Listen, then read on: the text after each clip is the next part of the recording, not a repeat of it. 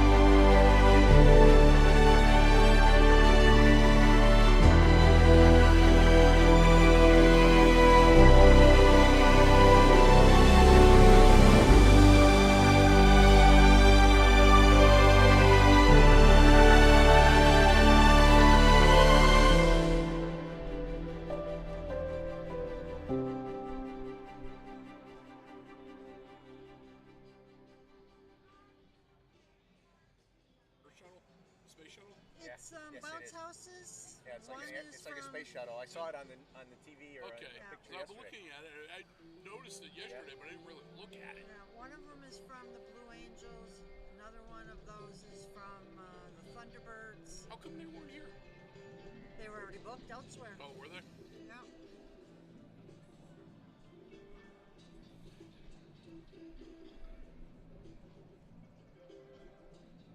Kind of makes you wonder how much of a financial boon this is to the surrounding businesses Well, when they do something like for this. some of them, it's not because nobody can get to their businesses, Yeah. so they just close. It's like the Big E. Sometimes it's like the Big Yeah, E, the right? Big All E. the Oh, Big you E. can be out of this?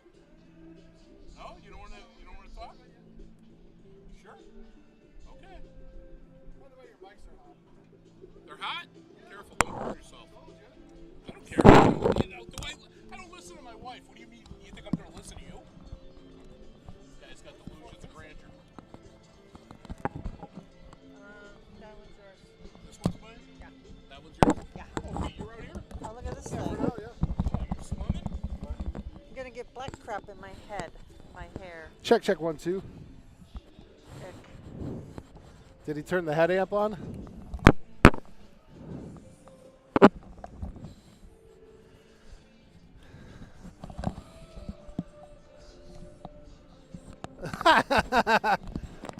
Hey Ken, we need the power supply for the head amplifier. You didn't bring it out. Slacker. They can all hear us, but we can't hear ourselves just yet. He did mention that's how today is going to go. What do you want me to do? Just tell me. Good morning and welcome to the Westfield International Air Show. We can't hear ourselves yet, but you all out there can hear us on YouTube and Channel 15. There we go. Yeah, you know, little troubleshooting by the engineers. We get things working out here. It is a beautiful morning here Oh Yes, God. it on is. Barnes Airport. Unbelievable. Crowds are starting to already come in. I think they might have opened the gates a little bit early.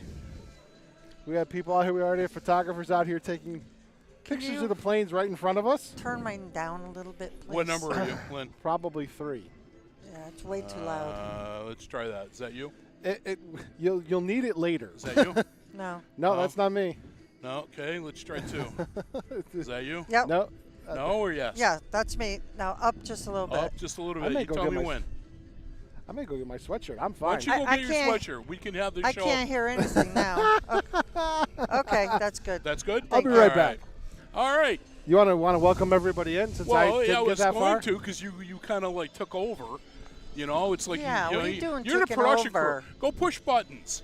All right, and not mine. Okay. All right. So hey, listen. I'll remember that the next time you do your show and you That'll need be commentary Thursday. from you know the guy in the booth. Yeah, he's the button pusher. See, he's Who- button the pusher. The man all behind it the is. curtain. I got it. That's Who- it. who He's won't the, say the anything. Wizard of Oz. So listen, everybody. This is Bobby G. We have our Bobby G and Company Air Show coming at you. We have upgraded our studio. This is the new Agawam Paranormal Studios. We have expanded considerably, and I'm telling you, folks, things are starting to happen here.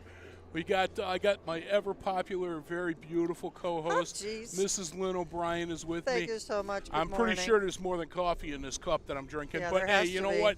And Doug, I forget your last name, please. Moglen. Moglen, from Wally Computer, from Southwick political scene. You guys know him. You love him. He's joining us this morning too. Not only a vice president, I'm also a selectman, right? There Here you we go. Exactly that. So we got all kinds of perspectives going on today.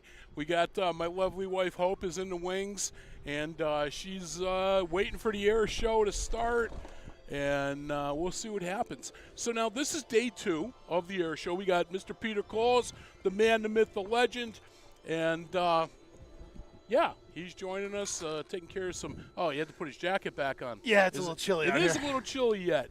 Yeah, little chilly compared out to here. yesterday morning, But, we were. Yesterday we we were dying out baked a here. little bit yesterday. Yeah. Yep. So we do have some people coming in. Either they open the gates or a lot of people are jumping the fence. I'm not sure which it is. Well, But, unfortunately, the MPs, especially the one protecting this building, are not going to allow that to happen. Yesterday was actually nice. We Kenny was out there one of our students, Sophia, came by yesterday. Yes. That was fun. Sophia was doing And they interviews. walked a lot of static displays. Yeah. And Kenny is feeling that today. yeah, he was telling me this morning. He was saying this morning every bone in his body hurts. But, I got to also give kudos to Curtis Elmer. Elmer, that's it. Curtis Elmer was behind the scenes yesterday. He was one of the students. He's one of the students from the Tech Academy. And he was dialed operating in. the cameras. Oh, yeah, he was fun to watch. He was dialed in. And you know something, Pete? I got to make mention of this before we go any further with this. What you're doing here, and the staff that you have, this is really unsung. It's all volunteer. People don't realize that not only is it volunteer, but it's like, this is serious stuff. I mean, you're just in there operating that camera. Those cameras are not the easiest. They're counterintuitive. Yep. And it takes you time to get used to it. Well, and not only And- that, but with the limited budget that we have, if we were to do this right, I'd hire a production truck. I'd hire 5 camera operators that are professionals. Yeah. To do this right. And you're looking at a budget of $200,000 to drop on a show like this. Do they take a check? Without and that's just getting it off the ground. I mean, that's just bare bones. $200,000 to get this off the ground, and so we're doing this with no budget. And the equipment I've been able to, quietly acquire. Yes. quietly Yes. acquire and finding compromises to accomplish a task that they need to accomplish with the least amount of money. So the cameras that are doing most of the following today are Axis security cameras, pretty much off the shelf. Yeah. They're designed for indoor use. We're using them outside because we're not getting any rain. Yep. But these are the same cameras. Knock These on are the wood, same. knock These wood. are the same cameras that we covered the SLS launch with, and we covered a rocket 30 miles downrange. So we have really good equipment. You know What's that, Doug, you need to bring your microphone closer. Oh, yep. Just yeah. bend it, or Bend it it. bends. It's on there There we go. go. How's So, that better? but Pete, Yes, I'm much willing to better. bet you're looking at $200,000 for that. If we were to get banners made and T-shirts, I'm sure Wally Computer would write you a check for that. Yeah, And keep dreaming. And my Keep dreaming. boy. I am trying to get So- you some back in boy. here. So we have cameras both here on the deck, and this was a fallback location. Last time we did this, we didn't really broadcast the video part of it. We were just radio, Yeah. and loaning ourselves out to the radio side of the house. Coast Guard plane Oh, coming there's over the the top. Coast Guard. Coast Guard's Plane coming coming over by. the top. Yeah. So we loaned ourselves just to radio last time, and this is mounting a much bigger operation. And yesterday we had the Knappich family came in here and helped us all I saw day. that. Yep. And today, and we have one of our students, Sophia, and today we may have another student, Kai. But Oh, Kai's coming in. Good. But we may not have anybody. Yeah. Jimmy O'Brien's back there diligently learning. I'm watching the far camera move. He's glued himself to that spot. And, Jimmy's loving it. And it is Mother's Day too, so Yes. So so it's tough to get people today, and I knew that was going to happen. And that brings up another thing. Happy Mother's Day to everybody out Absolutely. there. Happy Mother's Day, Lynn. Happy Thank Mother's you. Day, Hope. And, my wife, Happy Mother's Day, to my to wife mom, who's hopefully listening. and yep. Mama Coles. Yeah. Yes. and Christy, who were here Christy, yesterday. yes. They were here. They were here yesterday, and they walked the whole thing, and it was great because it was a tough week for our family, and it was nice to Yeah. get my mom out. So I am never ceases to amaze me when I hang out with your mom, Pete. Mama Coles is awesome. That's the only way to put her. My Yes. mother's nuts.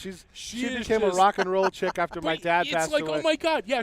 We were talking about All the concerts she I was used to telling have. her about Justin and Killer Queen That's coming to the fantastic. Broadbrook Opera House in June. Yep. And she's like, oh my God, and then she starts telling me about the guy from Dire Straits and all this. And I'm sitting there and I'm just like, oh my God. Mom's Now, a big Pete Knopfler fan, huh? I like. Yeah, my mom took me and my ex-wife to Queen with Paul Rogers. She one was tour talking they- about that. The one tour they did with Paul Rogers.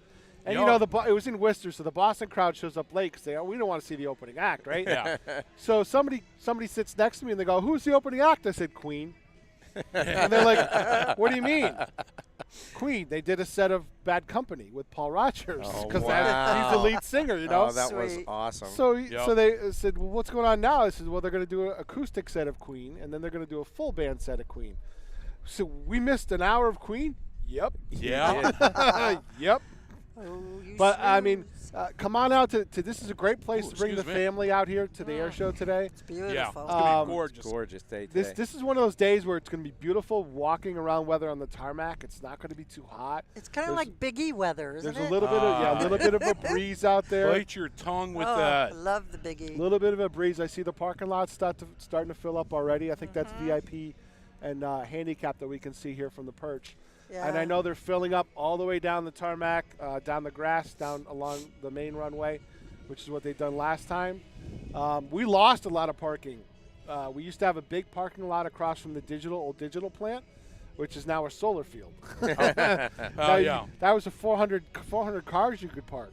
Oh. So this year, I know we checked yesterday. I think Lynn's probably checking now to see if there's any parking Yep, available. I'm You have to checking buy now. buy your Well- buy your parking pass in advance if you're on your way in, Let's see. or if you don't have one right now, if they have some left over, they'll sell it to you at the gate. If not, you'll have to try to find parking somewhere else. And I'm not telling you where I live, so you can't park in my There you driveway. go. And I'm not telling you where the other Wally computer place is in Westfield because I think they're actually working today, so can't give you up that spot either. Well, and the other thing So- too is, I mean, from my house, my girlfriend's like, "Well, worst comes to worst, we could just walk," you know. Yeah, you But could. You could. yeah. So I offered that to family. I said, if you're really stuck and you don't have a pass, just park in my driveway and walk over. Yeah, it's not far. So listen, I was just talking to Hope Goff, my chief meteorologist for the Bobby G and Company show, Oh, and good Lord. she's You're gonna telling me promote- it's currently 54 degrees out there, and we're expecting a high of 69 today. So it is going to be Perfect gorgeous weather. It's going to be partly cloudy, so no problems. It's going to be a beautiful day. What a better way to spend time with your mom. Bring her to the air show. She can get a thrill seeing the F-35s going overhead. And we're going to be talking about F-35 that. is the headliner act Yeah, at the today. very Yeah. end. And I got to see that on practice day on Friday. And Lynn I was- actually got to drink with the pilot. Really? I was down at Show Center waiting to put a switch in because we had a problem with the first switch. The air boss had a little issue with his radios in the first switch I put down there. Yeah. But I was waiting, so I was like, all right, well, I'm going to go down there early and watch the F-35 demo from down there. And being at ground level right at Show Center, when that thing comes by for a speed pass, you saw it coming at you, right? And then the sound catches up as it's passing by you. That's cool. And the whoosh of that was unbelievable down That at is ground pretty level.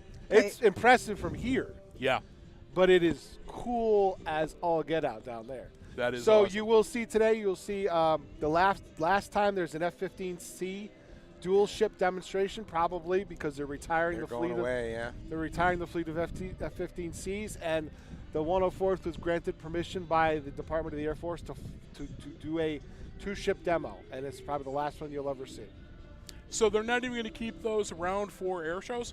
No, they're all being that's retired. good. I heard That's they're Because all- they're being replaced by the F-15. Well, Yeah. the E model will still be in the Oh, okay. E models. What do they call it? The Fighting Falcon. I'm just will thinking still because be- that's classic airplane. Well, the You F-15 know- still exists. Yeah. So, but the C model is being Oh, retired. gotcha, The gotcha, E model okay. will still be in existence, Okay. and they're producing F-15EXs. Gotcha. To replace the Cs. So Gotcha, they're not gotcha. replacing the number of F-15s out there. They're just replacing the model. Basically They're upgrading. replacing Upgrade. the old ones. Gotcha, Right, gotcha. upgrading the model. Well, Tom Cruise will be happy to hear that. Absolutely. Getting back to He's the a naval- parking. And He's I a was gonna naval s- aviator. There you go. I Go ahead. just checked the website. There is still regular parking and VIP parking still available. You got to get online and buy those tickets before you get here. Now, what's the difference between regular and VIP parking? VIP parking gets you a lot closer. Oh, okay. So it's all And- proximity. It's all proximity. All right. It's just a So closer that- parking lot. So that means that you still have a shot to come today. And we kind of thought today would be a little bit lighter because of it being Mother's Day. Yep. But now's your perfect opportunity. The weather is actually better today than it was is. yesterday. Oh yeah. And it is a beautiful day to watch an air show. I'm looking at no flight limits on the sky right now. I mean, there's not even clouds over the field right now. No, No, it's you can unbelievable. almost see Sky One going over to the secret landing pad. And as we, it's very funny. and as we were looking yesterday, they were routing planes around us and over the bubble here, and one of our Curtis was tracking a 777. It had to be at 45,000 feet, Yeah. international flight, and he's tracking it with one of our cameras. And I was like, oh, that's pretty cool, Curtis. Yeah, pretty he was cool. doing a really good job of that. So yeah. we're looking out the field. There's a kids area here, a huge inflatable area for the kids out there. Yeah, they got We're looks like a seeing space shuttle out there. Yeah. Yeah, absolutely. and that's right next to the fire department over there on the base. Okay. And there's static displays all the way through. There's plenty of food. There's plenty of vendors here. If you want to bring light snacks in a small cooler, you're allowed to do that. No alcohol, please. Yeah, there's even like a dozen porta potties. I'm just There's saying. actually crap, there's there's actually 30. There's 30 of them. I Yeah. counted porta potties. yesterday. Lynn counted them. They're double stacked. See, I'm doing this Right. wrong, right? I'm admiring the C-17 that we can practically reach out and touch, and you guys Oh, have the porta here comes potties that, covered. yeah, There's the there's Coast Guard plane again. The Coasties are getting their flight hours in. Yeah, yeah. You know, it was something. We were watching the what you call this? C-17. I never It's a remember. Globe it. Master. Yeah, that's the one. We're watching the C-17 warm up earlier, and apparently it has to warm up to be able to open the back door. It has to Right. start the auxiliary And, power unit. So I was laughing. I was telling Kenny, I says, all they need to do is put a Stanley door opener in there, and you're good to go. Doesn't work that way. don't think Yeah, so. you try moving those hydraulics with the Stanley. Well, Yeah. I downloaded the app on my phone, and I was going to shut it on him, but I didn't have the heart. Look at the size of the engines on that, and also That thing's massive, huh? we're still debating. We think it's was it a KC-135 off to our right there? Yeah, I think that's the new 46. You I know? think that's the new model. You know, I'm or not whatever sure. that is. Yeah. But look at the size of the engines on that twin as well. Yeah. It's unbelievably long. Oh, yeah, you- so Pretty the cool. nice thing about a lot of these planes is the military's adapted a lot of these planes from civilian. civilian side, and they've obviously done their modifications to make it a military. Yeah. But the airframe is pretty much designed. The C-17 was a brand new design, and actually, what they did is they took a lot of the C-5 elements and Yeah, moved them over to the C-17. Yeah, it looks like one until you get up close.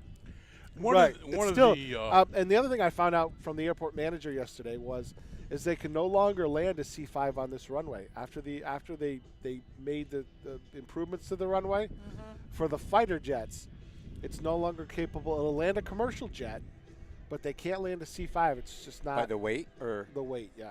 oh, no kidding. I have seen over my years with the city, working up here. So in the last 10 years, a C-5 landed here empty I was going to say and probably was could do that. taxiing around the airport ready to take off again. And I watched it take off, so I know C-5 have taken off from this airport before. But now with the new engines on the C-5Ms, they've upgraded the engines to Rolls-Royces on Yeah. all those planes. They are a completely different sound in the air than they were before. You used to hear those GEs coming from a long way off. Yeah. They got the little round emblem on the front of the plane, too, now. Rolls-Royce? Yeah. It's They probably have them on the on cowls. Yeah, yeah. So But, you would think, though, when they're modifying the runway, that they would take into account the weight of the heavier planes. The mission, well, because they don't need them for the mission anymore. Exactly. Anything they need to ship out of here, they can put on a Star Lifter, a C-131 Star Lifter, or a C-17. It's mission. It's about the mission, Military's right? about 'Cause when mission you requirements. say improvement, but now we can't do this. But I get it. The improvement was for the fighter jets, and you probably can land that thing empty. But look at what They Just can look take at the a- number of people in there, and think about what you could put in there, and Sure. what that would do to the weight, and that would really. A Yeah, I C-17, change I think, things. is rated to take it'll take a single tank. Yeah, right. A Okay. tank, right? Yeah. Exactly. A single Abrams tank. So Yeah. it will definitely do that. Yes. So it is a 46. So it's a 46. Kenny's giving us There is info in our definitely ear. two. Good job, Kenny. Way to go, Ken. Hey You're the Doug, man. if you're getting cold out here, I'm great. This is Okay, awesome. I was gonna say No, it. I figured it's going to warm up, and Oh, it it's will. keeping me awake. So the tents that you can see out there in the field are the chalets. You could have bought tickets for those earlier. Those are an uprated cost. They are probably the best seats in the house, because Show Center is right where the Air Boss is, where the Coast Guard plane was earlier. That's Show Center straight out here where the box truck is and that camper. Okay. That's Show Center, and that's the center point for all the aerobatics and everything like that. Well, I can tell you I like these seats better than what we did 6 years ago. The Coastie's got the back door open flying through. Yeah, you did before, too. What if they're checking the wind? Maybe. I know that Maybe. the Golden Knights have to drop streamers to see where the wind's going, and I know yesterday we had to cancel the World War II demonstration with the round shoots. They don't have any steering on them. It was too windy. The wind was going to blow them out into the forest over there, on the other side of the field. Oops. We don't want to be picking people out of Yeah, trees. that's no good, right? Yeah. There's that Cadillac rolling around again. I don't know if Jimmy can get a shot of the 104th Caddy flying around the tarmac out there on the ramp. But yeah, there's static displays all over the place. There are a great amount of vendors out there. I'm going to send Lynn out on a mission in a short bit to try to secure an F-35. Packy run. F-35 coin because I want one. Oh yeah. Oh, you know, you they You want only- it? want to head out there now? I'll give you more coins to trade with them. I took some out of the box. Okay, perfect. So I'm good. Yeah, give me But- one too, Okay. if you can trade. Absolutely. We'll See see. if you can trade. Because you're supposed to pay for them, so I don't know if they're I'll going to be pay you for 'em, allowed to too. do that. Okay. I don't. I'll If you give- got to pay for it, don't. I'll give you cash. There you go. I'll give you cash now so you have it. All right. I think they were There you go. $15. Oh, No, there were 30. hell yeah, all day long. Okay. There were 30, Lynn. No. They were I 30. ain't buying you a coin. I already bought you a coin. It's in Then your there's pocket. traveling charges. That's what I'm saying. You know? Shipping and handling and delivery fees. Yeah. You know, that's all. But I want to get Lynn out there early because I know they're going to sell out. Yes. Yeah, That's why I'm yesterday going to they send only you had out there. 2 left. Send you out there in a couple of minutes. Yeah, what time is it now? 8:30. 8:30. Yeah, probably 9 o'clock.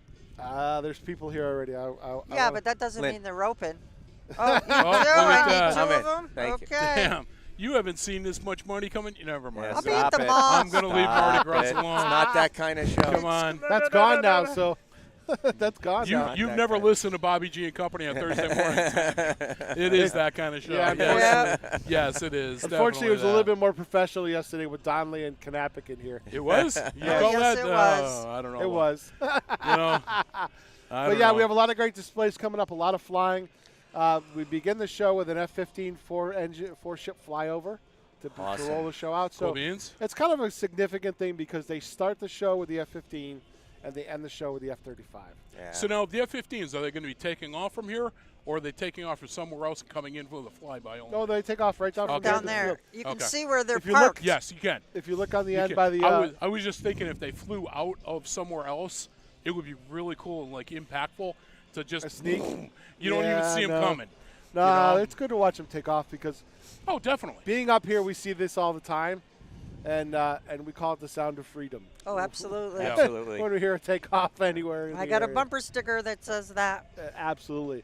And so if you want to come out here today, there's still parking passes available. Yep. Check on the website, Westfield International Airshow.org. Yep. And you can buy your parking pass. You can probably buy it in line. And I think you can digitally show it to them, right? You can show them. Yep. You show it right on your phone. So you can buy it if you're in line out there on the Pike or on 10 and 202 coming in. Look at how convenient that is. I I'm know. telling you. What? It's not like it used to be. You have to buy this stuff 3 weeks in advance. No kidding. Nope. Nowadays, modern technology.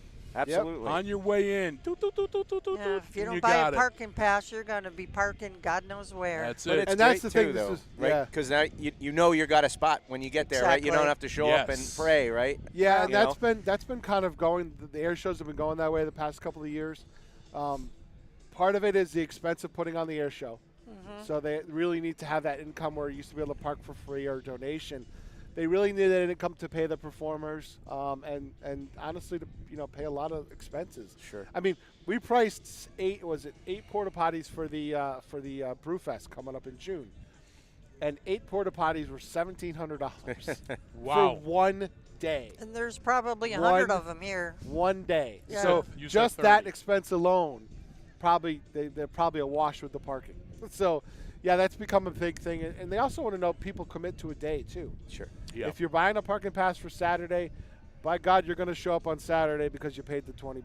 Sure. It Yep. used to happen where people would look at the weather that week and decide what day they were going. Sure. You get flooded one day and not the other. So Yeah. it makes a lot more sense. And And, yesterday they sold out. $20 is not that Yeah. expensive. No, it's it's really not because. what a deal Yeah, for $20. Look at what you get to see and touch and do and learn. Right, because admission to the air show itself is free. And that's it. So- So you're paying $20 for a whole vehicle. A carload. And, if you got 4 or 5 people in there, I mean, what does that equate to? $4 or $5. I mean, that's nothing. For a day's entertainment, I'll take that any day Yeah, of the week. Stiegel is the pilot in charge of this air show, the air show director. And he said, think about it. He goes, the only thing you used to be able to do with a carload of people is the drive-in theater. Yeah. Yeah, they that's don't even right. they don't even do that they anymore. don't. They don't So do it's that just- anymore. No. He says, find a place to park outside of the area, load up your car, bring your small cooler in, and enjoy the day. Yep. Exactly. Yeah, Exactly. and you Yeah, will. Coast Guard planes doing circles. Yeah, he's doing long. long loops out there. He's what he going did out to the yesterday, too. Bradley airspace and coming back. Yep. No. And he'll come back and park right in front of my dish, Yep. just like he did yesterday. Yep. Can you put him back about another 100 yards, please? Uh-oh, somebody's pointing Somebody's at you. pointing at you, Pete. Uh-oh. Yes. They even know who you are. What? Oh, hi, Tom. You want to come around? Hold on. I'll come get you over here at the door. I'll come down. All right. Hey, the show quality just went up. We just lost. No, I'm not kidding here. Oh, All right. So now he didn't come here to be made sport of. Pete's running away. He sees a longtime friend. Going to go down and say hi and socialize a little bit. That's what this is all about. Absolutely. So, good excuse. And, I got to say, we didn't do this, 3 years ago because of COVID, and it feels awesome to be able to do this again. You don't see any people walking around with masks or anything like that. Oh, I know. And you're outdoors, beautiful day, nice little breeze coming through. And, but you know what? This is one of those days you're going to get you're going to get color. Oh, Good. absolutely. And you're not even going to You're feel not going it. to feel I it got till color till later. yesterday. Yeah, you did, yeah. Yep. Exactly. Felt good, too. So lots of Yeah. stuff. And I don't know, Doug, I don't think you saw him yesterday. Well, you weren't here yesterday, but they actually have a rocket truck. It's a fire truck Yeah. that's going to rip up the length of the Oh, really? runway. Yeah, he doesn't even have brakes. He puts out a chute at the end of it. And then he literally burns the entire tank of gas going straight forward, and they have to tow him Tow it back. Sure. And, that was pretty cool watching Awesome. him. 'Cause he actually races with one of the jets. I've seen him at, was it Lebanon Valley? I've seen something like Okay. that before, too. That's kind of amazing to watch those guys. Yeah. Because once you light it, you really don't turn it off. No, it's going until you're out of fuel. Yeah, that's the off. Yep. Yeah, he drives kind of like Lynn does, but Lynn does it on a sidewalk on her way to Westfield. And, that's about it. I took my lessons from the F-15 pilots. What can I tell Yeah, you? that's it. I mean, that's it exactly. Yep. But, yeah, so this is going to be a great time today. Again, weather is definitely going to cooperate. And we got all kinds of static planes around here. And, you can walk right up, check them out. A lot of the displays are open. That's just got a whiff of that stuff you're drinking. Lynn's got this new, I don't even know what that looks like. Booze. It's not booze. It's like it's vitamins and energy. It almost smells floral. It's And good booze. for you. Yeah. It tastes like wild berry or something Is that like what it is? Maybe Yeah. that's what I'm smelling. It's But delicious. it smells good. And how about So- we got the blow up space shuttle thing over there too for people to go. Yeah, it for looks the, like it's for the little losing guys. air. Yeah, well, it's a Uh-oh. little windy right this minute. So Yeah, I know that's definitely losing air. It's getting shorter as we speak. Yeah, there's 3 of them over there. Well, they gotta pump that up a little bit, but yeah.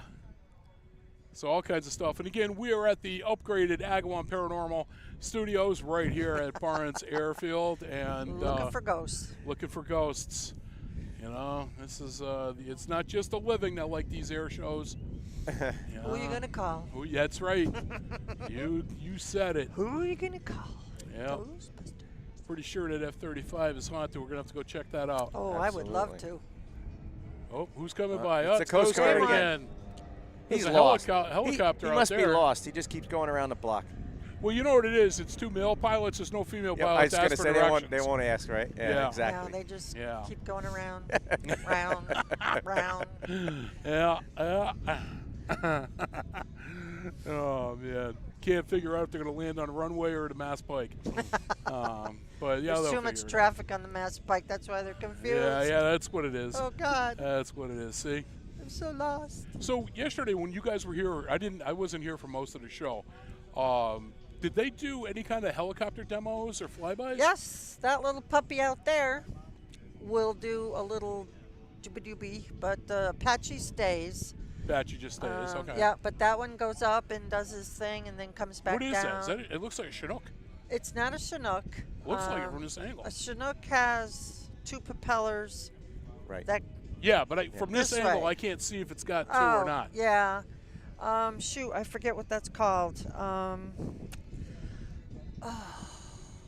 But what do they do with that anyway? during the air? Are they just do Just- like flybys or? Yeah, they fly back and forth. He went up and down. He kind of does this a little bit. Yeah. Just maneuvers it, and it's pretty awesome to watch. Mm. I love helicopters. I took lessons once. Really? Yeah, my husband got me lessons for Christmas, and oh my God, it was so much fun. You got cold and you shut off the big fan? I did. Okay. It was a blast. You only get to do that once. Yeah, exactly. Although, I will say, I thought what was really cool yesterday was talking about shutting off the fan. One of the, I don't remember the guy's names, Kenny would, or P would know. The guy that was, I think he's local, was doing a prop job and actually shut off the engine. Oh, yeah. And glided in for a landing and had the exact momentum to pull into his parking spot and stop right in front of his wife Perfect. standing there. Perfect. And that's trust. That's his fourth wife. Is He's been it? practicing. He's been practicing that trick. He's got it down At now. least 4 times, Oh, yeah. right. Oh, my God, it's funny. It's his 4th wife. That is funny. But, yeah, so, I mean, there's a lot of highlights to this show. So it's not just the Jets. The Jets obviously are a very big part of it. But you're going to see, actually, if I remember it was the F-15s did a simulated refueling, flying Really? right Yes. a low flyby with the tanker in front of them with the thing sticking out? fuel line Yeah. hanging out behind it, and one of the jets coming right up. I don't believe they actually connected, but you were seeing how they were doing that. That was cool, and I hope they do it again today, because at the end of the show yesterday was the F-35. She was flying around. What an incredible jet. But then they put up the P-51, is it? The Mustang? Yes. Oh, yeah. And they had the Mustang flying. It was like, what the hell is this guy doing up in the air? Yeah, old and then new. the F-35 was in formation with the Mustang. Oh, it was awesome. And it was cool to see that the F-35 could slow down to the speed of a prop job. Wow. And just fly right in formation over the airfield, around the town, and everything else. It was phenomenal. Thank you. Yep, Thank P-51 you. Bald Eagle. And so, I mean, that was really cool to see. Yeah, I guess I'm nostalgic. I'm old school. I do like the old prop jobs. I dare say my favorite plane is the original blue Corsair. I don't know if they have those here this year or not, but there was just don't something think about that. so. And I think it goes back to my childhood. If you remember, Robert Conrad was in Baba Black Sheep. Yeah. I just loved that show. I used to watch that with my folks, and I fell in love with that plane. Just the unorthodox shape of the wings being bent like that. And I was like, oh, yeah, that's it. And, being blue, it's like, who the hell has a blue airplane? Absolutely. So it was different, and I always found that plane to be very fascinating and interesting. So something like that, the prop jobs for me. The jets are cool, don't get me wrong, they're awesome. But I still have that romantic, nostalgic streak in me that, I can definitely get into the prop jobs. But I'm assuming, have you seen the part 2 for the Top Gun movie? What was it? I have. Maverick. We watched that. Now, Lynn's been talking to me about this movie for months Yeah, now. it's and so I'm like, good. I can't stand Tom Cruise. Mm-hmm. And, and my wife knew that. She's like, well, I didn't think you were going to want to watch it. I says, I don't like Tom Cruise, but that doesn't mean I can't acknowledge he has talent in his absolutely. roles. Right. I mean, I wouldn't walk across the street to say hi to him, but, he's not going to be a deterrent for me to see a movie I want to see. So it's streaming now at I don't know, Paramount Plus, one of those. Yeah. Yeah. And so we watched it the other night, and I thought it was awesome. And the F-35 is featured in that movie. And I thought it was, if what they showed in that movie was anything like what this plane can truly do, and it wasn't fiction, Sure. this thing is a game changer. Totally. And Oh, yeah. And it's also, I mean, just look at the size of this C-17, and then even other commercial airplanes and the C-5, C-5A, how they actually get that off the ground. I understand That the is physics. amazing. I mean, it just. I know that the engineering is amazing, but when you first see one, or as a young person, when you first saw a 747, Yeah. and like, How the hell did that get in the air? How is that even possible? Exactly. Right? And it's amazing to me that the engineering and the work to be able to move that kind of weight through the air is Sure. It's absolutely astounding. Well, even look at something And the we're size talking of- about putting a tank an in that Abrams tank and in flying that, that and still, anywhere yeah. in the world. You know. Yep. That's amazing. It's it's the same thing as like an aircraft carrier. How Oh, the hell can that float? Much absolutely. less with that body configuration, and not be tipsy. Correct. But it's just amazing to me, the technology and everything that's brought to it with that. But yeah, that's. But the Top Gun was kind of cool. One of the things that Pete actually told me yesterday that I did not know was we were talking about some of the capabilities of the F-35s, and one of the things, since this is a stealth plane, she can get really close into enemy targets. Now with your F-15s, they can't get that close without being detected.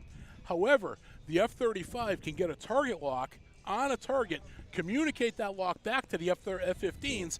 The F-15s can actually launch their armament before they're even anywhere near to the Correct. target. That's a good idea. And it's Yeah. like, wow, think about that. You got 1 or 2 F-35s coming in, taking their payload out, but they gave a target lock to this fleet of F-15s back there. that are out of range. Exactly. Right. Absolutely. That's a Yeah, great that's idea. going to save Oh my lives if you think God. about it. Yeah. That's No. that just boggles the mind. Kind of keeps them It- out of risk. Yeah, yeah. That just to very me that's cool. just incredible. But yeah, these F-35s, if you've never seen them fly, they are it's poetry in the sky. The only way I can put it, not to be corny or tacky, that's exactly what they are. Yeah, the maneuvering And- yesterday that she did, like, oh my God, turn on a dime, Yep. boom. Call sign is Beowulf, and I'll tell you, was it her last name is Wolf? Was it? It was Christy, right? Well, I know Beowulf is her call sign. Yeah, I don't And- know what her real name was. That's how they introduced her. She was just, oh my God, phenomenal. And, of course, I mean, it is an air show. Whenever she turns the tail end of the plane towards the crowd, those burners kick in, Oh, yeah. and you get that sonic boom. You could feel it in your yes, chest. It's yes. so cool. That's always the best part of Yeah, the air shows. I mean, absolutely. I love that. Yep. Uh, Tell you, yeah, if you're a jet junkie like me, you need to be out here because it's, oh my God, everything you could possibly want to see is here, either in the air or on the ground. and it's not just static. It's not just planes behind fences. Nope. I mean, you can actually enter some of Yeah. these planes. People are the walking right in the helicopters. C5 right here. Yeah. Yeah. I mean, so you can Or explore C-17. this and enjoy it. I Yep. mean, think about that for the kids. Yep. What Oh, an experience. yeah. Like Doug, you were talking about that before. As a child, that perspective of awe in the world is still there. To walk up to something as massive as that plane, Yep. and it takes you, a little kid with little legs, 3 minutes to walk up the ramp. No doubt. I mean, that's like, wow. No doubt.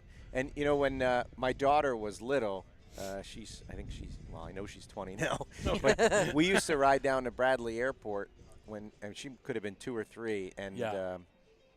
FedEx and Bax Global and DHL used to land a plane there, cargo. Okay. One was a 737, and the Bax was a DC-8, real long, skinny quad jet.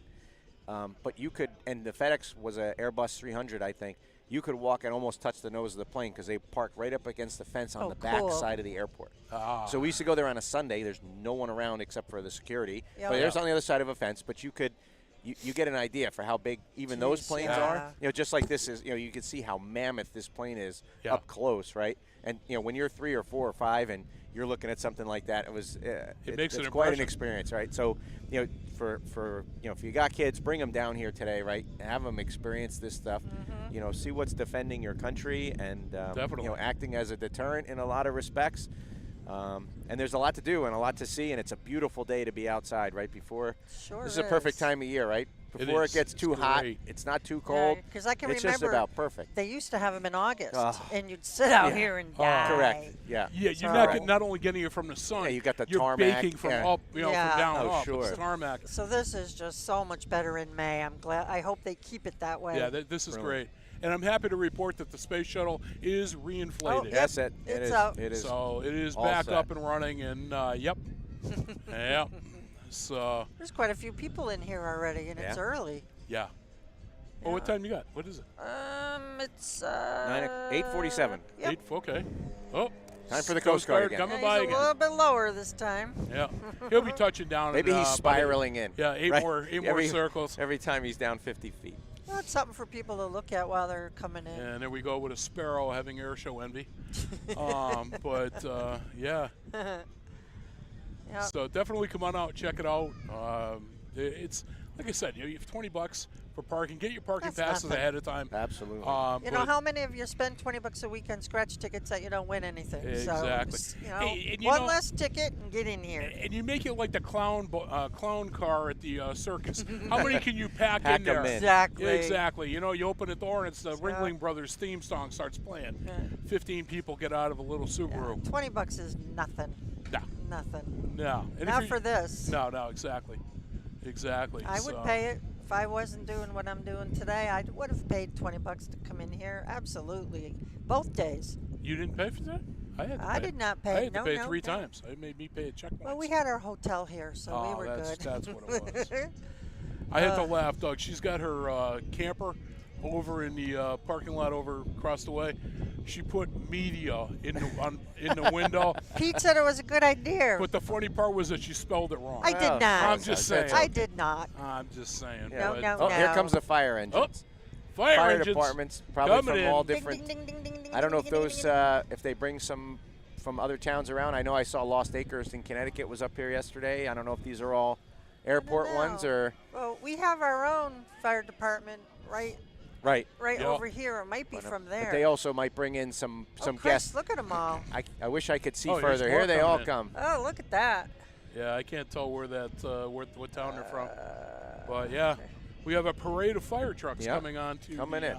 Well, that's good. Including a big ladder truck. God forbid something should God happen. forbid. But Yeah. though that crazy guy that flew later yesterday. He, Oh yeah. Oh my God, he he was freaked me incredible. out. That was the guy that shut off the prop, wasn't Yes. it? And landed, coasted in. He came so close to the ground so many times. I got to Yeah. the point where I had to just look away. Yes. He made me so nervous. Yeah. But he was good. He definitely earned his title. So we're going to be with you right now until the Air Boss comes on, which should be sometime around 10 o'clock. Yep. And then we're going to go right over to the Air Boss. So you're actually going to be hearing the Air Show live. So if you're at home, maybe you live nearby in Westfield, and you could see this from your porch or your patio or whatever, keep it tuned to WSKB 89.5, and you'll actually be able to hear the Air Boss as if you were right here on the tarmac with us. And we'll be coming back on, just so you know, after the show. We'll be talking some more about what we saw throughout the course of the day, and maybe we'll throw a couple of songs in there for you. And that's also going to work out for the people that are leaving the immediate area. So we're going to entertain you even after that.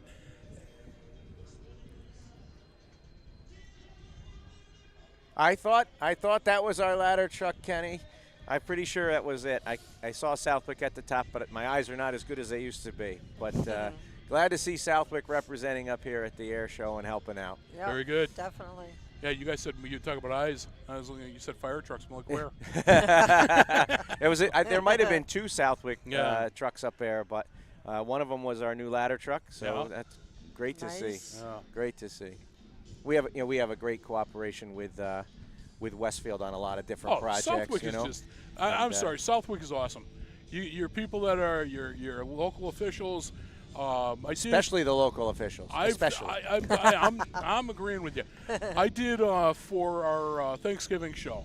I went around and I said to Pete, I says, how would it be if we interviewed town officials from Agawam, Southwick, and Westfield, which is our Channel 15. Yep. I said, just a snippet, wishing you, you and your family happy Thanksgiving, blah, blah, blah, whatever. And he's looking at me like, okay, I like it. I'm like, no, Pete, I'm going to do it myself. Yeah, he says, I love it. Yeah, we did it. Yeah. we did it. Right So at Town Hall outside we the did it Senior Center. downstairs, Yep, yes. absolutely. So I went around, and Pete was like, yeah, I love it. But you know what? I got awesome reception from everybody. But what I thought was really cool was I went over to your police station. I met with the chief of police, and he actually gave me a tour of the station. And I thought that was cool. And, we were talking, and, I was telling him in my past, I owned an indoor paintball in Chicopee. Oh, okay. And I was sanctioned for both Massachusetts and Connecticut for police training because we had an urban setup. It was Oh, sure. actually two small cool. towns. So I bought paint pistols that were about the same size and weight as a 9mm, and then we had the pump guns, which were like shotguns. So they were actually able to practice building how entry cool. and all that. It was awesome. Yeah, it's excellent. And so we were talking about that, and then he says, "Oh, I got something I got to show you then." And he brought me upstairs, and he showed me the virtual simulator. Oh my God! And I'm like, "Oh." A little far afield of our air show, no, but I saw it Friday. Funny you mention it. I was actually at the police department on Friday, and we were talking about it just before. You know, they're talking about the different weapons that they carry and what Yes. we're looking at in the future and stuff like that. And they gave me a tour of that simulator, and oh my God, that's a game changer. It is. Right? It is literally a game changer to be able to practice. And we watched the officers go through some scenarios there. Yeah. They were sweating as profusely as I was, and I knew it was on TV. Yes. You know, and what a stressor, but what a way to practice, and you know, what an amazing technology. You know, we have an incredible, you know, public safety department, so fire department and the police department. You know, Chief Landis and Chief Stefanowicz are just awesome, with a great support staff behind them, and they've gotten great support from the community too in Southwick. You know, to be able to do what they do and have the equipment. You know, we have, you know, world-class firehouse, you guys world-class equipment on the police Yes. department. Even you know, it's fire. a great place to work. Oh my gosh, Fire absolutely. department was incredible too. I met with the chief amazing. there for that, and that was I was just so impressed with Southwick as a whole. Yeah. It was an awesome experience. I definitely want to get an opportunity to try that simulator. I'm thinking let's get a hostage that looks like Lynn and see how many times I don't shoot her. I'm just saying. Keep it up, mister. Well, it was, you know, it was going truly over the stressing to fence. watch, but it's amazing, and you know, every time I go to either shooting qualification or they did a active shooter drills. They've done live. They call it live fire, but they're not real bullets, but they're paint bullets. And you know, I gain new admiration and respect for what these guys are trained to do. And every time we say, you know, God forbid they ever have to do any of it, but boy, they are prepared to do it. And you know, and just getting back to Westfield, you know, what we do with Westfield, you know, with the Cowles Bridge being scheduled for completion sometime before the year 2250. The Southwick Fire Department, it actually covers the I hear somebody coming by. the south end of Westfield. Oh, there he There's is. a P-51 or something like that. Yeah.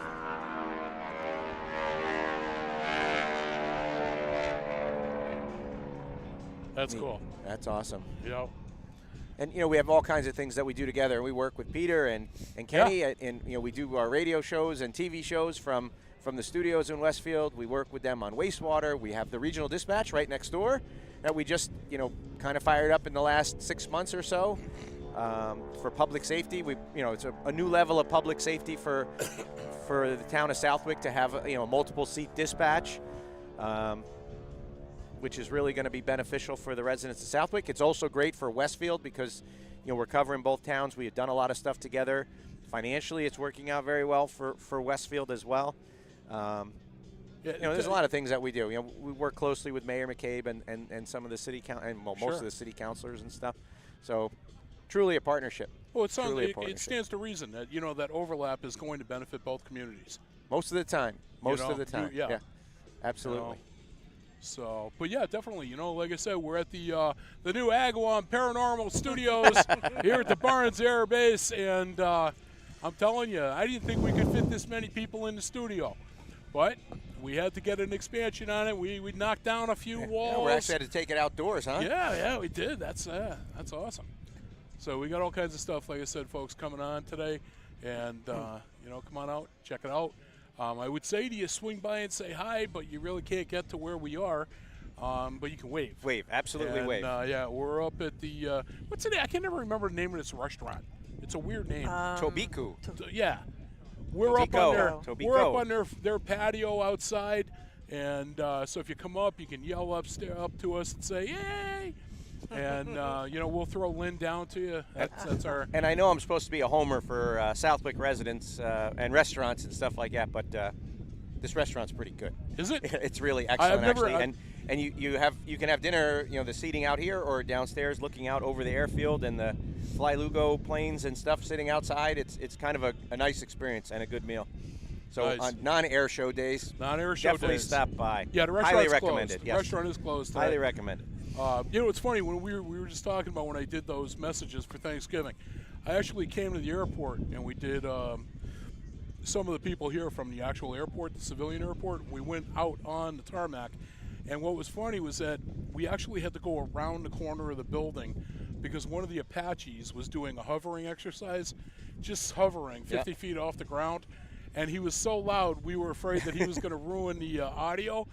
And so we went around the corner, but I should have gotten a picture or the video of the Apache sitting there, too. But that was pretty cool. But all kinds of stuff.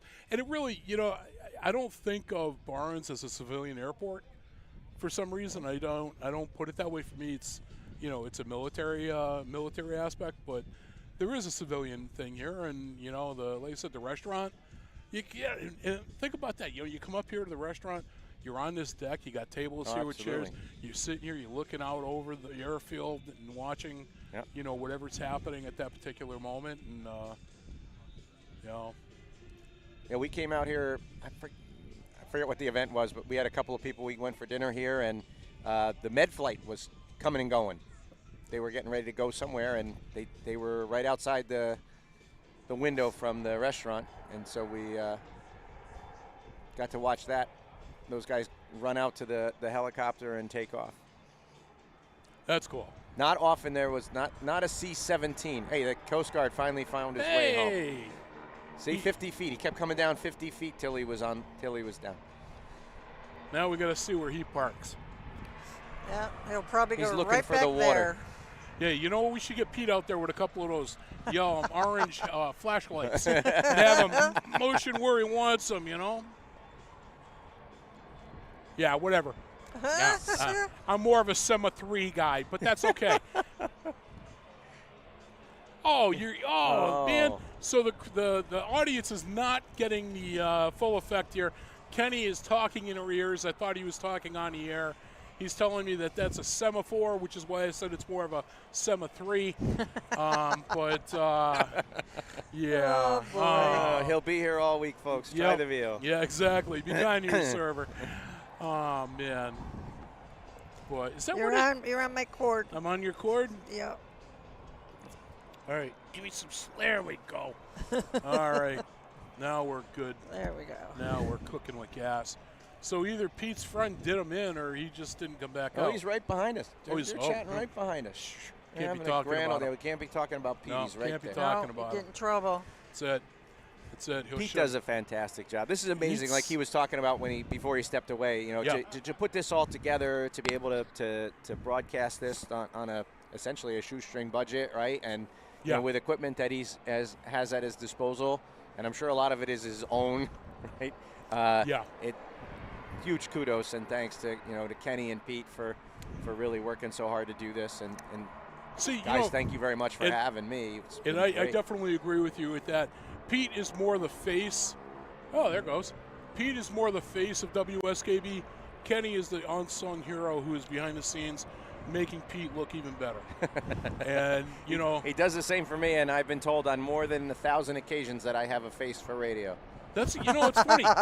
It's funny because when Pete 7 years ago now first offered me a radio show, I was like, because I came on, again owning Agawam Paranormal, we were doing charity work with the town of Westfield, and so I was on Kate Nelly's show. It was Monday mornings. They had me on 3 times to interview to promote this charity event, and the third time I'm in there, Pete says, "Hey, I love your voice. You want a show?"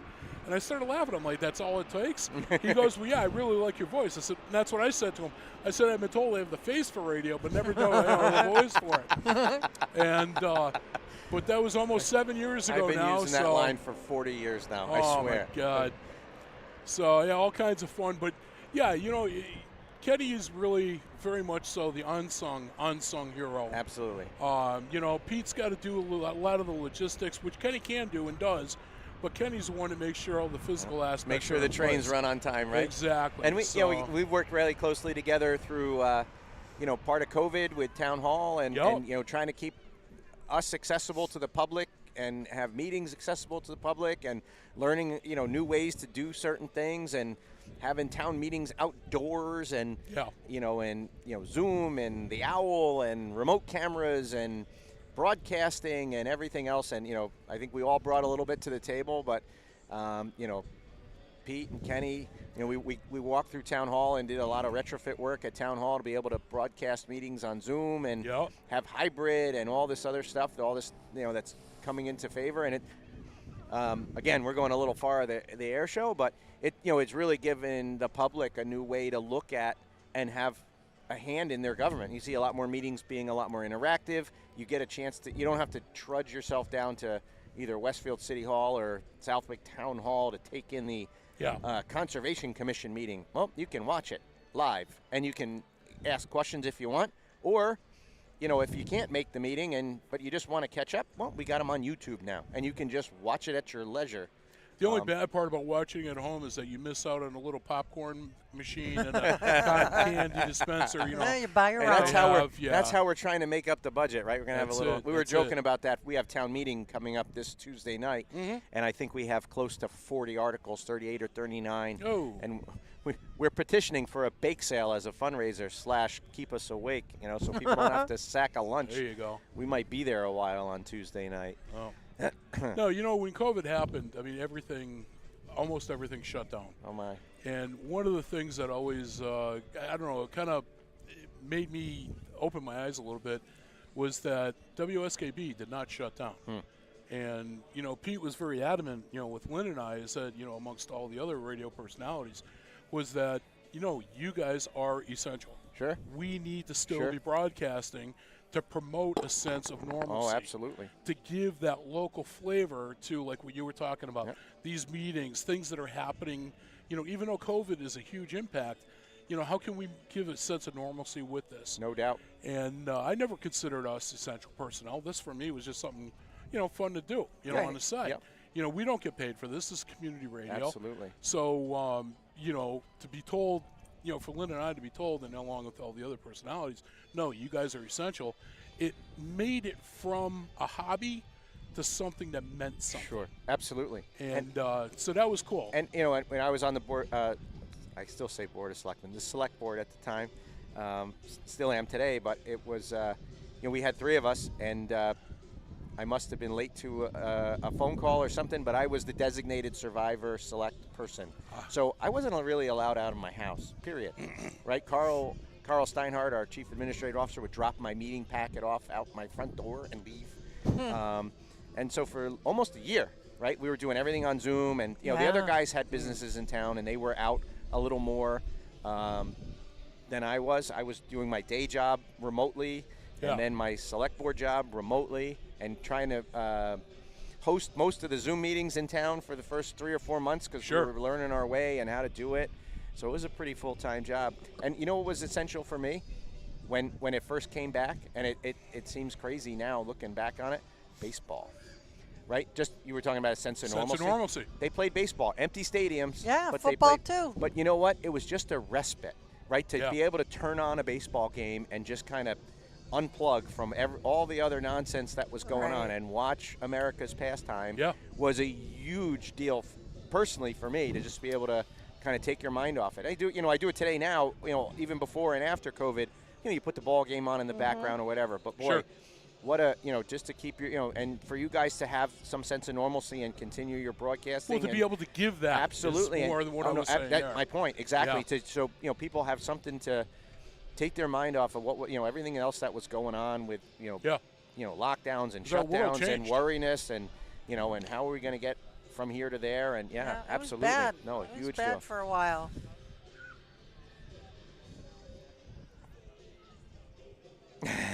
So are we here? Can they hear you now, Pete? No, I Kenny? don't think they can. Or are you? Oh, you're still giving me that. was, Oh, okay. You know, I used to joke with the guys. You know, we had our 250th celebration during COVID, and then we had a couple of events post-COVID. Yeah, because Agawam Paranormal is going to be a part of the 250. And they asked me to speak at one of the events at a restaurant, and I said, I don't know why you have me here. I've only been here for 25 years. You guys have been here for 18 generations, and I'll always be the new guy. And Jim Putnam, whose whole family was from town and been here a while, said, Doug, you've done enough. We'll call you a townie now. Aw. And they actually gave me a pin and a plaque and a hat and a reflector for my tractor at an event in town that was recognizing all the hidden heroes that had worked through COVID, police, fire, lunch ladies, librarians, folks that you wouldn't even think, just like you were saying, Yep. that really stepped up and stepped in during COVID to help people and do stuff. The senior center, the food pantry, blah, blah, blah. And at the end, Joe Didi, bless his heart, had a little thing for me and said, you're officially now a townie, right? And he took I know I'll mercy still always on be ya. the new guy, but still, it was heartfelt. And for one of the few times in my life, I was actually speechless. I remember a scene from the movie Jaws when Ellen Brody was, when do I become an Islander? Never. You weren't born here. You Oh, will yeah. never be an Islander. On the beach, they were talking. Yeah. There you have it. But anyway, back to the air show.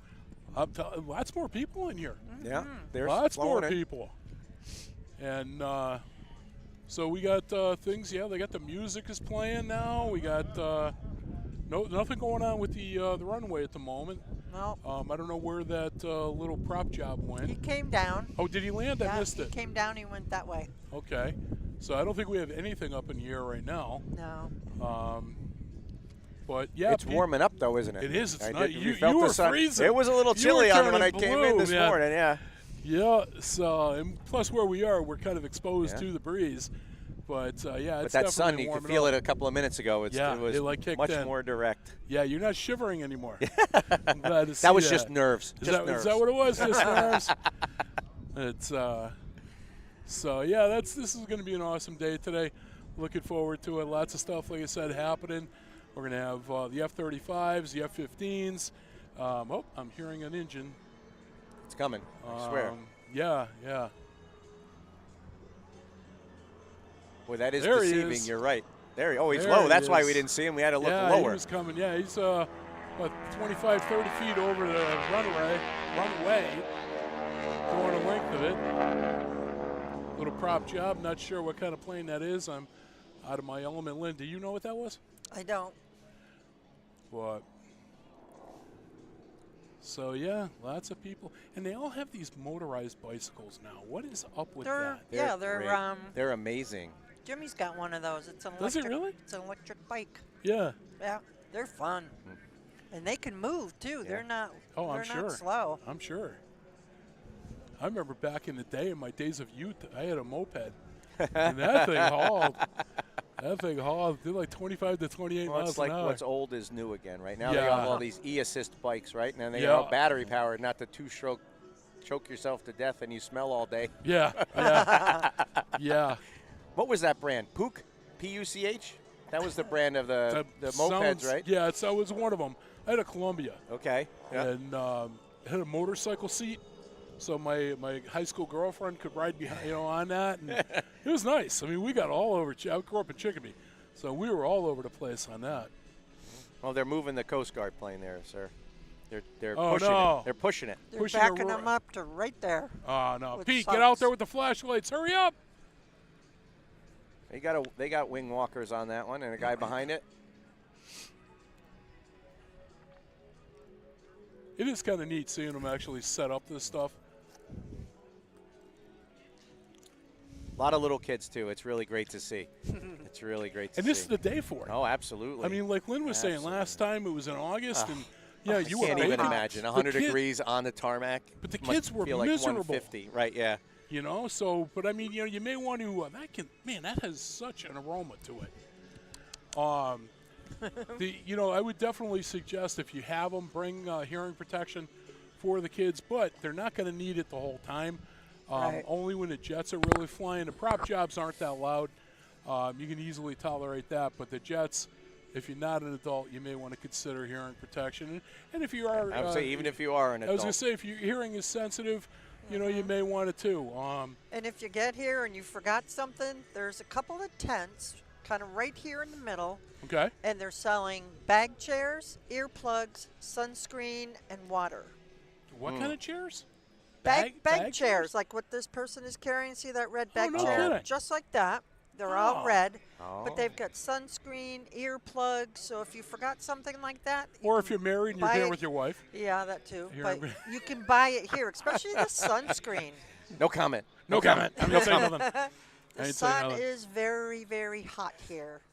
Not yet. but it will be. No, You can but feel it it now, will though. burn you. Just we were just talking It's- about that, right? You can feel it Yep. right now. It's starting. Oh, to, they backed him up even better Oh, yeah. today. Oh, good. He's Sweet. Yeah. Keep going, keep going.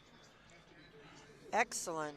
Because he was right in front of the air boss and I was messing with our stuff. Oh, that's perfect.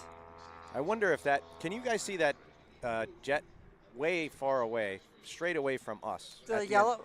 Yeah, it's got. I think it looks like it has a yellow stripe on Yeah, it. that's I the wonder- Golden Knights. Yeah.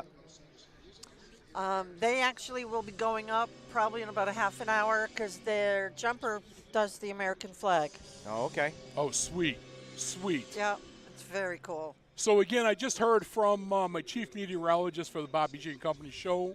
My wife Hope Goff is flying around in the Sky One weather chopper, but due to the air show, we can't do live communication with her. So she just texted me. Currently 56 degrees right here at the air show. We are still expecting a high of 69 degrees. Yep. So it's going to be a gorgeous day. It's going to be mostly sunny, and I'm telling you, folks, this is the day to come. If you got nothing going on, or hey, bring Mama. Celebrate Mama's Day here. Bring her here. What a better gift than watching sky jumpers doing the flag, and then the jets, the F-35, the F-15s, the prop jobs. I mean, the helicopters. You got all kinds of stuff, and you got the booths too. You got all kinds of stuff that you can see, the static displays. You can go in to meet the pilots, you know, and stuff like that. There's all kinds of stuff here for you to do. And it's a day-long event. Come on in, check it out. I believe the flights last until right around 5 o'clock, wasn't it? Nope, the last one started just about 3. She finished Oh, up that's around right. 3:30. That's right. And that was the end. That was it. That Yep. should be the case again today. So come on out, check it out, and be a part of this awesome, awesome event. And yeah, they parked that Coast Guard plane even better today than they did yesterday. It's back a great further, spot. so it's out of the camera's point of view. Although Kenny moved the other camera, and it's probably right in now. I was going to say right where they parked it right where Kenny didn't need it to be. That is funny. I think Kenny moved that camera because he had the microphone right next to us this morning, and he didn't want us to. Everybody could listen in on a conversation. He didn't want that. Over the top. There he goes. Little prop job flying over the length of the runway. Oh, Those guys are big just- bank, big bank. Yeah. Nice aerobatic maneuver there. Coming down into a little bit of.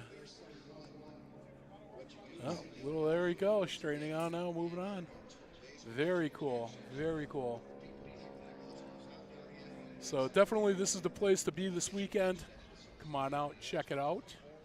And come find the big C-17 there. And you'll see the fence with the little prop jobs. You can wave at us. Absolutely. You can one finger salute us. Whatever you want to do, it's all good. As long as you're here to do it. And hey, don't forget, you got to go on a mission. I That's know. right, I that's was right. going to go about 9:30. So. Oh, There you okay. go. You said 9. I just So wanna when make is sure your you show forget. on regularly? We are Thursday mornings from starting at 6 o'clock.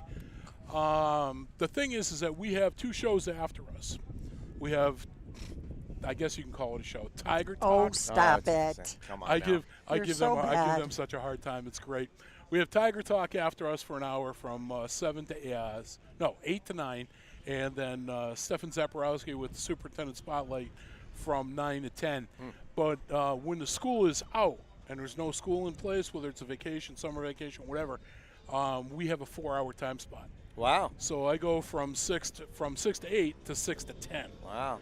And we have a great time there. We're actually the only show on WSKB that has the optional 4-hour run time, which for me is awesome. Excuse me, there's a gentleman down there.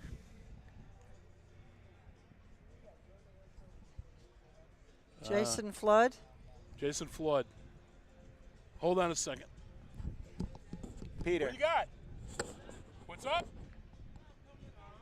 You coming up? Oh, come on up. Yeah. All right. Hey, we've got a guest coming up. The Southwick, we have a show around Southwick. It's on every third Wednesday for an hour. Okay. So we got nothing on you guys. Don't but- worry. And we have 3 select board it'll- members, so I'm on every 3 months. It'll mature. You guys will get there. Well, Joe Didi, former selectman Didi, Yes. now has his own show, the Yes, he Joe does. Didi Show. Yep. Because I think there's another Joe show, so it's the Joe Yeah, Didi Joe Didi. Show. Yep.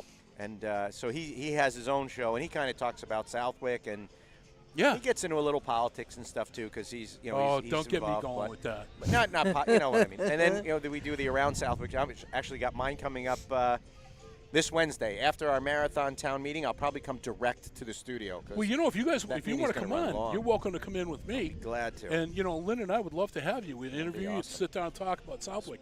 Pete- Because you guys are responsible for directly neutering Kenny. I'm just saying. Wait a minute. Kenny, when he had Kenny's Wait a show, minute. and he did not have the job working for Southwick, Kenny and I were both cutting edge. We were right on that razor's edge. Now Kenny's got to be politically correct. He can't be that way. Oh, no. And, it wasn't long ago. Pete had said to me, actually it was long ago, it was about 3 years ago. Pete told me, he said, I want you to start going political. I'm like, Pete, you don't want me talking politics. I'm not a politician. He says, that's exactly why I want you to do it.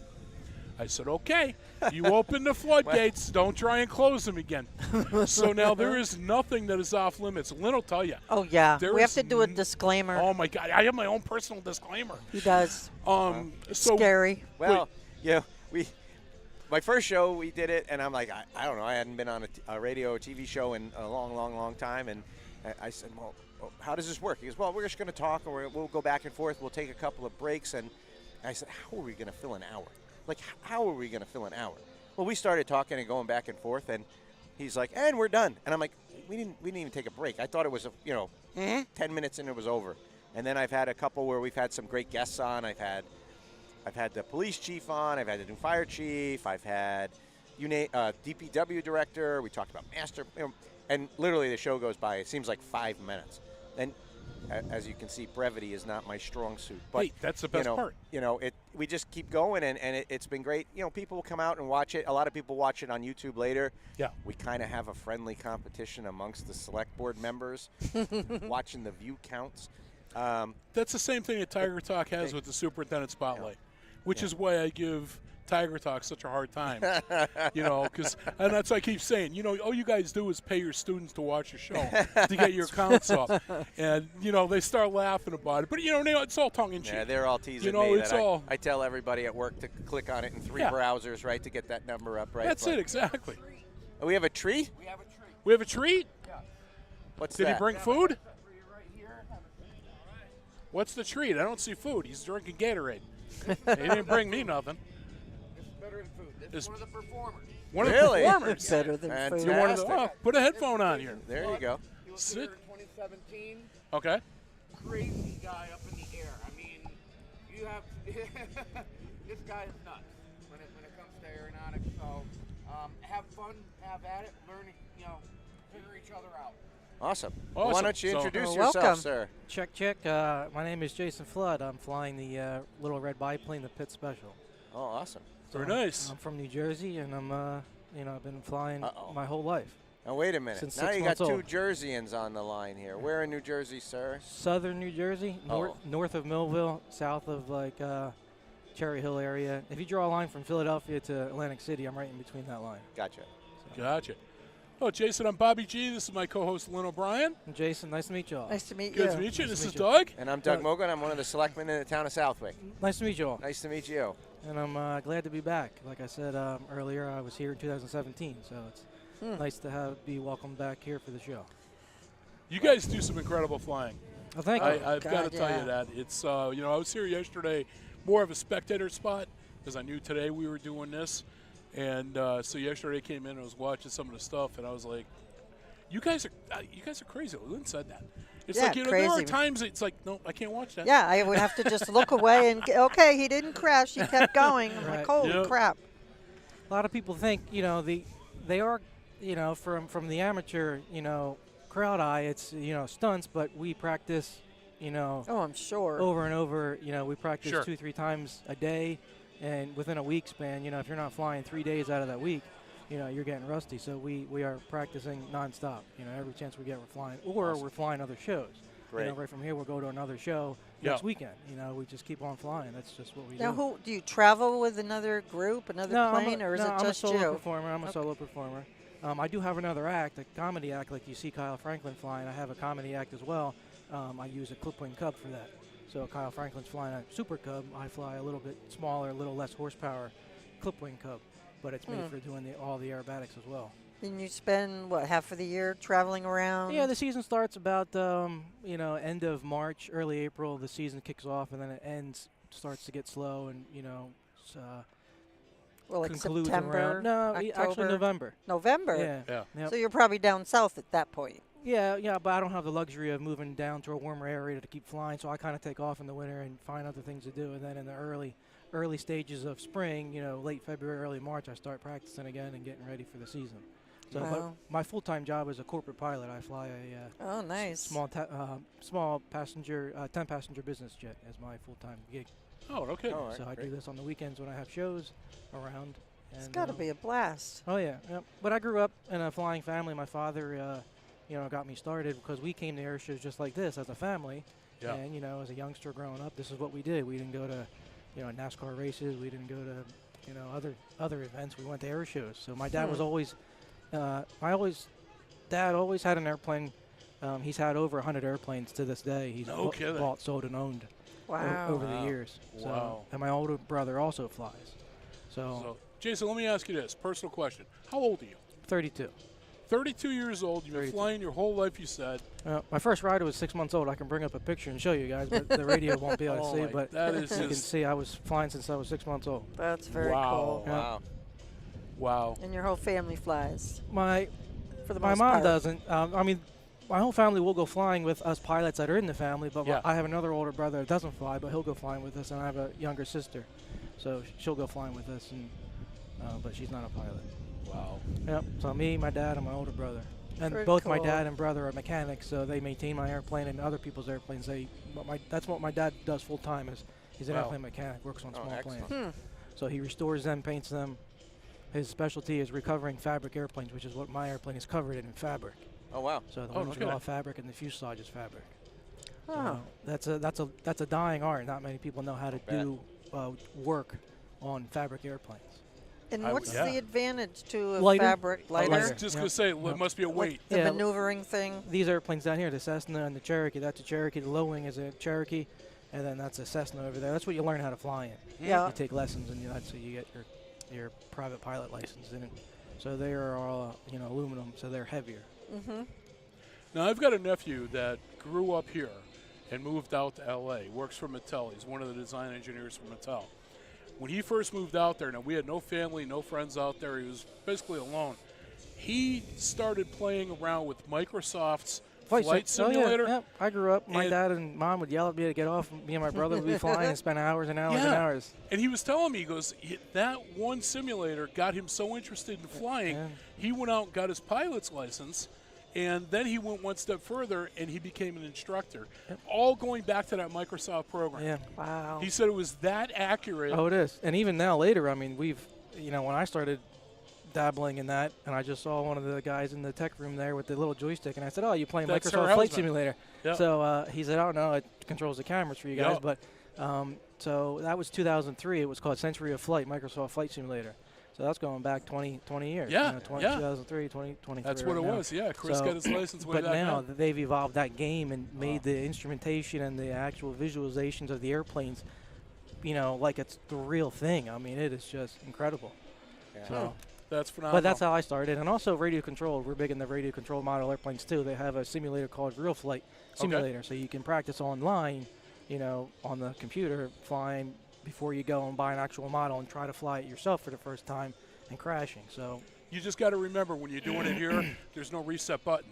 exactly right. Yep. So no, we tell all of our guys that get in the model airplanes to buy the simulator before you spend thousands of dollars on a model, Correct. take it to the field, and try to learn how to fly it. Because on the computer game, you can hit spacebar and it resets the airplane, puts it back in the same It spot. doesn't and you can cost practice. anything. Right, Yeah. right. Exactly. Whatever the game costs, but Yeah. it's way better than Right, buying right, another right. airplane. Exactly. Yo. Exactly. Yeah, this is just, for me, I grew up in Chicopee, so I had Westover right there and, all of that. But, for me, I'm not a big fan of crowds, so it was a rarity that I would go to a show like this. But then when we started doing the radio show and everything like that, Oh, now it's a whole different perspective. Right. You know, and it's like, you know, wow, you can really appreciate it. And you sit there and you think, damn, I missed a lot. Right. You know, by not going and enjoying these for, you know, how many shows that I miss. Right. It's like, you know, this is really cool. Oh yeah. Yep. And you guys have a good view here too. You got the Yeah. whole. You're almost show center. Show center is just. Well, actually, show center is right there. You see the guys on top of that trailer. That's the our Airboss. show center. Yep. Yep. There goes the Golden Knights. There you go. We were 6 years ago, Jason, when they did the last air show. I don't know if you were here for I was that 2017. Yes. That was me. We were actually literally right in front of the Airboss for our production tent. Yep, yep. And, I mean, that was like, yeah, like you're saying, right there. Yep. I mean, the runway was right in front of us. Yep. Yeah, I And remember. Yeah, I was on the radio too last time I was here. Yeah, okay. That was phenomenal. But I have to say, I much prefer this because, you know, that was hot. Right. I mean, you were melting out Oh, there. yeah. Well, today's a much cooler day It too. is. It's great. It's about No, 20 degrees does that play into your? Oh yeah, you have better performance on a cooler day Do today. you really? The air is better. Is it easier to handle because you're again fabric? It's just lighter weight. No, it's more performance of the airplane and getting the full performance out of the engine. Okay. So and the controls, you know, with a cool crisp day like today versus on Friday or even Saturday, how hot it was. You know, it reduces the aircraft's performance. Now, what time during the show are you coming on? I fly at 12:46. And what can we expect from you today? Well, high energy, you know, action, you know. It may look like out of control to you guys, but it's all rehearsed and practiced and all in control the whole time. Oh, I got faith in you. We're, I don't have faith in her driving, You know, but I have faith in your flying. Right. Yeah, it was really good. It was very exciting. Like flying by the seat of your pants, you know. Well, that's what we're doing, you know. Very cool. In my airplane, some of these airplanes have a yoke in there, and it's like a steering wheel, like a car. But you know, in my airplane, I have a control stick. So the stick is on my right hand, and the throttle, the power is on my left hand. Isn't the stick? Isn't that like very rare now? Like in these airplanes here, they have yokes. Yeah. The Cessna and the Cherokee. Yes. Like you know, you have, and then your throttle hand. If you're in the left seat in these airplanes, you'll be using the throttle with your right hand. So in my airplane, I sit in the center. There's two seats, and you sit in the center of that airplane. Where in these airplanes, you sit off to one side. Yep. One or the other. So. Oh. So when you got two-seaters, do you have somebody with you when you're up there? No, just me. Just you. My airplane is convertible where you can make it 2 seats or 1 seat. So right now, my airplane is a factory-built Pitts S2C. My real airshow airplane that I normally use, my main ride, had a mechanical for this show, so I had to go with my backup airplane. So I'm here with my one I use for training. I am also a flight instructor too, so I give checkouts in these types of airplanes because most insurance companies won't insure you unless you have 10, 20 hours in a Pitts. So Okay. I do give specialty training. Can I teach somebody in a Cherokee? Yes, I'm a flight instructor where I can give primary training, but my niche and my main, you know, what my name is, you know, they know me for my aerobatic career and competition aerobatics as well as airshow flying. So a lot of people come to me from all across the country for Pitts checkouts. So I give dual training, spin training, aerobatic training, and also to let, you know, teach somebody how to fly these Pitts aircraft. Oh, So now, stupid question. You come in here, you said you live in Jersey. Mm-hmm. You're coming from Jersey to this air show. Are you trailering your plane or are you flying? I flew it. So then do you have somebody coming with like your pit crew? No, well, actually, I recently got married in July. And, congratulations. Thanks. So my wife, you know, my parents, nobody came up. My dad usually comes to my air shows. He flies a airplane as well. We have, between us, me and my dad and my brother, we have 7 airplanes total. Wow. So my dad flies up usually to my air shows and, you know, hangs out with me for the weekend. But this weekend he was too busy back at the shop working, so he didn't come. And then since nobody was coming, my wife then wasn't coming. So long story short, just before practice on Friday, my wife calls me and says I'm here. You know, it kind of took me by surprise. She drove 5 hours up from New Jersey to surprise me for the weekend. That's cool. So, That's so, great. so she was my crew chief. There goes your guys. Oh, Golden Knights. So, Yeah, so she surprised me as my pit crew. So she did show up, and she actually just left this morning to get home to make it home by the time I get home this well, at afternoon. least she got to see you yesterday. Yep. That was a great show. Yeah. so when are you flying out of here to head back home? Well, I'll do my Like- performance and sign autographs for the crowd, and then by the time I get settled and you know, refueled back up again and get all my bags back loaded in the plane, and then I have to coordinate with Airbus for a certain slot to get out because the air show will still be going on by the time I Oh, you're get all leaving loaded before up. the end of the show. Yeah. So that way I can get home before you Gotcha. know, the dark or whatever. I wait till the end, and maybe a thunderstorm might pop up because you can't fly these airplanes in rain. They don't have any. Because they're Makes fabric. sense. They're fabric. Yeah, the rain. Makes sense. And they get real heavy. Yeah. Well, not so much that, but The wings shrink when they dry. they'll beat up the leading edges of the Correct. of the wings, and then the prop. It's not good for that stuff as well. Mm. So yeah, they're not. They are fair weather flyers and made for days like today to perform at an air show. So Have you ever been stuck in the rain when you didn't expect it and you were up there and Yeah, it started? sometimes it happens, and you just pull the power back just a little bit, so that way the prop isn't spinning as much, as hard, and the rain doesn't deteriorate it too much, and you try to navigate around because you can see the rain coming down. You can look out on the horizon and see where rain is coming from the cloud down to the ground, and over there you see it's fine, so you just scoot around and fly around it. Okay. Yeah. So how many air shows would you say you do a year? It varies because some producers don't like to have the same performer over and over and over again, so they like to change it up, and get new performers in. So some years I do 10 shows, some years I do 12. Some other performers do 20, a season. Yeah. Some years I do 8. It just varies. And with my schedule as a corporate pilot, I got to balance that out. So that's my full-time gig. I can't tell my boss, hey, I'm doing an air show. I can't take Yeah. it to Florida, or I Yeah. can't take it to California or the Bahamas or Well, whatever. you tell the bus, we're just going to use this plane for the air show. Yeah, Just yeah. stay in the back seat. Buckle up, Buttercup. We're Yeah. doing some maneuvers. He might frown on Yeah, that. yeah. Hang on to Might that frown on martini. that. We're doing a roll. Right. Yeah. So but they're really good about it.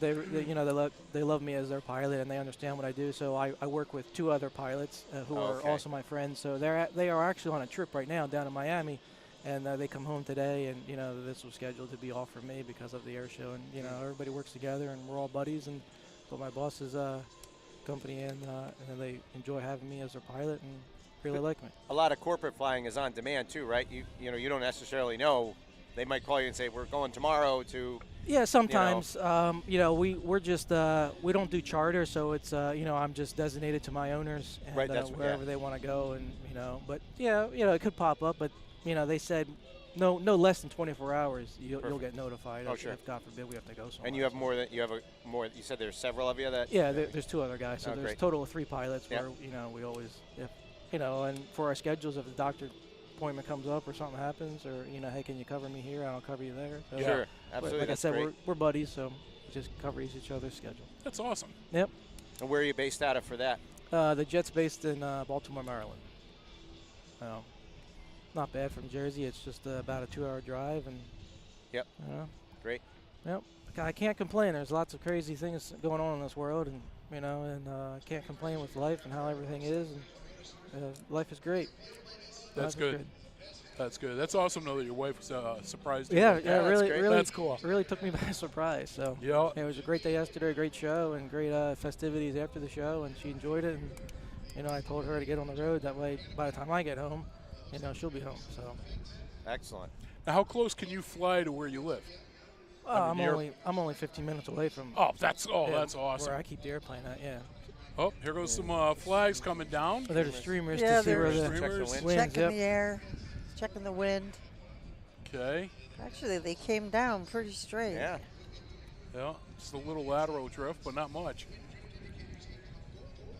Yeah, yesterday they were coming down and they ended up way behind the helicopter. Well, too. Oh yeah, There with was how a- windy. Oh yeah. Yeah, windy. And that one group didn't jump because of how windy Right. it was. Yeah. The Liberty team, yeah. Yeah. Yeah, Unfortunately. it got real windy. And obviously, when you get up higher, the air currents are different. You're stronger. The altitudes, yep. Winds are and, different. So Could be complete opposite to what the ground's yeah, doing. exactly.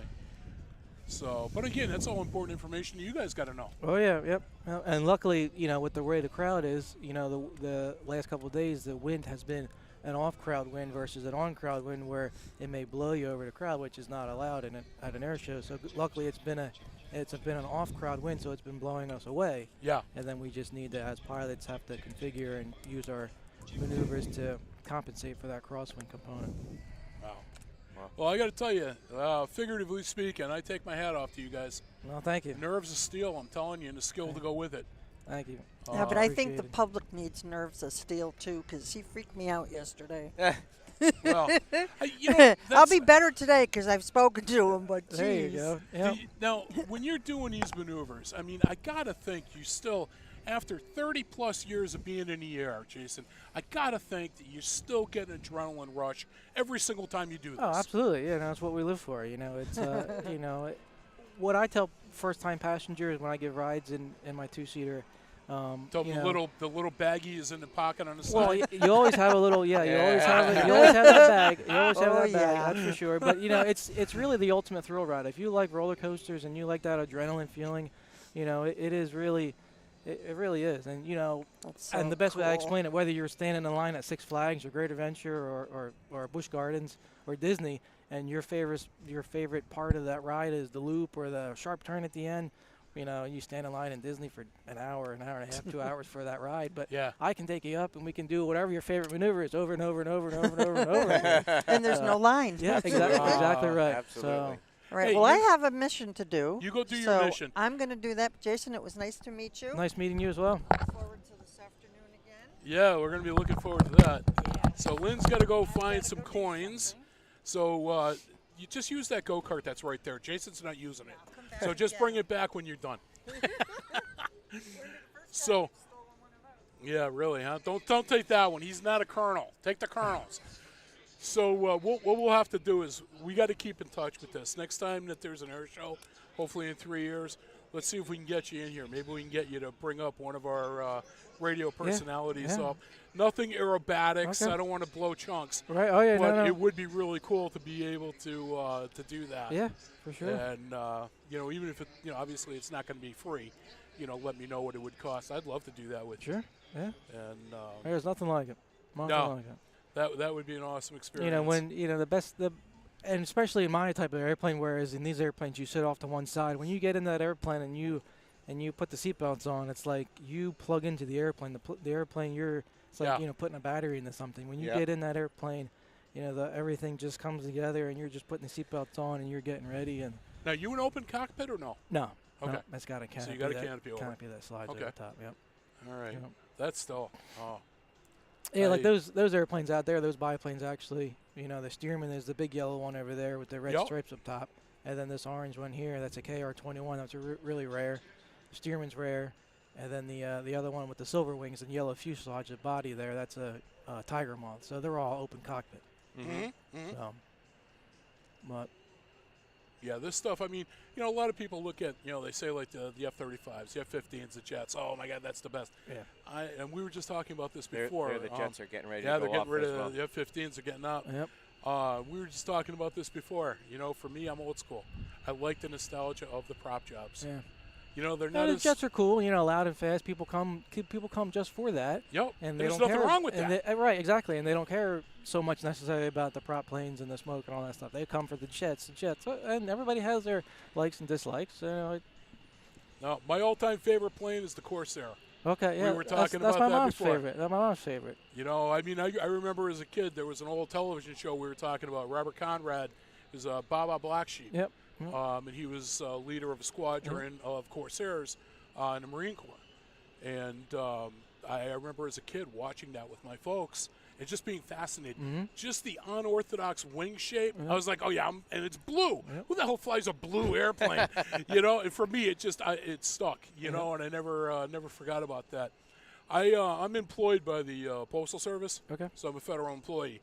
The satellite office that I used to work in was right next to Westover. Okay. So when Westover had the air show, there's a state park between where my building was and Westover, and in that state park there's a pond. When they were doing their practice days, the pond is what they keyed on. So when the jets would start their climb, they would literally be right above my building, kick in the afterburners, and you could feel the concussion wave hitting the building. And so for that whole weekend, they didn't get much productivity out of any of us. We'd be outside in the lawn chairs watching the air show because it was literally right above us. Wow. And watching this Corsairs, they always had those there. Right. Those were phenomenal. Neat. Oh yeah. Oh, Yep. loved it. Nothing like the Warbirds. No.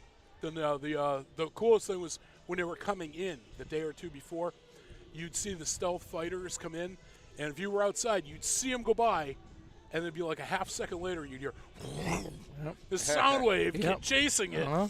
And it was like, oh, that's just awesome. Yep. Yep. That was just awesome. And that's, I think that's what got me hooked on the whole concept of an air show. Because before that, I couldn't be bothered. But then, now I'm dealing, it's at work. I'm like, hell, I'm at work Right. anyway. Yep. Screw it, I'm outside for 8 hours watching this, Neat. Neat. And it was good because our bosses were good enough that they knew, okay, we're not going to get productivity this weekend, but they knew we were going to make up for it before and after. And so they didn't give anybody a hard time. You could stay out there all day and watch the air show. That was cool. Jason, where's your plane parked? I'm sorry. It's No, you're fine. It's unfortunately all the way at the north end. Okay. Where the A10s are. You can just barely see there's what, 1, 2, 3 or 4 A10s parked up on the north end. Yep. So I am You're just way over there. I'm just to the left side outside behind the A10s. Fantastic. So you got a hike to get to your plane to take off? Well, you got the golf I got cart. the That's cart. great. Stole the go-kart. Awesome. And what time are you flying today? 12:46. 12:46. Yeah. That's awesome. Well, I will definitely be keeping an eye out for you. Well, you won't miss it. It's the only red biplane that'll be flying. That's So. going to be fantastic. That is Can't cool. wait. That is cool. Another beautiful day for a show. Oh, it is. This is a top 10 day right here. Well, cool. Beautiful day. And it looks like the crowd's really starting to come in now. Yeah, it we are was definitely packed getting- yesterday. I mean, It was. It was. Yeah. There was a sea of people out there. Yeah, I ended up, fortunately, I left a little bit early. The F-35 was still flying when I left. And I got home. I live in Agawam. I got from here to home in 20 minutes. I totally missed all the traffic leaving. Neat. And but tonight we're doing the post show Right. after. So I'll still miss the traffic getting out of here at that point. Okay. But, yeah, that's why I was asking you what time you were leaving, because if you were going to be hanging out Right. after the show, Right. I was going to reinvite you back Right. in, talk Yeah. about your experience. But so how does this, for you as a flyer and as a performer, how does this air show measure to other air shows that you've been in? Well, since this is a base, brings in it the jets. They bring a lot of crowd. And some shows I do are small hometown shows where jets aren't allowed to fly into, or the airport's not big enough. So that a lot of people, like we were talking earlier, come out for the jet reason. Yeah. So, but this is a big show. This is one of the biggest shows that I've done with a number of people, the crowd-wise. So, but there's shows all over the country that are small hometown shows that have been going for 40 years. There's a show back home in Pennsylvania called New Garden, the Festival of Flight, and that show was up until when the president moved into town where he lives there in Wilmington. It shuts down that airport when he comes home.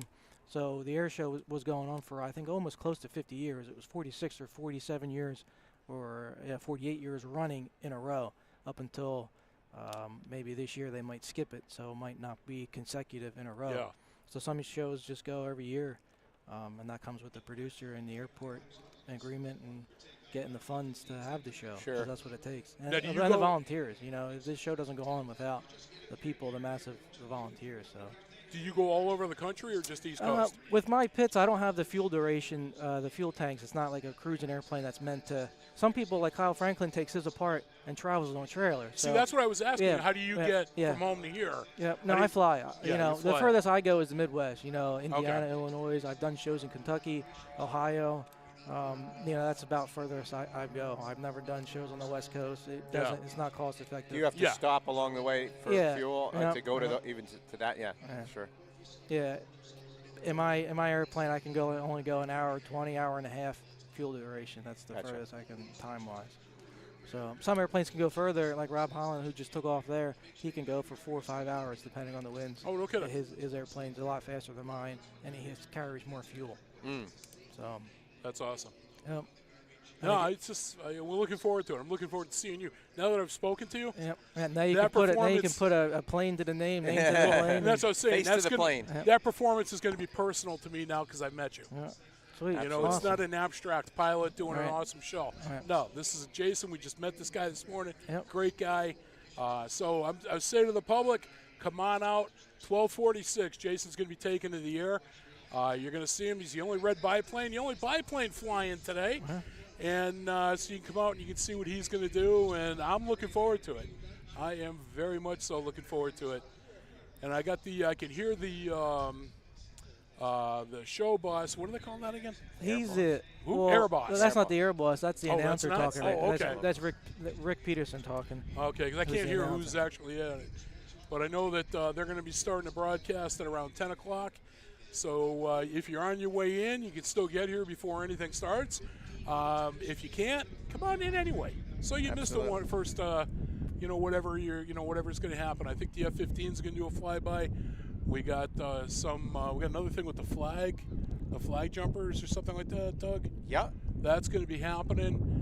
And windy, it just picked up windy here. Yeah, come on out, you moms. Happy Mother's Day. It's You know, absolutely. sons and husbands, treat your wife and mom to a nice day for an air show. Perfect. That or sons and daughters and dad come out and give mom a couple hours off. Whatever works for you. Yeah, exactly. Mom might want the peace and quiet at home while you take the kids. Whatever works for your family. Exactly But that. come here. Exactly. So come on out, check it out. Like I said, a lot of static, and I know I'm repeating a lot of the same stuff, but we are getting different people listening at different points. So you got static displays, you got interactive displays. You can actually enter some of the planes. You can check these things out. I mean, these things are massive. You look at the size of some of these planes, it just boggles the mind that this can fly. Yeah, absolutely. And, carry much less what we were saying earlier, Doug, an Abrams tank. I mean, basically a big solid piece of steel, and this thing will, armor. Right. Yeah, exactly. I mean, and this will fly. It's an incredible thing to look at and, realize that, this happens. Then you're going to see later on the F-15s are going to be flying around. You're going to see the F-35 at the end. And I don't know, Jason, you must have seen it yesterday. I thought it was really cool at the end of the show when Beowulf, who was the call sign for the pilot for the F-35, she was flying with a P-51 Mustang in formation. Mm-hmm. I thought that was just phenomenal. You think today versus yesterday with technology, today's technology can even slow it down to the point of yesterday's and still be able to fly literally in formation with this guy. That, to me, that blew me away. I didn't realize that they could do that. Oh, yeah. And that was phenomenal. It'll happen again today. Yeah, they're going to do it again. That, for me, is going to be really cool. One of the things I'm looking forward to seeing. My wife is here with me today, so she's terrific. She loves the air shows, and, so we're going to jump in all about that. And you always have the blow-up space shuttle down there that you can bring moon the bounces, kiddies. Little bouncy house and stuff for everybody. Come on out. Absolutely. Everything. Got it all It's gonna be covered. a great day. You got 1.5 million porta potties out here, so it's a day-long event. They're selling chairs. They're selling sunscreen. Obviously, Earplugs. Food, You got food. Earplugs. Yes. T-shirts. Come on got out. it. Everything for everybody and You anything. name it, we got it covered for you. Come on out, check it out.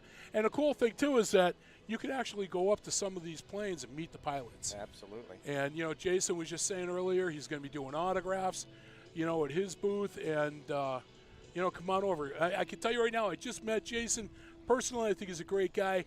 Come on out and see him. Say, hey, I was listening to the Airshow show, and the pre-show, and I wanted to come out and see you. So come on over and see him, and let him know that you appreciate what he did. You don't want to miss it. No, definitely absolutely not. Definitely not. Because it's going to be at least 3 more years before it's back. Yep. So, that's a long time. Who No knows doubt. what's going to happen in that time frame? Come on out. Experience it today. The weather's good. Absolutely. And, We're starting to It see is a people queuing up. picture-perfect air show day. I mean, you Yes. can't ask for a better day. The temperature. Yep. Bring a light jacket with you. If you don't feel you need it, hey, tie it around your waist and you're good to go. Exactly. So we are in very good shape. We're 57 now, sir. 57. We're getting ready to wrap up.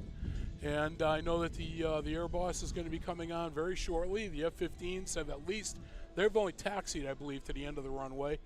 And the other one with the, what was it, skydivers that they're doing with the flag? Golden Knights, yeah.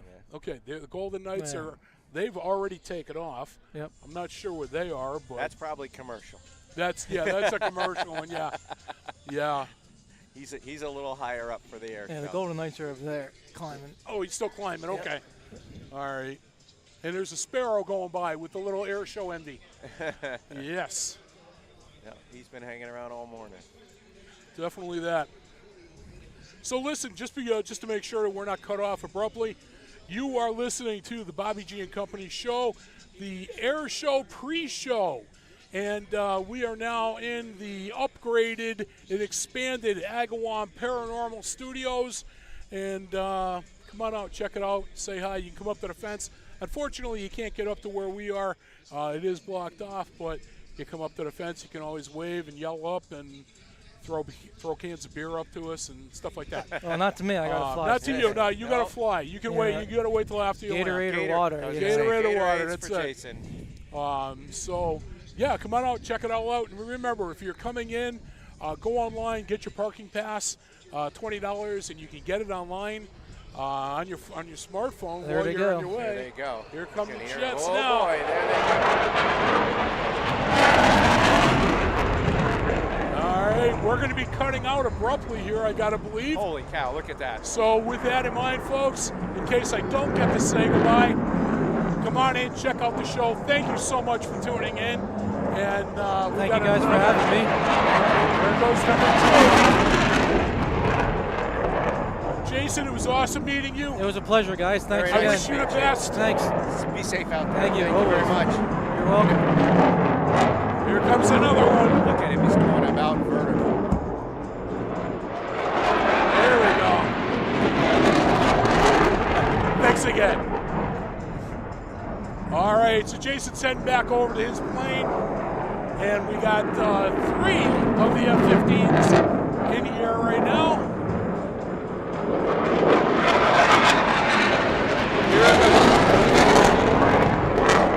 There goes number 4. Phenomenal. Almost a vertical That climb. is just amazing. He's going about vertical, huh? I believe there's 1 or 2 more. Two. Oh, There's another one up no, there. I think there was 5 of them. Yep. So we still have 1 or 2 more coming, I think. Oh, we got a moment to breathe. Well, she's right. You do feel that right in Yeah, your you chest do. when they go by. Wow. Well, I just wanted, before we get cut off, because we're going to hit the time, right? Yeah, we're close. So I know wanted your to boss thank you is gonna guys be- very much for having me on, and it was really an honor and a pleasure to come out this morning on a beautiful day and So hang what do you out think with of the guys. Agawam Paranormal Studios? Oh, it's spacious. It's very, very spacious. Good very deal. spacious. Really Good deal. looking forward to the air show today, and again, thanks for having me on and Yeah. representing Southwick. We're gonna.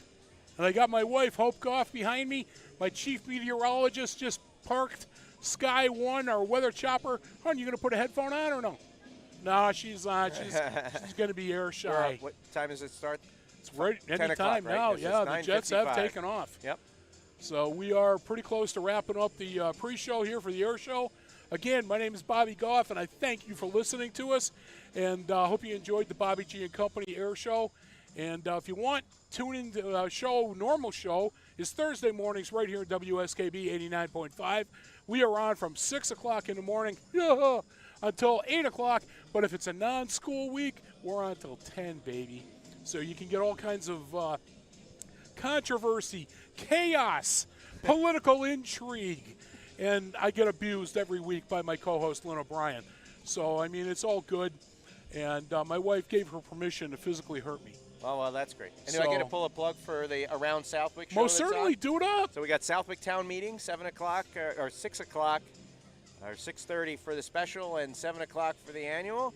And then Wednesday morning, bright and early, which probably might be coming direct from Town Meeting to the broadcast studio, is we have the Around Southwick show. I'm on every third show, and we're on every third Wednesday, I believe, of the month. So I'm really looking forward to it. We'll catch up with Kenny and Peter on what transpired at the town meeting the night before. It'll be fresh news because there'll probably be a couple hundred people at the town meeting, and have out of our population of 10,000 or so.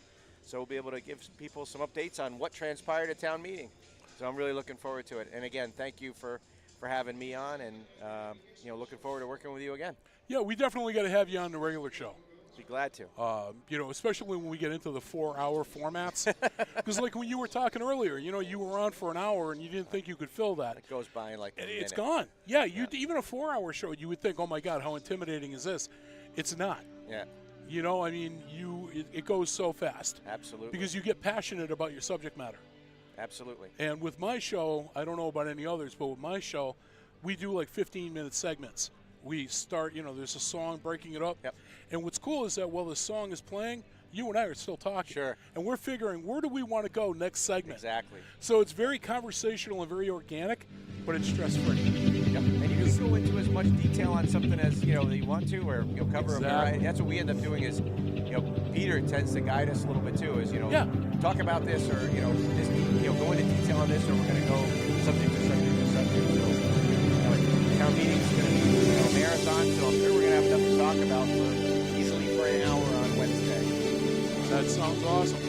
Awesome. Thanks very, very much. So we're not sure. The reason we're kind of wrapping up verbally is that we don't know when we're going to be cut off from the Airbus. team reporting in. And with the Jets now up in the air, and we know that they're ready to go, and that's great. We're well looked after here, and also a great from our yeah, that's it. Golden Knights. Dave I White, have to Tom have a Cameron mental looking block after on our that. safety and the But with safety all of our these planes performers, up in the air, we know box is that it's clear. only a matter of moments. and everything gets before into the air effect show to physically protect the airspace at 10 o'clock. And We we're got a looking green forward to light it. there. The We're all F-15s almost are up in ready. the air. Confirm that The we're ready to go. Golden Knights are up in Early the out. air. They're going to And what a show we have lined up for you today. Wind conditions seem to be very good today for them for the air show. Jason again was using a cloth cover, fabric cover in the plane, so it's even lighter. So it's much more susceptible to wind and weather conditions. And even he was saying that today, perfect day for an air show. So we're looking forward to it. I think we're going to have an awesome time today. And hopefully you can get here and enjoy it with us.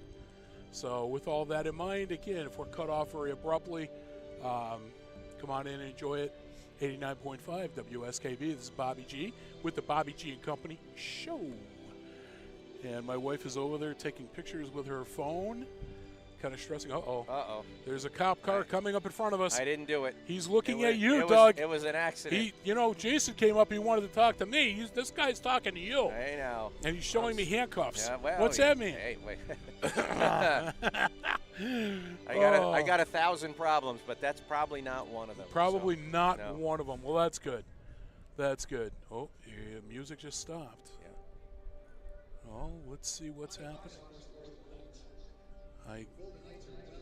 Golden Knights are doing something.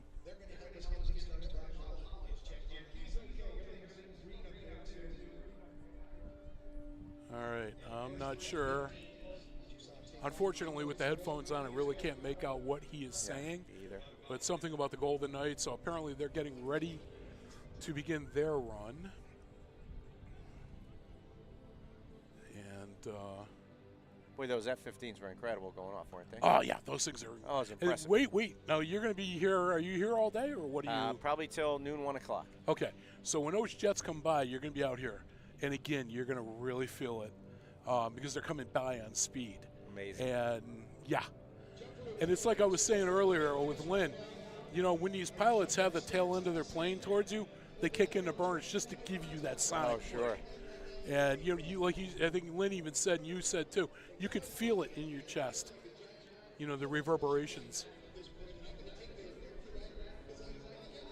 Oh, somebody's right above us, sir. Oh, Letus, right above us, hon. Making a Doing big a show. smoke Oh, here show. comes somebody Oh, jumping down. Jumping now. Yeah. Look at Parachuter with a smoke trail coming down right up above us. Kenny, do me a favor, let me know, or Pete, let me know when we're about to cut out. The plane is actually circling with a smoke trail around the parachuter. It looks like.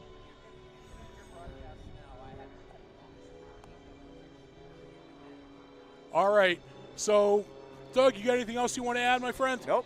All right, so listen. Thank you again for having us on, and what a great event. This is Bobby Goff, Bobby G and Company Show. This is the Air Show. We'll be back after the performance this afternoon.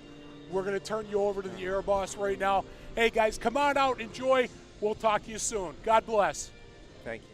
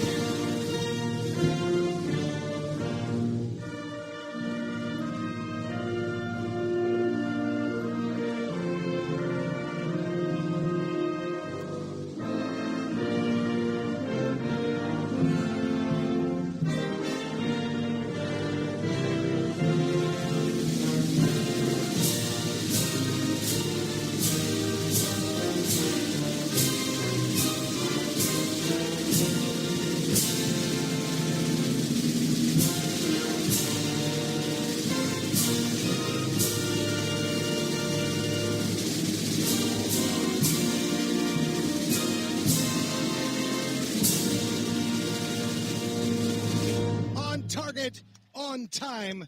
Ladies and gentlemen, your Golden Knights and our opening ceremonies underway.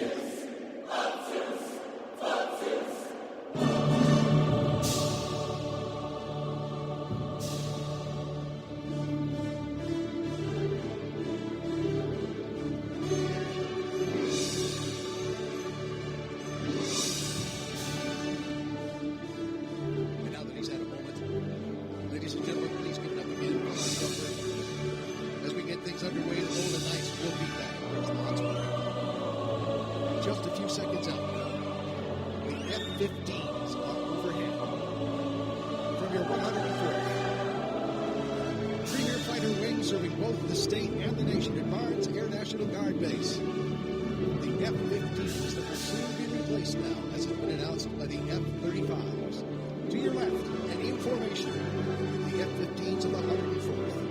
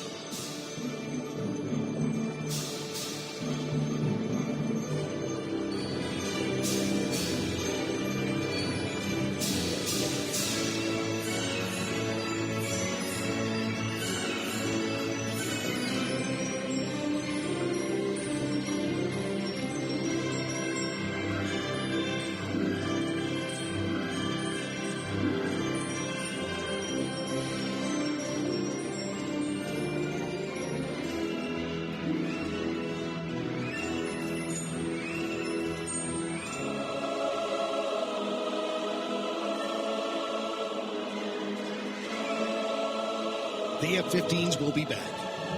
As you hear overhead, though, Rob Holland, who helped circle the jumper, is now about to enter the stage with his tease as to what to expect from this 11-time national champion later this afternoon when he flies his full demonstration.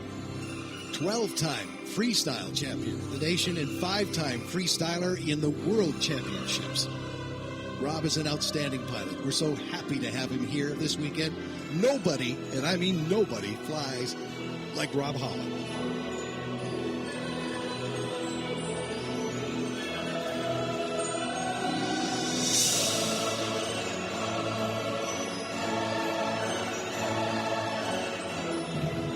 So Rob starts and he climbs right now in the clearest expression of freedom that he can think of. There's nothing more free than three-dimensional flight, ladies and gentlemen.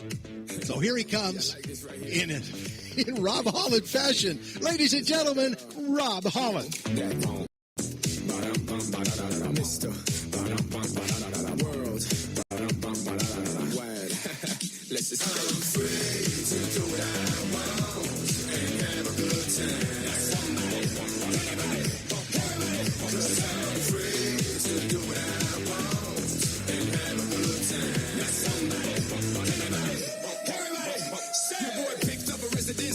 So Rob dives down, and when he comes down to the bottom of the box, he's using up as much energy as he can. He's building up that speed, that smash, so that he can climb again, roll the airplane precisely one way, then the other. And what's he got in store at the top?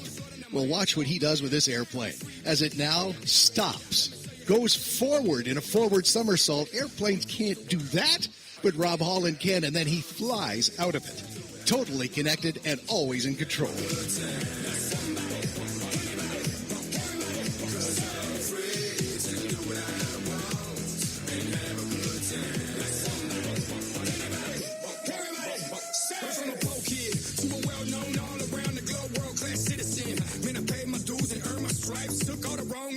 And I made it right. Feel free. Do whatever you want, whenever you want, with whoever you want. Feel free. Who cares what they say? Just live your life, cause we don't live twice. Feel free. At the time of our lives, let's all get wild tonight. Feel free. Get on the ship and cruise the world. Are you with it, girl? I'm free to do what I want and have a good time. I'm free to do what I want and have a good time. Again, watch what he does with the energy as he gets to the very top right now. You think he's run out of energy. Gravity's winning this fight, but oh no. Not with Rob, as he now stops the airplane again, slows it way down, pitches forward, and then starts to connect even more aerobatic maneuvers, one after the other, never stopping. The airplane is specifically built for aerobatics, and this one is specifically built for the way Rob flies. The MXS RH for Rob Holland. Look at that now as he goes into the inverted frisbee, as he calls it. And he's got lots more of this in store for us later this afternoon. He's just getting warmed up.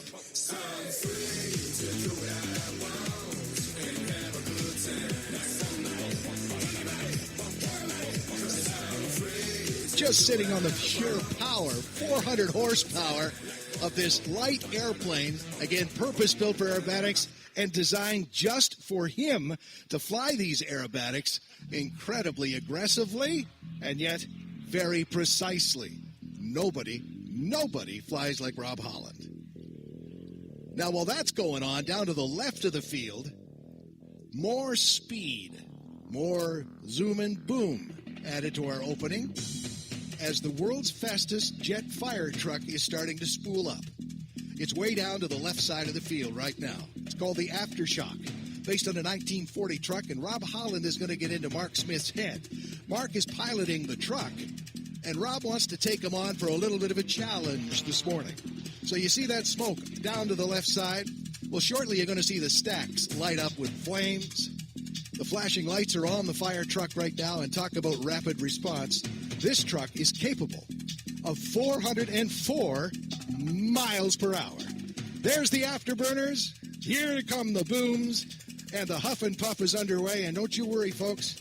That truck's coming left all the way up to the right and center here, and then out onto the runway, so you'll all get a great look at the Aftershock.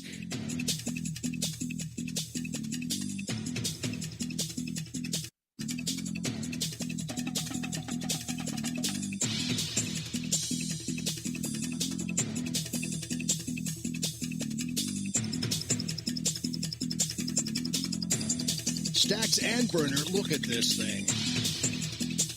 2 jet engines. Rolls-Royce jet engines, no less. Mark Smith, very capable jet drag racer, very accomplished in that sport. At the controls, the only way to get this vehicle stopped is with parachutes, basically. Out on the runway yesterday, it was a draw between both Rob and Mark and these incredible machines. Remember now, Mark is capable of 404 miles an hour. We saw 357 yesterday. 357 he clocked yesterday. We'll watch it again today. And Rob Holland's aircraft is capable of, Rob flies most of his routine at about 300 miles an hour, just a little under that.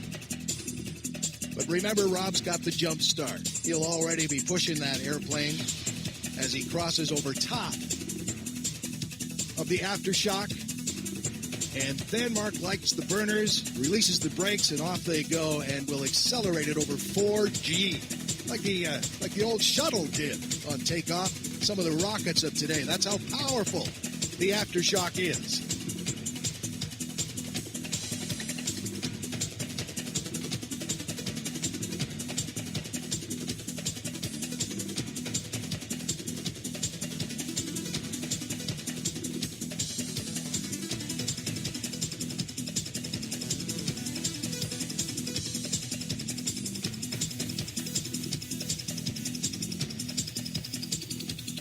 Let me tell you, if you've got loose fillings, you're going to know about it if you're that close to that truck. That low frequency popping can loosen just about anything. It is violent. It is powerful. It develops 24,000 horsepower. Imagine that, 24,000 horsepower, the Aftershock.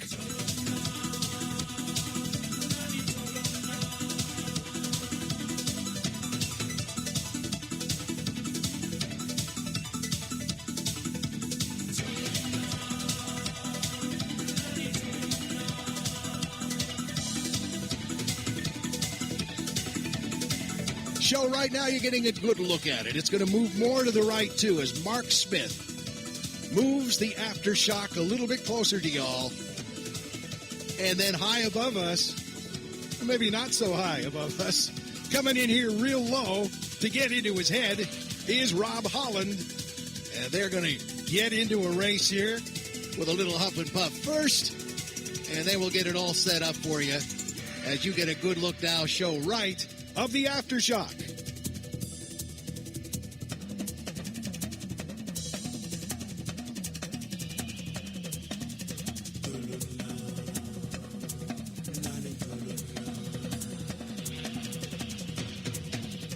Rob Holland in the MXS RH. Pushing it up to about 300 miles an hour.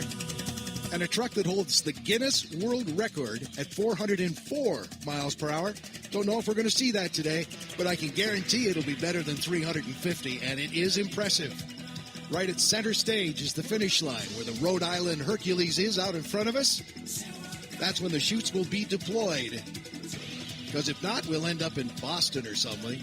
And we'll keep an eye now on the safety vehicle down there, the little yellow car, where Wayne and the rest of the team are situated to make it a fair start. So Mark will get turned around, and then Mark is going to be watching Wayne for the start right as Rob Holland passes right over top. So, ladies and gentlemen, now they're getting lined up. Rob's going to get in, and it's going to be a fair start, and we'll see what happens. It was a draw yesterday at the Hercules. Let's see what happens today. Watch for the puffs of white smoke. Watch for the stacks to turn white, too. And then get ready, because he's going to light them up. Infinity, you know the roof on fire. We go boogie, Closer. boogie, jiggle, wiggle, Closer. dance, like the roof on fire. Inverted. Showing off now. Dropping down nice and low. This is going to be a great video. And here we go. The aftershock is underway. I'm on fire. Gating now. Gating still. 250, 300, 320, 300. It shoots open. Woo!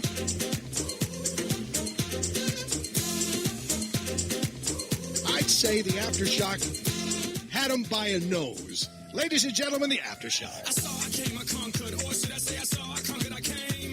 This little chico on fire, he ain't no lie. Well, y'all slipping, he's running the game. Now, big bang, boogie, get that kitty little noogie in a nice, nice little shave. I gave Susie a little pat up on the booty, and she turned around and said, walk this way. Rob Holland getting ready now to recover, but first, we've got to get the safety car down to the other end. You know why?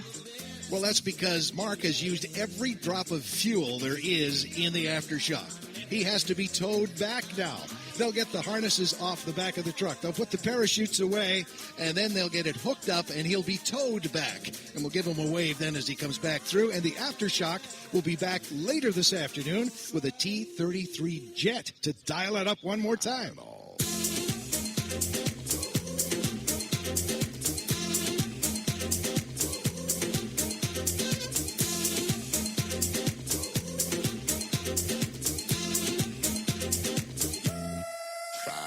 Sticks and stones may break my bones, but I don't care what I say. Cause as the world turns, y'all boys gonna learn that this chico right here don't play.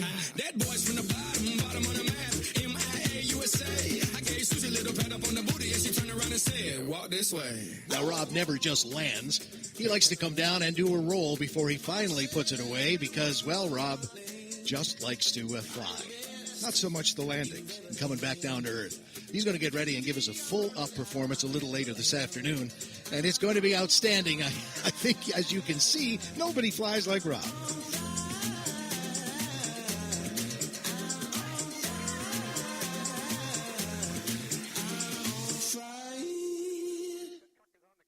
Fireball.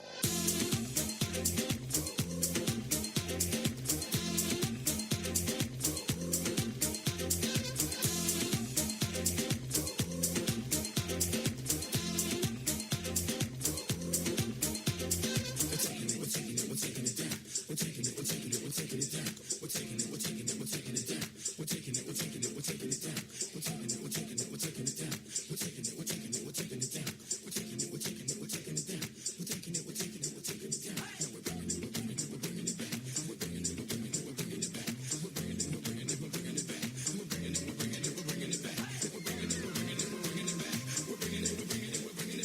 And ladies and gentlemen, the F-15s return.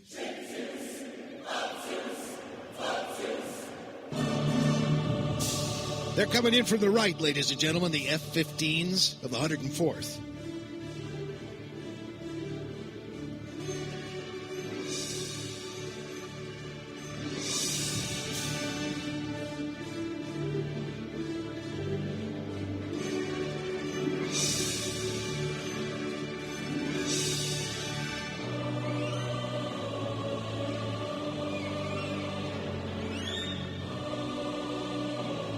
And we're getting ready for a little bit of a surprise. Of our pilots flying today, one of them is pretty special. We're about to have a little bit of a shout out. I'm going to head down to Dano. Number 3 in the formation. Number 3 in the formation is a very special pilot. And in a couple of minutes, as they break one by one, 2, and the next jet to break, number 3, we'll be checking in with in just a moment.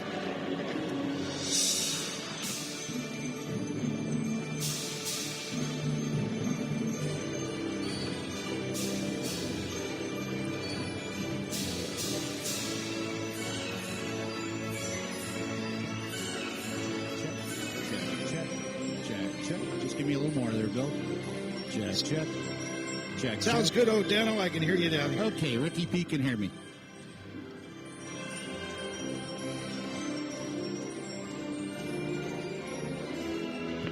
Stage 3, Roger.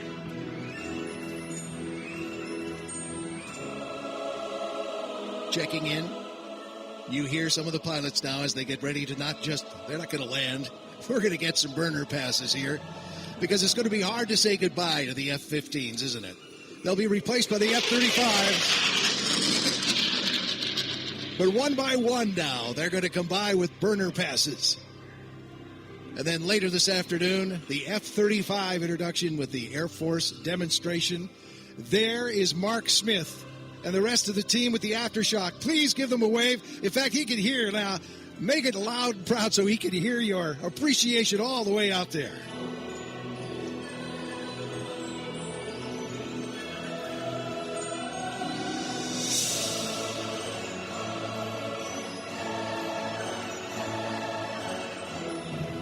All right, let's go live now, down to the right. Have a good flight. I hope you all had a chance to hear that, ladies and gentlemen. Our third pilot is a mom. And her little girls right now, her little boy and little girl, just wished her a happy Mother's Day. And we pass that along to all of you out there celebrating Mother's Day as well. Mom from the cockpit getting a nice warm welcome from the kids.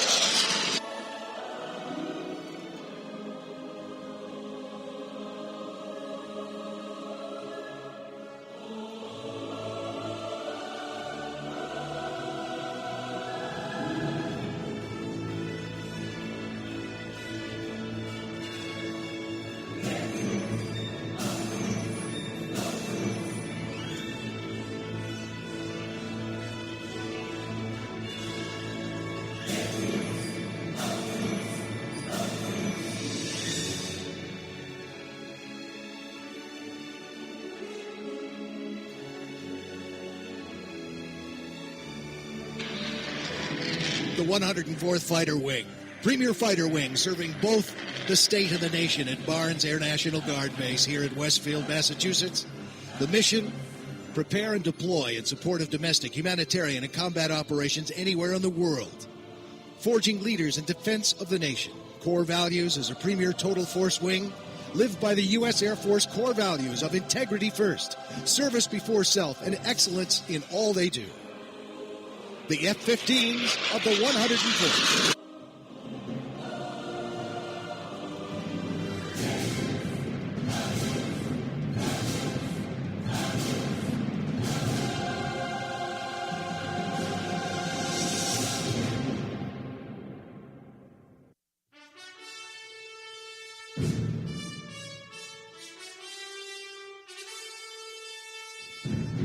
The Air Force, as you heard announced, just a short time ago, selecting the Massachusetts Air National Guard's 104th Fighter Wing as the preferred location to host the service's next F-35A Lightning II squadron.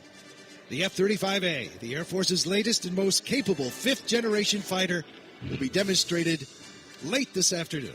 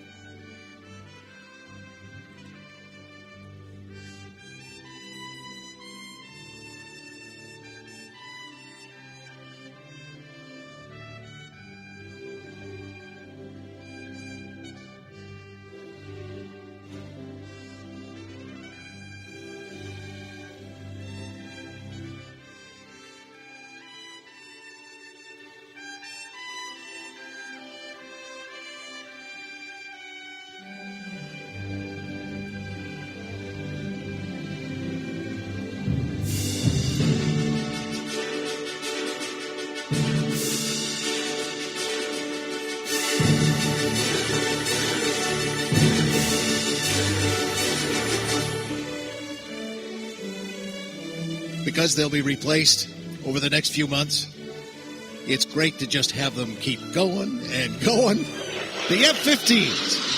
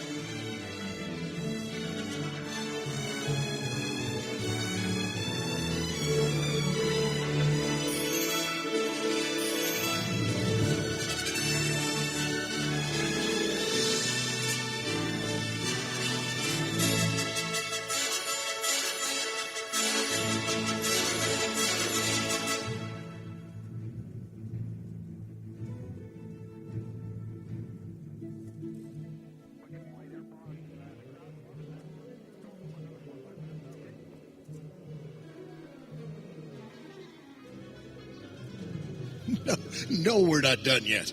Here they come again. Westfield is awake now, the entire community.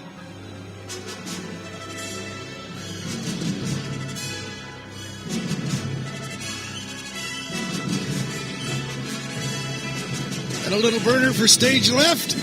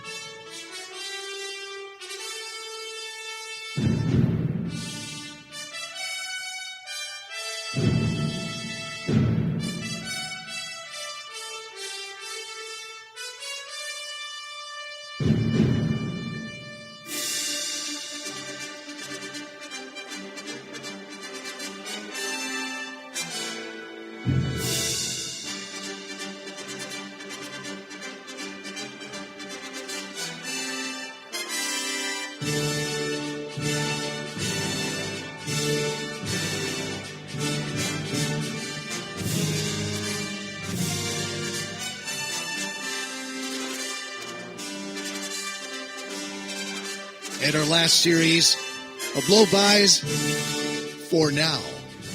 We'll have more F-15s in the sky later this afternoon. Your F-15s from the 104th.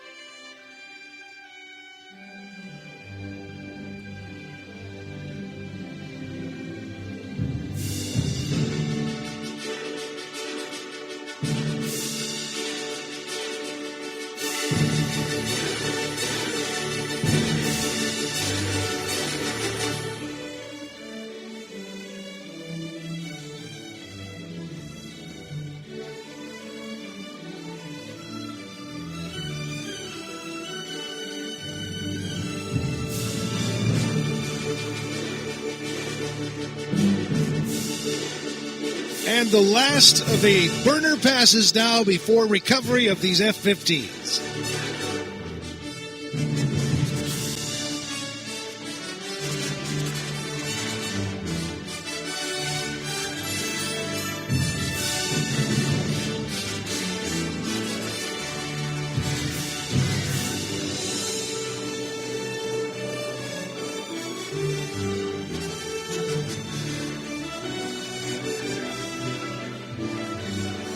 Aerodynamic braking now to slow these impressive machines down. Watch for the air brake and the spine of the airplane behind the cockpit to open up. And the pilot's keeping as much of that aircraft into the air as possible. Looks like a big wheelie. And then gently putting the nose wheel down. And that saves the brakes, too. Impressive aircraft design began in the late 60s. First flown in 1972 and has been serving this nation ever since. Aren't they remarkable? Your 104th with a wave to you. Folks, give it up for everybody here at the wing and our F-15s.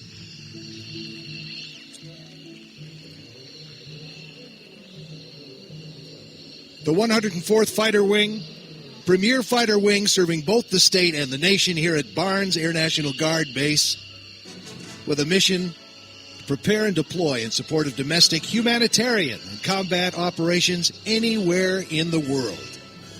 On demand, with 21 assigned F-15 Eagle aircraft, soon to be replaced now, as it was announced, by the F-35s. Wave to the crews as they come in. They can't hear your appreciation, but they sure can see it. As a thanks for the flights today and their service every day.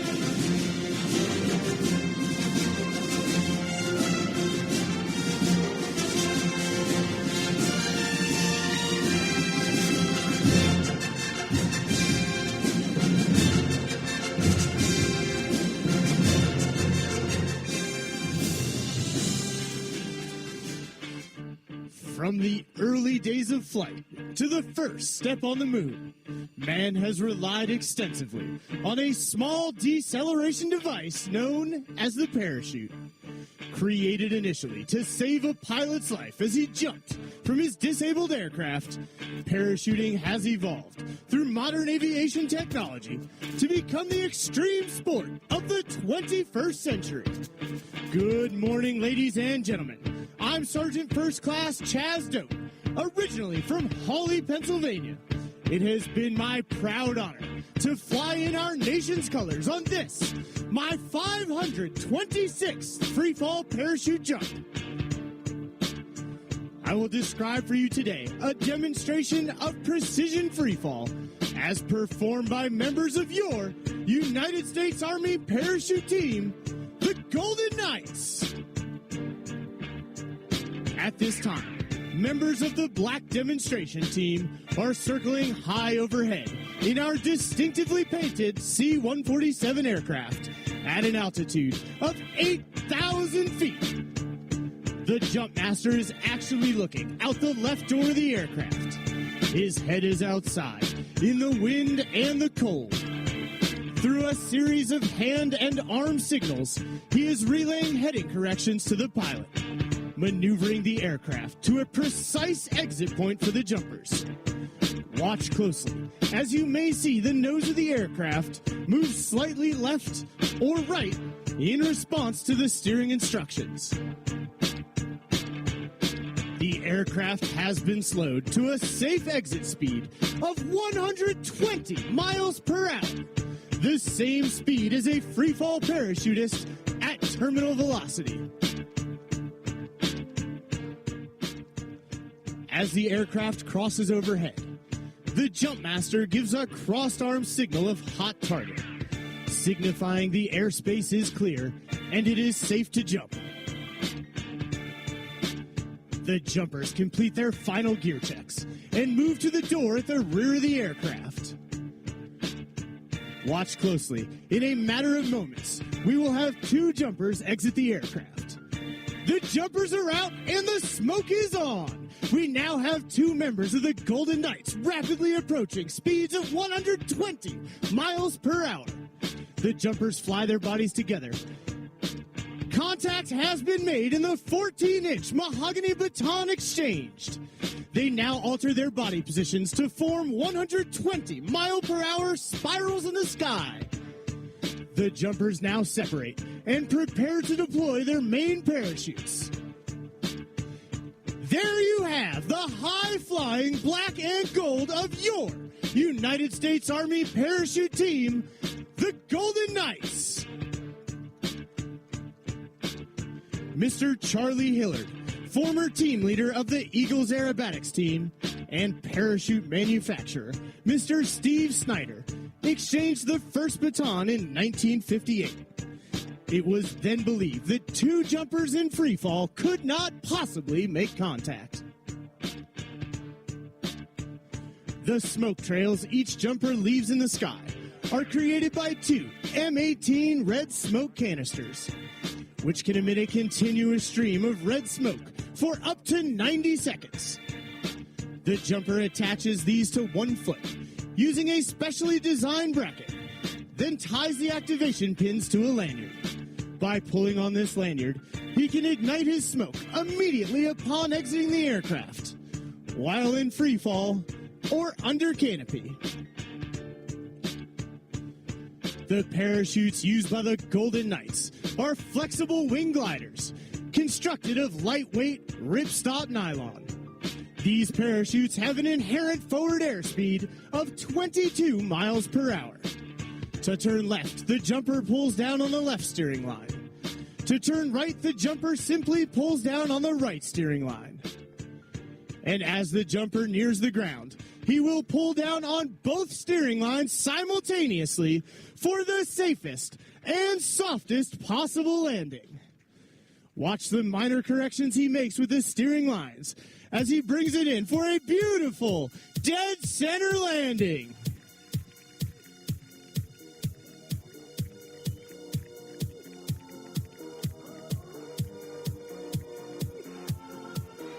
Ladies and gentlemen, if you have ever wondered what would happen if a parachute did not work, then watch closely because you are about to find out. Watch as our next jumper demonstrates the dramatic cutaway maneuver.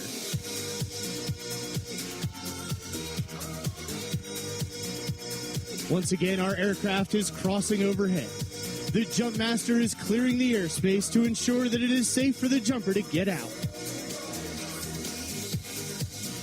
The jumper that is about to exit the aircraft is wearing 3 parachutes instead of the 2 we normally wear.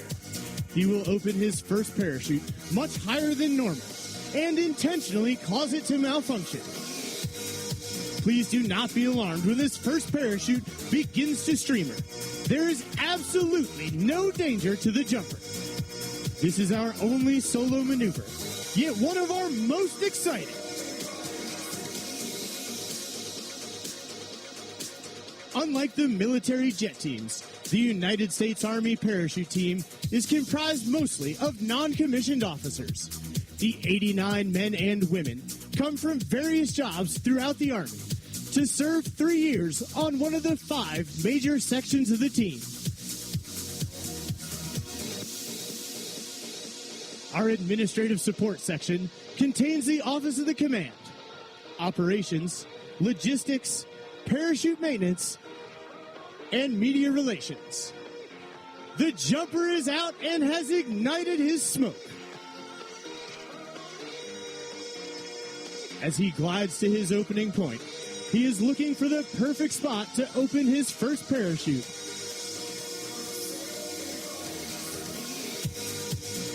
Watch for the parachute.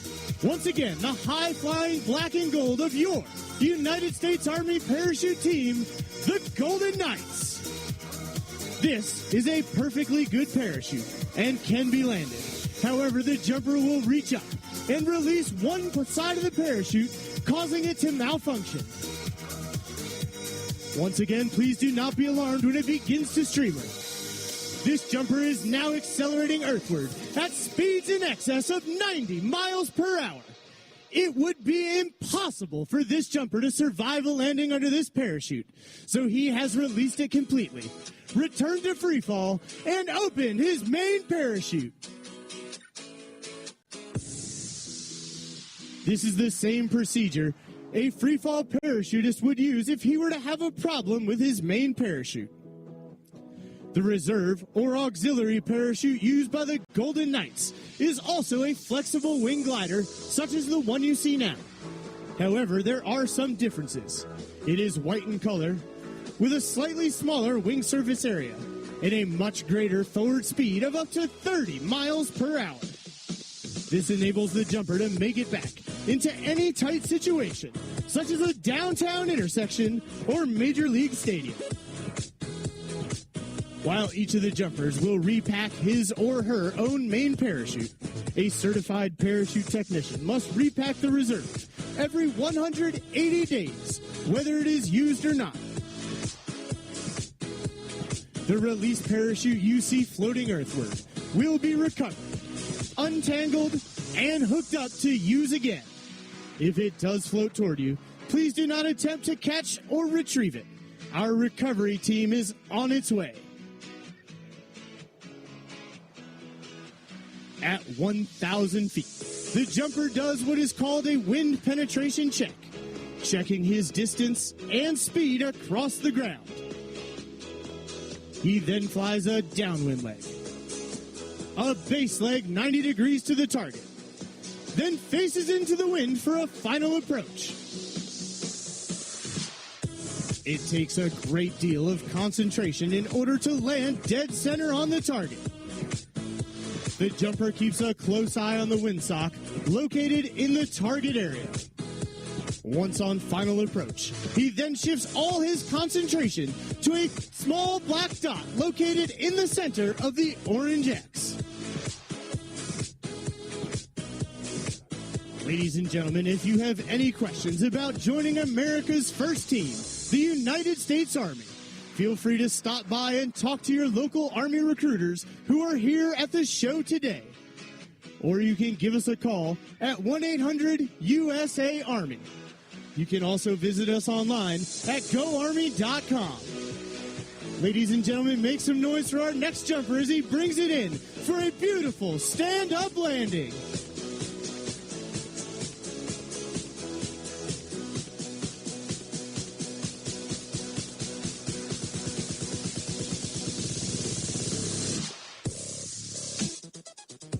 Finally, we have our 2 demonstration teams. Since the colors of the Army are black and gold, so are the names of our teams.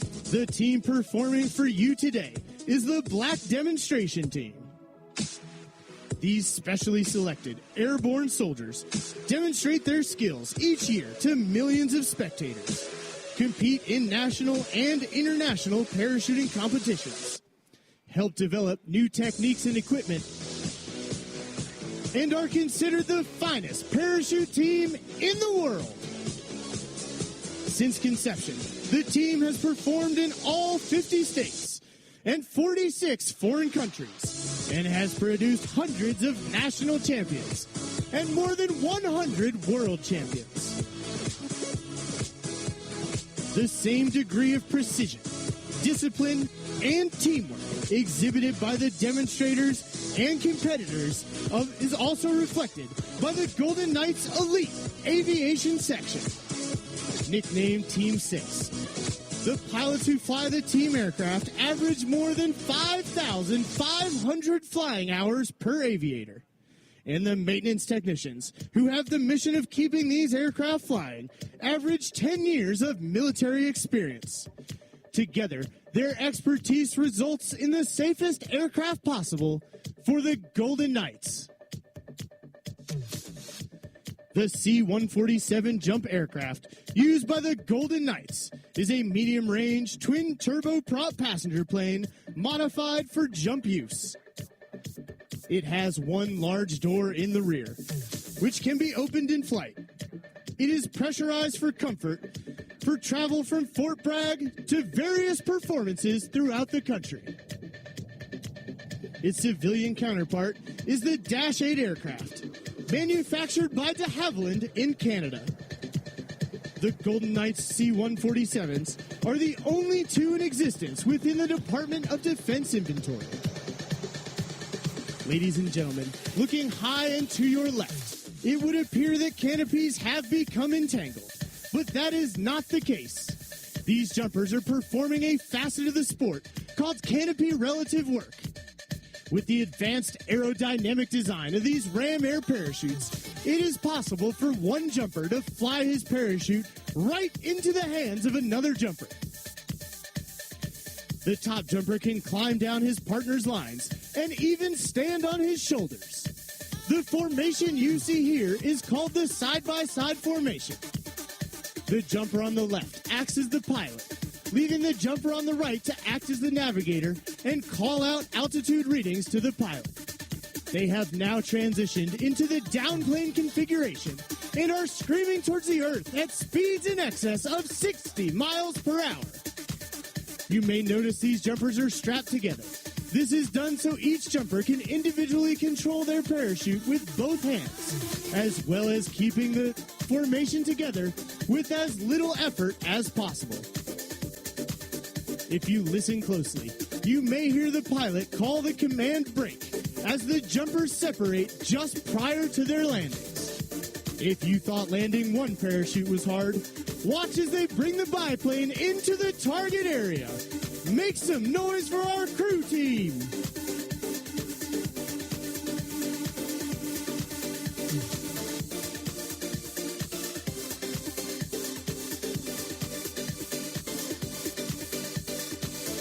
Ladies and gentlemen, once again, high overhead, you will notice our 1,200 square foot drop flag. That's bigger than most downtown apartments. This is a very skilled canopy pilot. As you see, he lowered the drop flag using a 35-pound weight attached to the bottom of the flag.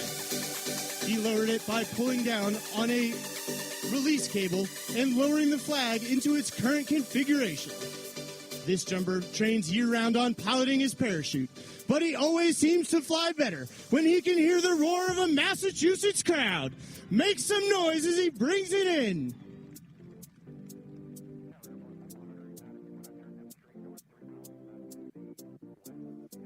Each member of the team is a soldier first, highly trained in one of the more than 200 occupational specialties offered by today's modern Army, many of which offer the very latest in high-tech training.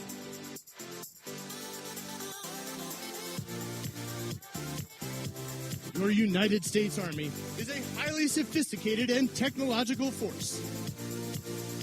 We always offer an unparalleled opportunity to be a soldier in America's Army. The average Golden Knight is 26 years old, has more than 1,200 free fall parachute jumps, and once again is proficient in one of the hundreds of Army occupational skills. He or she joined the Army for a multitude of reasons: training, educational benefits, travel, adventure, and a chance to mature. In short, to get an edge on life.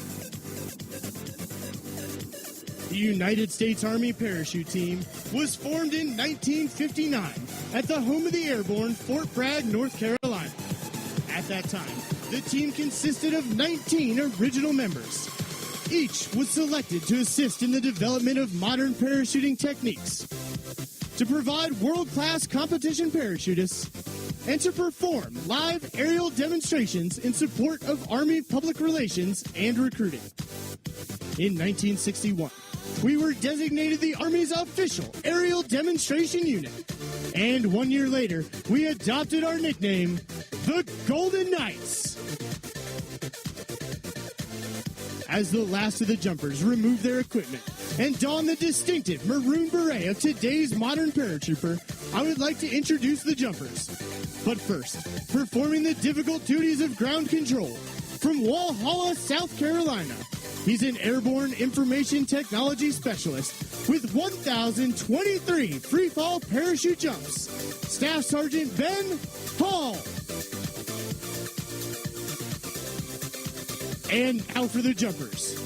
From Yuma, Arizona, he's an airborne parachute maintenance technician with 1,492 free fall parachute jumps. Staff Sergeant Nicholas Orozco.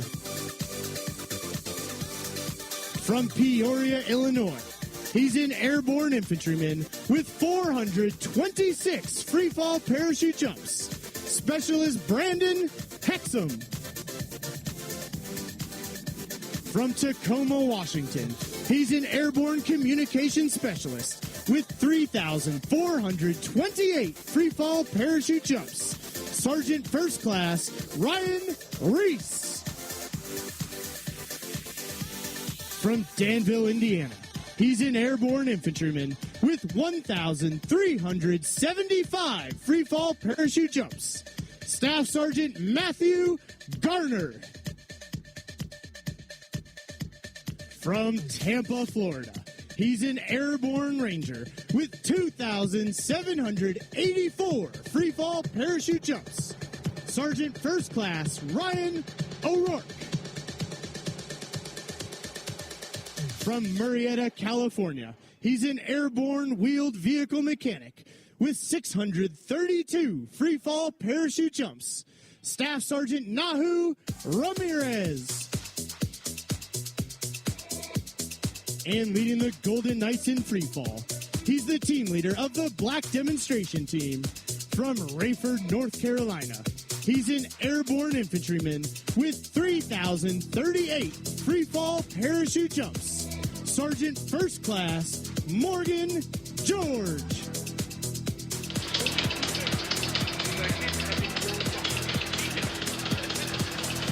Ladies and gentlemen, it gives me great pleasure to present the Black Demonstration Team for the 2023 Airshow season. All members of your United States Army Parachute Team, the Golden Knights.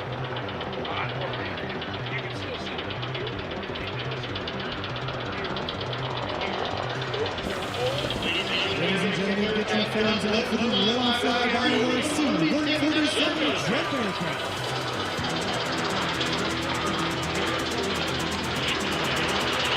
Ladies and gentlemen, this concludes our performance for the weekend. And on behalf of the entire team, I would like to thank each and every one of you for being such a warm and receptive airborne audience. In closing, I leave you with this final thought.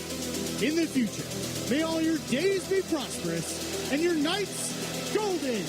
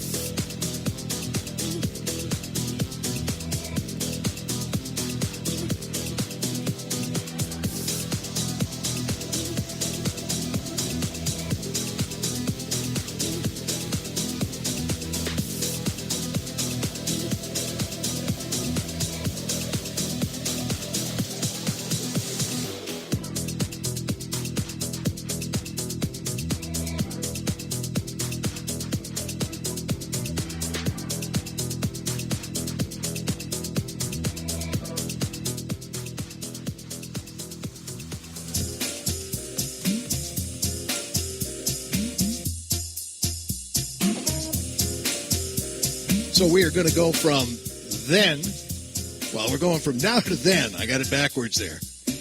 Because you just saw the way the Golden Knights did it. And now when we turn back the hands of time over the next few minutes, you're going to see how it was done over D-Day. In the C-47, the historic airplane you see way down to the left with the D-Day stripes on it, the black and white stripes. On board is the Liberty Jump team, and they've got the old round chutes. They are all kitted out just the way they would have been when they go into D-Day. They're going to climb up above us here in the next few minutes, and we're going to see how it was done then. In very dramatic fashion, we're looking forward to this. The Liberty Jump team. Placid Lassie is the name of the DC-3, and what a history she has as they get ready to go. And they're coming up next. Also want to point out that on this air show weekend, contest winner, Ben Wabnowski.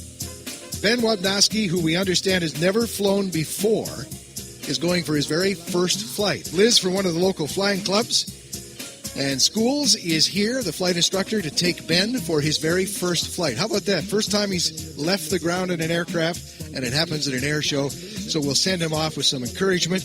That's coming up in the minutes ahead. Along with the American Air Power Museum and their historical aircraft, the CH-53 from the Marines, that giant helicopter, Ace Maker, the beginning of the jet age. Jason Flood and his aerobatics, the A-10, a couple of more F-15s, the big KC-46, the C-130J. And Kyle Franklin is here with a lesson on flying from the sky. The C-17 will fly for us today. Rob Holland back with that full demonstration, and the F-35 to cap things off, along with the Heritage Flight.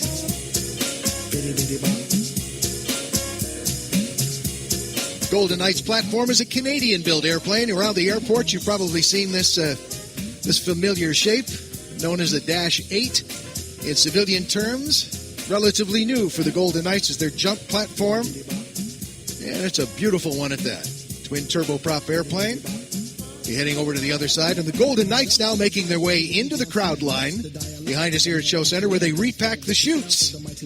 So if the kids want to go and talk to them about what they do, or maybe grab a souvenir there and have a chance to talk to the Golden Knights about what that felt like to jump out of the perfectly working aircraft you see in front of you now, free fall to about 125 miles an hour, and then have those wonderful Golden Knight landings right out here at Show Center, on time and on target.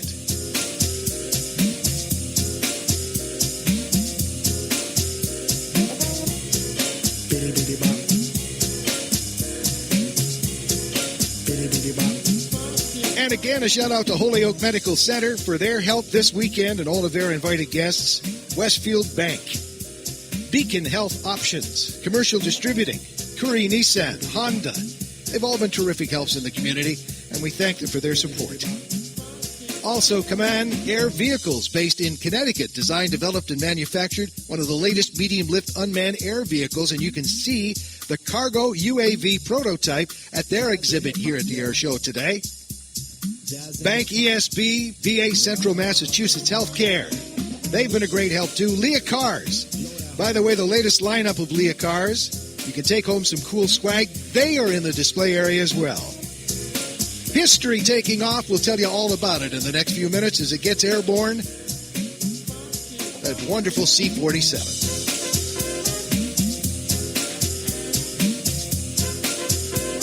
Collins Aerospace extending a warm welcome to you, and we welcome them and their employees and their guests and families. And Pratt & Whitney, proud to support and power military aircraft for the U.S. and its allies, saluting those who bravely defend our freedom. Pratt & Whitney go beyond, and they have been a great supporter of this event. So that C-47 takes off now as we turn back the hands of time.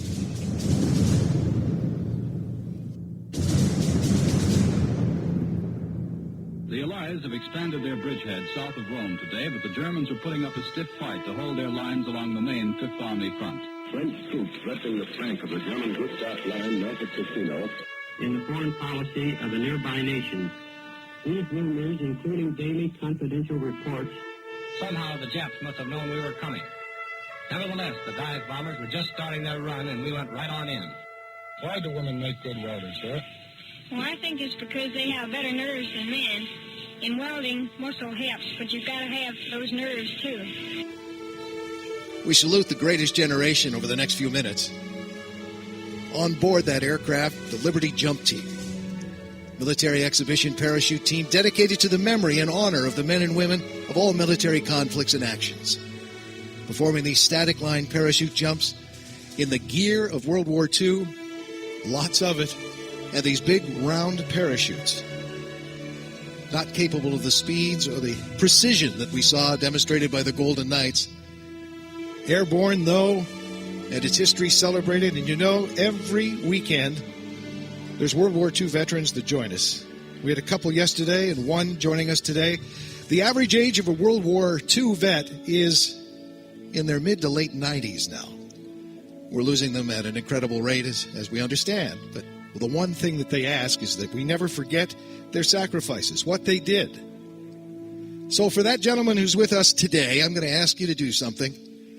Make sure with your applause, with what you've got to say to him as loudly as you can, so that he knows we will never forget his sacrifices. Call on you to do that right now, ladies and gentlemen. Give it up for him so he knows we will always remember.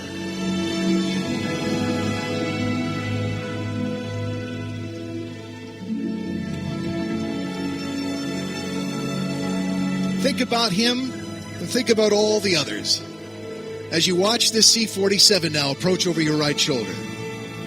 On this pass, wind drift indicators will be dropped as well.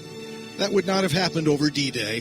They were relying on folks dropped behind the enemy lines at night to forward the information to them about winds. It was a go, though, on D-Day.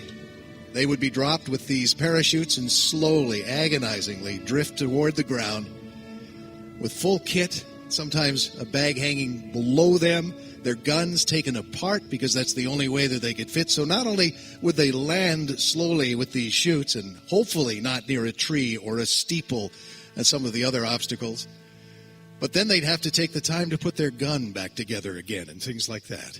So watch right now. You're going to see the wind drift indicators. They're going to be dropped first as we check for safety to make sure that it's safe for our jumpers to jump today. C-47, Liberty Jump Team.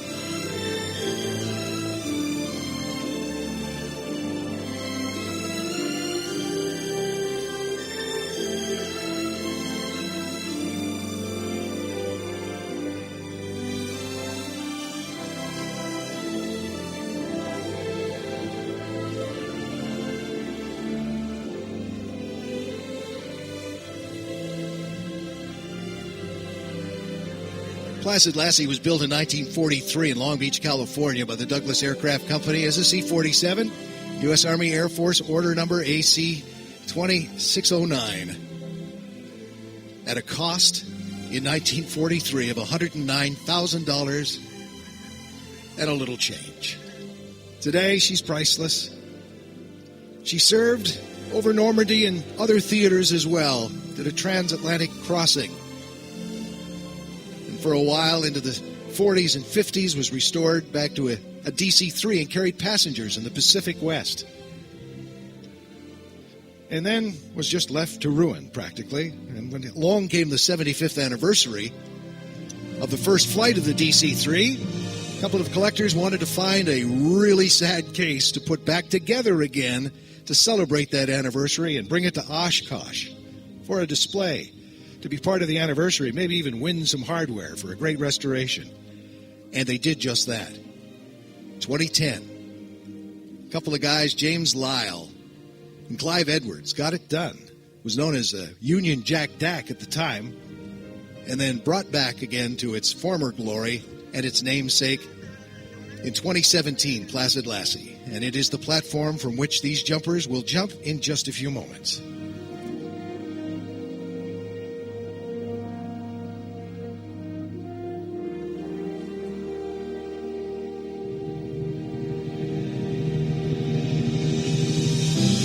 So keep your eyes on the aircraft now. This run, the jumpers will exit as they did all those years ago. The brave young souls, the airborne. Imagine not seeing one aircraft like this, but hundreds of them. Hundreds of them, some of them even towing gliders with even more troops on board. as finally things changed and the fight was taken to the enemy. These brave young men. We stand on their shoulders today, ladies and gentlemen. We enjoy our freedoms today because of their sacrifices. This is what it would have looked like. Watch as they each come out now on the static line jumps with these round chutes. How slowly they will descend.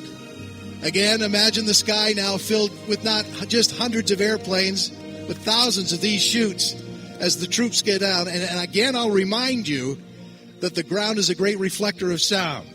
So these reenactors, these people that take it so seriously, some of them still serving, some of them veterans themselves from all the branches, who take this up so that we can remember the past. Please give it up for them so they can hear your appreciation all the way up there.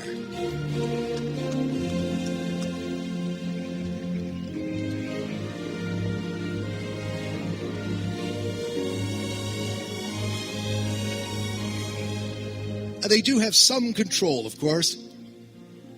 They can spin them around a little bit, direct them, but mostly they're at the mercy of the wind. Again, slowly they would drift down, being shot at. Remember, too, on landing, they not only have to secure the parachute, get out of the straps, but then reassemble their guns in a lot of cases.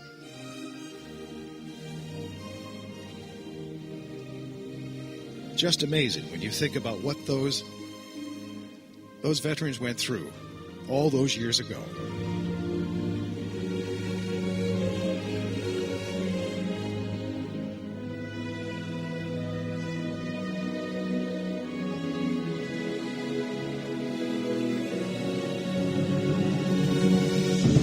Stand-up landings were certainly not encouraged in the day. It was basically hit, let the knees bend and roll. So far, all our jumpers are down safe, no twisted ankles, no broken bones. But that happened all those years ago. Some of those soldiers would be injured as they landed, relying on one another, the brotherhood, of course, looking out for each other. Each one of them down and all of them safely, ladies and gentlemen. Again, I'll ask you to give up some applause for our Liberty Jump Team.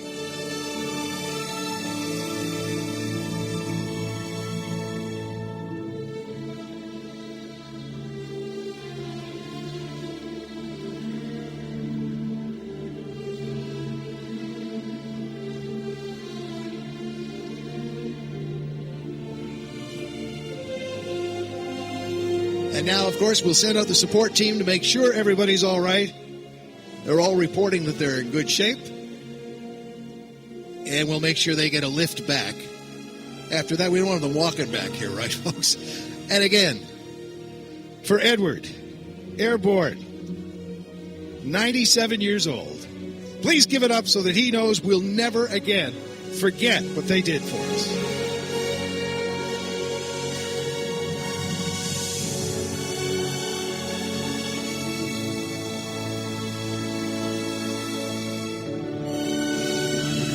Ben Wabdowski is going to go for his flight very shortly. Got to get him down there, and Liz and our flight instructor to get him strapped in. Our contest winner, by the way, if you want to know what it's like to fly the F-35, stop by the Air National Guard asset trailer. They've got the simulators running there, and you can win a prize like this. Trailer located around the corner of the F-35, the F-22, and the A-10 parked on the main ramp. You'll also have an opportunity to participate in push-up, pull-up competitions, and there's more prizes there, too. And say hi to the recruiting staff.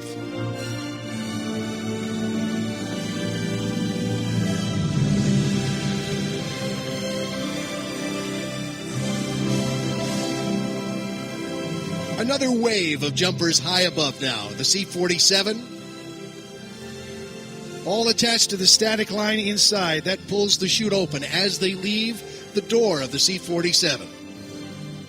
So on a second run, with more of the Liberty jumpers on board, our second run. Keep your eyes on the airplane now as they come over the drop zone. One by one, they will exit. There we go, jumpers away.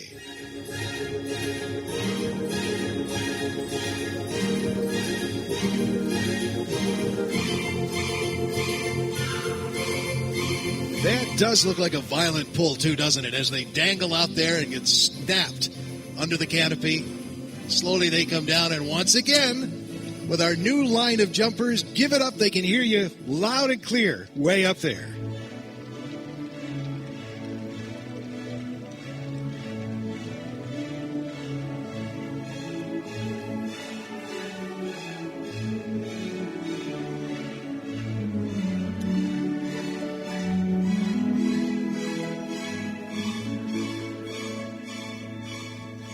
The team is made up of many veterans and folks still serving, honoring, of course, not just World War II, but our Korean vets, our Vietnam vets, modern war vets as well, all of them, and what they stand for. The organization performs static line parachute jumps in the full military uniform of the day and equipment from vintage C-47 troop transports, many other types of aircraft.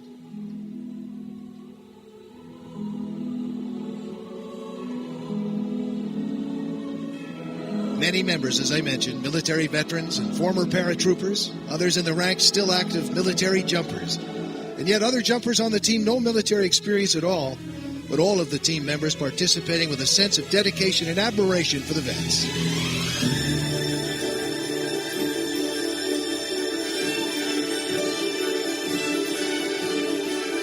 First jumper down, and it looks good.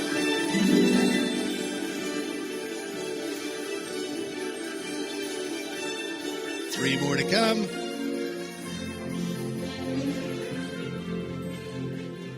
Again, the touchdown and roll.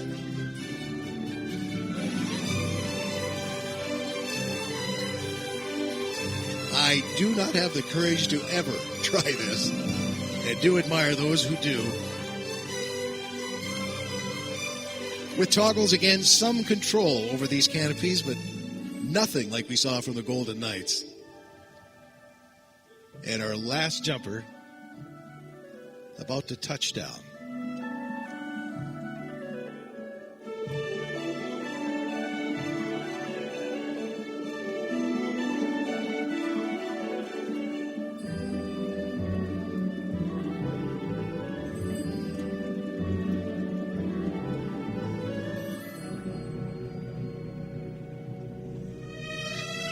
All reporting they're in great shape. A lot of thumbs up over there. No twisted ankles or anything like that. It's a good jump, ladies and gentlemen. So once again, let's give it up for the Liberty Jump team.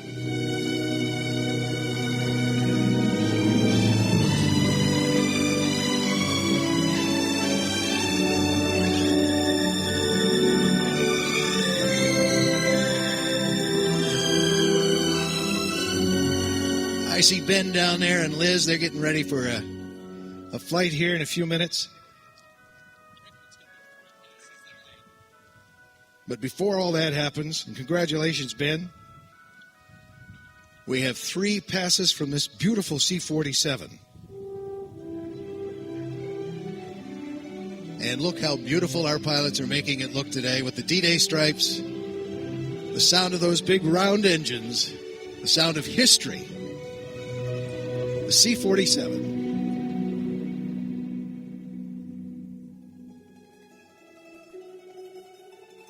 Placid Lassie is her name. Did the South Atlantic crossing back in 1943. Took part in Operation Neptune, the Normandy invasion. Operation Market Garden in the Netherlands. Operation Repulse, 1944. Operation Varsity, the Rhine crossing. And then that South Atlantic crossing back in 1945. Before being purchased by West Coast Airlines in 1949 and carrying passengers. And now restored, of course, to celebrate the history and remember the past. Again, a pass so you can hear these big round engines. The sound of history. We have another C-47 here this weekend as well from the American Air Power Museum. They do the D-Day experience on Long Island. A fascinating chance for you to suit up just like these jumpers did, to get a briefing in an authentic briefing room as they did before Normandy, and then to climb on board the airplane and go for a flight in a C-47 just like this one. And the only thing they don't do at the American Air Power Museum is throw you out of the airplane. You get to experience right up to that point.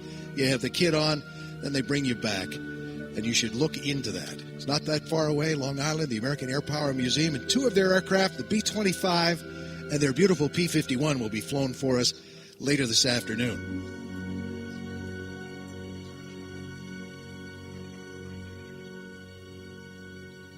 Beautifully done.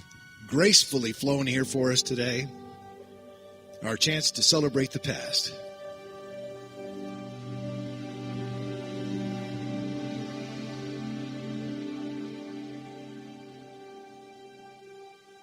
And then recovering this airplane, and Ben's going to fly for the very first time in that beautiful Cub you see out in front of us. Liz takes great care of that. She has a great flying school locally here. If you want to stop dreaming and start flying, we certainly encourage you to do that. That's what it's all about here. We hope we get you excited about aviation. The careers, the opportunities right now are outstanding. Pilots, technicians, those who design airplanes, work on them, make parts for the airplanes. We need all of them. Beautifully flown, though, today. Here's our C-47 again.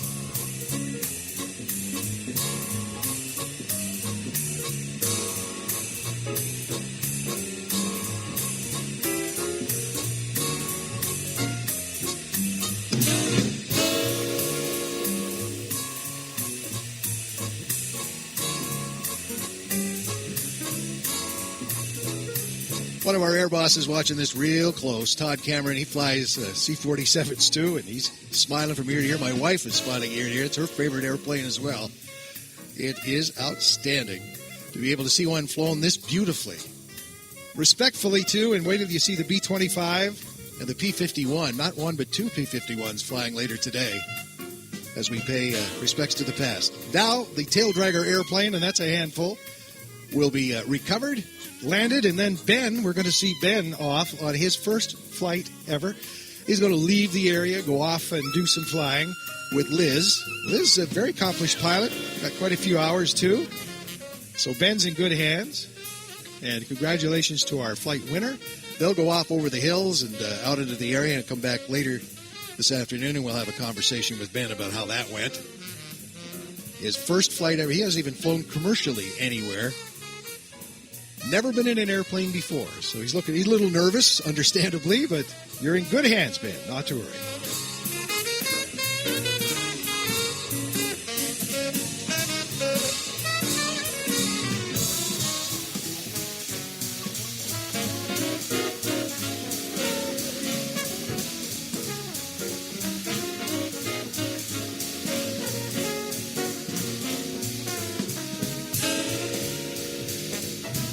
Today we have the winds right down the runway, and that's great news for the crew. Crosswind yesterday. Even today, you can see he's got the airplane turned toward us for a bit as he crabs in.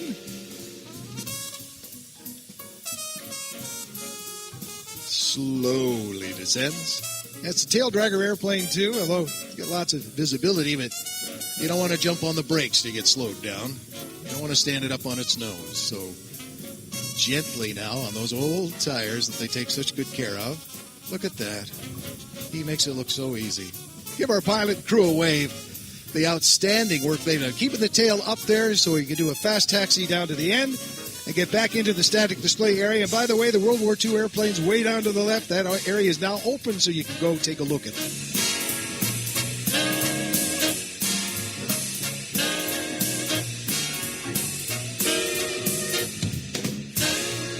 And now here come the jumpers. They're coming in a little convoy here in the golf carts, in the van. We've got them all picked up in all of their kit. And so we'll ask you to give them a wave as they drive by as well. Brave souls that they are, helping us recreate the past.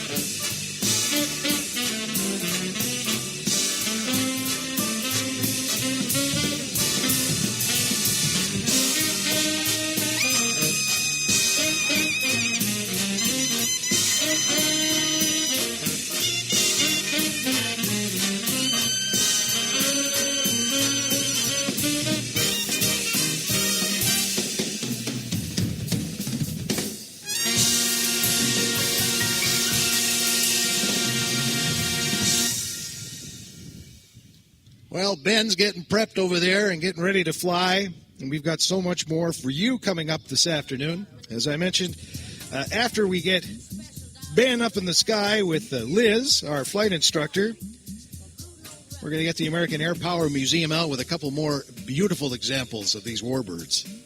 The P-51 and the B-25, the CH-53, that giant helicopter from the Marines is going to fly. A-10s, too. Two of them maul the field. Jason Flood in between with his pit special and some incredible aerobatics. Couple of F-15s. Going to fly again with his KC-46, and we get a refueling demonstration. Kyle Franklin is here. He's going to do a dead stick and give us basically an aerobatic instruction from the airplane later this afternoon.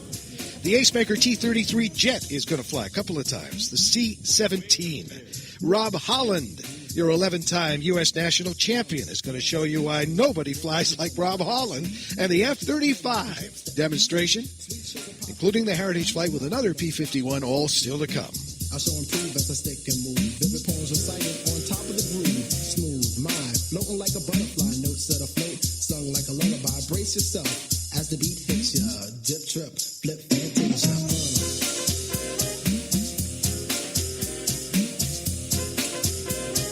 So one of the things we do from time to time when we've had parachutists drop down from the sky and things is check the runway for FOD, foreign object debris, and they found a few little interesting items. Plastic bag, coffee cup, those kinds of things. It's not safe at an airport to have that. And that's why we have the garbage cans and the recycling cans. And we ask that you make sure that everything gets in there or goes home with you. That'd be great, too, because two things happen. It can get into an engine intake, and that's not safe. That's nasty. And it attracts birds. Public events like this, if there's garbage and food and things and the birds, it's not a good mix. It really isn't at all. So you're helping keep the airport safe when you take care of that and get our volunteers home to their families a little earlier tonight. So please keep track of that. Stay on the right side or correct side of the fences at all times. That's very important. If you push the fence down or if you get on the incorrect side of the fence, we have to stop the show and wait till it gets fixed, and we don't want to have to do that. So thank you for that. Also, I'll remind you throughout the day about staying hydrated. Hydrate. And to slow that process down, dehydration, you can apply some sunscreen. That's going to protect you as well. But if you do need some help, we've got plenty on hand. Just look for a uniform, seek out some help, and they'll get you to the people you need to help you. And if you lost something or someone, same. Seek out a uniform, get there, and they will connect you to the lost and found area, and that's where you'll find someone or something, should you lose someone or something this afternoon. No drone zone, absolutely no drones. And if you see one, report it. The drones, of course, that will be strictly enforced and prosecuted. It's a no drone zone, so please, no drones, and do have a good time. As more and more people are arriving, wanted to make sure we get those safety messages out there.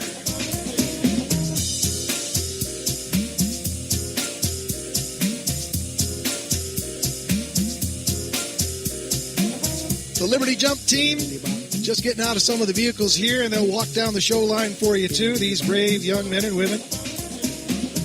And you'll see our vets are proudly wearing some of their kit from recent wars, too, and from the past, some of the uniforms. Jazz and hip-hop. I see someone also in a period dress, which is interesting, up in the boots. Did you jump like that, ma'am? Outstanding. The Liberty Jump team, ladies and gentlemen, walking down the fence line right now.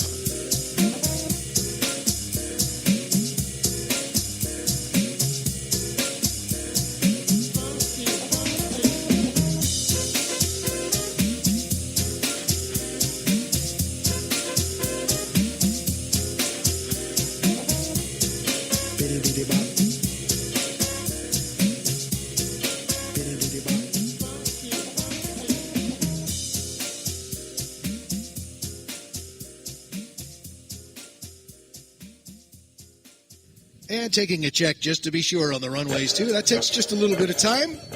But then we'll go into yet another segment of what we have planned for you. We've got to get Ben off, though, and that'll come up in just a few moments to get him out of here. And with Liz at the controls of that beautiful Cub you see out in front, to experience his first flight ever at an air show, no less. And then these beautiful warbirds. P-51 Mustang flown by Tom Richard today. What a fascinating story Tom has. About center stage right now, the Liberty Jumpers, some of them at least, making their way down the show. I'd sure give them some applause as they walk by. They just jumped out of an airplane, after all. I could never do that. It's not that I'm afraid of heights. I am. But not like that. To be untethered and just falling. Mind you, they're static line, but still, all the same, you're out of the airplane. That can't feel good. And they're getting great applause as they walk down the show line. So Ben is going to blast off. Tom Richard, I was just telling you, he is very storied, one of the most accomplished warbird pilots on the planet, and what a story he has. And I can't wait to share it with you once we get the P-51 and the Mustang. Mark Henley, another award-winning pilot when it comes to warbirds, as a lead pilot, of course, with the Aeroshell aerobatic team, is flying the B-25 with Nick Zeraldi today, and Nick and Mark are going to do a superb job in a very special B-25. It's the fastest B-25 on the planet. It was General Hap Arnold's airplane, and it's called Miss Hap, incidentally. And what a colorful history to that airplane, too. And that's still to come in the second half of our Tribute to the Past.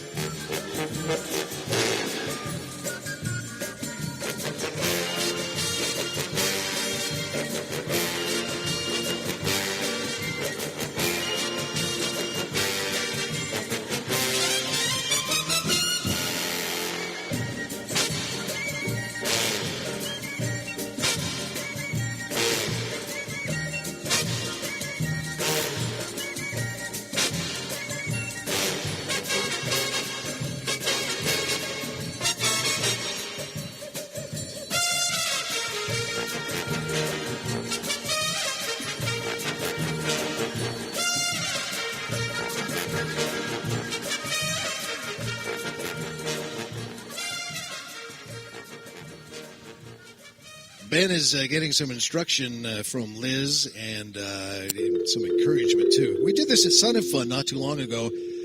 Different company with a first flight, too, at Sun and Fun for somebody. And they had never flown before either. And it didn't turn out well at all. They just couldn't convince the guy to get in and go, which I found fascinating. I mean, he won this trip and all that stuff, but then again, you know, he was afraid of it. He comes to air shows to try and get the courage up to go, and he just didn't have it that day. And I think a lot of the fans made him nervous and stuff, so it just didn't pan out. But looks like Ben's up for it, and they're coaching him over there. I can still remember my first flight.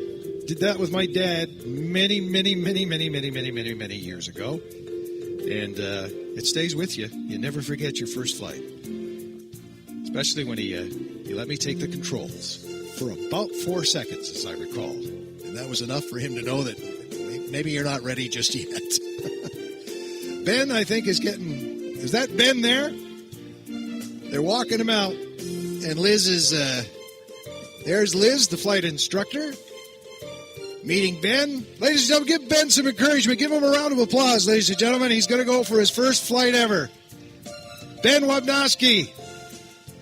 Okay, he looks like he's, is there trepidation in that walk? I don't know.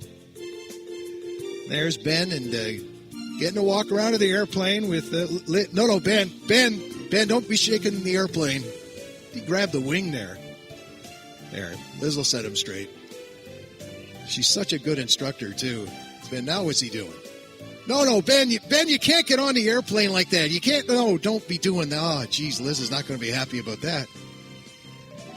Did he just fall down? Maybe. Has he been involved in any liquid encouragement? I hope she has enough bags. Oh, Lord. Get him in. Get him in, Liz. We'll get him strapped in.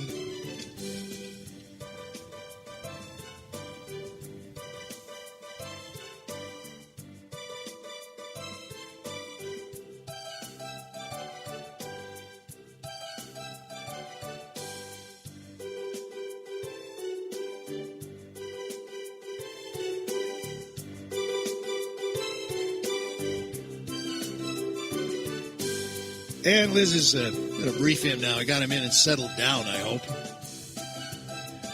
He may need a little more encouragement, folks. Just give him a shout out there. Ben, you're in there in good shape. Look, all the folks here are envying you, right, folks? We envy the fact that he's going to go for a flight. Don't worry about it. Not yet, but just don't worry about it.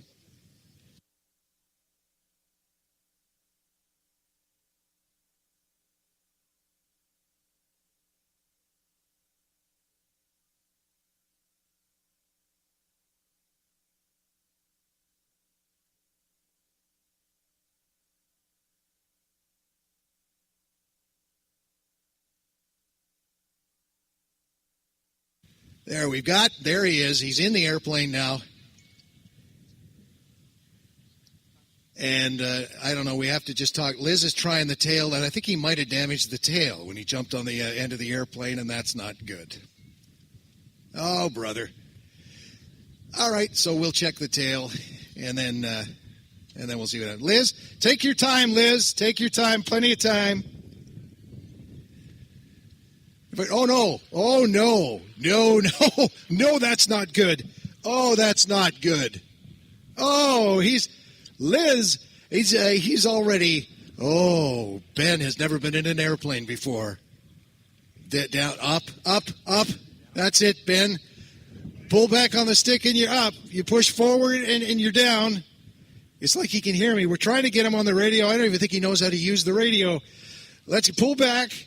That's it. And now get the airplane just a little higher or around. Okay, he can hear me? Okay. Let's try and coordinate things, Ben.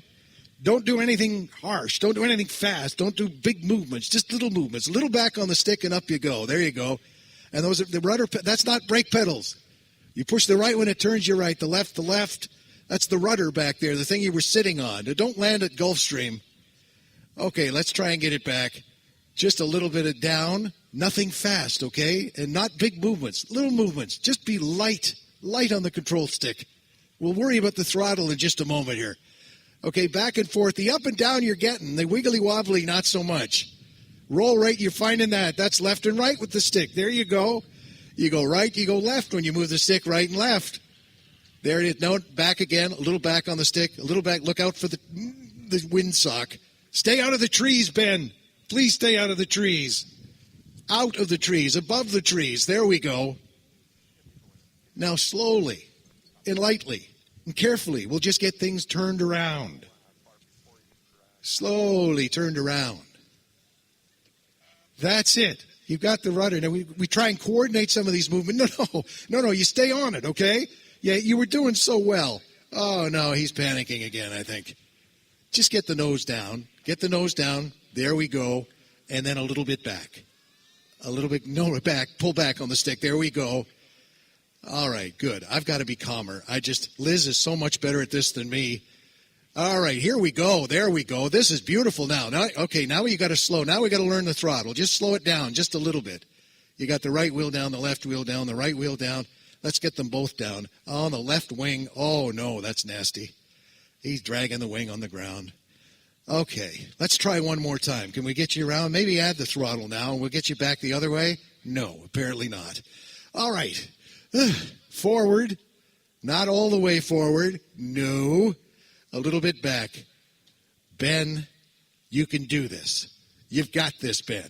Just think, don't land on the top of the Gulfstream place, please. You got to go around and take a look.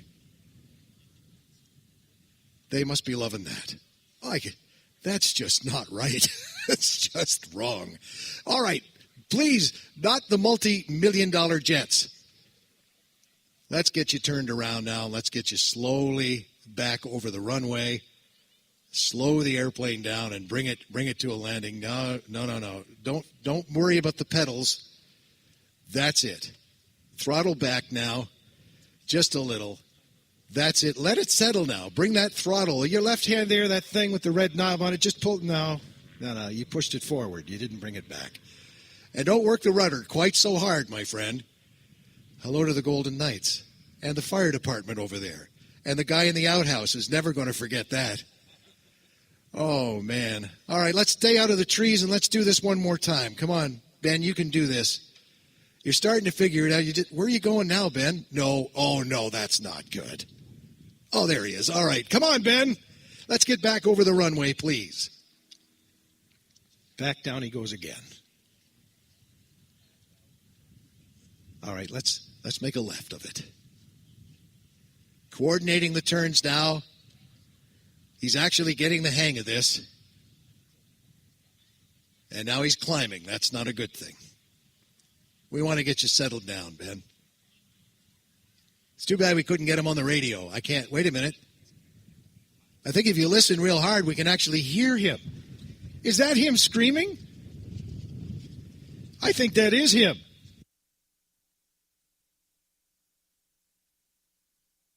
It is. He's terrified. Folks, if you haven't figured it out by now, the guy flying the airplane is a legend. He comes from a legendary airshow family. His name is Kyle Franklin. He's here with his wife, Liz, who also flies too, and he's having a great time right now.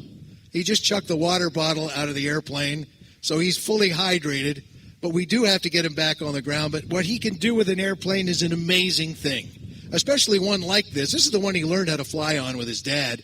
He's actually going to, later this afternoon, give us a lesson from up in the sky as to how a lot of these things that you're going to see throughout the day from some of our other performers, our aerobatic performers, do the aerobatics that they do, what the inputs are, and how much work it involves in coordination.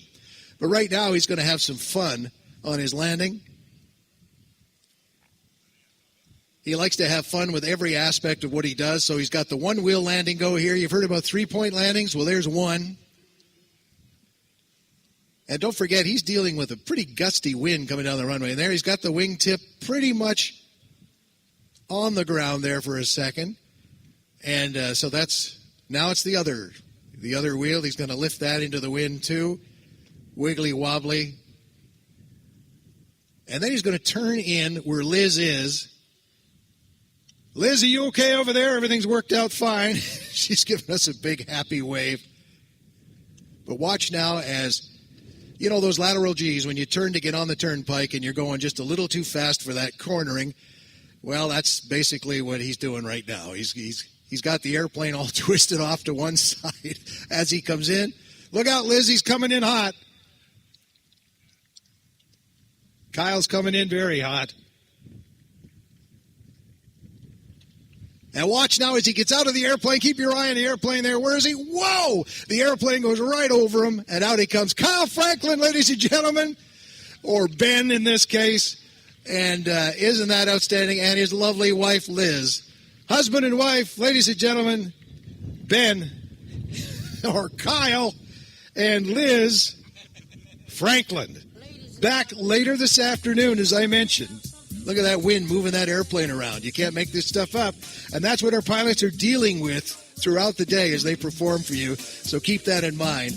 Once again, Liz and Kyle, the Franklin family, legendary in the airshow business, back later this afternoon with a lesson on aerobatics live from the cockpit as they get the airplane cranked up again here and taxi back. And don't forget the Dream Big Experience. It's here too, where you can actually, you saw Top Gun Maverick? Well, the cockpit, just like Maverick's F-18, is here. You can put Maverick's helmet on, Iceman, whatever. There's a whole selection of helmets to choose from. Dewey and his team are situated in the static display area with the Dream Big Experience. You can climb right into that cockpit, right where it says Pete Maverick Mitchell on the side, and get your photograph taken wearing one of the Top Gun helmets, too. It's pretty cool stuff. And they are situated in the static display area. Drop by Dream Big, the experience there, and get a photo taken inside the cockpit. The Top Gun Maverick F-18.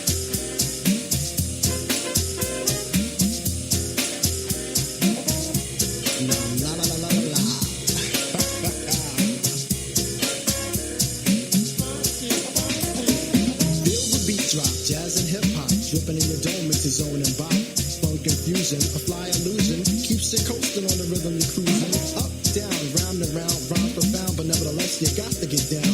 Fantasy freak through the beat so you need to move your feet and sweat from the heat. kick the rhyme, some would call me a poet. Poem steady flowing, going, showing sight for sound. Caught in the groove, in fantasia I'm found. Many tripped the tour upon the rhymes they soared to an infinite height, to the realm of the hardcore. Here we go, off I take ya, dip trip, flip fantasia.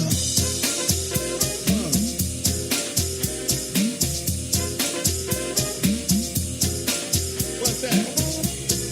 Biddy biddy bop. Biddy biddy bop.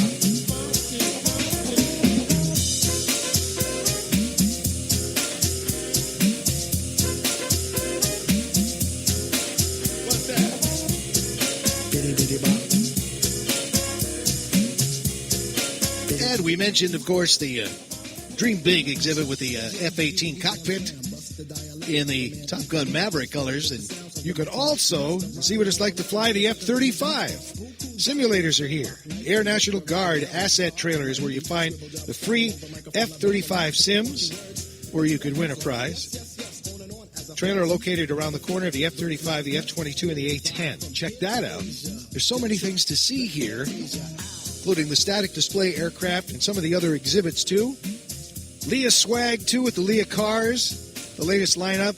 They've got a set up here. The folks from Command as well with the air vehicle, the latest UAV prototype in their exhibit today. As we thank our many sponsors, folks like Holyoke Medical Center, Westfield Bank, Beacon Health Options, Commercial Distributing, Curry Nissan Honda 2, Collins Aerospace, Pratt & Whitney, and all of their friends and families and guests. Well, the Pratt & Whitney crowd was the party tent here yesterday, I have to tell you. And you'll hear some of their product in a big way with the F-35 demonstration later this afternoon. Bank ESP, VA Central Massachusetts Healthcare have been a great assistance as well this weekend. We thank them all.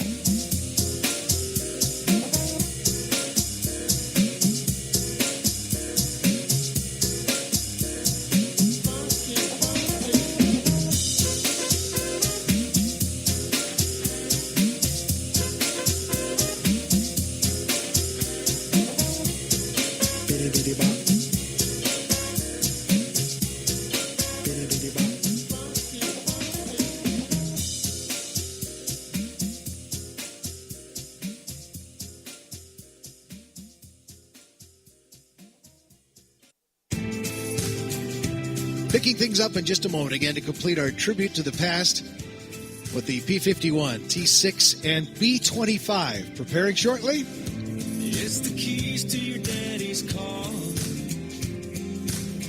It's a night alone neath the desert stars. It's the 5 o'clock whistle, it's the classroom bell. It's a Panama City at the window, yeah. The first kiss after a broken heart. Chains, feel the wind against our face. Everybody wants the same thing. We want to taste that freedom. Everybody around here want to taste that freedom.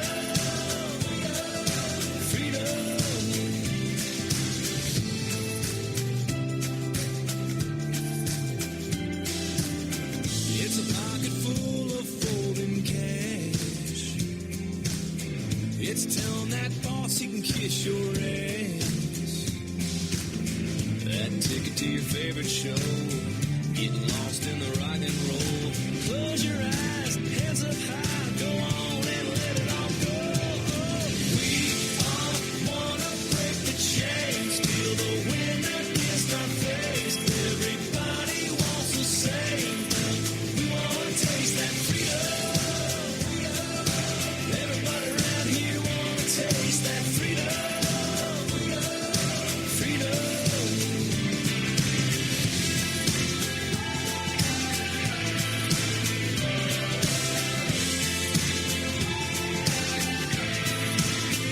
The first of our warbirds taxiing out way off to the left. Tom Richard in this beautiful P-51 called Jacqueline. And we'll tell you more about. The B-25 will be out shortly, just starting to move way off to the left side. And the T-6 has been doing rides here today. It continues to do rides back in Farmingham, the cradle of aviation, as it's known, where Lindbergh took off for the Atlantic crossing. Well, Republic Field is right there, and that's where the American Air Power Museum is in. In fact, one of the original hangars where the P-47 Thunderbolt, the original Thunderbolt, was manufactured. And they have a whole assortment of Republic's airplanes, and they have this wonderful flying collection from the Kleiman family, who actually provide the Air Force with the leather jackets that they all wear. And then in a commercial operation side of that, the Cockpit USA brand. And Tom's wearing one of their leather jackets. They have a terrific line of jackets, including for the women, the Amelia Earhart collection. Tom Cruise, of course, in the original Top Gun movie. There were the Cockpit USA jackets as well. So you see 3 of their collection. The flying models, there's lots more in the museum that don't fly but beautifully restored as well. And look at that Mustang. Is that not beautiful? Tom Richard flying that. Mark Henley and Nick Ceroli at the controls of the B-25. And then here comes the T-6 that they offer rides in at the museum, and that D-Day experience I told you about with their C-47 that's in the static display area. If you get up to Long Island, head over to the American Air Power Museum. You will not be disappointed in what they have in the line of a collection. Not easy to maintain and keep these aircraft flying. So they're going to get down to the end of the runway, and then we'll listen to the sounds of these big round engines. In the case of the Wright radios, of course, on the B-25. Behind it, Pratt & Whitney power, the 600 horsepower of the T-6. And you not only hear that Texan engine, but you feel it as well as the propeller blades. The tips of the blades bite into the sky at supersonic speed. You get the mini-sonic booms. And then, of course, the music of the Merlin from that P-51 Packard-built Rolls-Royce Merlin engine that develops almost 2,000 horsepower. The sweet music of that engine able to pull that Mustang through the sky at over 400 miles an hour.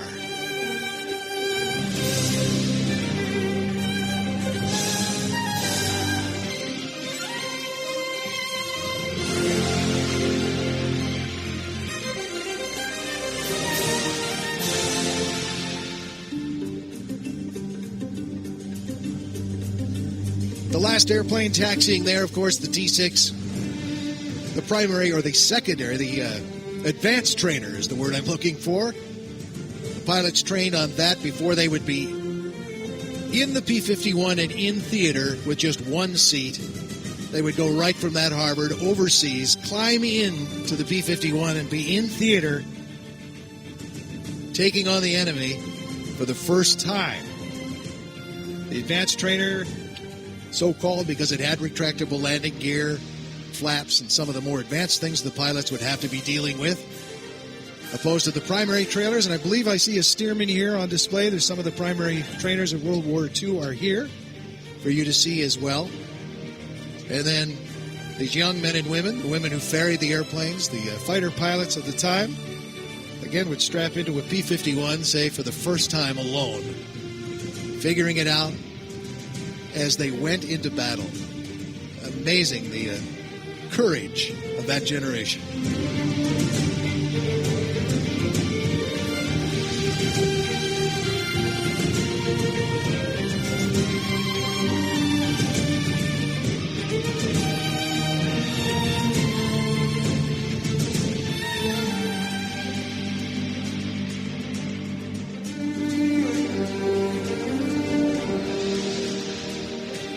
Getting turned around now, last-minute run-ups, making sure that all of the oil temperatures are right and the aircraft are perfect before they leave the ground. They are respectfully flown. They are, after all, priceless pieces of flying history. So our pilots now doing their last-minute checks in just a few seconds. If everything is absolutely right, they'll be on the takeoff roll, and we'll listen to the music these engines make.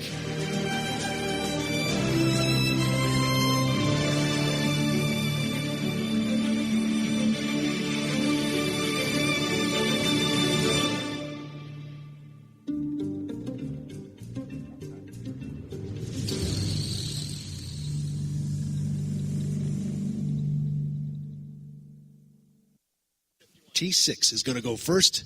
They're all happy with the airplanes. And again, the sound of Pratt & Whitney power now, this big round engine. The propeller blades going through the speed of sound. So you're going to hear and feel the sound of this 600 horsepower engine, this big radial engine, the T6, first to take off.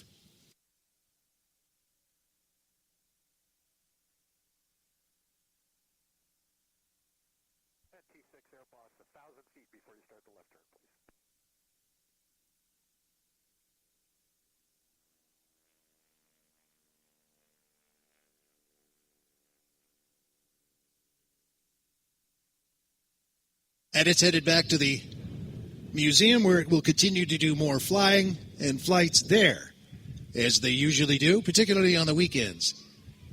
Now, Mark Henley and Nick at the controls of the B-25 Mishap, getting ready to roll next with the sound of those big Wright radial engines.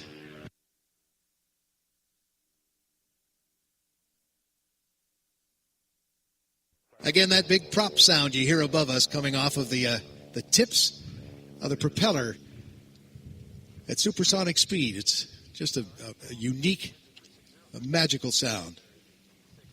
B-25 getting ready to go second.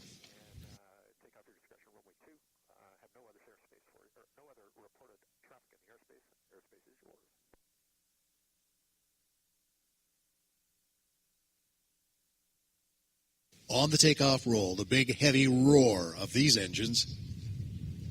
Again, a totally different sound.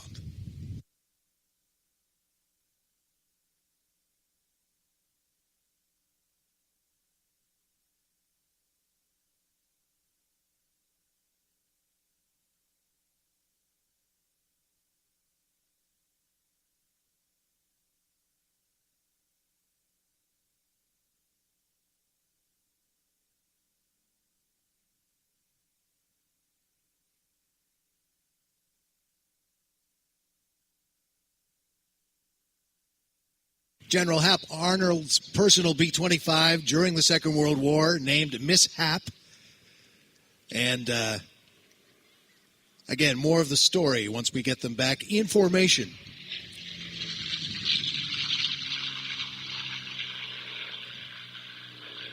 As you see and hear Jacqueline, the P-51D Mustang, and the music of its Merlin engine, the Packard-built Merlin engine.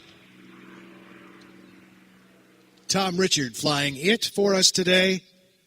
And now they're going to put it together and get your cameras ready, your phones out.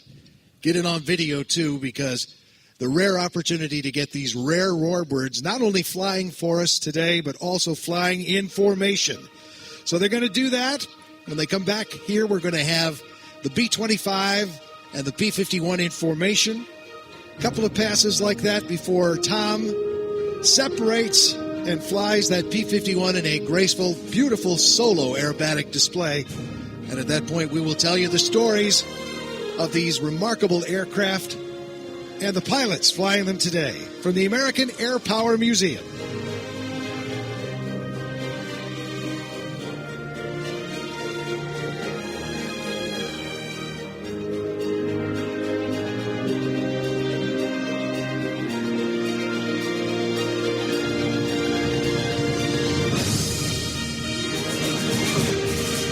Formation flying is not easy. Not every pilot can do it. It's all about trust. You've got to trust the lead pilot to fly the mission. And the wingman has to be just that. Watch the wing of your lead. Get in as tightly as possible. And these are dissimilar aircraft. Not an easy thing to do. It's not like if you're merging on the highway and you can reach over and tap the brake pedal. You've got to change the pitch of the airplane. The pitch of the propellers, rather. You've got a lot to deal with to get it in nice and tight. Bumpy air, another thing to consider. You know, the wake turbulence, the wake coming off of the prop blast of the airplane in front of you, all the things that have to be considered. As Mark Henley, who leads the Aeroshell aerobatic team, has so much experience flying lead, and Tom, of course, has flown formations in so many different warbirds. The best of the pilots to show these vintage aircraft off for us today. Here they come from the right. This is going to be beautiful. I hope you get great shots of this in video. Remember to use the hashtag Westfield Airshow if you are publishing them on social media, and you oughta. Here they come, ladies and gentlemen, the B-25 and the P-51.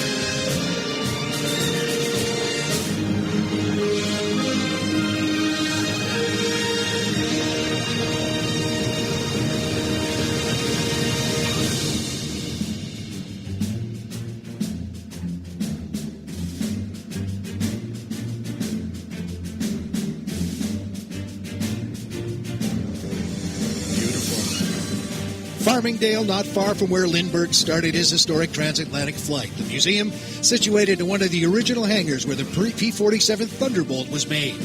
The mission of the American Air Power Museum is the preservation of aviation and military history, to educate the public and the next generation of Americans about the courage, the valor, the sacrifice, and the heroism of the nation's veterans, aviation pioneers, and aviation industry workers, the arsenal of democracy.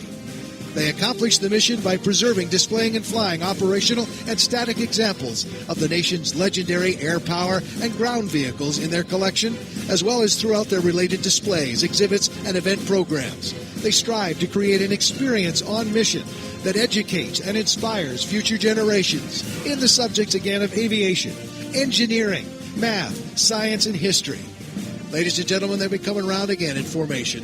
This rare opportunity again to see these vintage warbirds in formation flying together.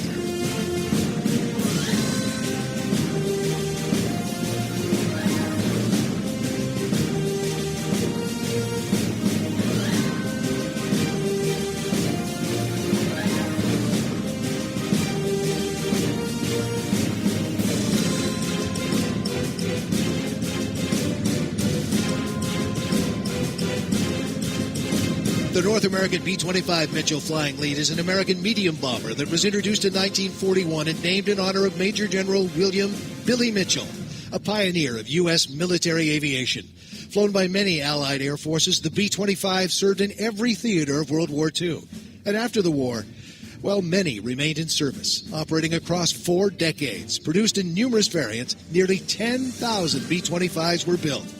Few of them still fly today, but we get a chance to not see it alone in the sky, but with the P-51 flying on its wing. Outstanding. Here they come again from the right.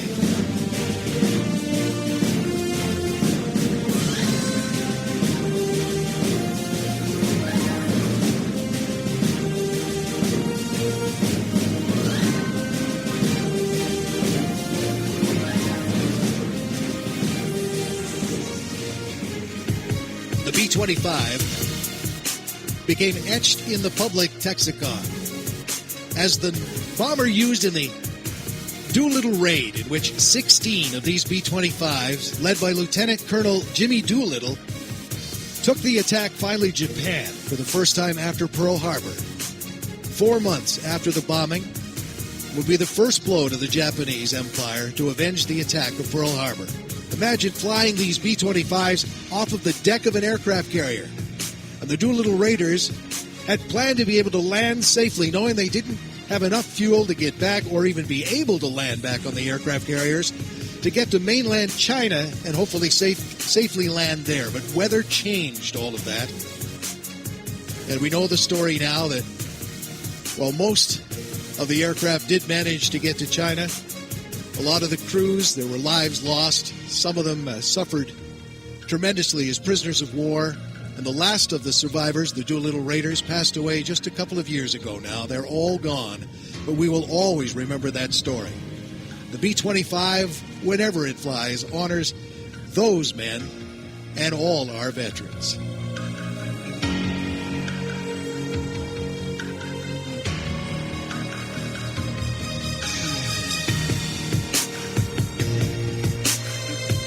Mishap, the B-25 you see flying today is the oldest example of a B-25 still in existence. Built in 1940-41 at the North American Aviation Plant in California, now adjacent to where LAX stands today, was part of the first 24 built for the U.S. Army Air Corps and as part of President Roosevelt's pre-war buildup. One of the first B-25s delivered February 1941 and still flying today thanks to the restoration and the maintenance of all the folks at the American Air Power Museum, those who fly them and those who maintain them as well. Once again, the rare opportunity to see it together with the P-51 Jacqueline from your right. Photo pass, they're going to tip the wings up here and make it look real pretty for your photos now as they stack it up just a little bit. So hit record, get ready as they fly by one more time.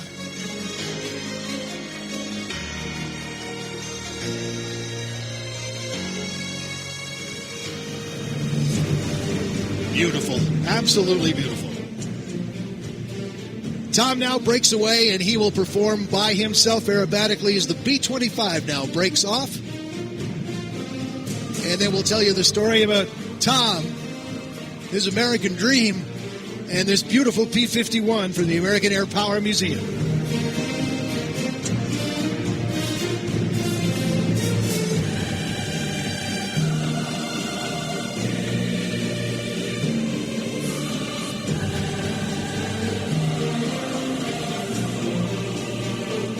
This P-51 was acquired by the museum back in 2018.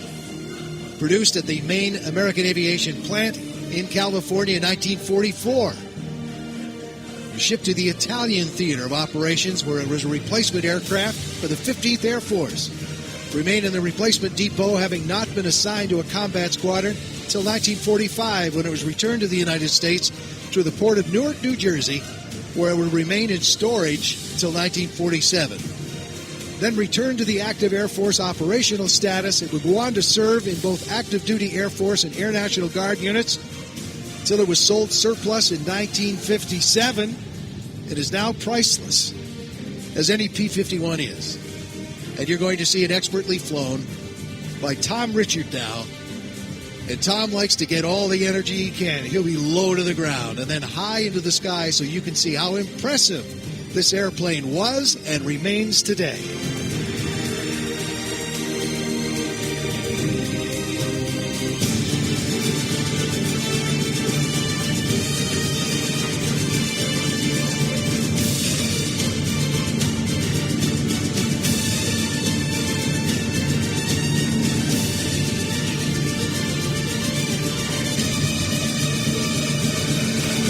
And as Tom gets ready to enter the stage here with the P-51, the rotors have started to turn on the giant CH-53 Super Stallion helicopter.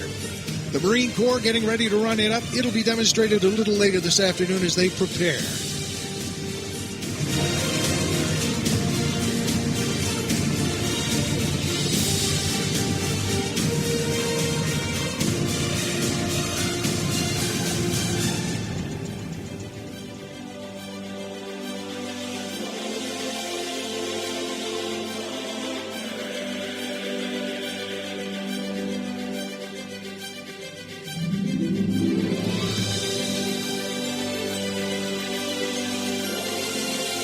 Diving in for the right now. Approaching 400 miles an hour, the P-51D Mustang.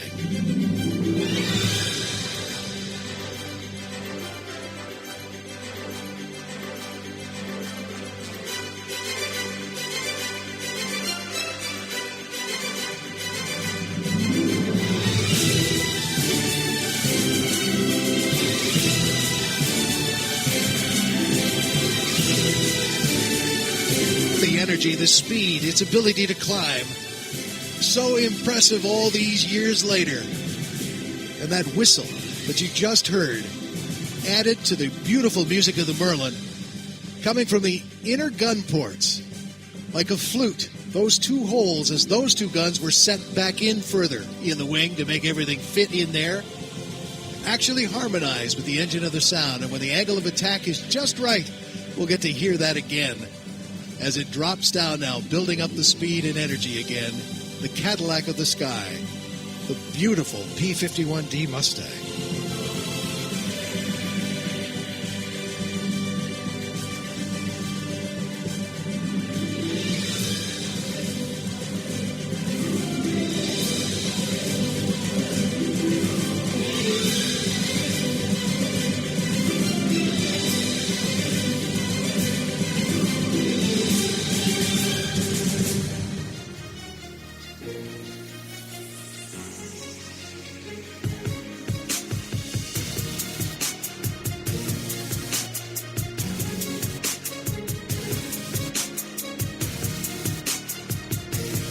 Listen again to the beautiful music of that Packard-built Merlin engine.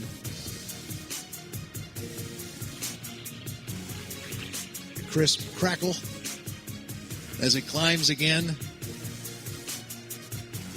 We'll note that it was originally designed and built with the Allison engine, but it just couldn't get the range and the high altitude, the intercept speed that it was required in the RAF request, of course, for a fighter that could escort the bombers over Germany. So the British introduced and came up with the idea, try the Merlin-Royce engine that powered the Spitfire and others, and, well, the magic was made. And the legend was born. The P-51D with the Merlin-Royce engine was absolutely the right thing. What an incredibly successful airplane and design this was. Again, we'll listen for the whistle now from these gun ports.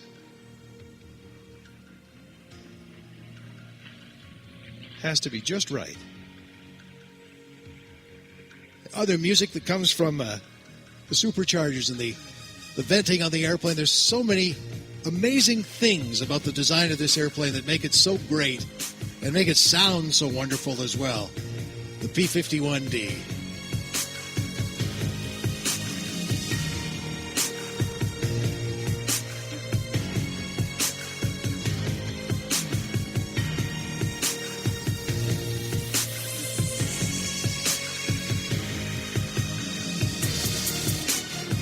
Again, we'll hopefully get the whistle today. I just love to hear that. Has it actually? And that's what I'm talking about. Harmonizes with it. It's just absolutely beautiful.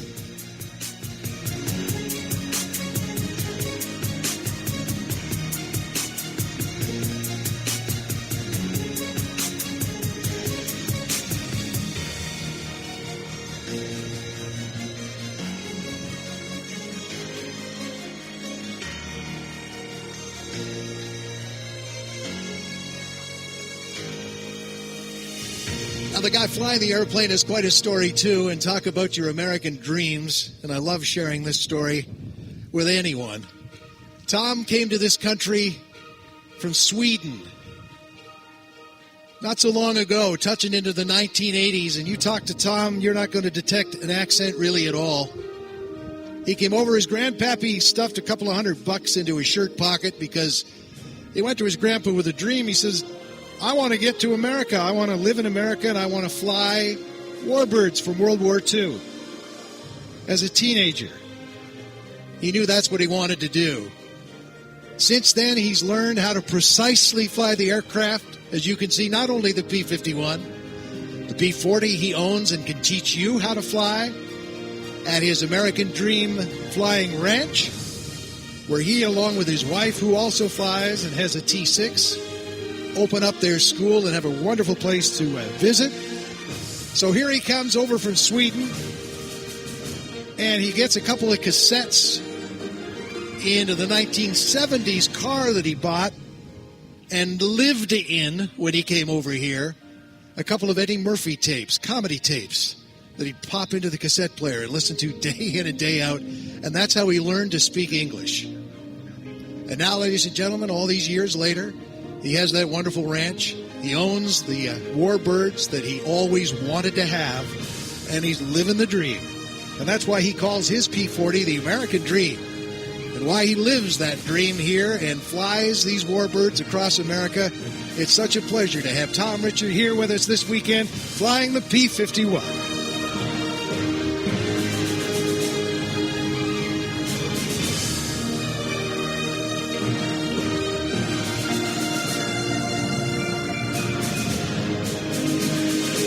And does he know how to display an airplane? Respectfully flying it, putting it right on the numbers, giving us that top side view and making it look absolutely perfect for your photos. Tom Richard at the American Air Power Museum's P-51.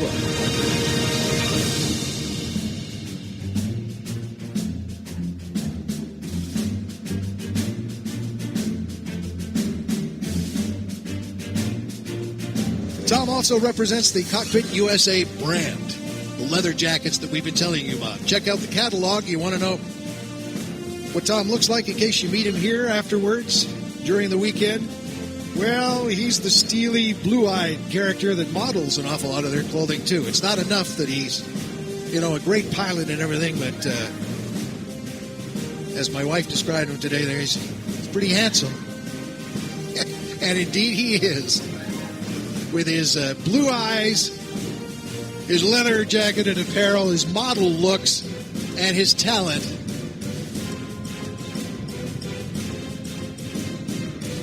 multiple roles in the P-51 that you won't see really any other pilot doing in the P-51 when it comes to demonstrating. I just love watching Tom fly. He's also a very successful air racer. That was also part of his dream. You may have seen some of his videos. Many of them gone viral when it comes to his Formula racing or racing the Warbirds at the Reno Air Races. He loves to do that as well. At the Griffin-powered Mustang with the counter-rotating propellers, the double sets of propeller types. He still has that in parts. And who knows, one day soon we may see it race again. But right now it's all about demonstrating beautifully for us low and fast and maintaining that altitude level right down the runway at over 350 miles an hour, the P-51D.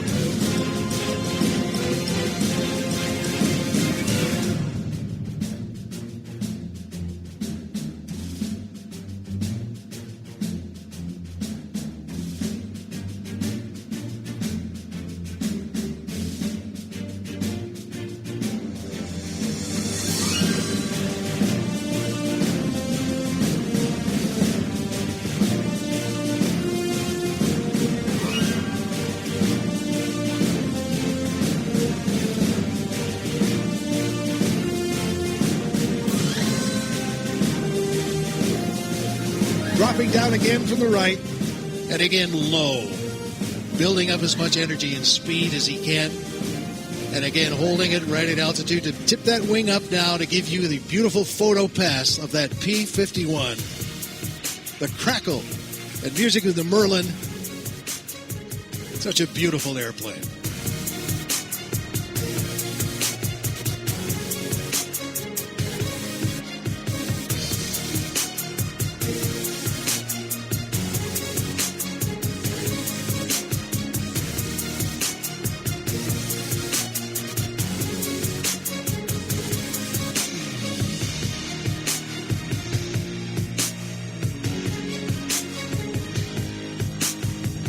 Just a couple more passes before Tom is finished this beautiful display.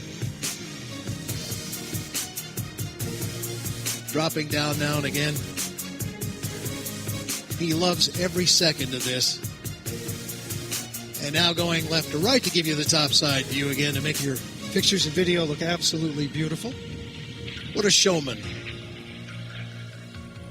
The wind is picking up too, and I will remind you about the garbage. We can keep it in the cans as best you can, folks, because we don't want to get into the intake of an engine, and we're noticing a lot of it's getting out past the fences with the wind today, and that keeps everything safe, keeps the birds away, and it keeps the FOD out of the engines, and it helps our volunteers get home to their families tonight as well. So our last demonstration pass now coming up from Tom Richard and this beautiful P-51 again from the American Air Power Museum on Long Island. Republic Airfield.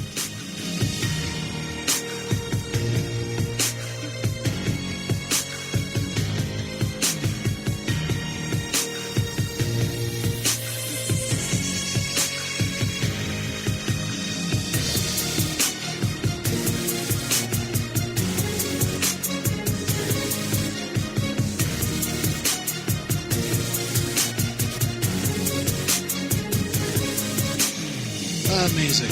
And we'll get him back on the ground. He's going to need some gas before he gets back to Long Island.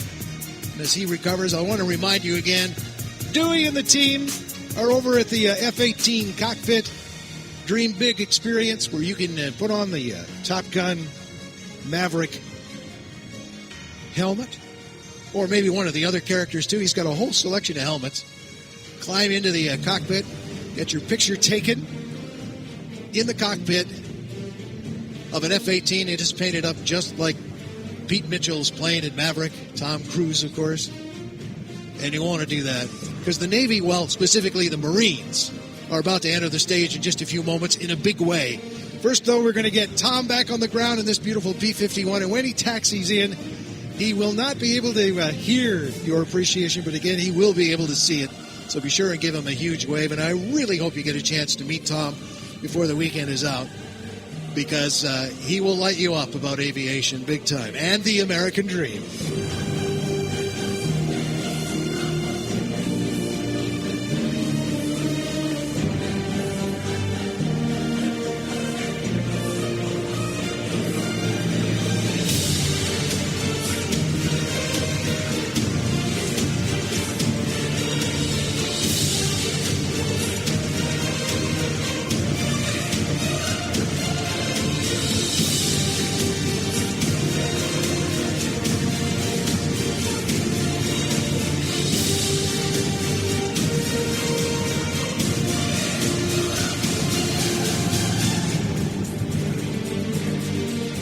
not an easy plane to land. It is designed to be a fighter interceptor. It loves to fly. With all that horsepower, well over 1,400 horsepower, that big propeller turning, there's a lot of torque. And we've got a windy situation now where the wind is not right down the runway, bit of a crosswind. Tom's going to have his hands full. And remember, it's a tail dragger. Can't just stand on the brakes, you'll stand it up on the nose, and that won't be good. And once he gets slowed down, he can't see over the nose, so he's got to zigzag to get in once he's down and gets ready to taxi. But right now, he's dealing with all that horsepower and that torque, trying to keep it nice and level and deal with a crosswind and gusts today as he gets it to land now. This is the hardest thing he's done all day today, is to get this airplane convinced not to fly anymore. And so he's lined up nicely. The wings are great and level. The first chirp of the gear, and he's got it down.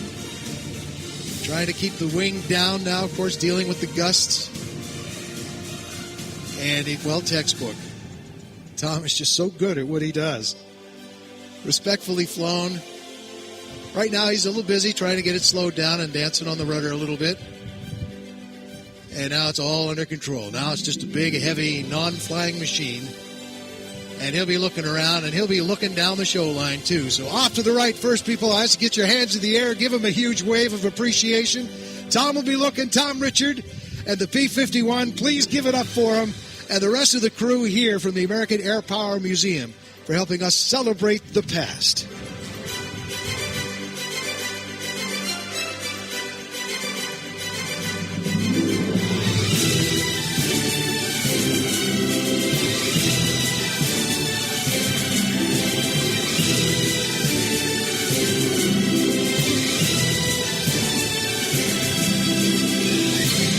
Give him a wave, folks. Tom's waving at you all the way down.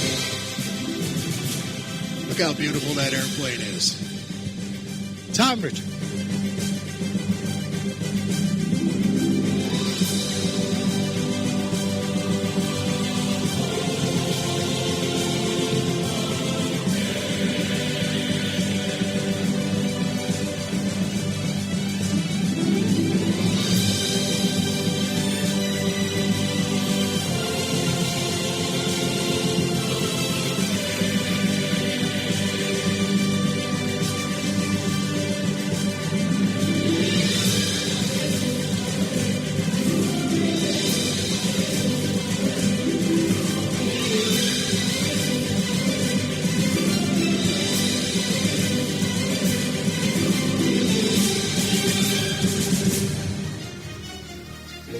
Holyoke Medical Center, Westfield Bank.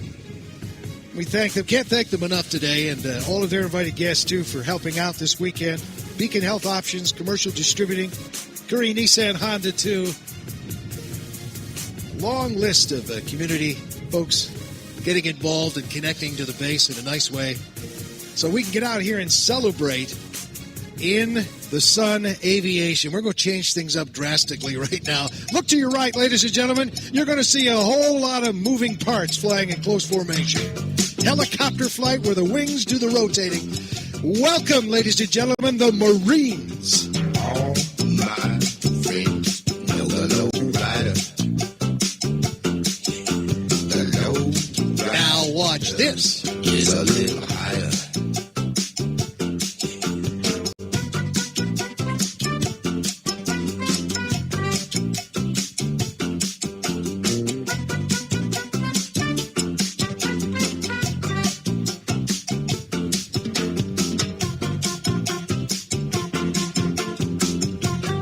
What you are looking at is the CH-53E Super Stallion, the Marine Corps' premier heavy lift helicopter. It's been in service for over 40 years at a length of 99 feet and 5 inches with a rotor diameter of 79 feet. It is the largest helicopter in the Department of Defense.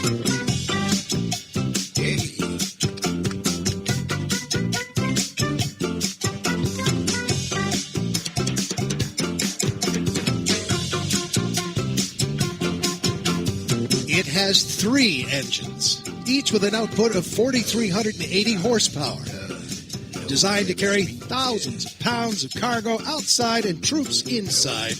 A remarkable flying marvel. The rotating wings above, of course, counter-rotating huge prop below, the Marines of the Super Stallion.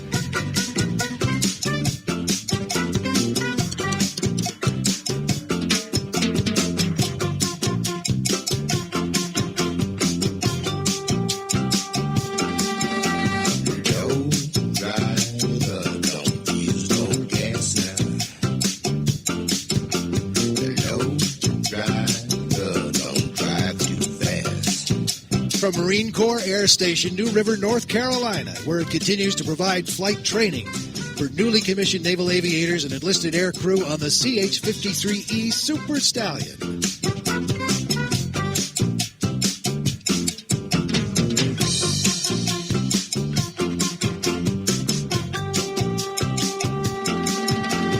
Take a little trip, take a little trip, take a little trip and see. Take a little trip, take a little trip, take a little trip with me.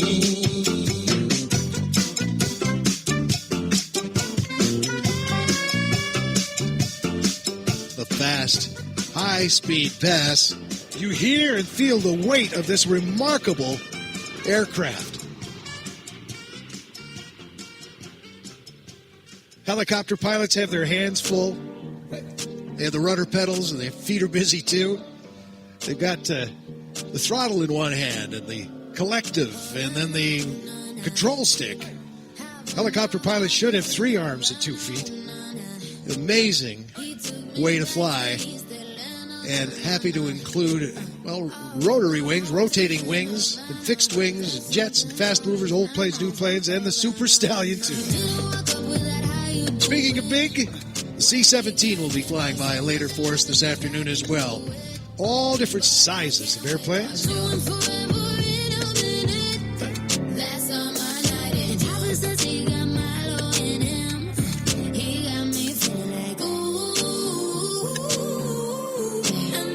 Dropping the gear now and setting up for a recovery to our right. Let's watch now as the Marines get ready to settle down. We open things, of course, with the Army and the Golden Knights. And the Navy here, along with the Marines, especially with the CH-53. The Air Force, well represented. The Guard as well. Coast Guard, we saw the Coasties earlier this morning with the aircraft we have on static display here. So all of the branches of our armed forces well represented. I'll ask you to put your hands together and give it up for those who serve in all of our armed forces. And the Marines getting ready now in an impressive way to land this huge, heavy helicopter, well over 10 tons of flying machine. Quietly settling down now. Essential crew on board, but it takes a whole team to get this aircraft ready to fly and fly. Now, it's not a testament to the crew and their abilities of flying when you see about 15 Marines leave the aircraft and come over to the show line.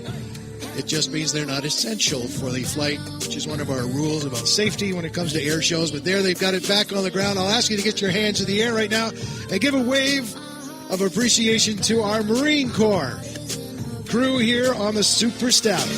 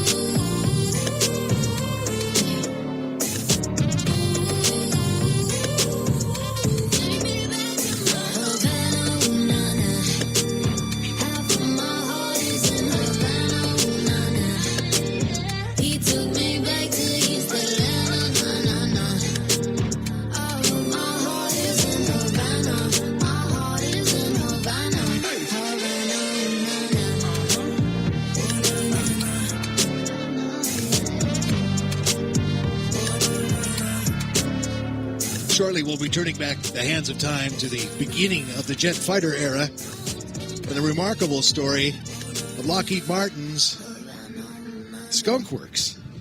The A-10s, we've got a couple of them to fly for us this afternoon. 2 more F-15s, the C-130J. Kyle Franklin with some lessons on aerobatics from the cockpit.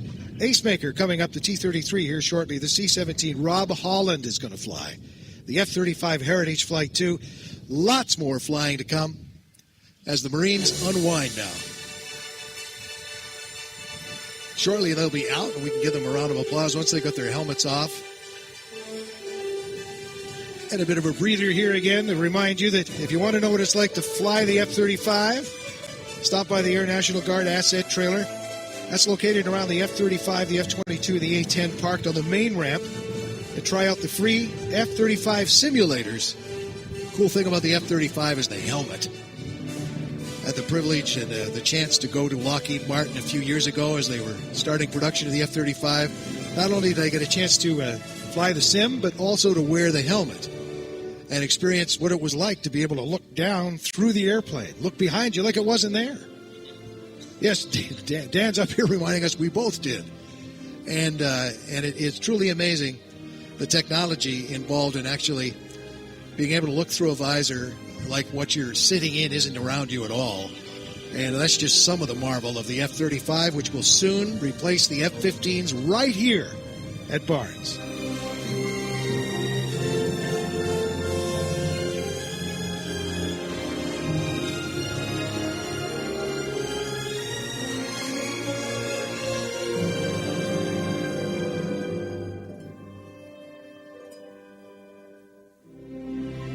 On the taxi right now to help us tell the story of the Skunk Works and the first operational jet fighter.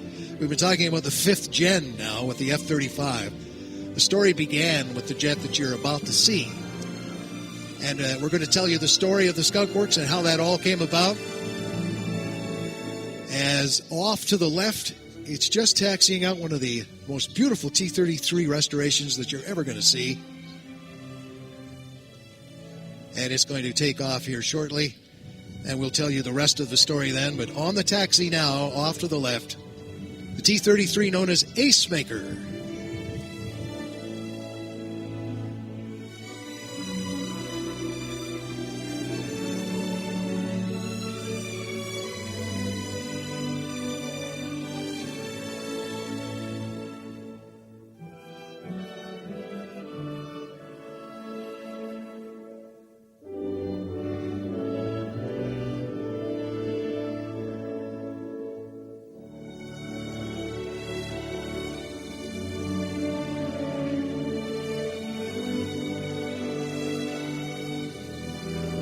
Still a beautiful jet today, very graceful as you'll see, and also very impressive. Its climb rate, everything about this jet. The restoration was just beautiful. Painted up to remember our Korean War vets. Korean colors here, and we'll tell you more about the T-33 once we get it airborne.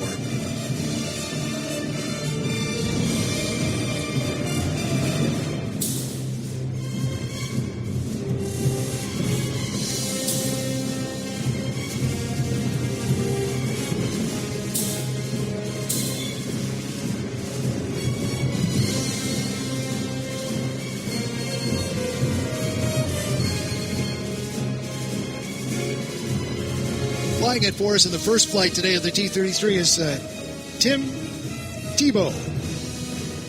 Now, normally during the week, Tim is flying for Lufthansa. He's a German pilot who's over in North America here. He loves to fly these jets and aerobatics. And when he's not flying passengers for Lufthansa, he's at the controls of Greg Collier's T-33s. Greg, you see, owns 3 of these. He moves them around the country to be able to tell their stories. And a 4th one is now shown up. It's being shipped over to Australia for the Pacific Airshow Gold Coast show there.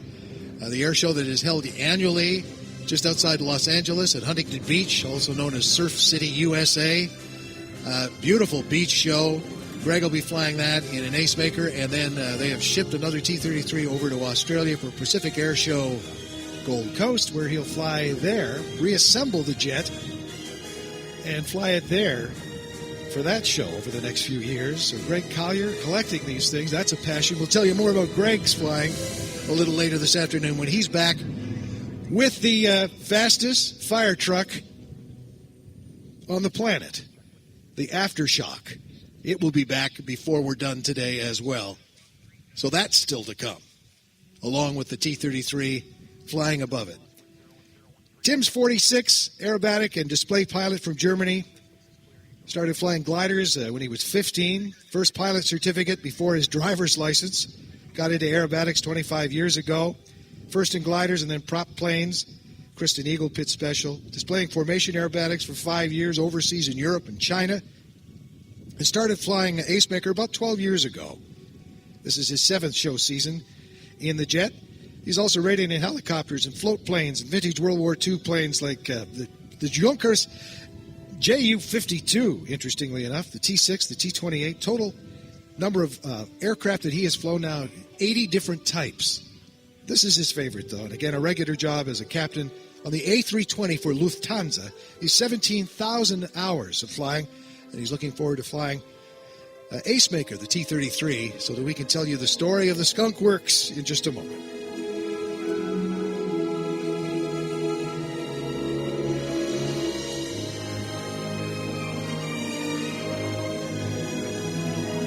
And quick safety reminders again about the debris, of course, the garbage, the recycling, and the garbage to get it in the right receptacle so it doesn't get out in the way of a jet engine like this one in the intake.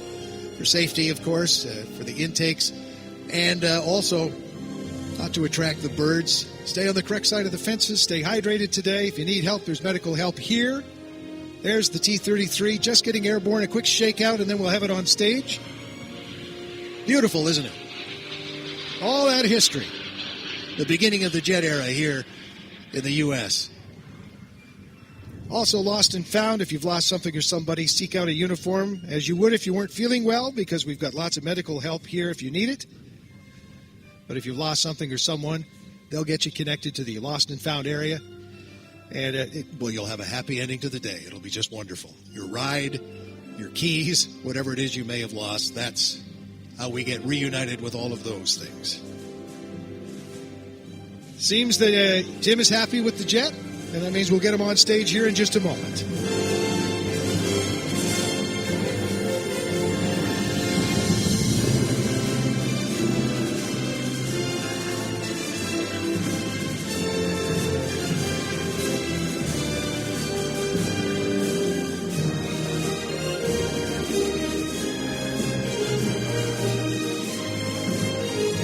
Coming in now, right in front of us, we begin the story of the Skunk Works.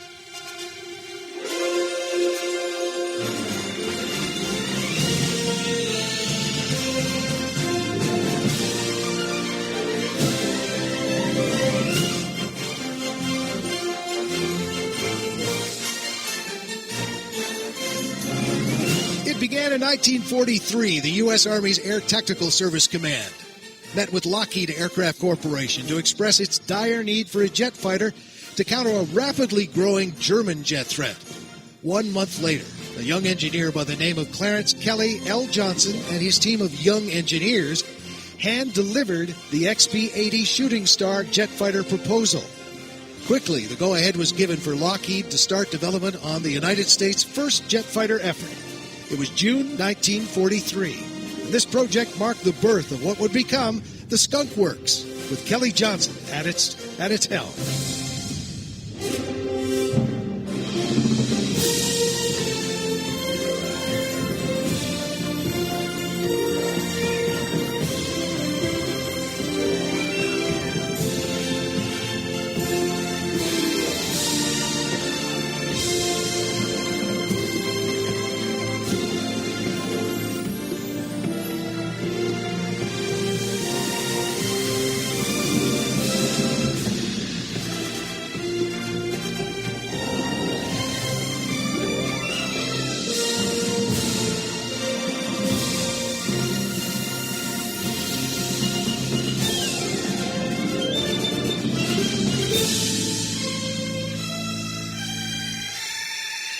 The formal contract for the XB-80 did not arrive at Lockheed until October 16, 1943, 4 months after the work had already begun.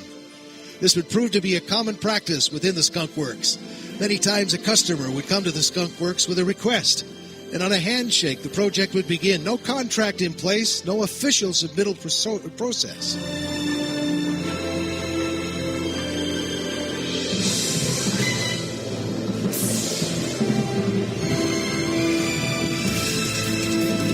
Kelly Johnson and his team of young engineers designed and built the XB80 in only 143 days, 7 less than was required. And what allowed Kelly to operate the Skunk Works so effectively and efficiently was his unconventional organizational approves.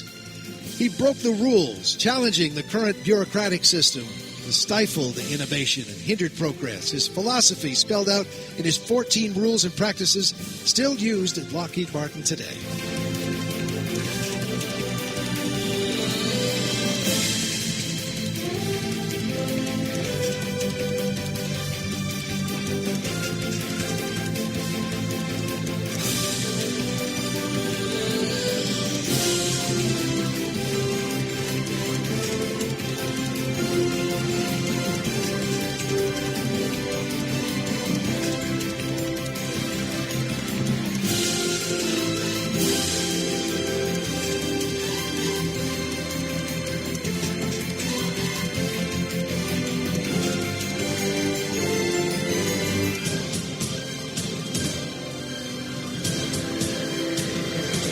You see, the T-33 was developed from the Lockheed P-80, F-80, starting first as the TP-80C, the TF-80C in development, and then redesigned the T-33A, first flying in 1948.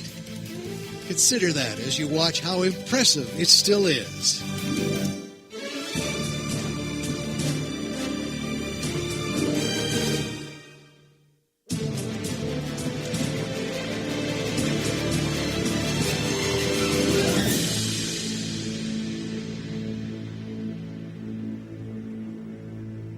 Coming in for the photo pass now, setting up now to do a nice, precise 4-point roll. You see and hear that jet engine. So how did the Skunk Works get its name? When we continue.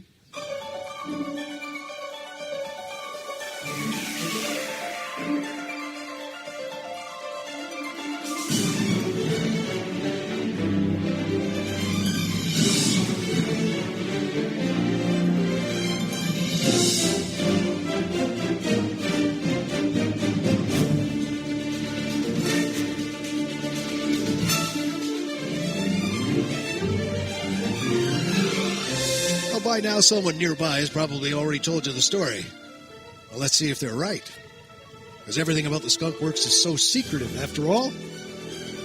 It was the wartime year of 1943 when Kelly Johnson again brought together that hand-picked team of young, and I emphasize young, Lockheed Aircraft Corporation engineers.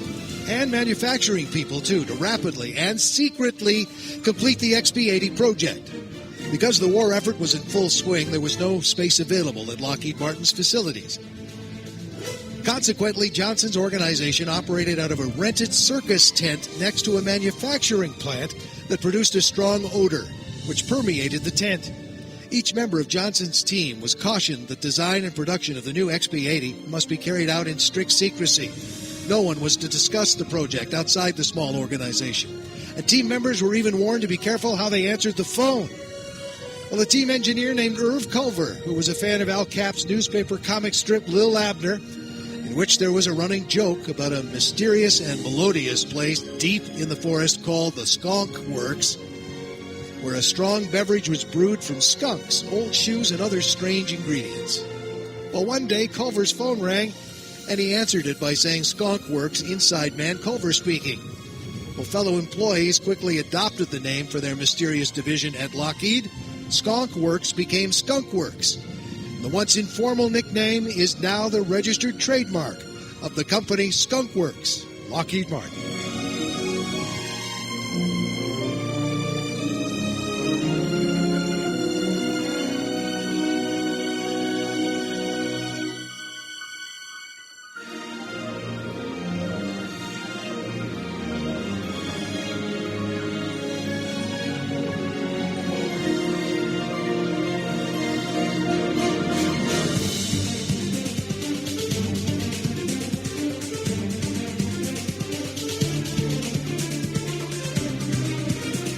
Tim Tebow flying for us today in this beautiful T-33. This one manufactured in Canada, Canadair, many years ago. With an engine, depending on the type of T-33, Lockheed's version or the Canadair version, built under license from Lockheed.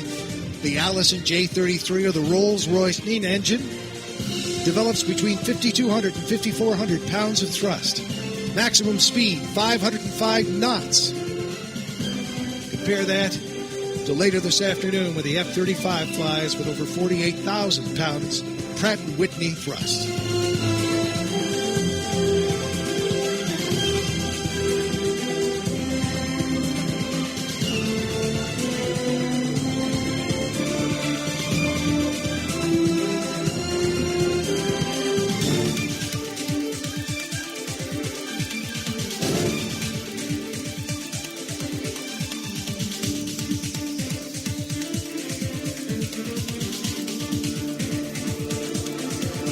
KO websites, Odyssey Batteries, and Airtronics, some of the folks that help Greg, Tim, and the team fly Acemaker and the other T-33s across and around the nation, and soon in Australia with a fourth model for the Gold Coast Pacific Airshow.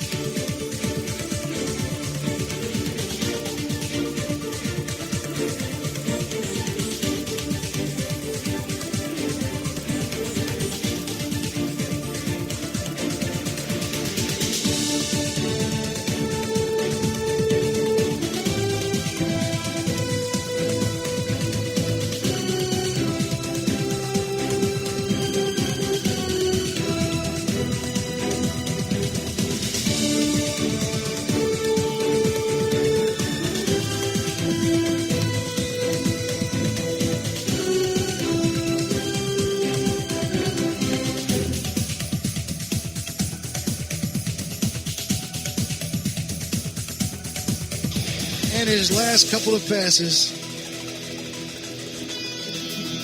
we experienced the sight and sounds of how it all began back in 1948. The jet fighter programs began for the Air Force, and we'll move to the fifth generation before the day is done with Major Kristen Beowulf as she flies the F-35. The rest of the Air Force demonstration team here with us this weekend. But we began with the T-33. As you see now, Tim Tebow flying.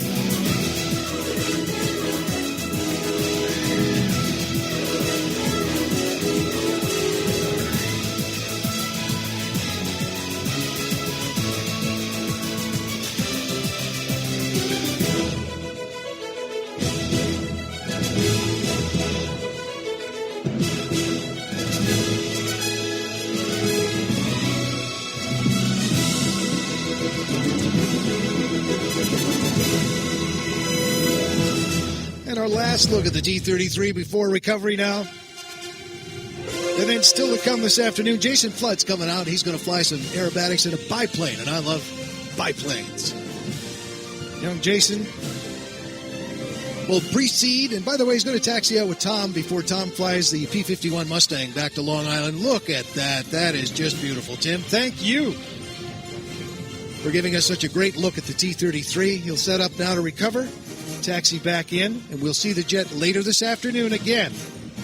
This time, when it gets out there and plays around with the aftershock jet truck, jet to jet, twin engine to single engine, and the world's fastest jet fire truck, capable of over 400 miles an hour. If you didn't see it this morning, you'll see it this afternoon.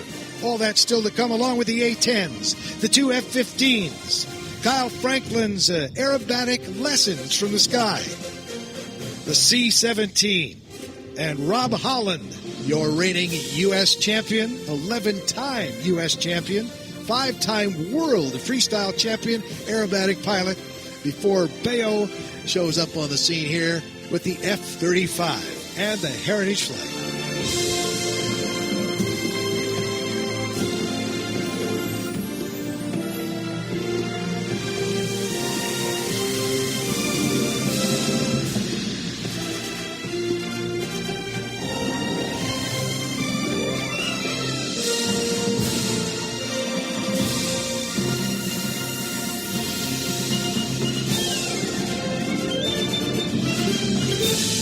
earlier today when you saw the F-15s recover, you see the giant air brake on the spine of the jet to help slow it down. The aerodynamic braking, too, of keeping the nose high, getting as much of the airplane into the air as possible.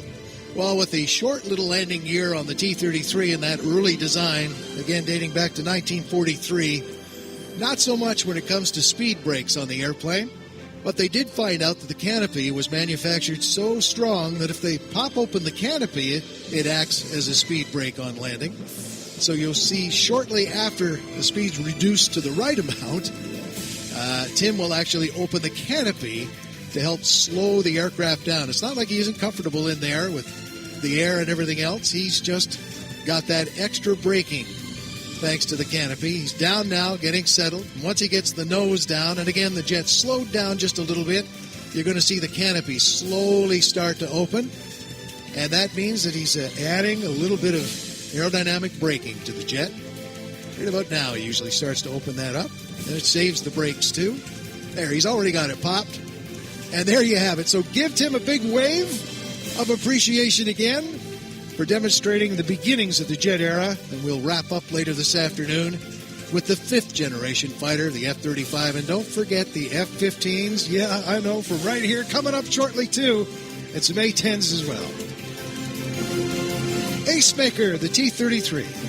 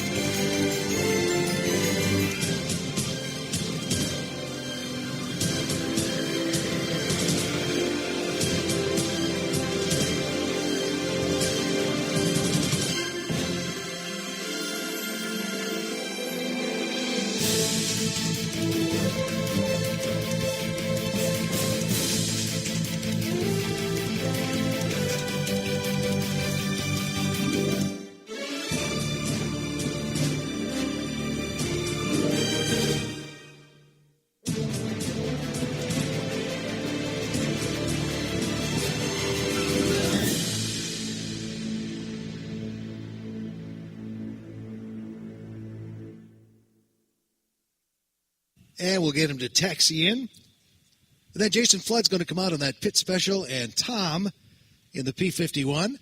And we'll let them taxi out, and we'll get Tom out of here, back to Long Island, and then we'll pick things up again.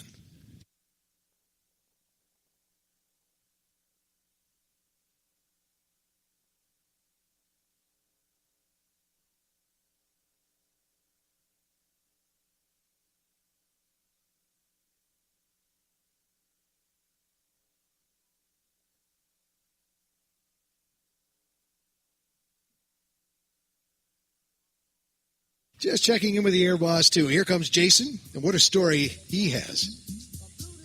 Overcoming some disabilities after a terrible crash a few years back. And not taking no for an answer.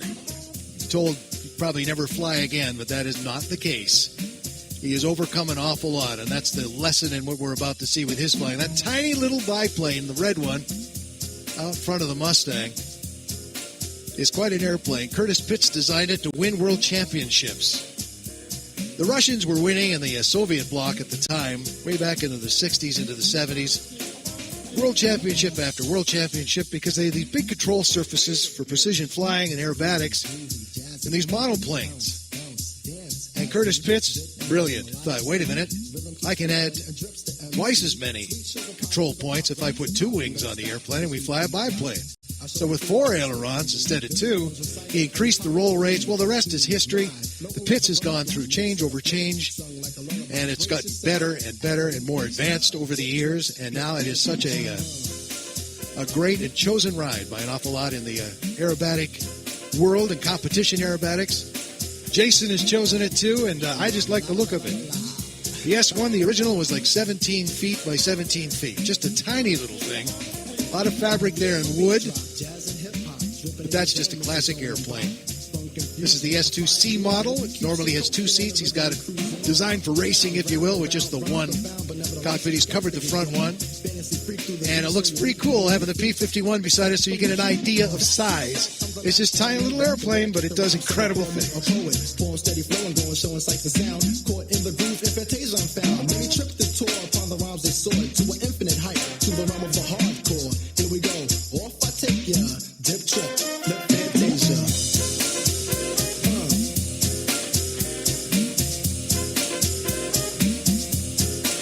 What's that? Jason is one of the younger and newer faces when it comes to aerobatics as well. And that's another reason why we love to have him here. He's got a great story to tell.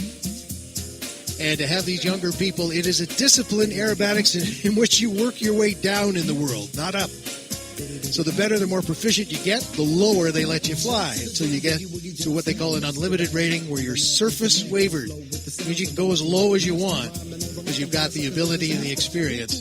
And he's getting there. He's now flying in the advanced categories when it comes to competition flying.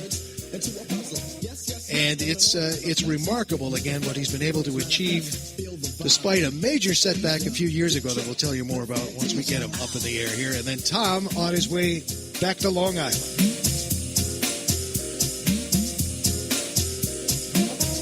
I wonder how Dewey's doing over there with the F-18 cockpit Dream Big experience. The static display area. Dewey and his team with all the Top Gun helmets and that, it's an incredible photograph. No one's going to know that you weren't actually in the Top Gun Maverick jet. It's the whole real F-18 cockpit. He's got the easy stairs, so you don't have to climb up, little fighter pilot stairs and all that stuff. Get the helmet on you and get your hero shot. He's set up over there and more than happy. He's a very entertaining guy. Dewey, by the way, used to some of the things this man has done. Actually, a referee in the World Wrestling Federation. Professional wrestler referee. He's the guy they all picked on and everything. Anyway, if you can corner him, he's got some great stories. As he travels around America, dragging that on a trailer behind him, giving you the opportunity to get the hero shot in Maverick's F-18.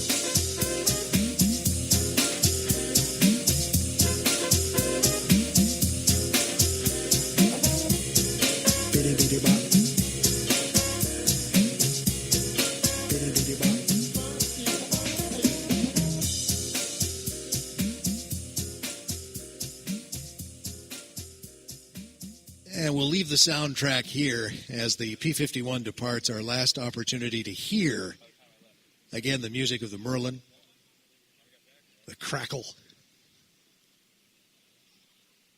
What an engine.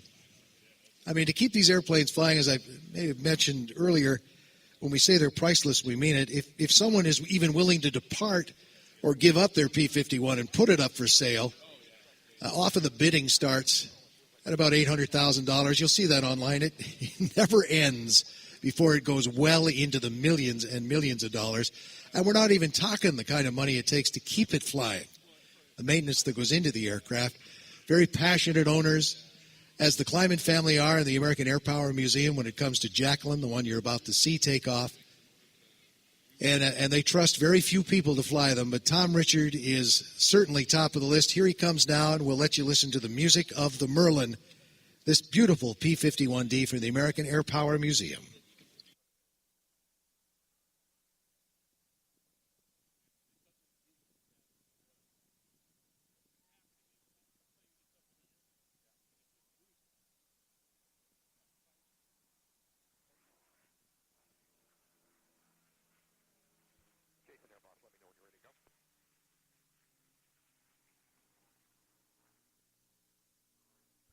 So he's heavy with fuel right now as he heads back. And so you're not going to see anything fancy as he just gets it into the sky and heads back to Long Island. It's not that far to go, but we want to make sure he's got all the gas after a great weekend of flying. Tom Richard. Jason down at the other end of the runway now. Jason's interest in flight literally took off when he was 6 months old. He went from the first airplane ride with his dad and mom holding them in a Piper J5, similar to a Cub. Being introduced from his dad, Jason, and his brother, Joseph, who is also a pilot, a unique opportunity of growing up around a various number of different aircraft. At the age of 15, Jason started to really knuckle down on soloing because you can legally fly an airplane by yourself when you're 16, a major milestone for aviation enthusiasts. On his 16th birthday, Jason soloed 4 of his father's airplanes, including a Piper Super Cruiser, a Piper J3 Cub, a Piper Cherokee 180, and lastly soloed his Pitts S1S. That's not bad for your 16th birthday, huh? He began flying competition aerobatics at 17 years of age, sportsman category, before moving up into the intermediate for a couple of years. And now, at the age of just 31, he is currently competing in the advanced category, making a habit of placing in the top 3 at each contest he attends, I might add. And, of course, Jason nearly lost his life 12 years ago. As you see him fly by now to begin, it happened in an engine failure while towing banners at Jersey Shore. Jason was airlifted to a nearby hospital with critical injuries. After 12 surgeries, a fusion of his lower spine, implants of hardware for his fractures, and a torn aorta, today Jason remains the only person in the world to pull 6 Gs with a stent in his aorta. Jason is a true living miracle. He was invited to speak at many speaking engagements across America. And as he flies, he takes his mission to the sky about never give up on your dreams, ladies and gentlemen. Just press on. Ladies and gentlemen, he's a testament to that right now as we watch this young man from New Jersey fly, Jason Flood, and his pit special.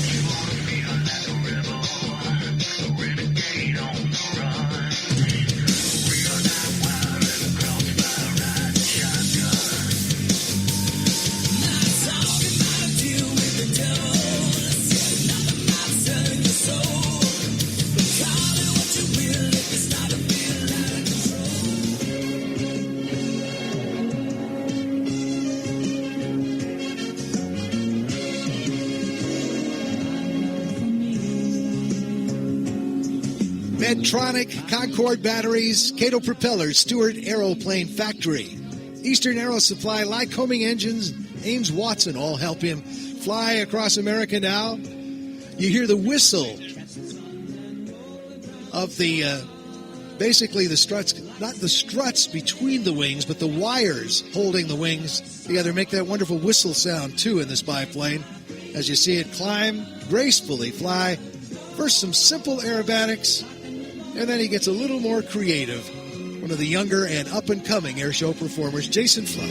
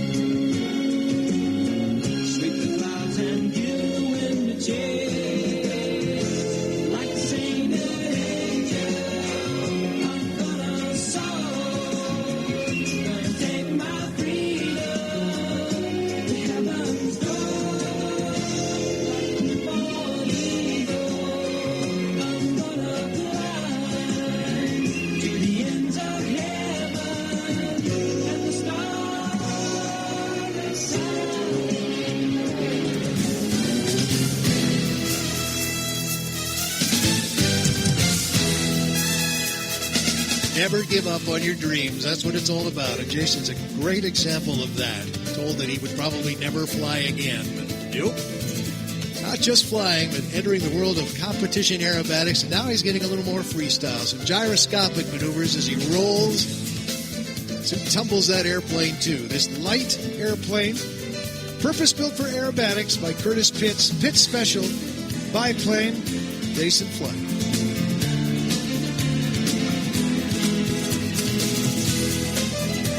Remarkable that a series of rolls down the line, as you notice that he stayed at the same altitude all the way down. Well, when you introduce drag by putting inputs into an airplane, it wants to lose altitude. So as it's rolling and rolling, as he goes down the show line, he's correcting all the time. When you're inverted, everything's opposite to what it should be. It's all about multitasking, staying focused, staying ahead of the flight, maintaining the altitude. Well, that's not easy, and you're judged on it so critically in competition aerobatics, all about precision flying. So he's doing a remarkable job, and sometimes the simplest of maneuvers are the most difficult to do.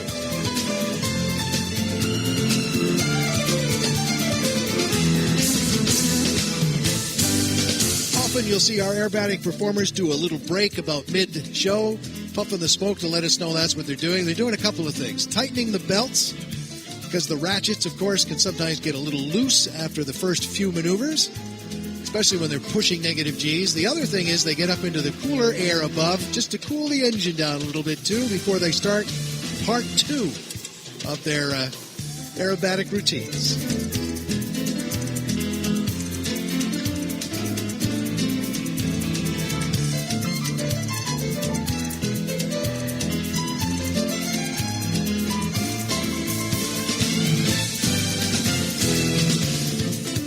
So into the cooler air he dips. And as he climbs, that means he's going to dial it up just a little bit more. Because the higher our aerobatic pilots go, that means they want to trade that altitude off for energy. So solid smoke means he's ready to go again. The airspeed starts to pick up. And when he wants more energy, that means he's got a little more to do, a little more difficulty in some of the maneuvers he's about to do. So now he's got more speed and reaches higher into the sky. Gyroscopically twists the airplane around. Looks beautiful in the sky today with that smoke system. And then gets turned around now as he continues in the flat spin. He's got to get the airplane flying again. Right now it's not. It's disconnected. It's actually falling. Got to get the nose down. Got to get the angle of attack right. And right about now, the wings start to work again and he reconnects.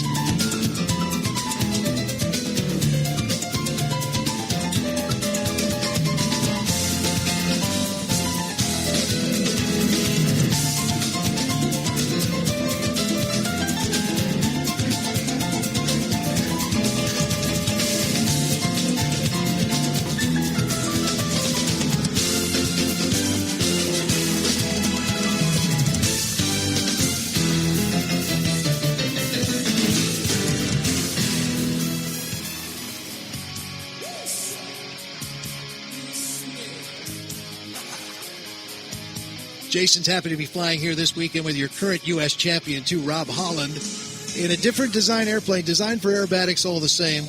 A lot more horsepower. You're going to see a different type of show. There's a negative G push now as he heads up both negative and positive. Once you get into the advanced categories, you have to do both positive and negative maneuvers. And he's going to get it turned around now and build up some more speed, and a little dedication coming up shortly here to Rob Holland, too, your current champ and 11-time American champ, with us flying here this weekend. And great to have young Jason Flood with us.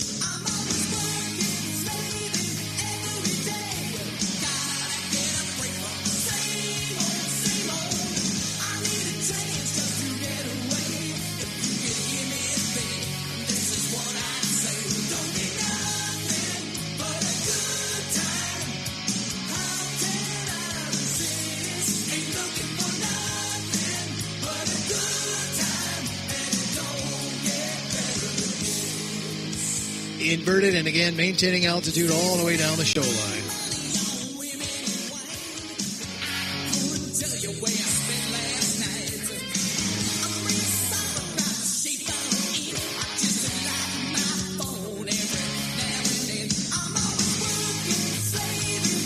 Jason is all over social media as well. Another way for you to get to know what he's been through and where he plans to be.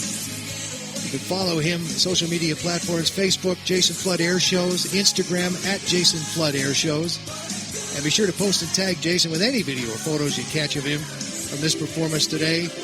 He loves to watch it. If not, our competition pilots are always critical of the way they fly and stuff, and he'll be checking all of that out to make sure his lines are all right. It's all about precision. Usually the judges are sitting in the four corners of the aerobatic competition field, and they're sometimes behind a plexiglass where all of the angles are all actually marked out. And if you're not at 45 degrees, and you said you would be, you lose tenths of a point, and it's very disciplined, and it's very competitive. And Jason's doing a great job again. Up near the top all the time in the advanced category, soon to be unlimited, and get that surface wafer as you work your way down in the discipline of competition aerobatics.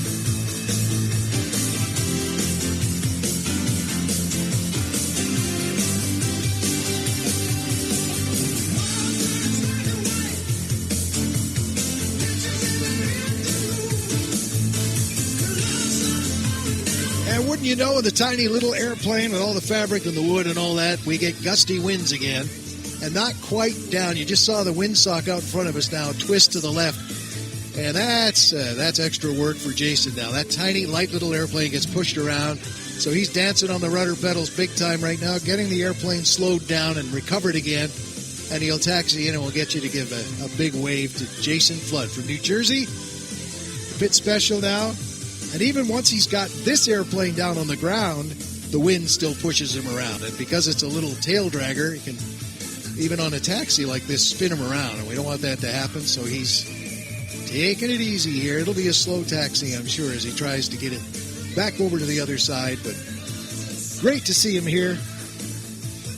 Jason Flood, just coming by your right side now. Give him a nice wave. Sign of appreciation as he presses on, lives his dreams.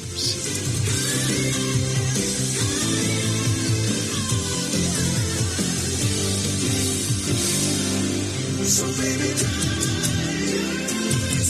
say you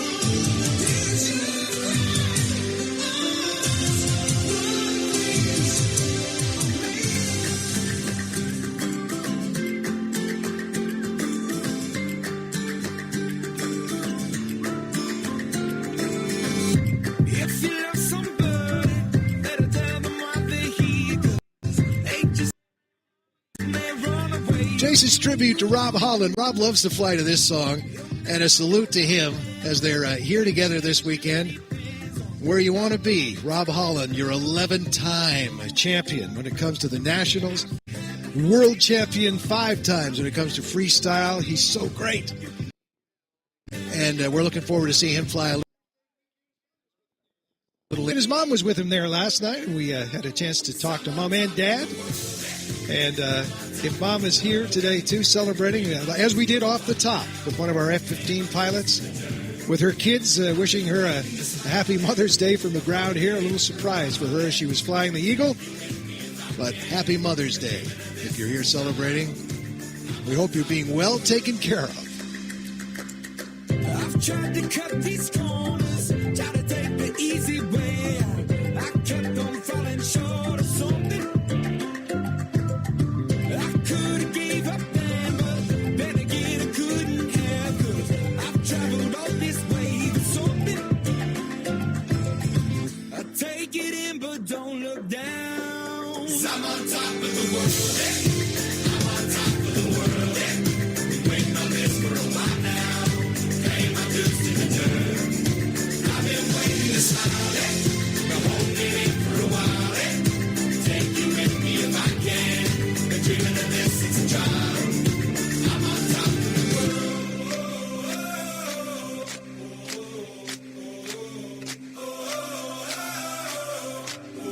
'Cause I'm on top of the world. I'm on top of the world. Waiting on this for a while now. Paying my dues to the dirt. Now look off to the left and you see the jet built around the gun. The A-10's taking to the field, and shortly we'll be handing off to the demonstration that you're about to see with not one but 2 of the Thunderbolt 2. The A-10Cs. Will is going to tell us all about it in just a few moments. The airplane you just can't kill. They've tried since the 70s. Well, we're going to replace it with this. We're going to replace it with that. No, you're not. It's too good at what it's tasked to do. Now there's talk that the F-35 will replace it. Well, we'll see. They've modified it. They've upgraded it. They've put new wings on them and stuff. These things have just been so successful. And you're going to see and hear how they fly in just a few minutes as they taxi their way out. They look pretty cool, don't they? And again, built around the gun. If you notice at the front, that nose wheel is even set a little to the side as all that gun rolls up underneath the cockpit. And they're quiet jets, too.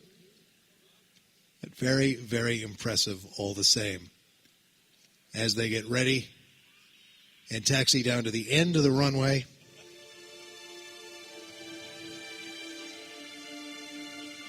There's our crews waving. Give them a wave back. Little encouragement and again a thanks for their service. Shark teeth you see on the nose, well, Will's going to tell us all about those too. Again, once we get them up in the air. The redundancies on the airplane, remarkable in the design. It doesn't have a left rudder and a right rudder. It has a rudder. And if one of them needs to be fixed, it's got battle damage, they just get a rudder out and put it on. Because left and right, they're kind of the same. They just attach on different sides. Same with the main landing gears, you see. There's no left or right wheel separate. They're wheels. And they go on left or right. The pilot's sitting in a titanium armored tub to protect from ground fire. The engines are over top of the elevator at the back. Why? Well, it hides some of the heat signature from ground attack and heat-seeking missiles. So much has gone into the display, or the design, rather, of this jet. I can't wait for you to see the display. And, well, they're going to get turned around down at the end, and then we're going to hand off, and it's going to be fun. We're not really going to use the gun, but we're going to simulate what it would be like if they did. And all of the other tactical things that Will tell you about in the minutes ahead with the A-10.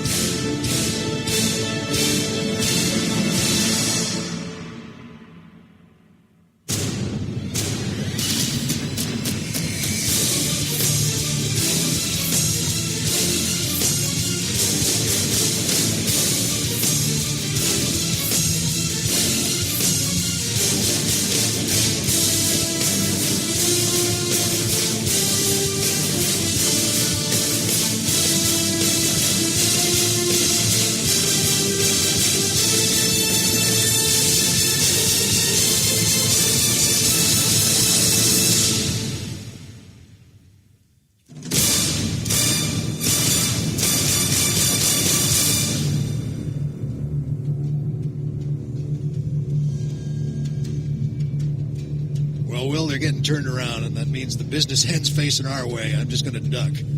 Are you ready? Let's do it. Are you ready? Here they come. Go for it, Will.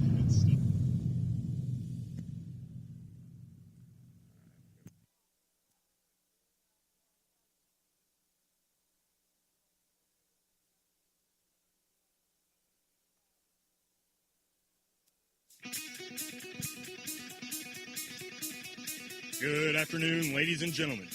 I am Lieutenant Will Langan from Haymarket, Virginia, and will be your narrator for the demonstration of the world's finest cable suit, clear hot.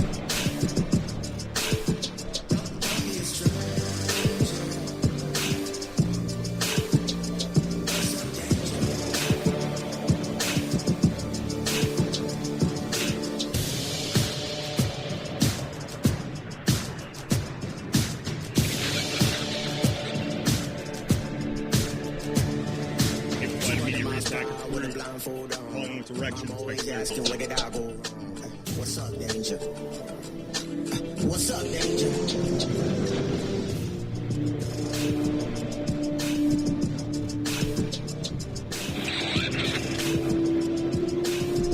Cable one, cleared hot.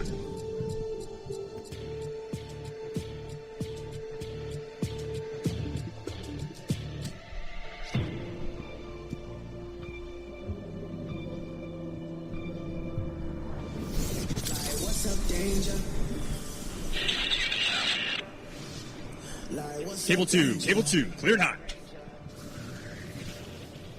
Like, what's up, Danger?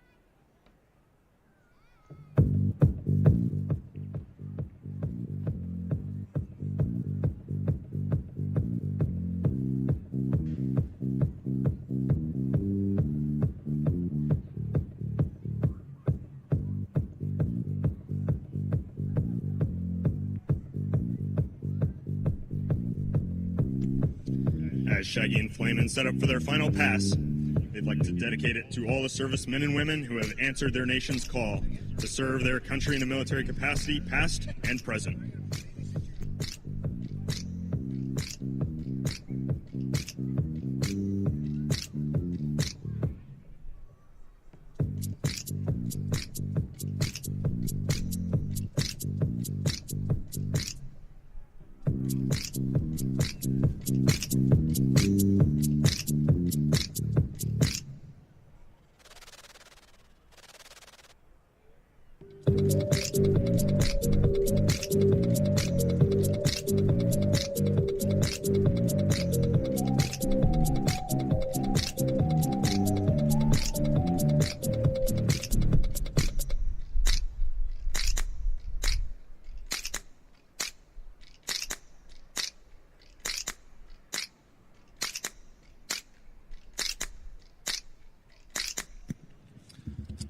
From the right, the greatest close air support aircraft ever made, the A-10 Warthog.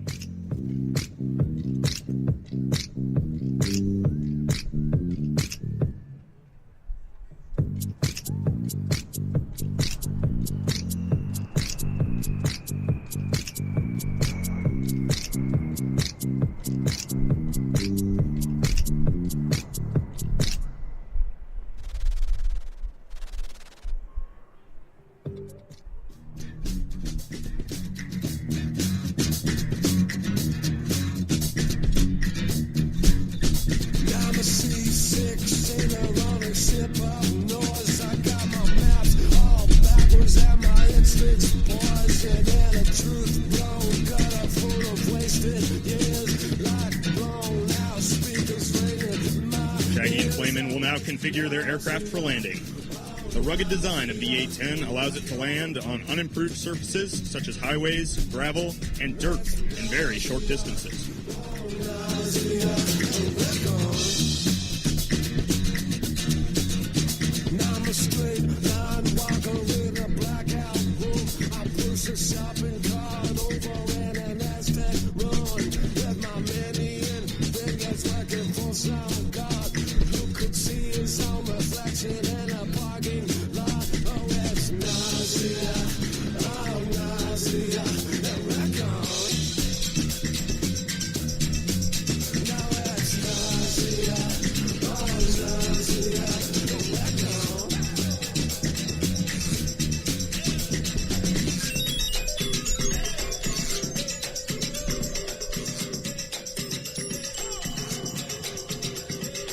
Ladies and gentlemen, as we conclude our demonstration, we thank you for allowing us to showcase the capabilities of the greatest close air support aircraft ever made. Please enjoy the rest of your show. Thunder. Tim, thank you. The A-10C Thunderbolt 2. Tim, thank you, and the rest of the team, too. And we'll get them back on the ground here in a second.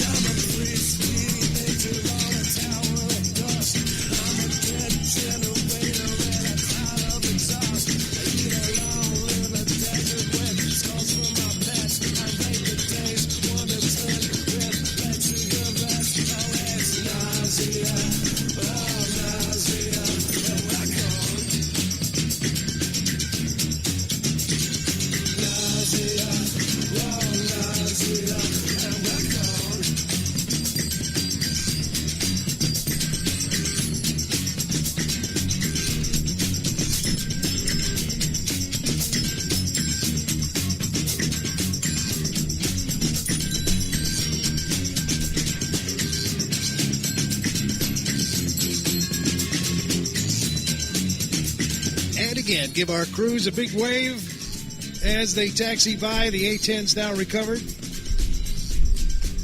And, of course, we've got A-10s on the static display line, too, for you to see. And that is over in the air. The F-35, the F-22, the A-10 parked on the main ramp, too. Just in that area, when you see them taxi over, that's where you can go to fly the sim. The F-35 simulators are over there. And that is all set up by the Air National Guard asset trailer, and the recruiting folks are there. There's prizes to be won. There's swag to be had, and you get to fly the sims, too, which is pretty cool. And you'll get to experience the future of what lies ahead here at the base, as it has been announced that the F-35 will replace the F-15s here at Barnes. And here's the A-10. You see the speed brakes all open down there on the first one to taxi by. And the second, they'll make it impressive as they come on in. So the F-35 sims are there. The Dream Big cockpit experience, of course. Dewey and his team are over there with Maverick's helmet and all that stuff. If you want to get a picture of the F-18, painted up just like the one at Top Gun Maverick. Think of the envy when you show them that picture, huh? I just love that concept. Holyoke Medical Center, thank you. Westfield Bank. Beacon Health Options, Commercial Distributing. Curry Nissan Honda. Pratt & Whitney. Collins Aerospace. Eisenberg MBA at University of Massachusetts have helped out too.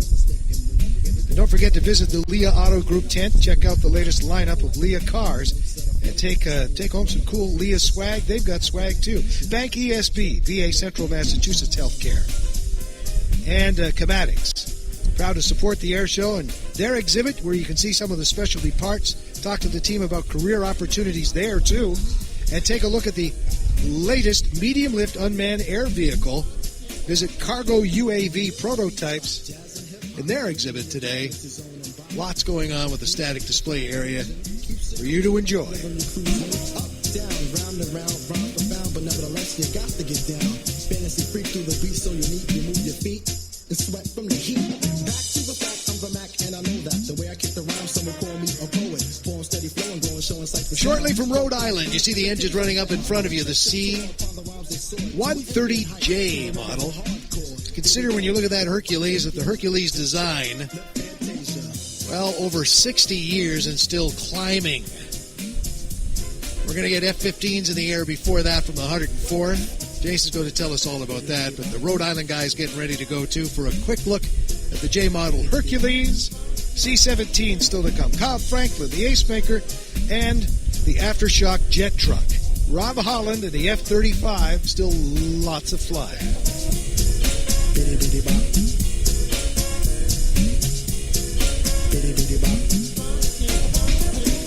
Jump to the jam, boogie woogie jam slam. Bust the dialect, I'm the man in command. Come flow with the sounds of the mighty Mike Master. Rhyming on the mic, I'm bringing suckers their disaster. Buku ducks, but I still rock Nike. With the razzle dazzle, a star I might be. Scribble, jabble, scrabble on the mic. And here come the F-15s. Jason's going to tell us all about them. Mr. Grimaldi, the last time I was here, like 7 years ago, you were like in charge or something, right? Weren't you the base commander and they demoted you or something? What's going on here? Rick, I did. I ran the base. No, I actually did the most important job for the air show performers, which was provide you guys rental cars, food, That's your right. hotel rooms. You guys were real nice to me then. You're not now. No, that's not true. You're going to tell us all about the F-15, though. It's going to be hard to say goodbye to this jet, but we're doing it up in style. Hey, good afternoon, ladies and gentlemen. I am Major Jason Grimaldi, and it is my pleasure to share with you today a demonstration of the incredible capabilities of the McDonnell Douglas, now Boeing, F-15C Eagle. The F-15s that you see taxiing from the left have a special show for you today. Similar to the show that the 4 Eagles performed earlier this morning, these 2 jets will showcase the speed, power, and maneuverability of the aircraft we have located right here in Westfield. What will be different than this morning's exciting display is that this 2-jet team will expertly demonstrate air-to-air combat. These aircraft, weighing in at over 40,000 pounds each, are about to show you the meaning of the phrase, "In thrust, we trust." The lead aircraft will select maximum afterburner and accelerate to takeoff speed in less than 1,200 feet. After bringing the landing gear up, the aircraft will continue to accelerate to the end of the runway and pull into a pure vertical climb, demonstrating the maximum climb rate of the F-15C. From a standstill to over 500 miles per hour in less than 30 seconds, it will climb to 10,000 feet in 20 seconds. The second aircraft will demonstrate the maximum angle climb of the F-15.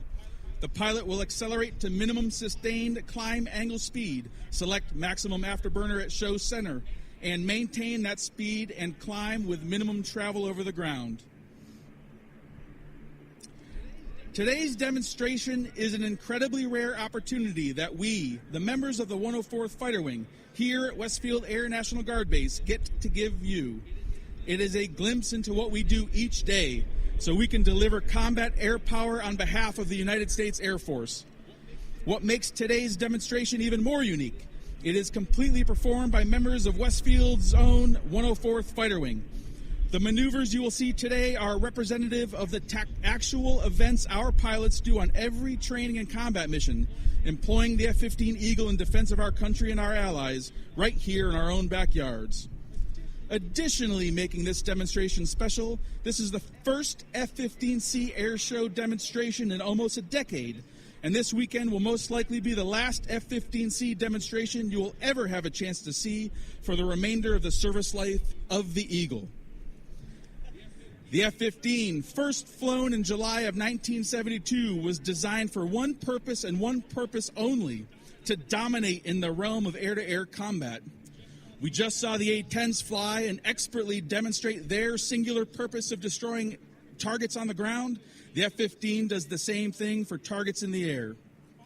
Following on the footsteps of the F-4 Phantom II, the Eagle was designed around the APG-63 air-to-air radar, which gave the Eagle an unprecedented ability to detect, track, identify, and engage targets at ranges our adversaries could not come close to matching. The concept of first look, first kill, the ability to defeat an enemy before the enemy even knew they were in a fight, was perfected by the F-15 and only enhanced by 50 years of continuous improvement. There are no sacrifices or compromises made in the design of the Eagle. Its two Pratt & Whitney F-100 220 turbofan engines provide nearly 50,000 pounds of thrust, giving the Eagle a near 1-to-1 thrust-to-weight ratio, allowing it to climb faster, turn tighter, and out-accelerate the aircraft of our nation's enemies. The efficiency of the turbofan allows the Eagle to have an impressive combat radius and loiter time, allowing the Air Force to take the fight to the enemy. Let's listen to those turbofans operate now.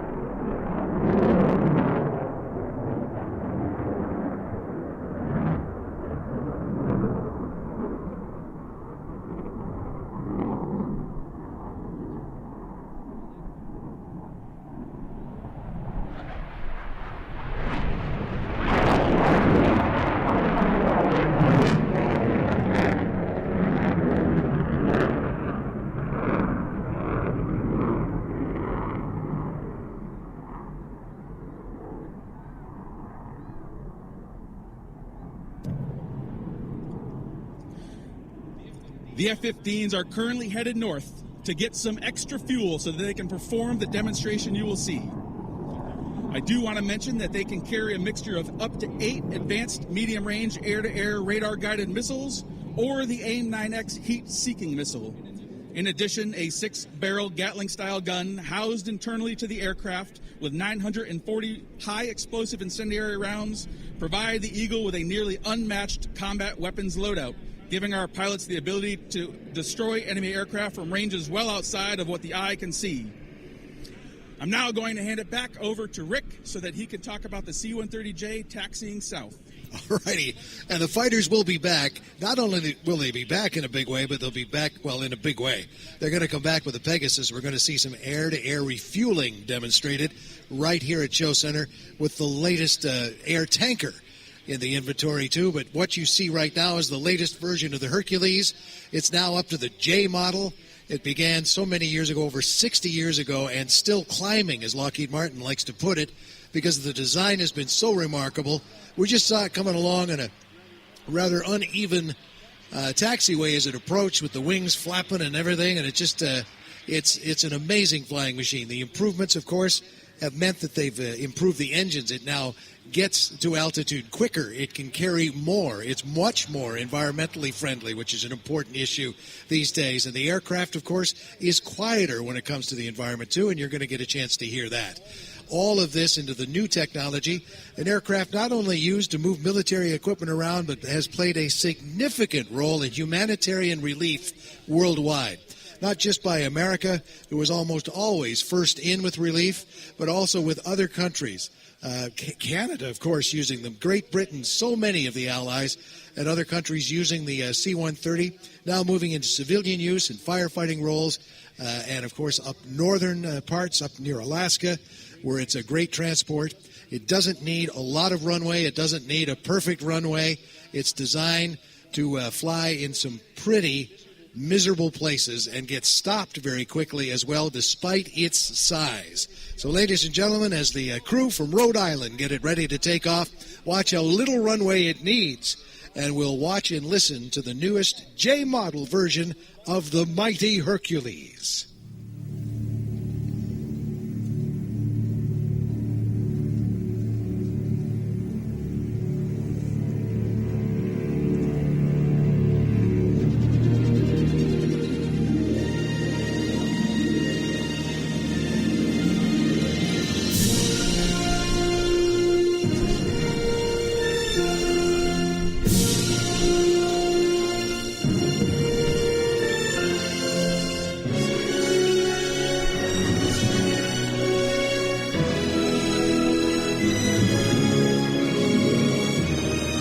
Imagine its size and its weight and so little runway.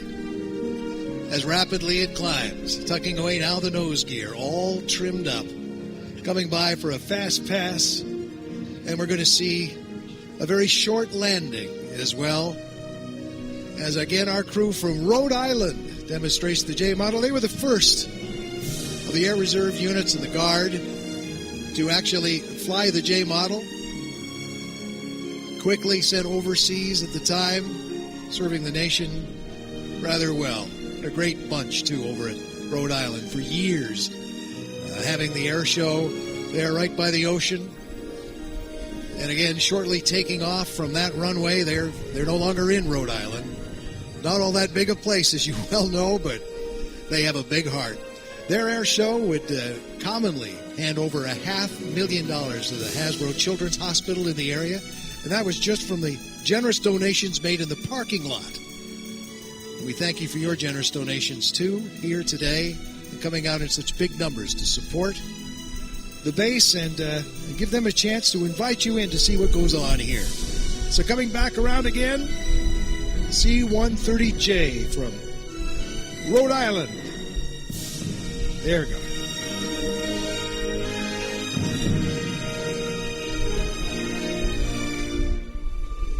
It takes a little bit of room to turn these big airplanes around, so it's about to start its turn, and then we'll get it back here at Show Center.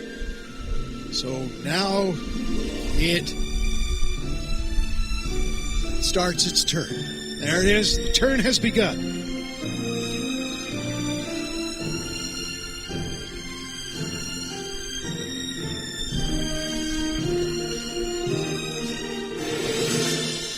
And it's still turning.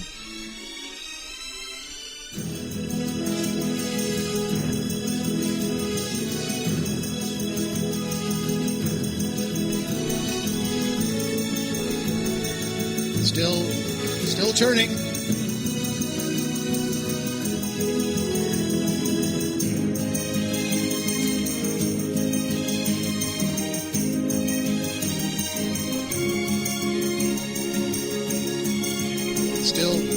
Still turning. Just about finished the turn. Leveling out now. And here it comes, the C-130J Hercules.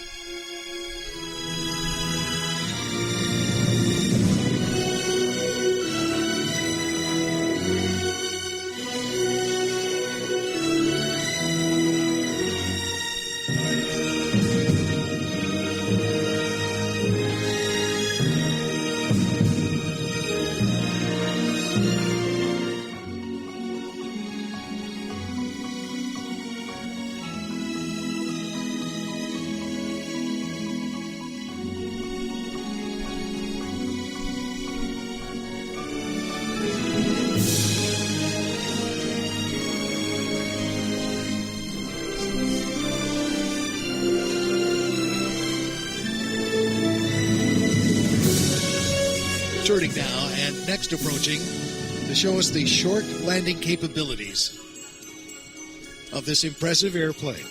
The little brother of the transport aircraft when you consider the C-17. And we'll see one of them flying, and we have one in static display for you. Is bigger, of course, and then the Super Galaxy, the big C-5. Together, the transport capabilities of the Air Force and the Guard from Rhode Island. We set up now for this landing from the C-130J.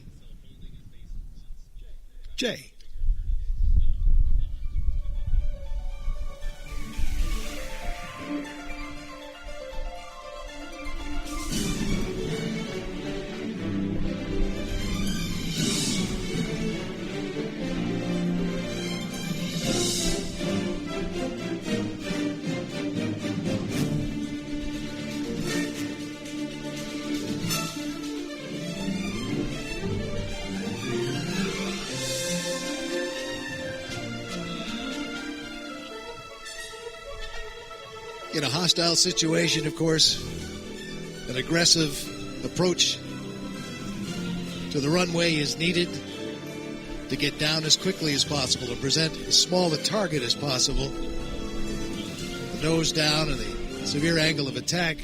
Once the airplane settles, quickly get to reverse thrust and slow it down. And we'll see how little runway is needed for the landing. These new very efficient engines, all the extra blades, when put into reverse thrust, push back. Consider all the weight of this airplane and the speed of over 100 miles an hour. It is not an easy airplane to get slowed down, but with all that thrust pushing back. So they approach, and again, dealing with a gust right across the runway now. When you look out at the windsock, it is a crosswind situation. Even a big airplane like that, it pushes it around and settling now. Shortly after it touches down, listen for the reverse thrust. Main gear down, nose wheel down. Listen for the thrust now. Pushing back, pushing back, pushing back. Some braking as well. And very little runway as you see the very impressive C-130J Hercules.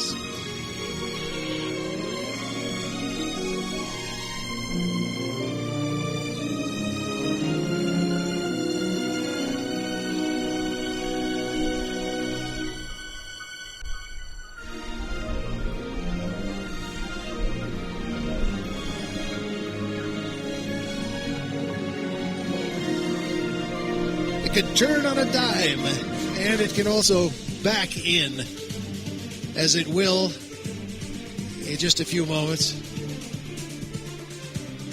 Although, if I'm not mistaken, the guys may be heading back shortly to Rhode. They have to pick up a few things, and then a little later they'll be heading back to Rhode Island.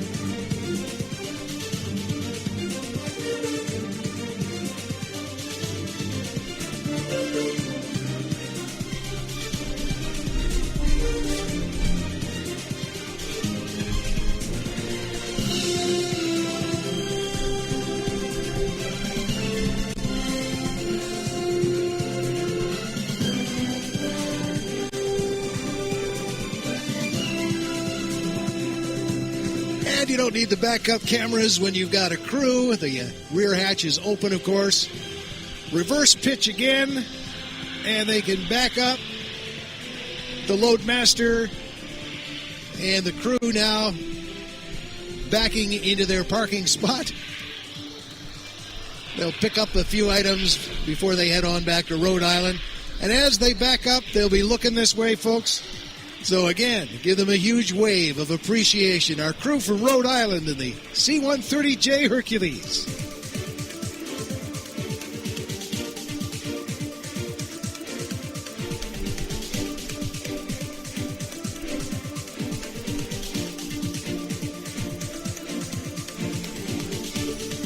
They're looking.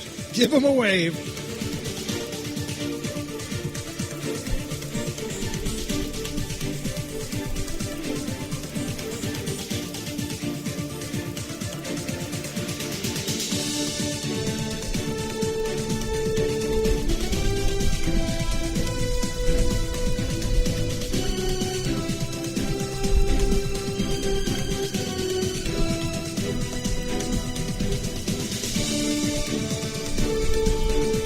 may have backed in, and meanwhile, off to the left, if you look in the distance, you see the return of the F-15s, and you see another aircraft with them, also big.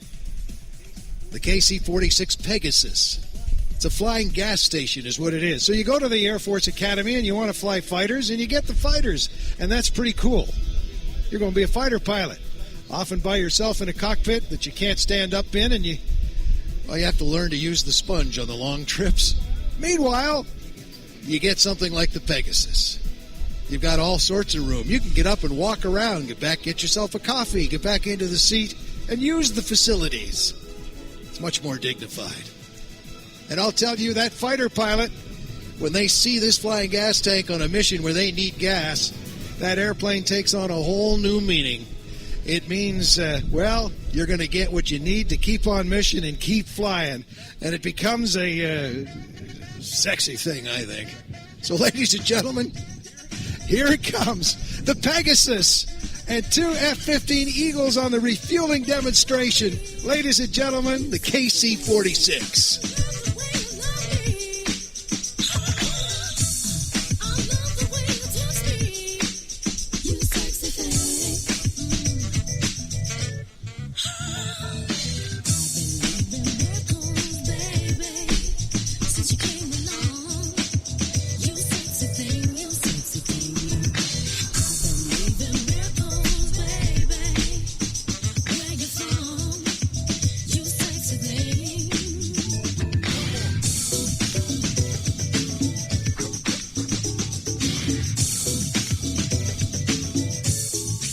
Jason, going to hand back to you because you can tell us more about the F-15s because we're just getting started with this demonstration now. Here we go. Yes, Rick, I certainly can. So now that we got the opportunity to see the refueling demo, I want to excite you for the rest of the demonstration. Everything you see today is representative of actual tactical maneuvers our pilots practice every day to hone their skills.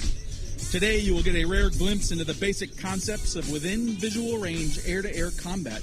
You will see our pilots use the concepts of lead and lag pursuit curves, instantaneous turn performance, and excess power to fight and maneuver for a positional advantage in relation to another aircraft. Our aircraft will momentarily depart from view to perform some airborne safety checks and clear the airspace of enemy fighters.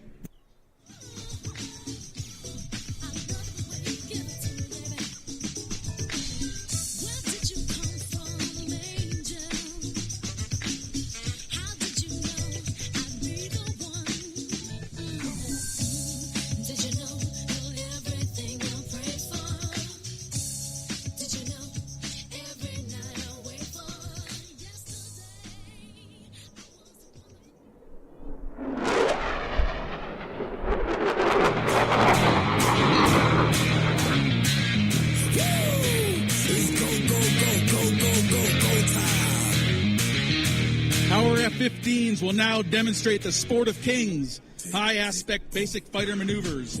With no clearly defined offensive or defensive fighter, each pilot must use the strengths of their aircraft and knowledge of the enemy's weakness to outmaneuver the other.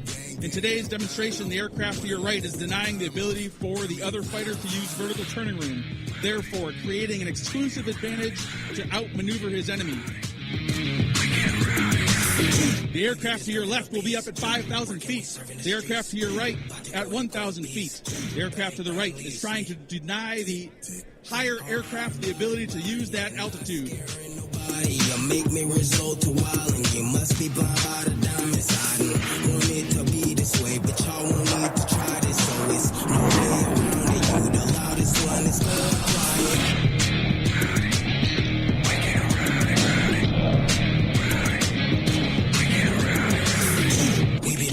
Peace. Working, we serving the streets. About to go in, going beast. Bang, bang, leave you sleep. As the battle develops, there is now a defensive and an offensive fighter. The defender must use the capabilities of his aircraft to deny the ability of the attacker to employ weapons. By using the concepts of three-dimensional maneuvers, the defender can attempt to spoil the attacker's ability to maintain his advantage. And now, from the left, the orthogonal maneuver demonstration. won't stop me. We be disturbing the peace. Working, we serving the streets. About to go ahead, going beast. Bang, bang, leave you sleep.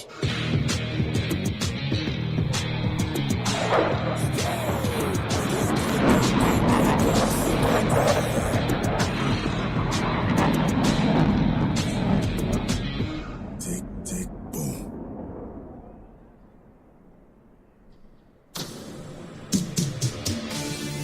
In air-to-air combat, sometimes geometry simply isn't enough to get the job done, and the pilot must rely on superior power and speed to out-accelerate his attacker. From the right, the lead aircraft will accelerate from 300 miles per hour to over 600 miles per hour. This allows the defensive aircraft the opportunity to turn jet fuel into speed, because in air-to-air combat, speed is life. And now, from the right, your F-15C Eagle high-speed pass.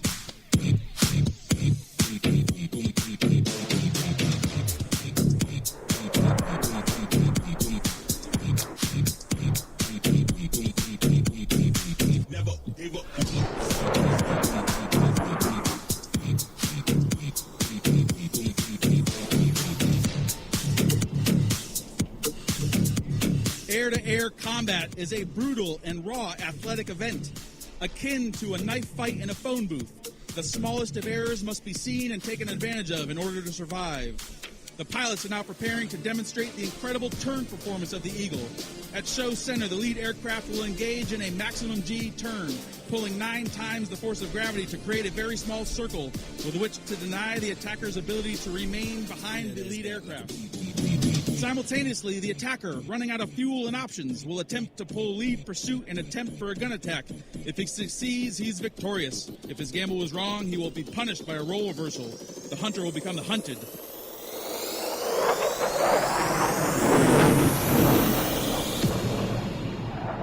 Bring that ass back like a boom, boom,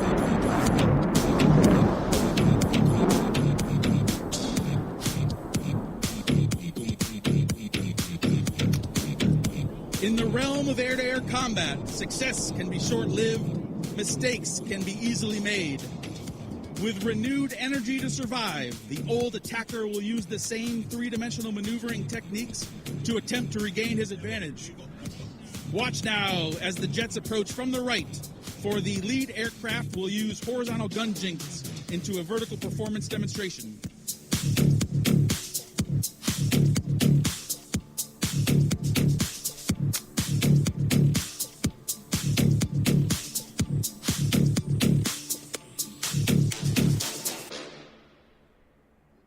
Do it again, over.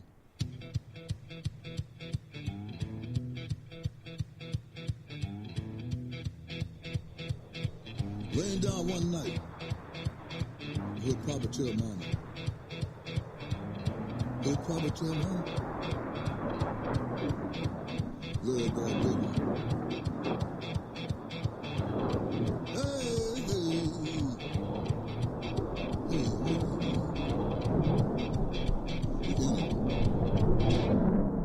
You gotta come on. I felt so good when I moved at the same. Boom, boom, boom, boom. Gonna shoot you right down over your feet. Our air-to-air battle is over. In this demonstration, you've seen just a small portion of the capabilities of the mighty F-15C Eagle. Now, if you haven't gotten your cameras out already, the next pass is a special one. Our pilots are repositioning their aircraft to present a thank you to the people of Western Massachusetts, our first responders, police, fire, and medical personnel who routinely give of themselves in service to others, and most especially to those members of the armed forces, both past and present. We at the 104th Fighter Wing could not do what we do without the incredible support of our local community. It truly is an honor for every barnstormer to proudly wear the patches and colors of the United States Air Force and the Massachusetts Air National Guard.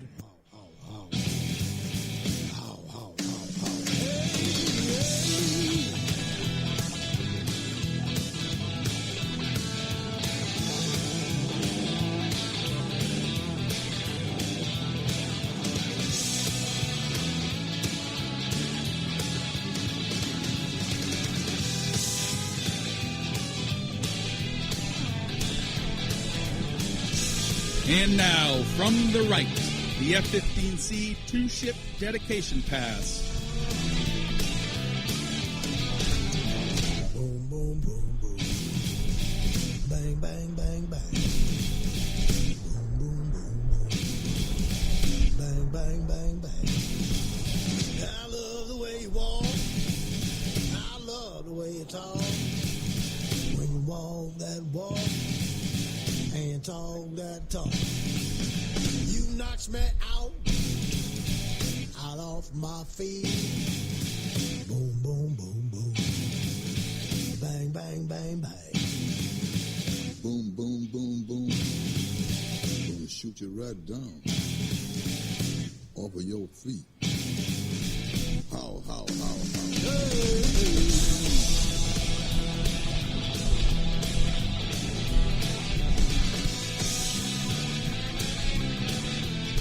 The aircraft off to your left are preparing to align with the runway.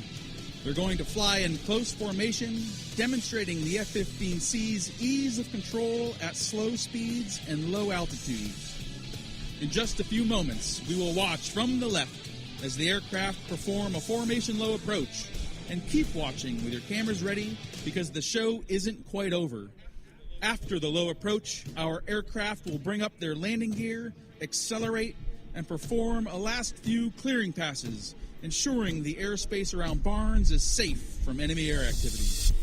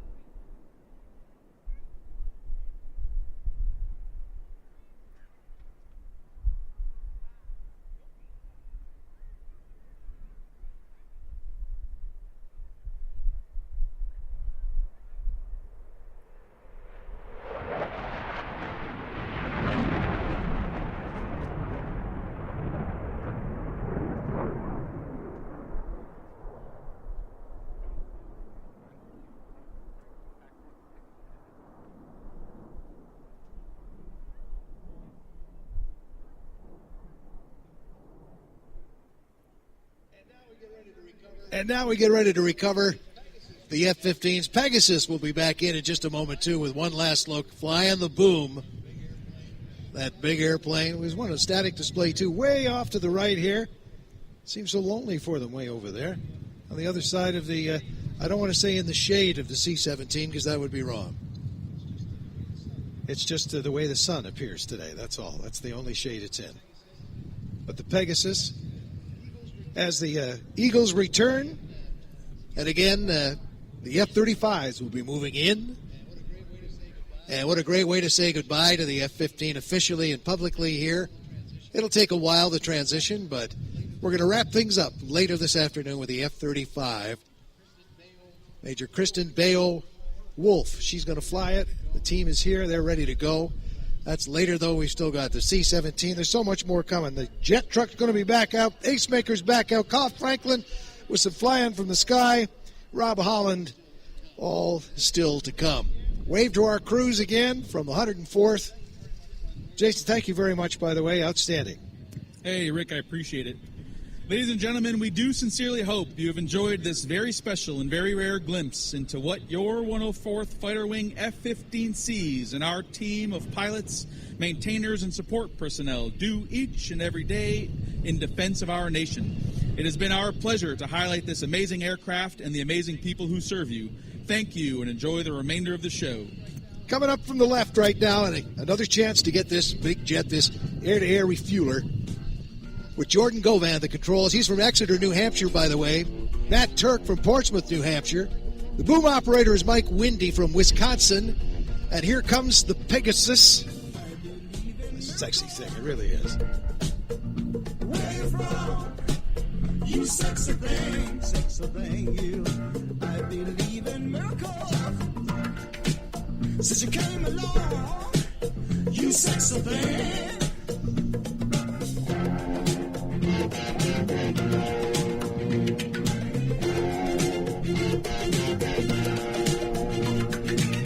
Where did you come from, baby? How did you know I needed you?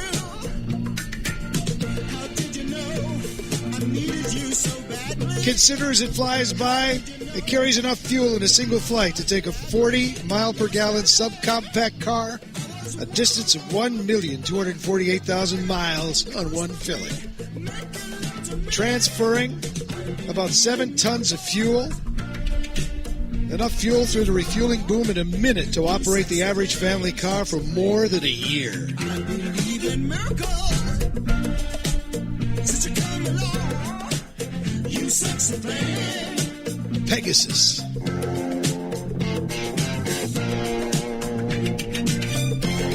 Unlike the KC-135, there's one of those on static display. The boom operator is actually up near the front of the airplane, just behind the crew with, more of that technology. TV screens talk about your high definition.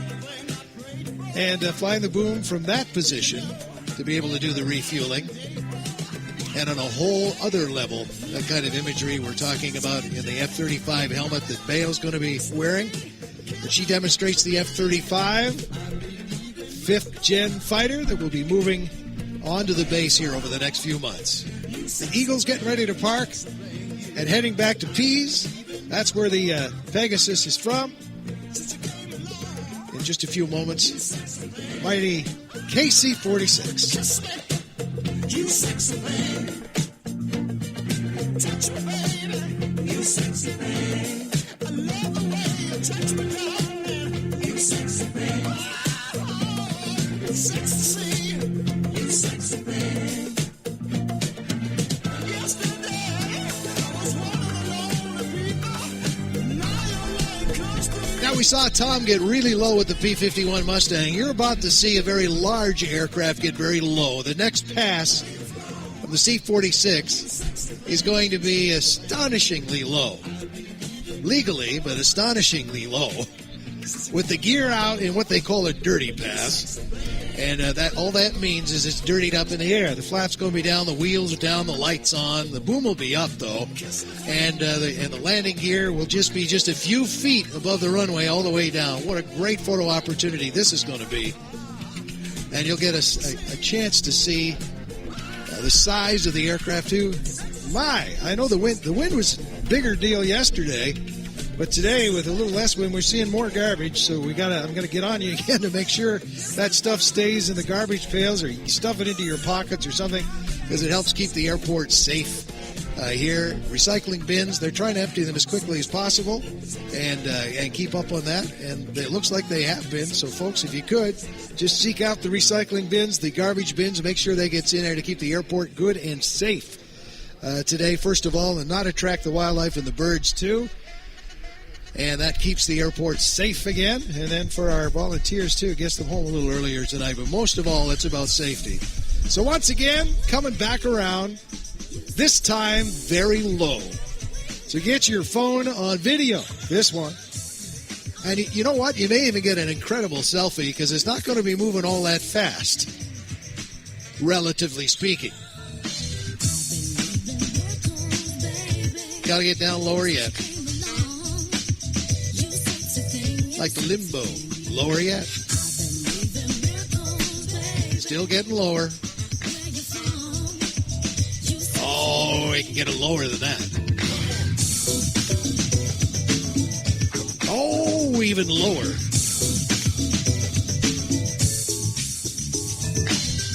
Low, lowest. No, it can go lower than that.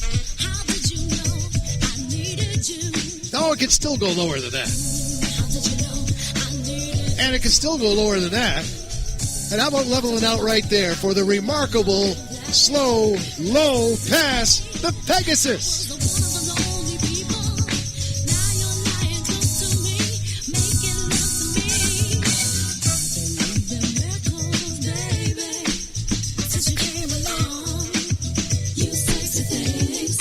And now to avoid the trees, up they go. KC-46 back to Pease. And we thank them for their visit. They've got crew on the ground here, too. Folks, make some noise so they can hear your appreciation.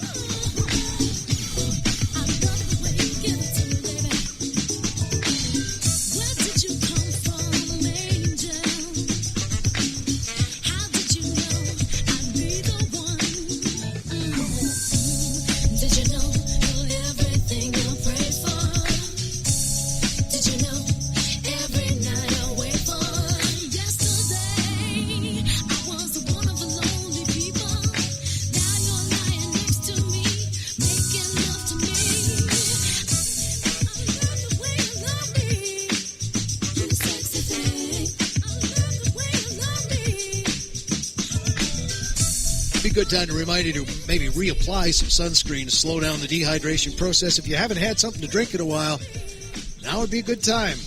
Even though we've got the cool breeze and it's not as hot as it was yesterday, the UVB index is still high. You can dehydrate fast, and that breeze is speeding that process up, and the application of sunscreen slows it down, and it also protects your skin and all that stuff that it's supposed to do. So maybe reapply some of that. And hydrate, have some water. If you're not feeling well, seek out a uniform. Our personnel here will help you get to the help you need. There's plenty of medical staff here to help you out no matter what the problem is. If you're not feeling well, don't let it go. Let somebody know, and we'll get you the help you need. Stay hydrated, and that won't be an issue, though, today. And watch your step out there. We don't want you twisting an ankle or anything in the grass. Stay on the correct side of the fences. Another reminder about that, or we'd have to stop the show. Help with the garbage and the recycling. So important because of the safety aspects of FOD, foreign object debris in the engines, and attracting the wildlife. We don't want that to happen. It's not a good mix at the airports. Keep that managed and controlled. No drones. Again, no drones at all. That is in force, and it will be prosecuted if we see somebody with a drone in a no-drone zone. And lost and found, if you've lost something or someone, again, seek out a uniform, and our personnel will get you connected with the lost and found area so that we can get you reunited. That's how that works. If it's your ride home, if it's the kids, whatever it turns out to be, we'll try and get you reunited. Keys, wallets. By this time in the afternoon, we start getting a collection, an assortment of things. So still to come, as Rhode Island gets ready to head on back Mr. Beasley shows up with the P-51 that will be flying the Heritage flight a little bit later with the F-35. Kyle Franklin is getting ready to get into the sky, and we'll get a little lesson from him as far as flying aerobatics goes, with some great explanations from the cockpit as he returns after all that crazy flying earlier today. He's actually going to turn the engine off at one point, and I can never look. It's just so scary. So positioning again for our final chapter here this afternoon with the Ace Maker and the world's fastest fire truck, jet-powered Aftershock. The C-17, Rob Holland, the F-35, the P-51, and the Heritage flight. Lots more flying still to come. Recited on top of the groove, smooth mind, floating like a butterfly, notes that afloat, sung like a lullaby. Brace yourself as the beat hits ya. Dip, trip, flip, fantasia.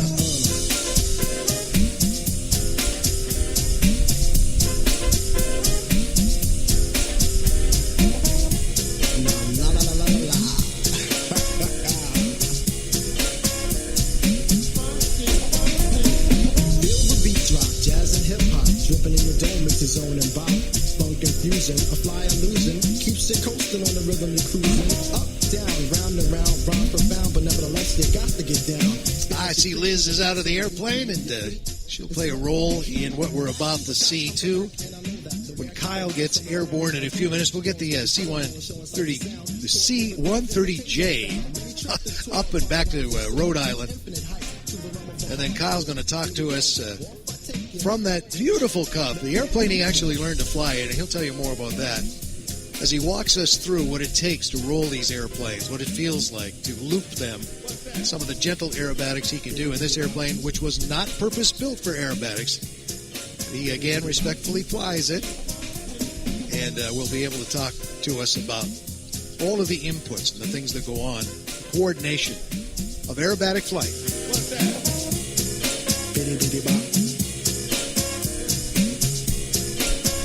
Wave goodbye now to the roadies as they head back to Rhode Island, the land next to the ocean, where it's, I understand, a little more windy than it is here today. So they'll have a little challenge when they get home, but hey, they're well trained.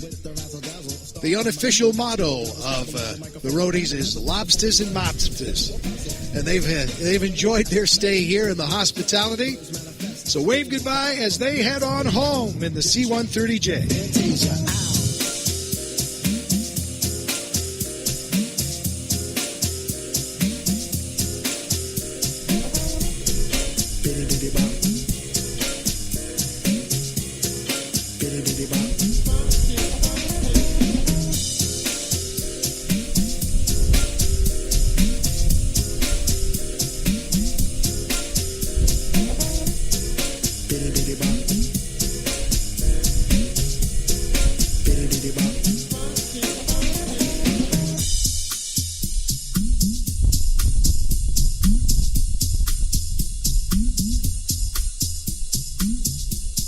Jazz and hip hop, y'all.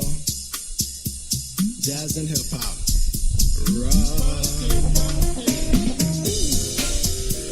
Blow that horn. That big airplane taking off. We're going to wait for a little wake turbulence to leave the area as well before we get Kyle up in the sky and his little Cub there. He can explain all that too, as he does so well.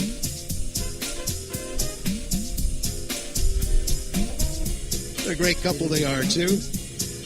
Traveling with the new dog.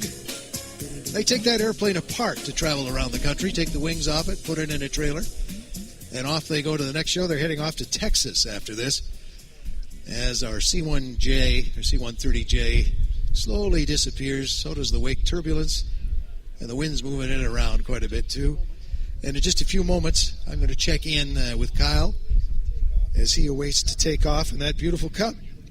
And it is a beautiful Cub.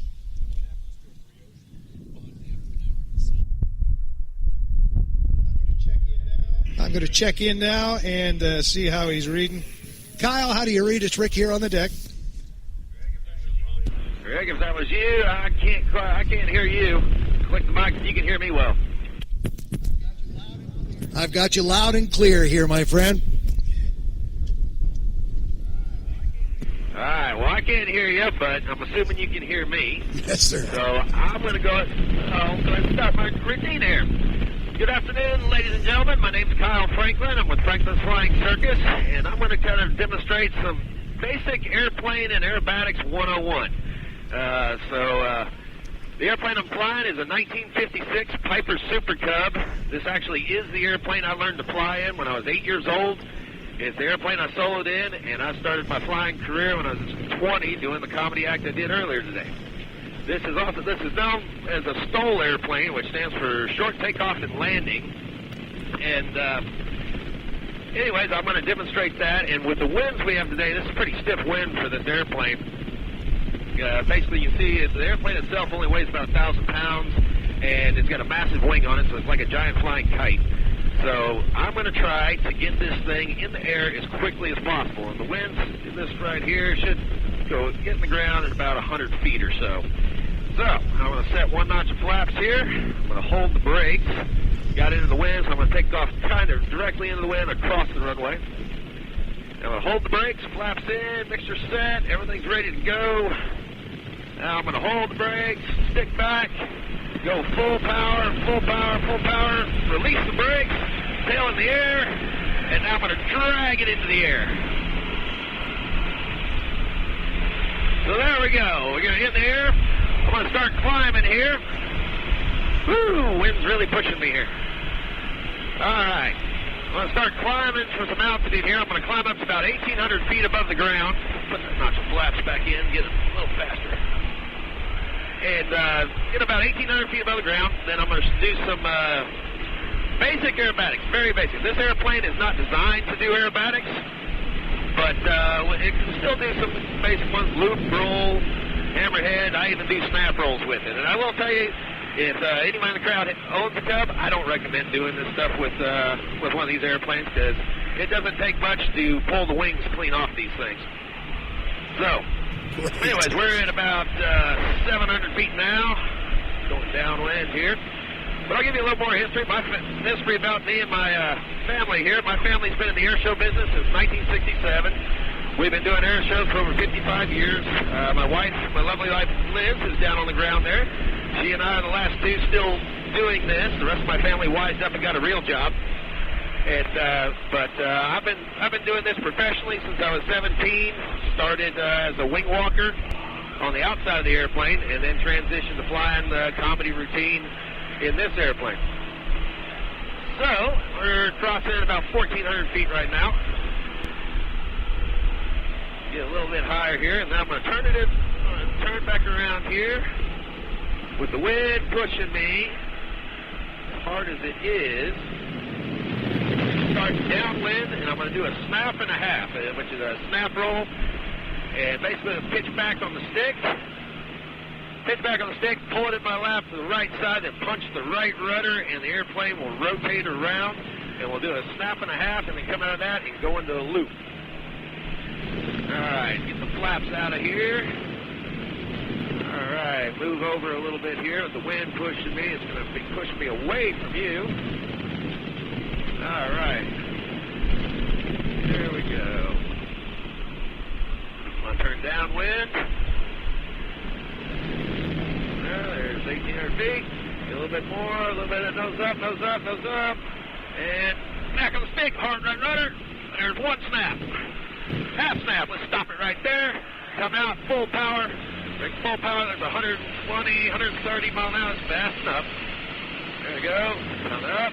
Come up. Full power again. Ooh, bumpy, bumpy. Back over the top. And now I'm going to chop the power completely back so I don't overspeed the airplane. So there's from 70, 80, 90, 100, 120, 125. There we go. Now we're going to go full power again. Back up, and pick the stick off to the left, and around. It likes to roll right about there, and then it doesn't want to come around. There it goes. Back there, full power again. We're going to pitch up, get a vertical line. Vertical line, hold it, hold it, hold it, hold it, hold it. Now left pivot. There we go, down. And there we go. Back on the power again, so don't overspeed the airplane. Max speed on this airplane is about 150 miles an hour. If you go much past that, the wings want to come off. All right. And one thing, you guys saw Jason Flood fly, Robert Holland do his routine earlier. And Rob will do his full routine here towards the end of the show. And one thing he does is a Harrier pass where he hovers. And this airplane does have quite a bit of horsepower for what it is. And so I'm going to imitate Rob Holland here, and I'm going to do my own little hover. And with this wind, I should be able to get the airplane almost stopped. So let's go right here. Let's pitch the nose up. Pull the power back. All right, the airspeed's reading 0 already. Power in, power in, power in. More power, more power, more power. Go up. Hold it. Airspeed's reading 0 at the moment. Stall fly, stall fly. It's wanting to stall on me, but I keep moving the stick around to balance it. It's all a balancing act. There we go. That's good enough. Dump the nose forward, get the airplane flying again. And speaking of, the next thing I'm going to do here is what they call a dead stick. Basically, if the engine quits, if the engine quits on the airplane, you don't just, stand and crash. It doesn't work that way.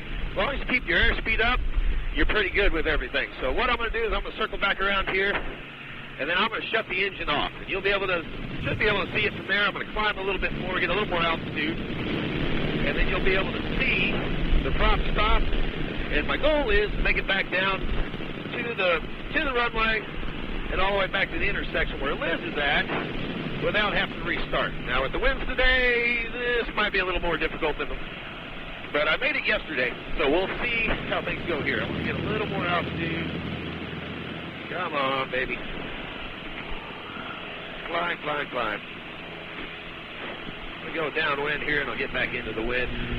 Turning the airplane into the wind gives me a lot more climbing capability. So I'm going to pull hard right here, pivot on the wing, back into the wind.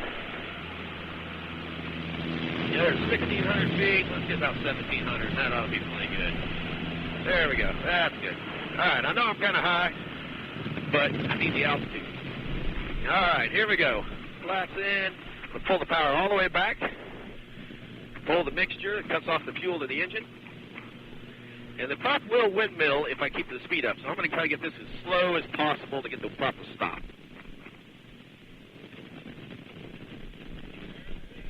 And there she be. So I'm showing about 55 mile an hour now. See, I got dive, keep the airspeed up. There's about 70 mile an hour.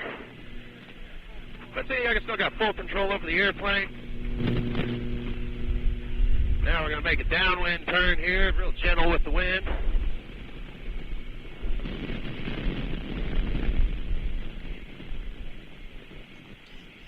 Oh, dear God. Ooh, wind's really pushing me here. No power. I can't look.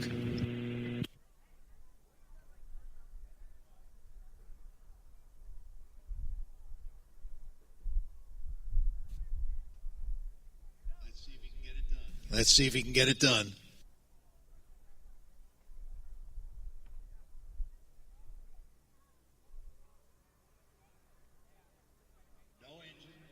No engine.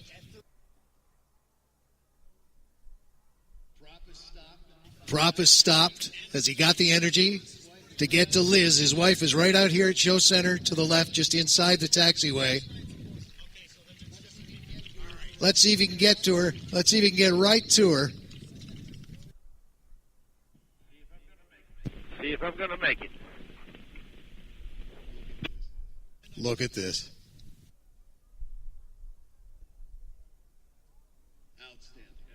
Outstanding. And there we go. Appreciate all of you coming out today. Hope you enjoyed the rest of the show. We've got the F-35 and Rob Holly coming up later. Check us out on Facebook, Franklin's Flying Circus, or our website at franklinairshow.com.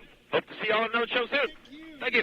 Thank you, Kyle Franklin, the legendary Franklin Flying Circus, of course. Years of flying. He made it sound so simple.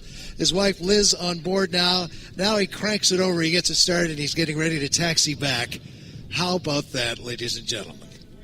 Give him a nice wave. Well, he can hear you through that little engine there.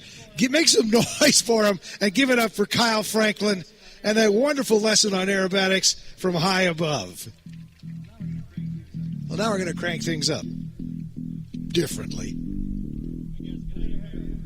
We're going to have a trio of jet engines. One of them in a jet, the other two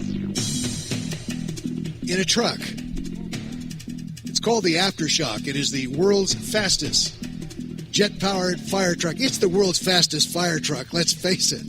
Holds the Guinness Book of World Records for a speed of 404 miles per hour. To give you an idea of what that looks like comparatively, Greg Collier is going to fly the T-33 you see taxiing by you right now, getting ready to take off. Because it is a similar airspeed. Most of the time, Greg will be flying at between 350, 400 miles an hour so that we get an idea of the speed above the runways. Down below, in the meantime, with some huffing and puffing going and all of that over the next few minutes, Wayne and the rest of the team way down there at the Aftershock are getting it ready to start up. It's going to huff and puff and get the fire and the smoke going here in front of us, then make its way out onto the runway, and we'll get a comparison of speeds. So you see what can happen on the ground when you put a couple of afterburning jet engines on a fire truck. Meanwhile, the T-33 gets ready to take off.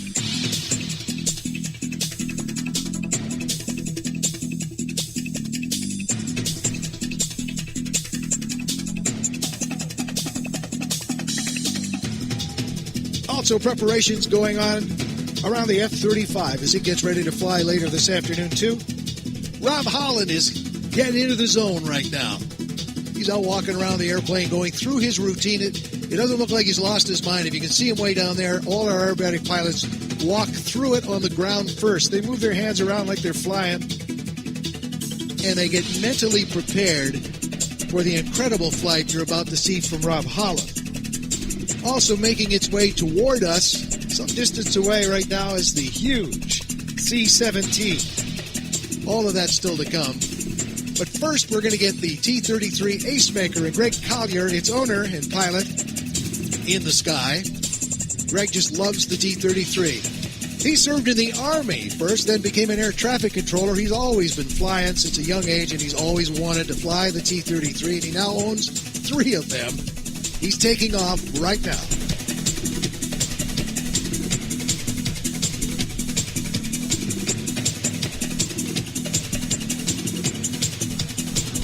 He was an air traffic controller in the Bay Area. He's a California guy. He's San Francisco inside and out. And from air traffic control to flying air shows, flew for the airlines for a little while as well, but this is what he loves to do.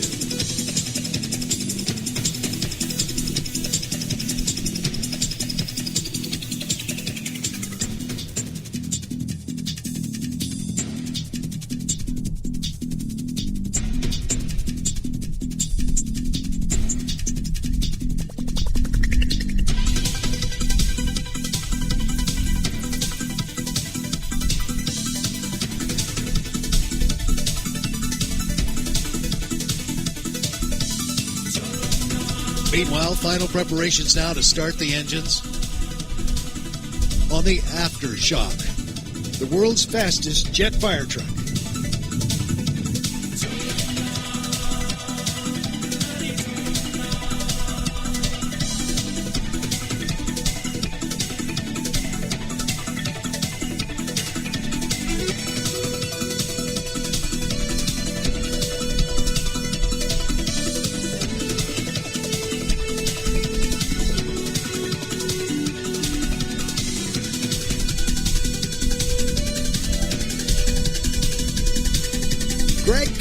And the T-33 that he owns and loves, called the Ace Maker.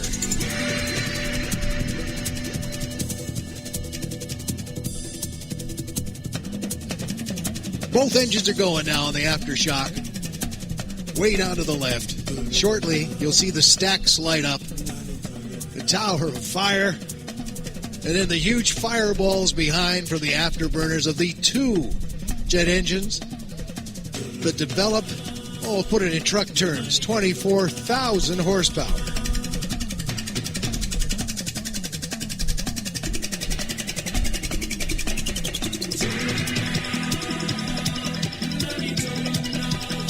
Both stacks are going now. Back and forth, left and right, left and right, left and right. Final spool-ups of the engines before he lights the afterburners. And then it's going to be really easy to see way down to the left, and it's going to make its way all the way over here. Wayne in the safety car heading out as the ace maker. There's the first shot of the fireball and the afterburners, and that's what I'm talking about. The stacks are lit too, and here it comes now. The world-famous aftershock. Wayne heading out in the safety car. Mark Smith at the controls. Infinity, you know the roof on fire. We go boogie, oogie, jiggle, wiggle, and dance like the roof on fire. We go drink drinks and take shots until we fall out like the roof on fire. Now, baby, get my booty naked, take off all your clothes and light the roof on fire. Tell her, baby, baby, baby, baby, baby, baby, baby, baby, baby, I'm on fire. I tell her, baby, baby, baby, baby, baby, baby, baby, baby, baby, I'm a fireball. Mark Smith, very accomplished pilot and driver when it comes to these jet creations. And, of course, he is getting ready now to make his way to the right. Out onto the runway eventually, and to give you an idea of speed again as you watch gracefully now, climbing above us, the ace maker flying at between 350 and 400 miles an hour. And as the ace maker gets closer to the ground, you'll get an idea of that speed and then compare it as you see the aftershock light up, quickly accelerated 4 Gs to close to 400 miles an hour.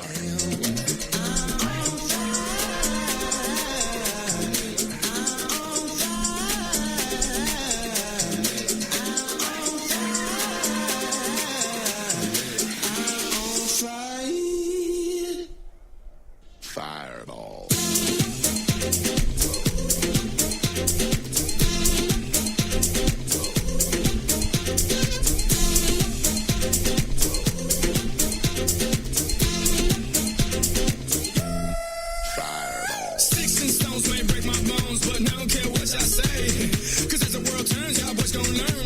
Right here don't play.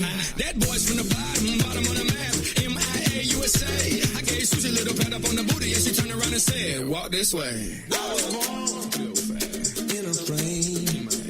Mama said that every word was my name. I'm the best you've ever had.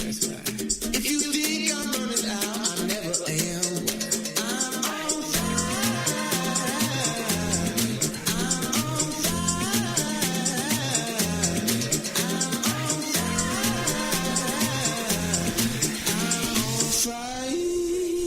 That's what about 350 miles per hour looks like right there. And here comes Mark now and the aftershock.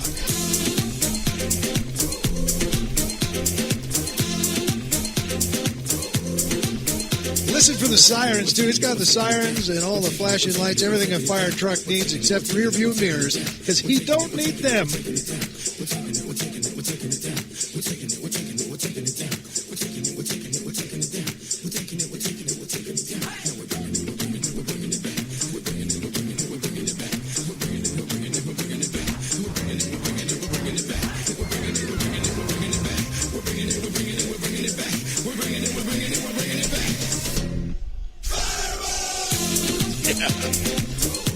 Out onto the runway.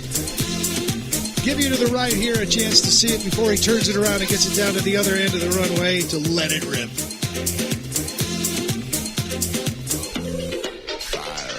Lights it up again, and again, and again, and then he's going to get it turned around here.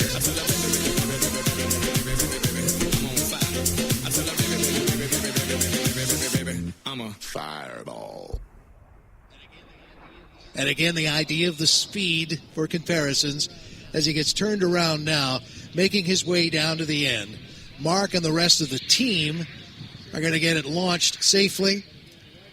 And again, right about center stage where we are, near that taxiway that heads back toward where the yellow and white and black aircraft is the shutdown zone. Within about 100 feet or 200 feet of that, time to open the chutes or he ends up in Boston.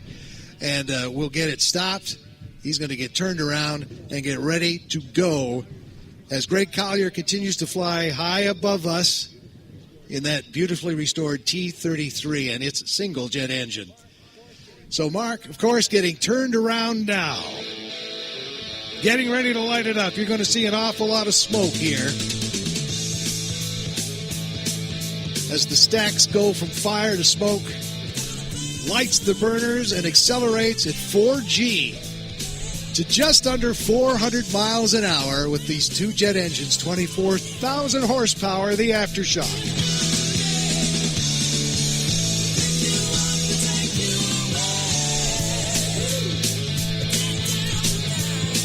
Stacks are going.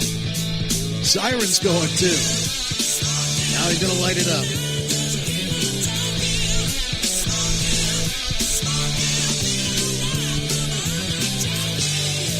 Smoke is on, and here it goes. Already 50, 70, 120, 150, 108, 200, 210, 240, 250, 258, 265. No, 365. I got all discombobulated here. Chutes open, getting it slowed down. That's how fast it happens. The world record holder, Aftershock.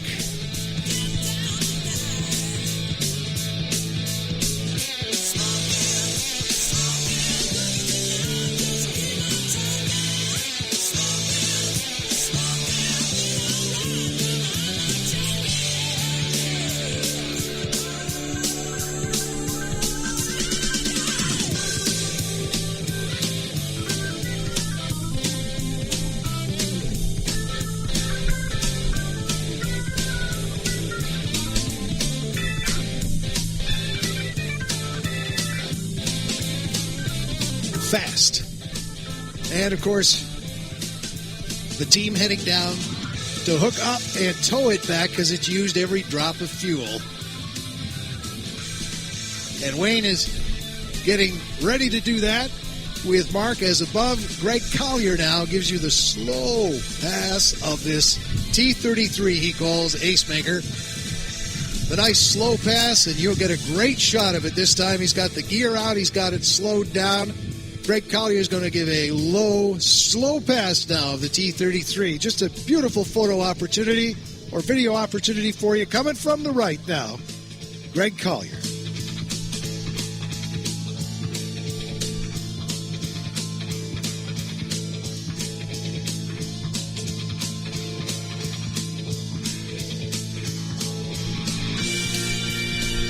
Beautiful restoration. Isn't that a beautiful jet?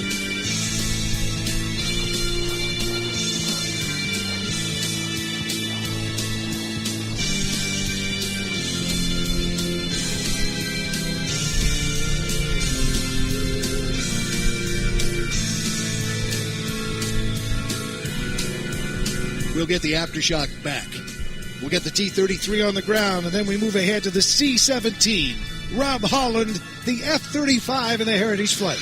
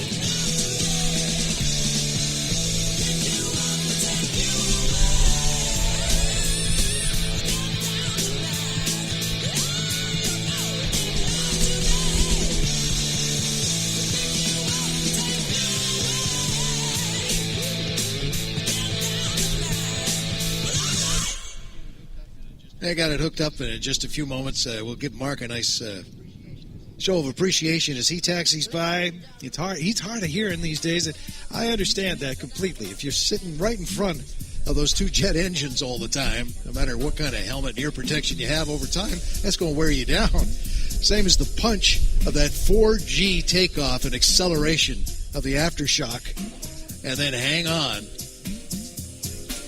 So we'll make sure you give him a big wave. He may not hear any applause at all as he comes back. But we'll get him back over near where the Aftershock lives. They're going to put it away on the truck and move off to their next show tonight. But it's been great having them here.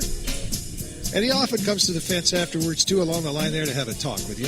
You see Rob Holland's getting ready to go. He's lined up here to our left right now, center stage left, and getting ready to take to the sky. As we finish up with the last few maneuvers of this beautiful T-33 Ace Maker, and Greg Collier at the controls. Rob Holland's going to be pushing and pulling some pretty heavy G's. Going to pull as many as 12, going to push as many as 8 or 9. And that speaks to his physical fitness. And those G's load on and off pretty quickly. When it comes to jet flying, as you see the T-33 turn in front of you right now, that's sustained G's. That's 4 or 5 G's, sometimes all the way around, depending on the speed and how hard he's pulling. So our jet pilots and our pilots, aerobatically, are fit. Greg Collier takes it pretty seriously. He's an Ironman guy. He's on a pro bicycle team. He's constantly exercising so that he can stay in top shape. There's Mark Smith. There's Wayne and the rest of the team from the Aftershock. Please give him a wave. I'll try and get him to hear you. Make some noise for him all the same. He made a lot of noise for us. Show some appreciation for the Shockwave and their team. Many tripped the tour upon the rhymes they soared to an infinite height, to the realm of the hardcore. Here we go. Off I take ya, dip trip, flip Fantasia.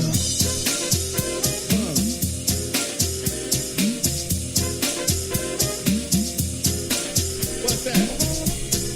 Bitty bitty bop. Bitty bitty bop.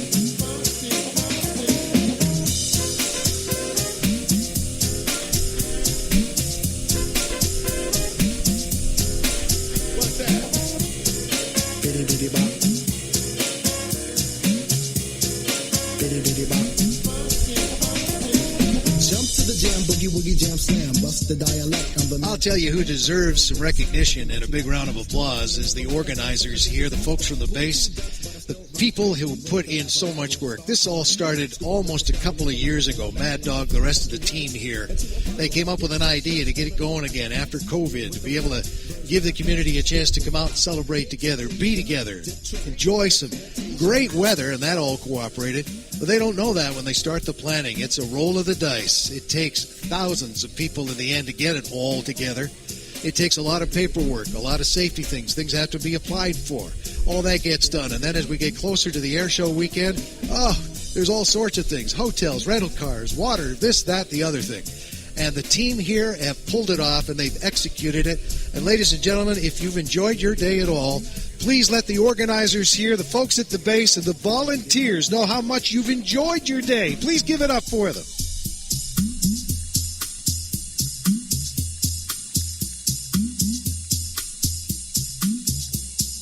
Jazz and hip-hop, y'all. Jazz and hip-hop. Enjoying the hospitality here big time, too. Smoke is on as we get Greg to come back around, and we'll try and convince him to land this time. Rob Holland is ready to go. That is hot in that airplane right now. That engine is hot, too. And we'll get him ready to go. Prep's underway at the F-35, as I mentioned. And then the incredibly emotional and moving tribute at the end, the Heritage Flight, where we'll put the F-35, the 5th gen, the future with the past, the P-51D Mustang you saw land a little bit earlier. A very, very moving tribute, of course, to the past and the present, which is now the future, as the 5th gen fighter is on board and going to replace the F-15s here, too, at the guard level. Greg making a beautiful landing. He'll pop the canopy to help slow the jet down. Doesn't have a great big air brake like the F-15 does. But the structure there for the canopy, there it is open. That helps slow him down. Fun fact with the T-33. And then he's going to get some fuel gassed up, and he's heading back to California.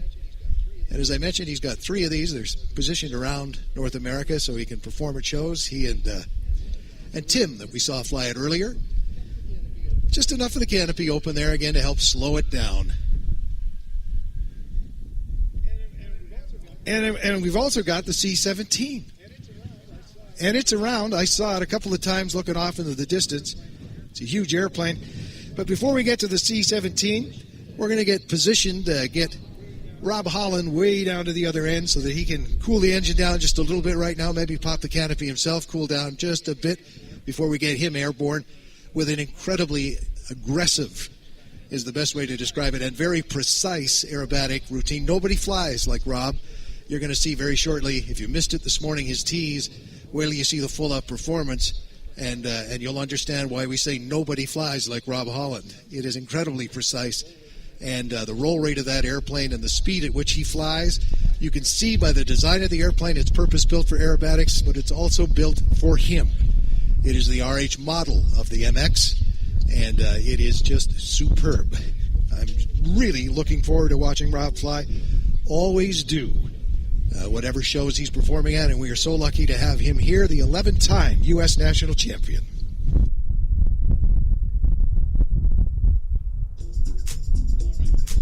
All right, ladies and gentlemen, look to the left. Pretty soon it's going to fill up the entire horizon. It's just a huge airplane after all. And if you want an idea of its size, when you start to see it, I want you to understand that the little winglets on the ends of the wings are over 9 feet tall. There's a heavy lifter. There's one on static display, but we've always enjoyed watching it fly. Inbound is the C-17. My name is Mortem. Yeah, you say it double. Say my name, girl. Say it again. See the light way off in the distance to the left. So nice and sassy. Want a better hit buzz? Yeah, don't want to get next to me. I like them chunky, chunky, chunky, chunky, chunky, chunky, and plump it, plump it, plump it, plump it, plump it, plump it, chunky, chunky, chunky, chunky, chunky, chunky, and plump it, plump it, plump it, plump it.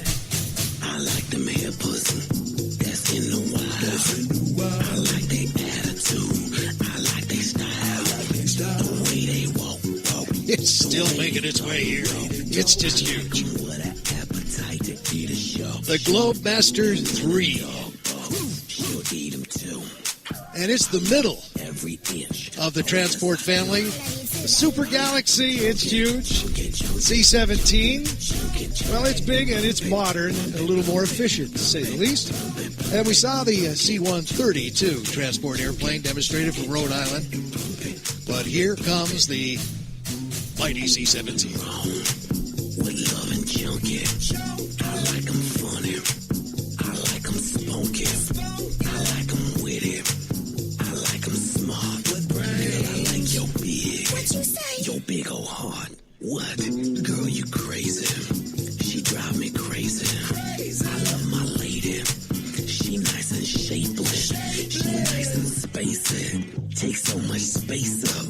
Like a big old spaceship. Moving so gracious. Yeah. It's all in the way she moves. It's all in the way she moves. It's all in the way it's all in Just keeps getting bigger and bigger. Big, chunky.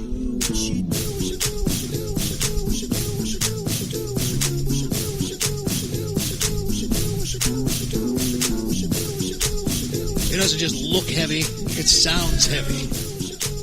That's a lot of airplane right there. Chunky, chunky, chunky, chunky, chunky, chunky, and plump it, plump it, plump it, plump it, plump it, plump it, chunky, chunky, chunky, chunky, chunky, chunky, and plump it, plump it, plump it, plump it, plump it. Ain't nothing wrong. Chunky. Ain't nothing wrong with love and chunky, chunky, chunky, and plump it, plump it, plump it, plump it, plump it, plump it. Just the shadow it cast over the turnpike there. Several cars just came to a stop. It's just amazing. That is one big airplane. And we've got a C-17 crew here. I think they're from McCord, right? Give them Dover on board here and give them a round of applause, too. They'll take the applause for them, if you don't mind, ladies and gentlemen. Those who fly the C-17. Now, way down to the right, 5-time World Freestyle Aerobatic Champion, 11-time and current U.S. national aerobatic champion. 12-time and current U.S. national freestyle aerobatic champion. A guy that began flying in 1992 and has now accumulated over 14,000 hours of flying time, is just about to take off. He's on the takeoff roll, and nobody flies like this man. Ladies and gentlemen, we're so happy to have him with us. Watch him go here, and he's just getting started. Mr. Rob Holland and his MXS Rob Holland version, designed to fly the way he flies, like nobody else.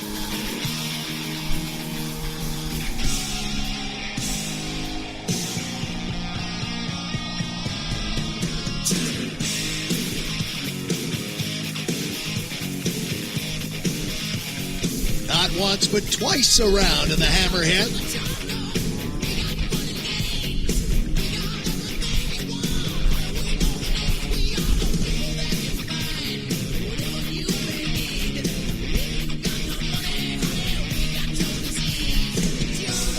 Slowly around he goes, bleeding off that energy up to the top where you think he's run out of energy.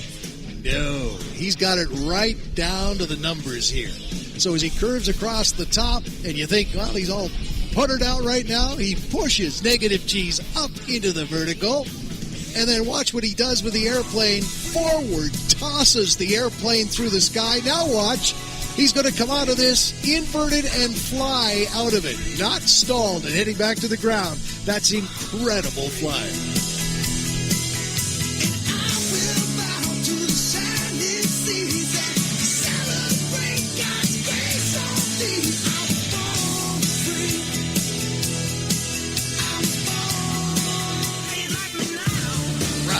He goes in the vertical there, and again comes out in a flat spin. Yeah, the airplane's disconnected, but not for long. He'll fly out of it.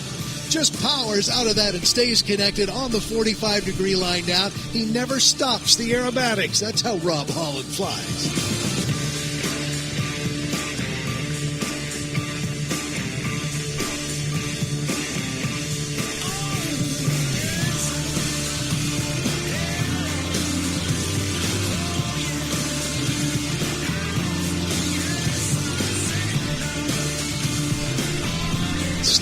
Sliding, and then spinning the airplane around like a frisbee, and then connecting again on the other side at the top of the maneuver again, where you're not supposed to have that kind of energy, but he just waits for it. He knows what's coming, and he sets up for even more now, pushing negative G's, a little lunch all over again, blood up in his eyeballs. That's just an ugly feeling.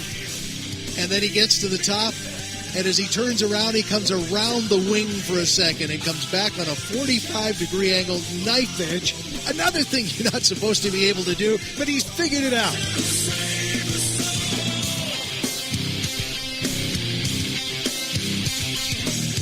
There's nothing left, so save your breath, lying in wait. So up he goes again. What's he got planned this time at the top? Well, look at this. End over end over end over end over end. And add some power and twist it around some more. And again, he flies out of it inverted.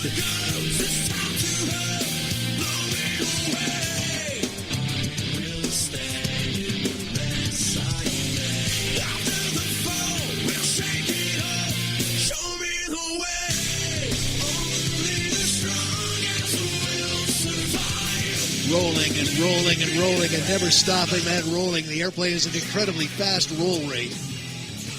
Rolling the other way now, setting up in the energy building. The airspeed picks up as he converts the altitude into the energy he needs for his next maneuver. And again, remember, he's just tying them all together, one right after the other. It is non-stop with him. As he climbs to the vertical this time, what's he going to do with that airplane? Gets to the top, the energy's bleeding off, gravity's starting to win, but not for long. Inverted, now throws the airplane forward, inverted again, and comes out of it flying. Now twists the airplane around in a couple of shoulder rolls and comes out on the 45-degree angle, inverted again.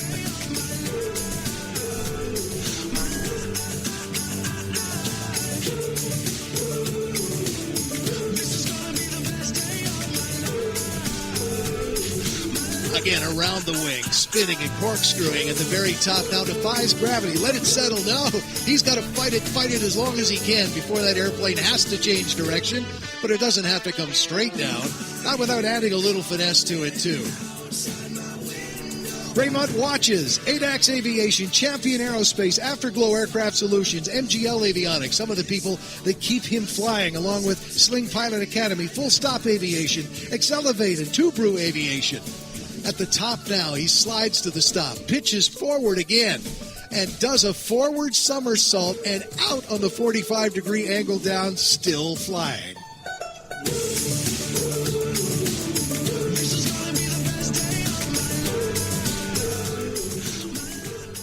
Changing direction again. Oh, it's some heavy G pulling there as he comes around. He's now at the very top again.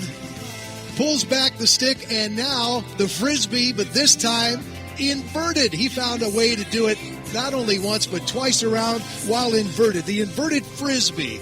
Amazing flying from Rob Holland. Right up now into the vertical install it, just sort of hanging it on the prop. And then spins the airplane back around again. And then quickly drops down to build up the energy. He's got to need a break soon. That's incredible flying. And as he does shut things down for just a sec, I'm going to check in and see if he can read. Rob, it's Rick here on the ground. How do you read, my friend?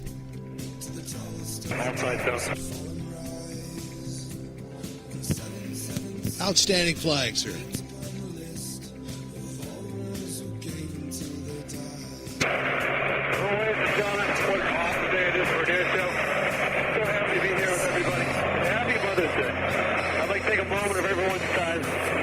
Every one of you to help do me a favor. When you see a military man or woman in uniform, or a veteran, I want you to walk up to them, look them in the eyes, shake their hand, and say thank you. For service, sacrifice, bravery, and dedication to each and every one of us, the freedoms we cherish so much. And from the bottom of my heart, I'd like to dedicate this heart to each.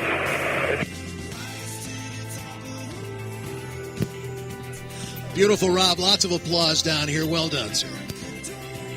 All right, folks. Again, happy Mother's Day to all the mothers out there. Thank you so much for coming out for the show. We got an amazing crowd. We still got some awesome show coming up. We got the United States Air Force F-35 and Heritage Flight. It's going to be awesome.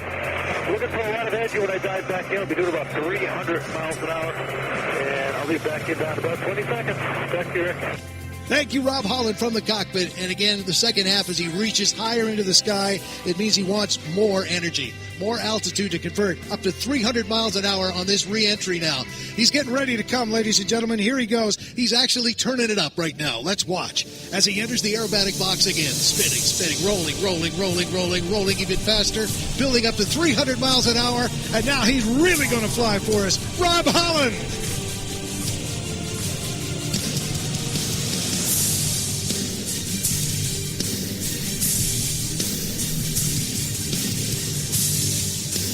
Faster, higher, more aggressive, up he goes. Stops the smoke so you can see him fight now and change direction. Outside, round he goes, round again, snapping the airplane on the outside. Again, these negative maneuvers, positive and negative, he's pushing and pulling 12 each way, and an aircraft designed to go 16 Gs either way. So now he's got all that smash, all that speed. He rolls and slides and then flips end over end, over end, over end, over end. I feel sick just looking at it. And stays focused and connected.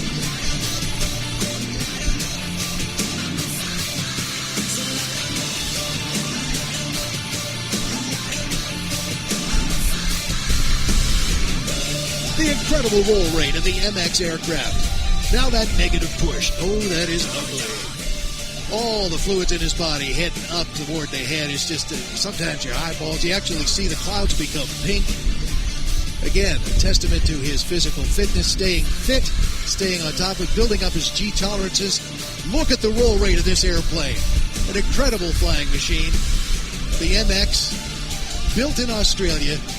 Again, inside, outside, right side up, upside down. Never stopping the aerobatics and using every inch of the aerobatic box as he pushes those negative Gs again. Up to the top this time. he pushes over in 0G and then quickly flips the airplane end over end.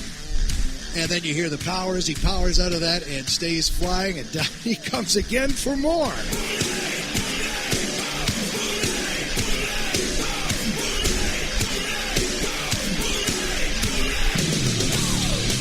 Knows. He is all over social media. You've got to see it from his point of view, and he gives you a great look at that on all of his social media pages. You look up Rob Holland, you see that it looks like a wire out on the one wing.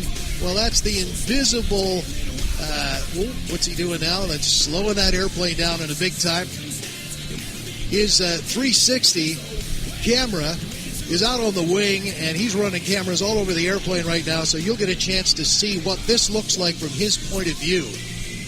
The invisible selfie stick out on the wing makes it look like the camera's actually floating out there beside him. So around the top he goes in the corkscrew, and he's still just in the momentum itself, spinning round and round, but still very much attached. That wing is working, and he continues to fly, and he's figured out how to do that.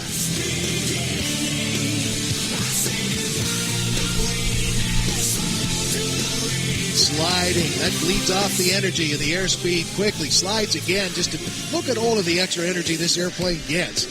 It is incredibly well designed for aerobatics. And then right into the torque roll where he just hangs from the prop at almost 400 horsepower. Such a light airplane. Very powerful airplane. The perfect airplane for Rob Holland.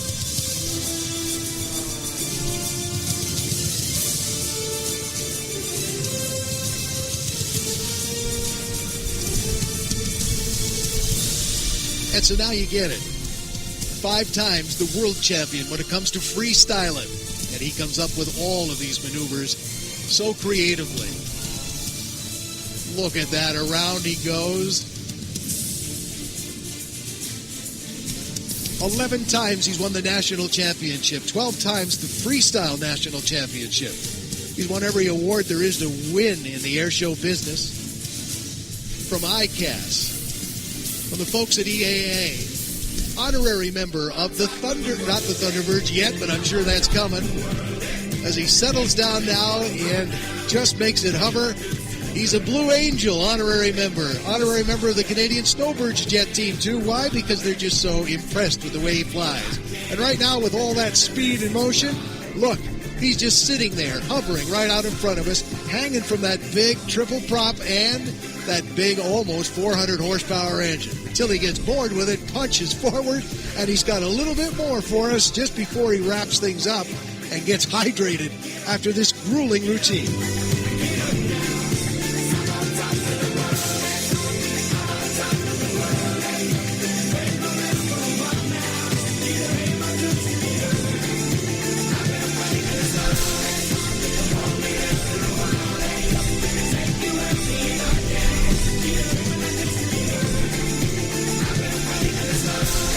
Photo pass now. He comes up, he looks at you, give him a wave as he goes by. He's looking, rolls the other side to give you a look at the bottom, and then he's going to get lined up and ready to shoot his approach in a very unique way before we can convince him to come back down to the ground.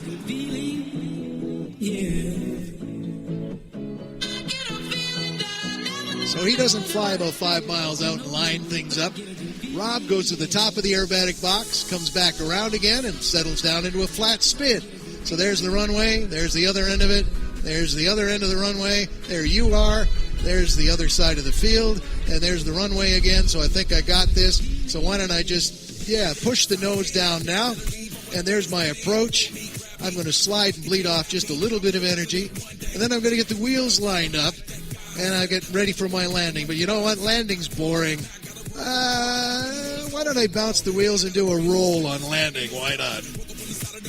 Isn't he incredible? Rob Holland now. Finally, you'll get the wheels down, settled down, and taxi back. And I think now you understand why he has been your champion 11 times in a row now. Rob Holland.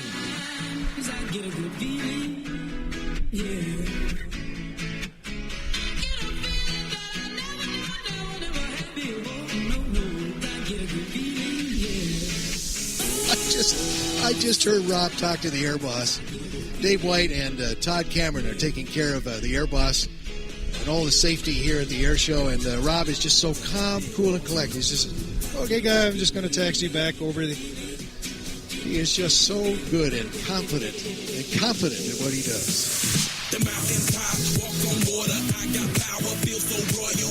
1 second, I'ma strike for you. Diamond, platinum, no more for you. Got adrenaline, never giving in. Giving up's not an option, gotta get it in. Witness, I got the heart of 20 men. No fear, go to sleep. Give him a wave as he's taxiing in. If you're way down there to the left. I have to say, too, Dave White, Todd Cameron have been our air bosses. Folks, give them a round of applause, too. They've got the noise-canceling headsets on. You're going to have to make it pretty loud for them to hear you. But that's not an easy job, a big responsibility, and we thank both of them for looking after our safety all day today. Thank you, Todd. Thank you, Whitey.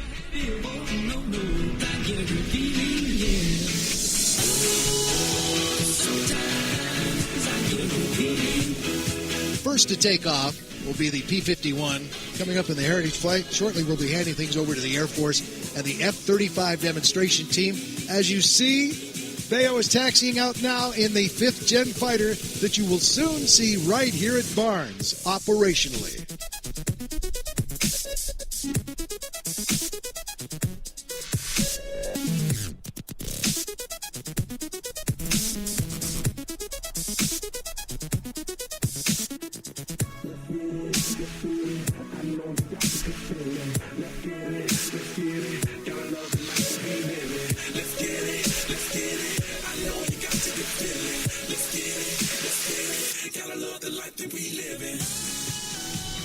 Fifth generation and the past out in front of you right now, and soon you'll see them flying together as well. The P-51 Mustang and the F-35 Lightning II. Major Kristen Bayo-Wolf. She's at the controls and a whole team here supporting her. We'll hand off to in just a few moments.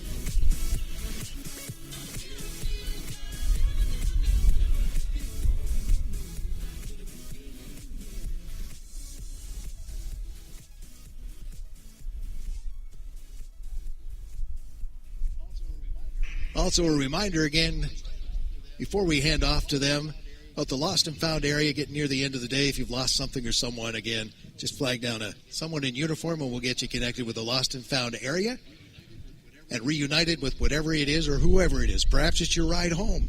Important things like that, that's where to go to get hooked up again.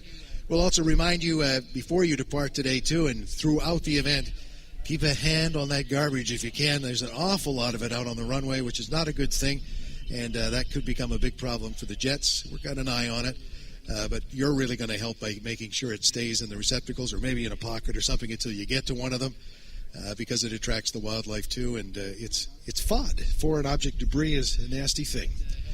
And helping getting our volunteers home too. And it is just about the time when they get down to the end of the runway. I'm going to hand off to them.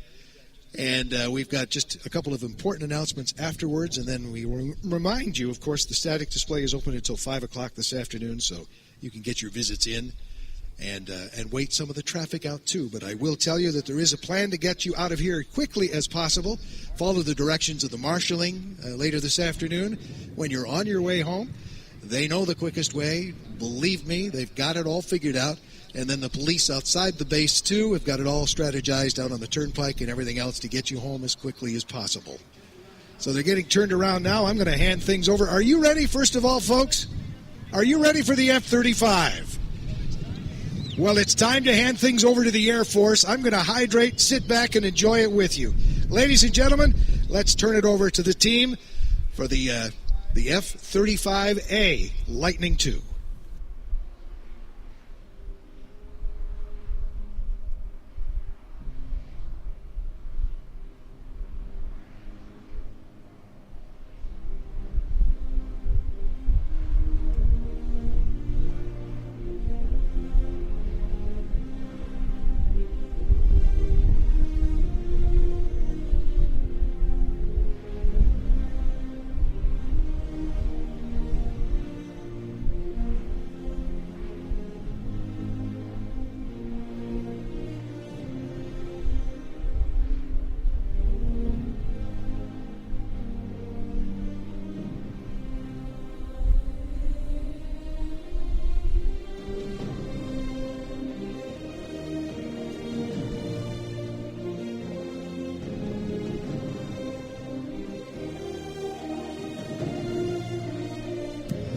Good afternoon, ladies and gentlemen. On behalf of the United States Air Force, the Commander of Air Combat Command, General Mark Kelly, and all the men and women of Air Combat Command, we would like to welcome you to the final day of the Westfield International Air Show.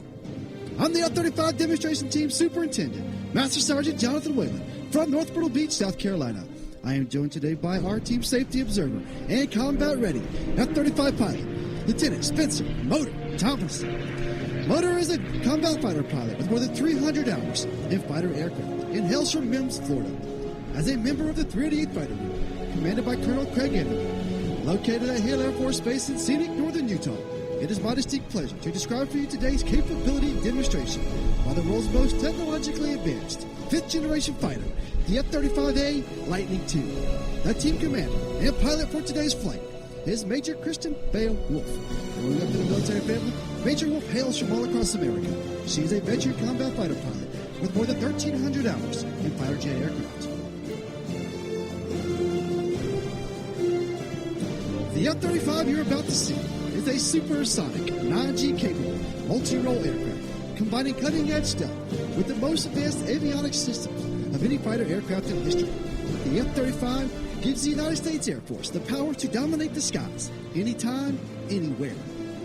While you won't see everything that makes the F-35A Lightning II the most technologically advanced stealth fighter aircraft in the world, you will witness its raw power.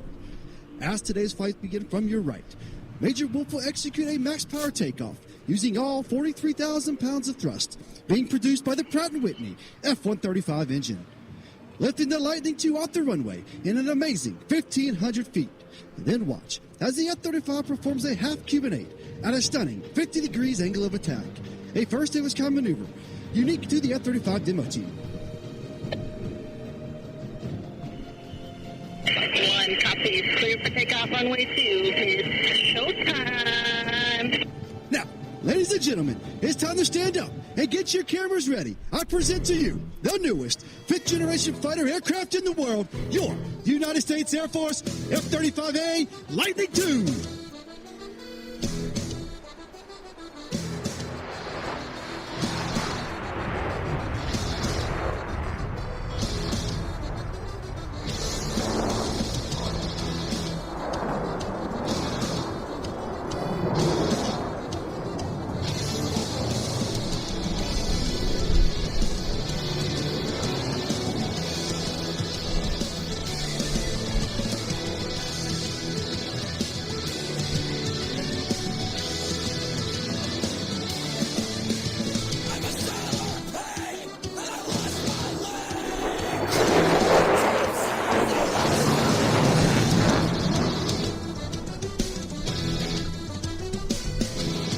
The F-35 has a superior advantage in combat due to the adversary's reduced ability to detect the jet through the use of stealth technology.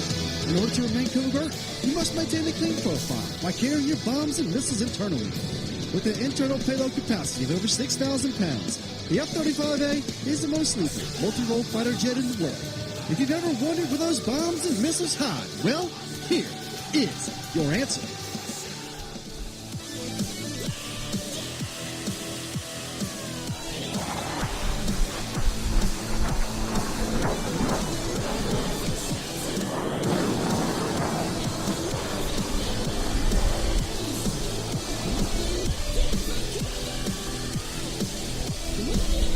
The F-35A possesses the capability to reach speeds 1.6 times the speed of sound, which equates to nearly 1,200 miles per hour.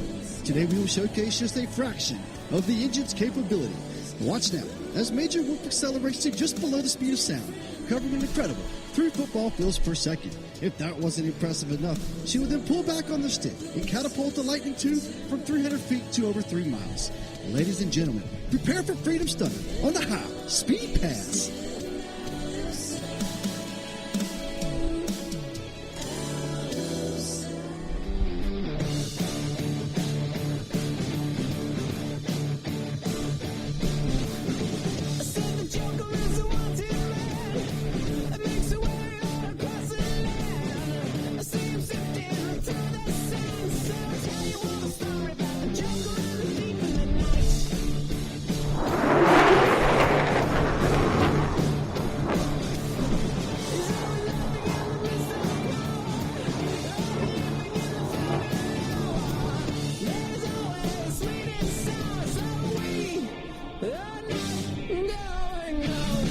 In a dogfight, combat maneuverability is crucial. The Lightning II's advanced flight controllers combined with its most powerful engine give the F-35 an impressive 1,500-foot turn radius. As Major Wolf approaches show center, she will light the afterburner and bake sharply, pressing her into the seat with up to 9 Gs, or 9 times the force of gravity. After completing the turn, the F-35 will power straight into the vertical climb and quickly change directions, flipping end over end in a maneuver we call the Lightning Loop. From your right, the Lightning II's combat radius turn.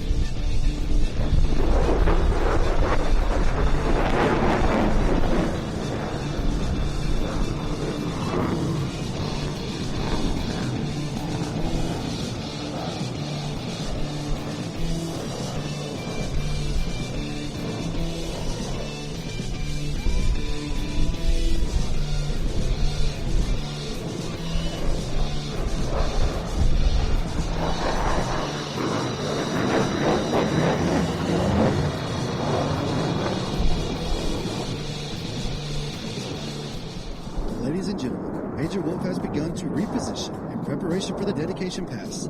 Major Wolf and the rest of the F-35 demonstration team from the 388th Fighter Wing wish to dedicate this pass to the men and women of all branches of the armed forces and their families who are so bravely fighting today's joint fight. We would also like to remember our wounded warriors and veterans in attendance and those who have given their lives defending this great nation. This will be your best photo opportunity, so get your cameras ready to capture the salute.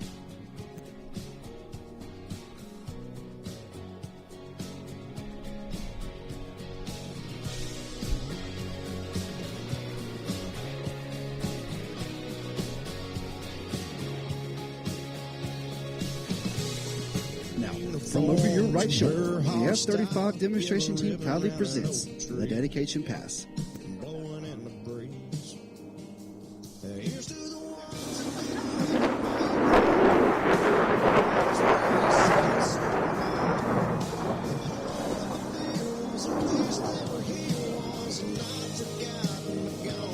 Major Wolf will now demonstrate the Lightning II's crisp agility and handling. Notice as she makes her approach, she is in the inverted position. Then she will fly across the aerobatic container, dropping in from your left. Major Wolf performing the inverted pass.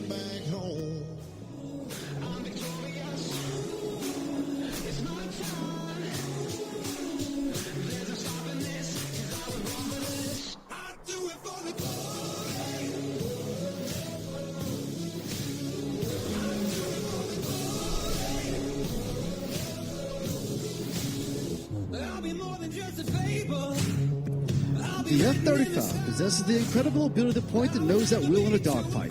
Watch closely as the jet climbs to more than a mile into the vertical and completes the lightning loop. And then while under complete control and without thrust vectoring, Major Wolf will execute a full 360-degree flat turn. Ladies and gentlemen, the Lightning II's pedal turn.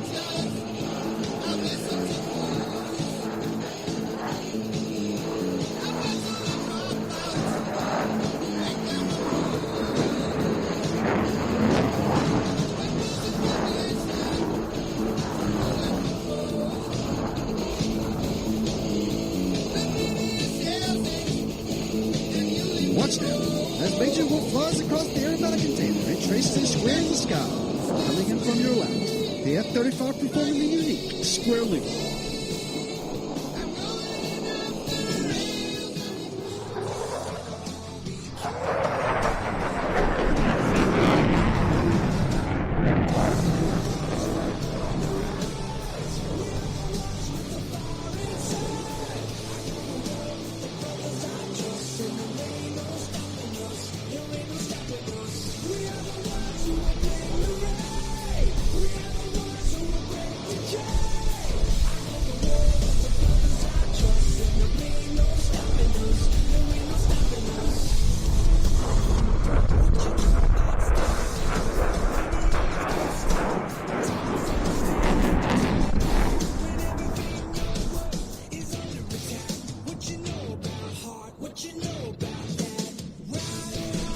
The ability to maintain slow-speed flight is crucial in combat. The potent combination of sophisticated flight controls, coupled with the most powerful fighter engine ever built, make it possible to reduce the F-35 speed to less than 100 knots. Slowly closing in from the right, Major Wolf will demonstrate the F-35's slow speed capability. And just as she approaches show center, you will once again feel the raw power of the engine as she lights the afterburner and accelerates the aircraft into a near vertical climb.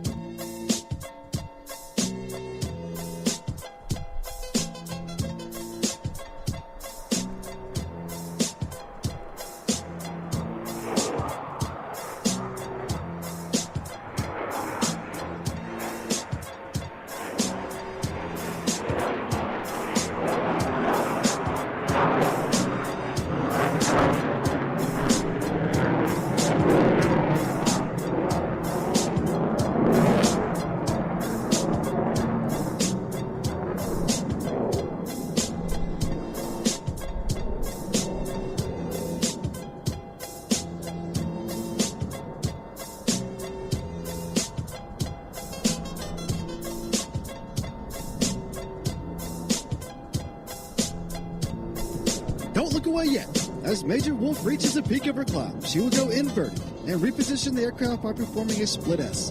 As she returns to show center, she will then accelerate rapidly and snap the F-35 through a series of aileron rolls to demonstrate the Lightning II's impressive roll maneuverability. Dropping in from your left, Major Wolf executing opposing rolls.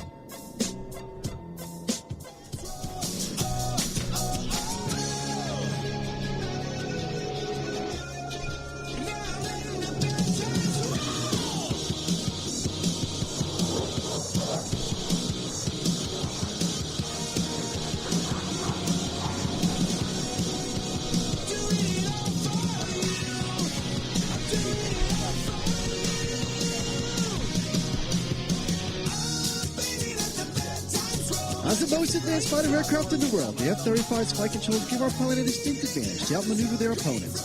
As Major Wolf approaches show center, she will complete more than 135 degrees of heading change in 3 seconds, slide the tail of the F-35 through the turn, and then powerfully climb out of the maneuver, closing in from your right. Ladies and gentlemen, the tactical pitch.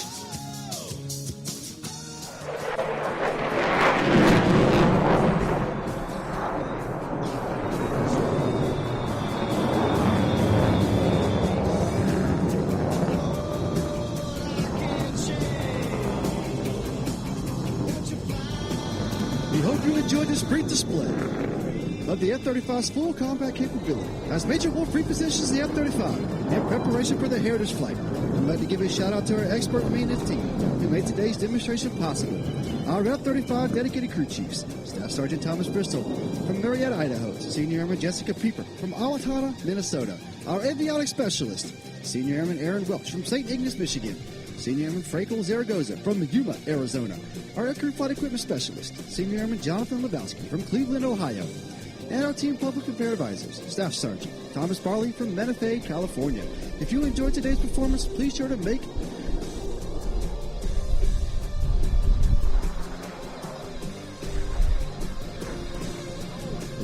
Please sure to make Like and follow us on Instagram at F35 Demo Team and tag us in all your social media posts at hashtag F35 Demo.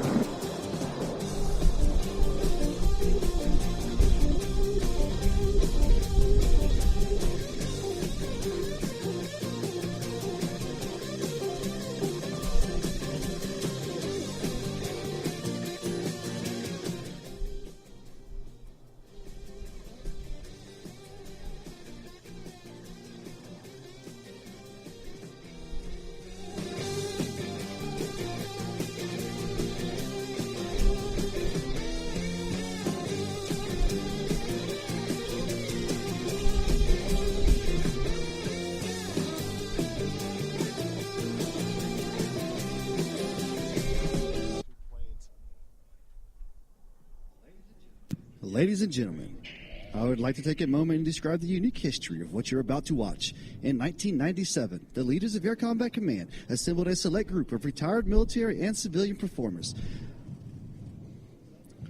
to celebrate the 50th anniversary of the United States Air Force. From this gathering was born Heritage Flight, a unique visual representation of the Air Force's days of the Army Air Corps to the present. What started out as a one-time event has grown in popularity and demand, and now Heritage Flights are performed at air shows and special events in the United States and around the world. Please turn with me now and watch this rare formation approach from behind and overhead.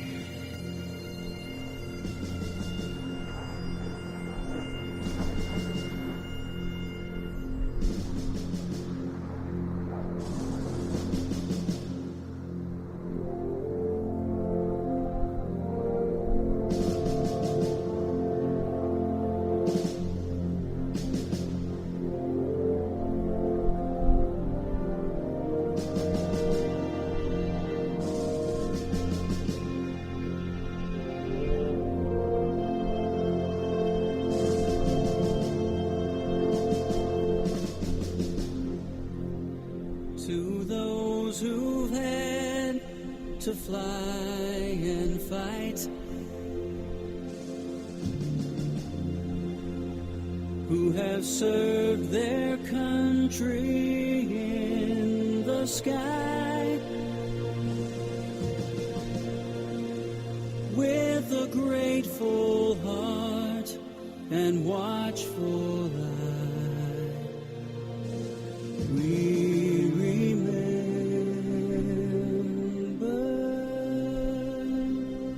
and may the faithful proud machines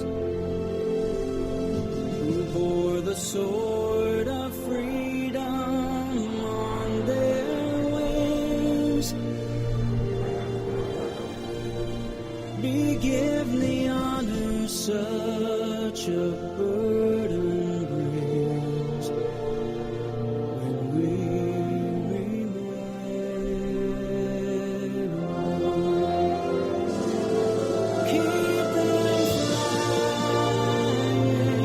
Keep them flying,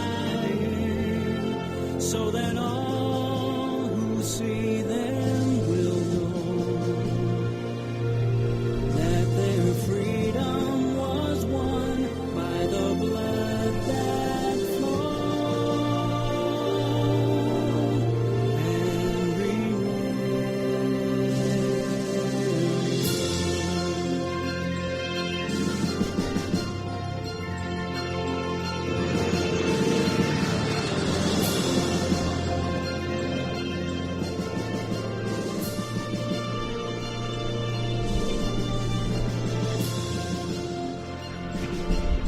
Flying in formation today are a World War II era B-51 Mustang, piloted by Jim Beasley, and the United States Air Force F-35A, piloted by Major Christian Beowulf Wolf. through hostile skies, know that freedom requires a sacrifice. To those who paid the highest price, we remember.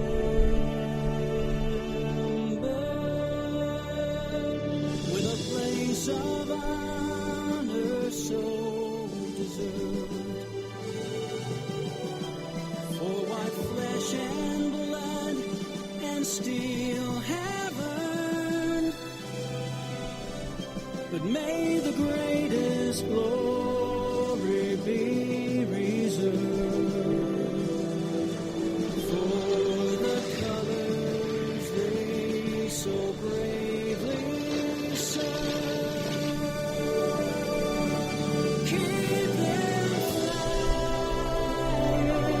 Keep them flying,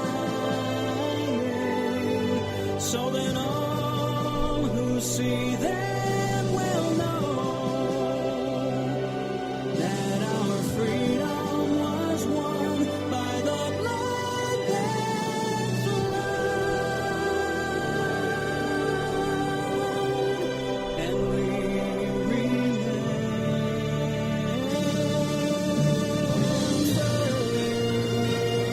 We'd like to dedicate today's hero to all the military veterans and attendants whose sacrifices over the years have helped preserve America's freedom. We hope you enjoyed watching this rare formation of classic and current United States Air Force aircraft on our journey from heritage to horizons. Please turn with me now and watch this rare formation approach from behind the crowd for the final pass.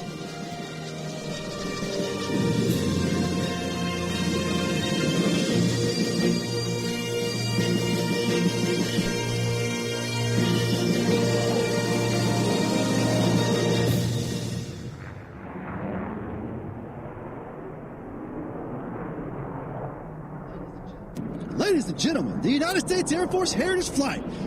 We hope you've enjoyed watching and taking pride in this rare display of over 75 years of air power heritage. Let's give a round of applause for the F-35 demonstration team and the United States Air Force Heritage Flight team. We've got 4 more passes set up for you, ladies and gentlemen. First in is going to be Major Wolf with a tactical pitch, followed by Jim Beasley with a slow 4-point roll.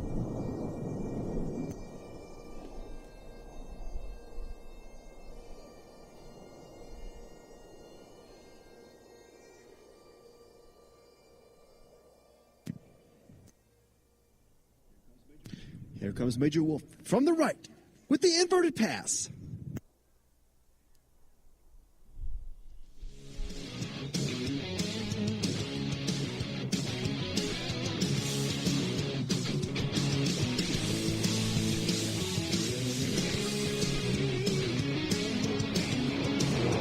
And followed up right behind him is Jim Beasley in that beautiful P-51 Mustang with the slow roll.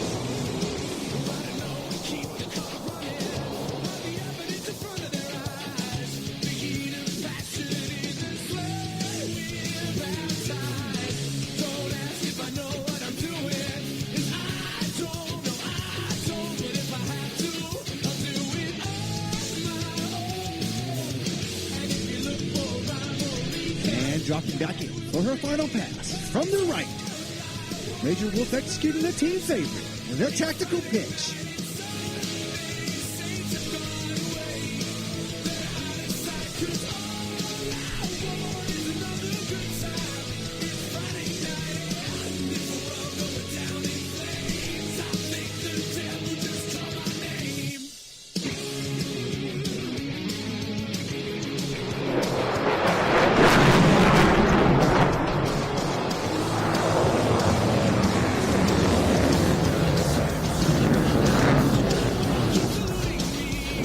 Sneaking in. Here comes Jim with the flat pass. Give him a big way. He's going home.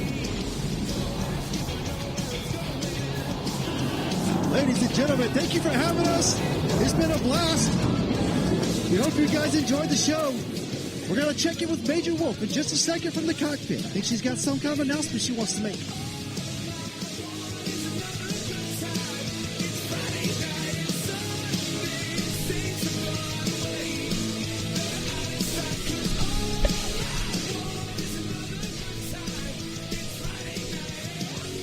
How's it going, Massachusetts? This is Captain Major Wolf from the cockpit of the F-35. I'd like to say Happy Mother's Day to all the mothers out there, and a special hello to the Pratt & Whitney crowd. Hope you guys enjoyed the show. Well, there you have it, ladies and gentlemen. Hope you enjoyed it, and we'll see you next time. Let's hear it for the F-35 demonstration team, ladies and gentlemen. Bale and the rest of the team. It takes a big team effort to keep this jet flying and maintained and ready for performances like this, and you will get to see this aircraft more and more now over the months ahead as has been announced that it will replace the F-15s here. What a great way to wind things down. Speaking of winding things down, the police have informed us that they have the traffic plan already set up and ready to get you out of here as quickly as possible. That includes beyond the base and out there. The state troopers and others have got the cones out on the highway and everything to get you home again as quickly as possible. We'll ask on your way out, as you're heading out, if you could pick up any of the garbage you see there. Make sure it gets into the receptacles so that we keep a safe environment here as far as the operations go. Recycling bins and the garbage bins, that's going to be very, very much appreciated. I know the volunteers will get home earlier to their families as well. Can't say it enough about safety, though. Also, take it easy in the parking lots, and they do know the fastest way out. Just follow any of the marshaling or the signage, and that will get you out of here as effectively as possible. Bayo back down on the ground now in the F-35. Give her a huge wave, and another job well done as she gets ready to move on and get to the next show, and then you'll start to see your own F-35s showing up here at the base. Again, to all the organizers here who have put so much effort into the weekend, we thank them. You for the hospitality and the community, too. Man, the community gets it. We have seen so many pictures in the local restaurants of the base and the jets that fly in and out of here. That's a pretty nice sight to see, that wonderful connection with the community.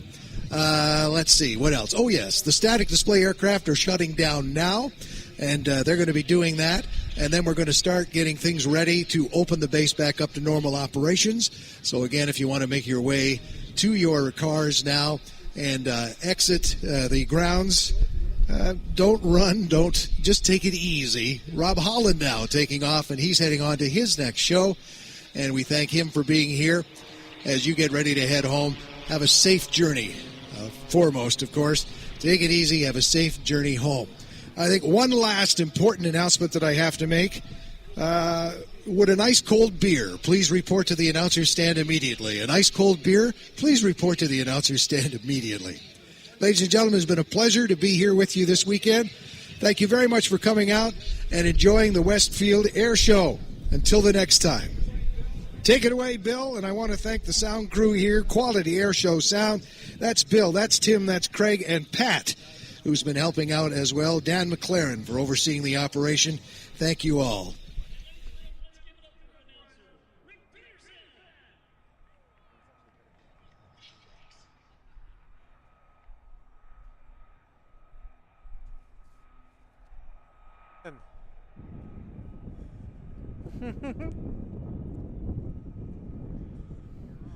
All right, guys. Hey, welcome back. This is the post-show from today's air show here at Barnes Air Force Base in Westfield. And Bobby Goff here with the Bobby G and Company show on the road here in the new Agawam Paranormal Studios here. We had to expand things. We had to knock some walls out. We did it. We got it set up. So joining me today, my co-host, everybody thinks she's my second wife, even she does. My sister, in all honesty, love this woman dearly. Mrs. Lynn O'Brien, how you doing, sweetheart? I'm good. And joining us also, and this for me is a true honor because I hold this man in such high esteem. Oh, yeah. Mr. Harry Rock is joining us, so Harry, welcome as well. Nice to see you. Got representing my own show, Rock on Westfield, and also Westfield Council on Aging Presents that we show every Tuesday and Thursdays, and Rock on Westfield is Wednesdays.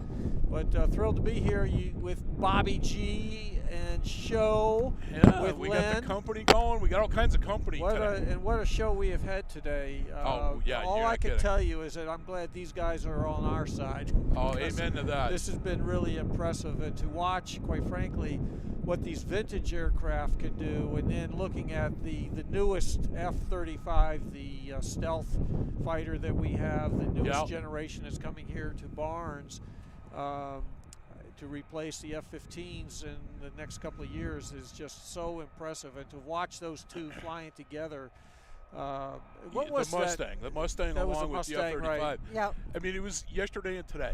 Yep. It was, and you watch them, and again, not to be tacky, it was poetry in motion. Right. Watching the two of those, and I don't know if you noticed this, but the Mustang was leading the way. Yes, I did. And that was poetic. Yep. You know, Absolutely. and it just phenomenal day here at the Airshow. I hope you folks got a chance to come out and enjoy it. Either way, happy Mother's Day to everybody out there. And we're going to be here with you for a little while, and we're going to be talking about all things Airshow and all that good stuff there. But Bobby, I think we need to, before we go any further, is to thank all the organizers, both from the 104th and the Air Force, and also our own Barnes Airport with Chris Willenberg, and then the WCPC Westfield Cable Channel 15 crew, led by Pete Coles, our producer. We got Kenny Stomsky doing all of our logistical work, and then a whole team of volunteers helping out on the cameras. It took a team effort here to put this on, and when you look at all the computers, the monitors, miles of cable, I can't believe how much cable there is. Yeah. Just a switching station right in front of us. It's just amazing how much stuff they had to set up. But thanks to everybody for making this happen. First time in 6 years. Yes. Yeah, this was an outstanding situation today. I do want to give a special shout out to Mr. Jim O'Brien. Jimmy came in yesterday. This is Lynn's husband, and Jimmy came in yesterday for the first time playing with the joystick cameras. And he was only supposed to be here for an hour today, and he decided he had so much fun yesterday hanging out and doing this. He spent literally the entire show doing cameras. Yeah. He never walked away, he never took a break. So I take my hat off to Mr. O'Brien, a phenomenal guy to begin with. But yeah, like you said, Harry, it's all volunteers. Yep, all volunteers. Here's one of our vintage jets just taking off right now, probably heading home. We're all heading home now. Yep. And this guy, that's a 1950s vintage jet, I think. Pete was saying one of the earlier jets we had in our inventory after the prop planes started to phase out. But he was really impressive. I just love watching the old vintage aircraft and just seeing what they were able to do. Sure. And then it was on their capability, their designs, their experience that all the newer generations really started coming. And to watch each generation going through, the Warthog, the A-10, the F-15, and ending with the F-35 was just amazing. Well, and you and I were talking about this off air before. The pilot that just took off actually owns 3 of those planes, they were saying. No. I just totally boggles the mind. It's like, yeah, there's money there. We complain about filling up the tanks in our cars. I can't imagine what it's costing him to fill that thing up every time he flies. No. But what a beautiful plane, and he did just such a great job. And, the other planes that I really enjoyed watching today, obviously, were the stunt planes, and to watch how they can flip themselves forward, doing barrel rolls and backflips and forward flips, and then holding themselves steady, absolutely motionless, which is against defying the odds of gravity. Sure. It was just incredible what they're able to do and the amount of skill that they have as pilots. So, as interesting as it is to watch those stunt flyers, if you were sitting back a little bit like I was, it was almost more interesting to watch Lynn cringe every time he would do something. Yes. Oh, my God. It's like, So Lynn, what was your favorite thing that you saw here today? Oh, definitely our girl. F-35, no doubt. No doubt. Yep, she was amazing. Yep. She is. Bayo Wolf. Bayo Wolf is her call sign. Right. Yeah. Right. To just watch the things that she can do, it doesn't matter if she's a male or a female. No, it doesn't. Just what we just watched, I think it was even better than it was yesterday. I mean, that's just boggles the mind. Yeah. We are getting quite a bit of breeze up here, so we have to apologize to our viewing audience. You're getting a lot of wind noise in the background here, unfortunately, but nothing we can control. No, unfortunately not. So you're totally non-relevant. What is the purpose of putting up a frame for a canopy when you don't put the canopy up? I think when it's chilly out, you say, I don't want shade, I want sunshine. Yeah, maybe. I think that's exactly what that was. They did that yesterday, too, though. Yeah, they put up the frame and they never put the top on. They guess they didn't need it, wasn't that hot. I don't know. I don't know, maybe. Yesterday I was flying back from Portugal. Were you in one of those little two-seater biplanes? I was not. I was in a big jet aircraft, but I was able to watch. Two things came to mind. One, I was flying in this big. I mean, I don't know what we were doing, 600-700 miles an hour, which is nothing compared to what these guys can do. No. But just how big and cumbersome those planes are compared to how quick and nimble these planes are. But I was also able to watch the movie Dunkirk while we were flying our 8-hour flight across the ocean, and to watch, the aircraft of that vintage, the Mustangs, the what were the other vintage aircraft from World War II? Corsairs. What did the British have? I wish I had Pete here because he would know this stuff. But, it was interesting watching that movie and watching what they were able to do back then for dogfighting and they were measuring, their fuel capacity in gallons. We've got 10 gallons left. Okay, you've got 5 left to fight with. You need 5 to get back to base to refuel. Yeah. Kind of thing. And, it was such a simple aircraft in comparison to what we have today. Yeah. And you think about the fact that that was only roughly 75 years ago, and think about just how far have we come with the design and the sophistication of planes from the era of... Got a little windy. Yeah, and it's very windy up here. But going from that vintage of, the 1940s to where we are now into the, 2020s, it's just mind-boggling to see the capability that we have today with aircraft. These two on the left, aren't those they're biplanes. kind of similar to like the 1940s? No, that would be World War One. Yeah, Those that's are even World War earlier. One. Those are 1910, 1920. So those, okay. Yeah, those are the. Those are vintage. So those are the silver wing is vintage. Right. So if you go back to Snoopy and the Red Baron, that's what those planes are. Yeah, exactly. Yeah. Those are World War One planes. One of those planes, I'm not sure which one it was. One of those has actually been used in movies. Christopher Reeve, the guy was telling me, was actually filmed in one of those planes. Yeah, I heard that too, but I don't remember which one. Yeah, but Aviator. It was one of the yellow ones. The Aviator. Right. But I don't know what was the name of the movie, but I'm not sure which one of the planes. But now here's something going with Harry's thought process here. We just saw the F-35, which is, I believe you call it a 5th generation plane. I mean, because the F-15s were 4th gen. Now this is a 5th generation. Now, if our military is showing 5th generation planes and incorporating them into our air defense system, you know damn well the 6th generation is top secret and functional. Absolutely. And then the 7th generation is in construction. Yep. And, if we're seeing an F-35 that can do what this one did today, it really makes you wonder, what are the next ones going to do? Yeah, I know. They're going to be invisible. Right. And Exactly. They have cloaking devices. Right. We're going to be able to put androids in them to fly them. And, there's so many things you can just... I mean, it just, Yeah. You don't even have the words to explain what they're probably going to do in the next 10 years. And that's what I'm saying. Harry was pointing out in the last 70 years, this is what we've seen for a technological advancement. Well, what about the next 70 years? Yep. In 70 years from now, whoever's sitting here doing an air show is going to say, hey, I remember when that F-35, we had to dust it off to get it in your I know. show. It's crazy. And you watch all these kids running around here today, and those are next generation pilots. I mean, sure.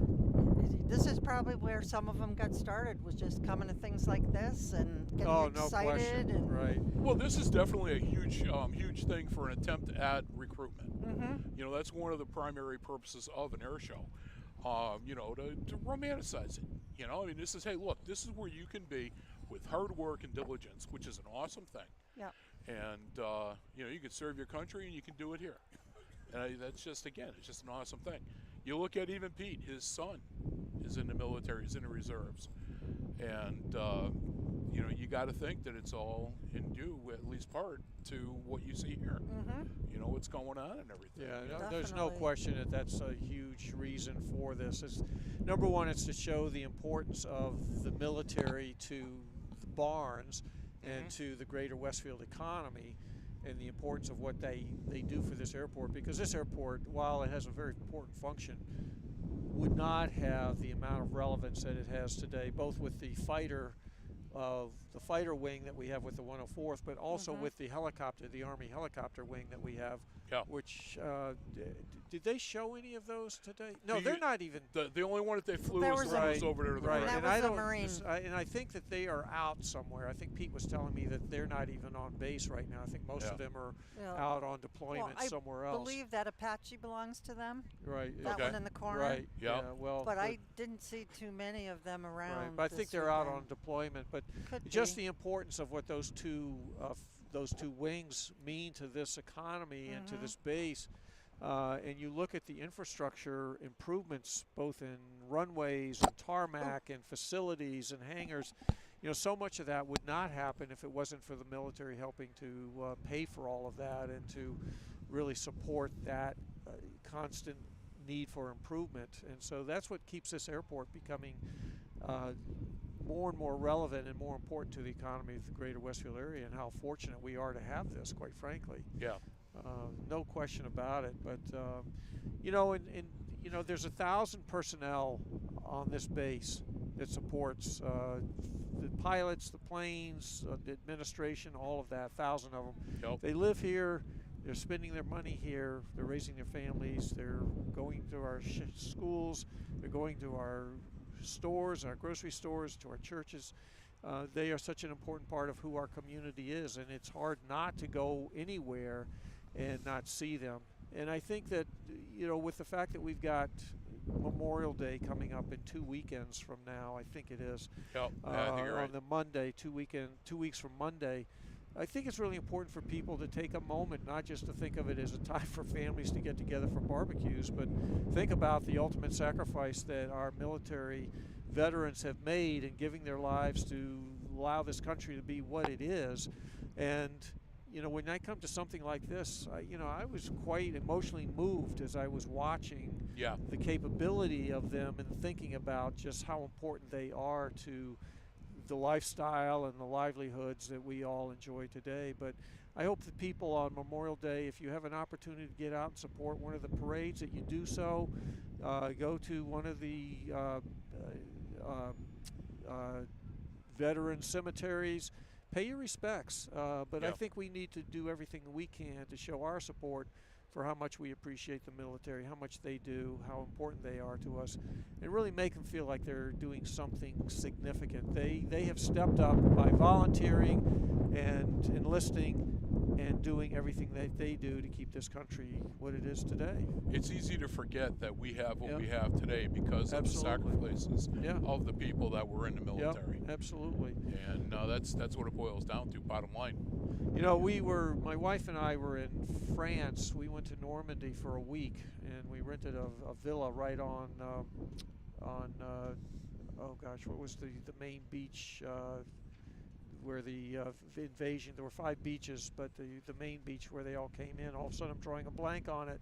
But we went to the American cemetery that's in France. Okay. And the thousands of gravestones of American veterans who were buried there. They were shipped there to fight during the invasion, the D-Day. They never went home. They're still buried there. Yeah. Wasn't it Omaha? Yeah, Omaha Beach, thank you. And that's where we were, and it was so impressive to see. And there is so much debris still left there. You know, the old,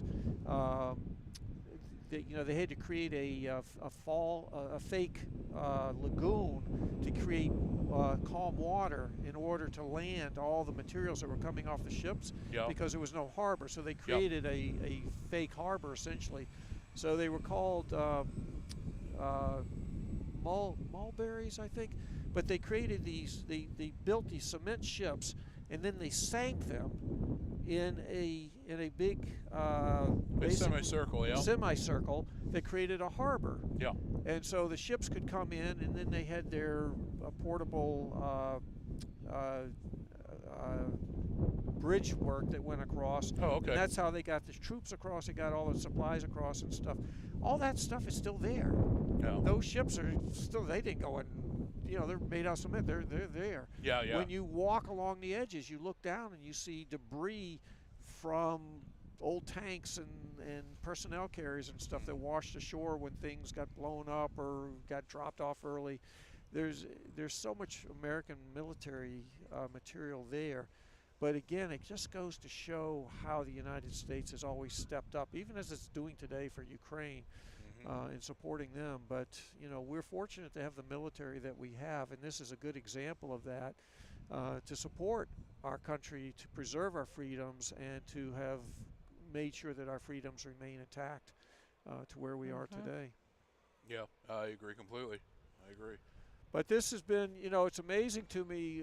We had thousands and thousands of people here today, Yes. and in a matter of about 20 minutes, It's pretty much, yeah. there are not a lot of people left out there. The field is empty. I don't know what the roadways are looking like, those but are a nightmare. But oh my gosh, people have exited out of here really, really quickly. So I hope that everybody is driving safely and hopefully they enjoy their day. But They're moving the getting biplanes. They're going to be flying those home now. Yep. Oh yeah. Everything is getting packed up. Yeah. So now, Lynn, Jimmy was actually stationed here. Yes, he was. Working on these F-15s. Yeah, A-10s So and the F-15s. He worked on both of them. you guys walking around, I mean, I got to think that it was like coming home. Oh, it was. You know, friendly faces that you haven't seen in a little while. Yeah, it's been a while for most of the people that we hung out with yesterday, last night. We all went to the NCO club and we danced and we cried and we laughed and we hugged and yeah, it was. And you got to actually meet Beowulf. Very briefly, but like I said, there was a lot of people around her, and you just sort of watch her from afar, and you're just fascinated by her. She had to be a celebrity here. Oh, you could barely get near her. Yeah, yeah. And it was like all other pilots were like all around her. The pilot that flew the Coast Guard one was sitting right next to her, and. Yep.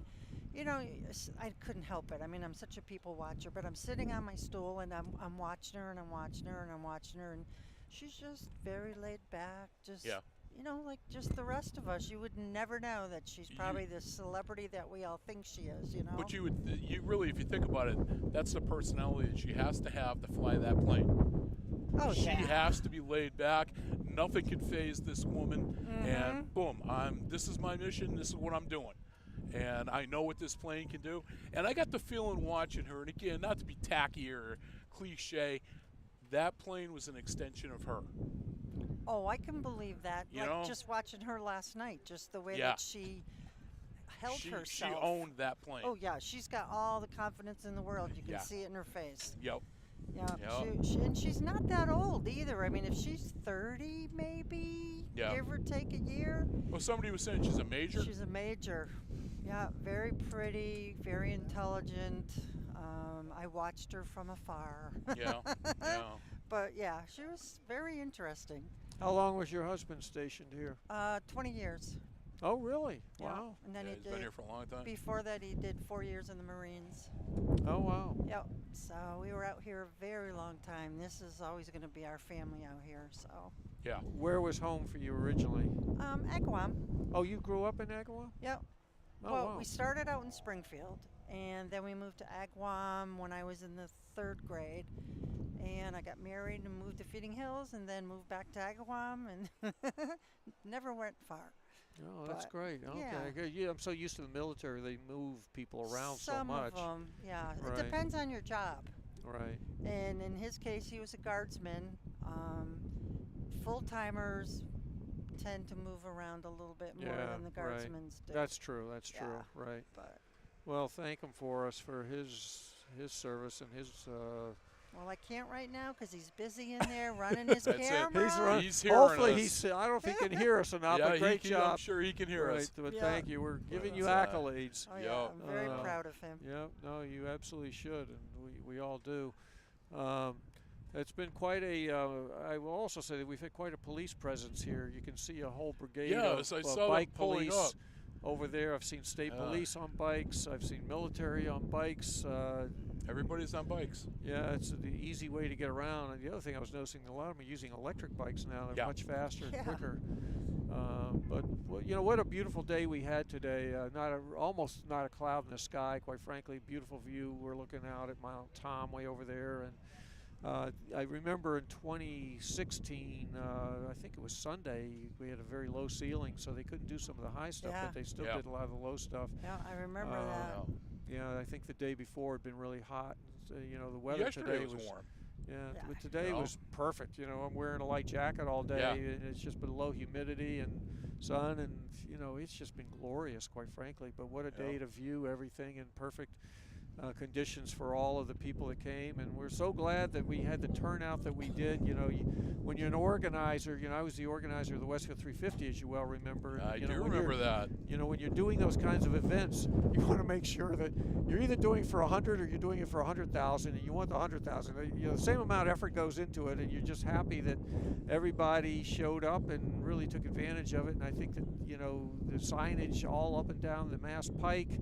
I was amazed at the signage along Route 202. They were diverting cars down Route Road down near where I work, down where I live rather. I was really surprised at where they were diverting just to help improve traffic flow. So this, the coordination between the 104th, Westfield Police, Westfield Fire, State Police was huge, and they've been working on this for months, and it goes to show that if you put the planning and the time and effort into the front loading of all of that, that the execution will come off flawlessly. And from our perspective, we don't know what was happening behind the scenes, but from our perspective, everything went flawless. It was a great day. For us, it was hear about anything. No, it was a great day. I know that there were technical issues that were tackled, but you always have wouldn't some know of it. that, You right. wouldn't know it.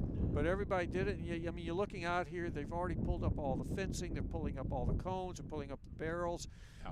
The sound system just got collapsed. It's just amazing to me how fast they are returning this from what looked like an air show back to just tarmac and grass in between.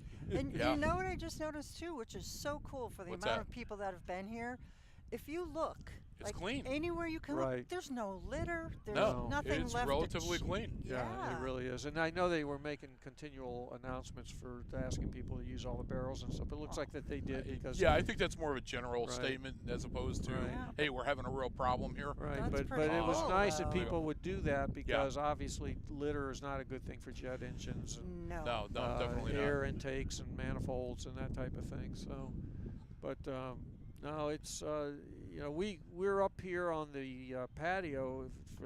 For those of you who don't know where we are, we're sitting above the wings air. Where's that? Oh yeah, you're right. Oh. Yeah, I see that. Yeah, I see that. Right, and the Coast Guard plane, which is ready to take, he's been warming up. But he can't go anywhere yet. I think you're right. That must be in this C-17 must be blocking my view on that. Because all I'm seeing is the Coast Guard plane. Yeah, it's if you right look over just here. over. Oh, is Look it? over the wing. Yeah, see the white okay. truck. The white. Yeah, I see the white truck. Yeah. Yeah, the tug is right behind them. They're working on it. Okay. Yep, I see that. But we're on the patio above the restaurant here at the hangar. Yep. And that's I said, the Ag One Paranormal Studios. Yeah. And that's where we're at. Come on. Right. Yeah, so we'll be hanging out with you for a little while, and you know, watching everybody kind of tear the things down and get these planes up in the air and get them heading home. You know, they can be with their families too for the next couple. Also want to just, I know you've already done it, but just another happy Mother's Day to all the moms out there. Hope you've had a special day with your husbands, your significant others, your children, and whoever you might be a mom to. My Even mom those has pet since, moms out there. Right. My mom has since passed away. I was thinking about her today, and you know, today I would be normally driving down to Putnam, Connecticut to take her out to lunch and spend some time with her, and unfortunately she is now gone and don't have a mom anymore, but great memories. But happy Mother's Day to all of you moms out there, because without you, we wouldn't be here. We would not be here. We would not be the people that we are. So That's it. thank you all for your sacrifices, moms, for sure. Yeah, there's some impressive, a lot of planes, and we had a lot of static displays set up. We've got a couple of Black Hawk helicopters, I think, that were set up down here. There's one of these big cargo planes. I never can figure out what kind. I know it's not a C-5 because they can't land here anymore. Yeah, no.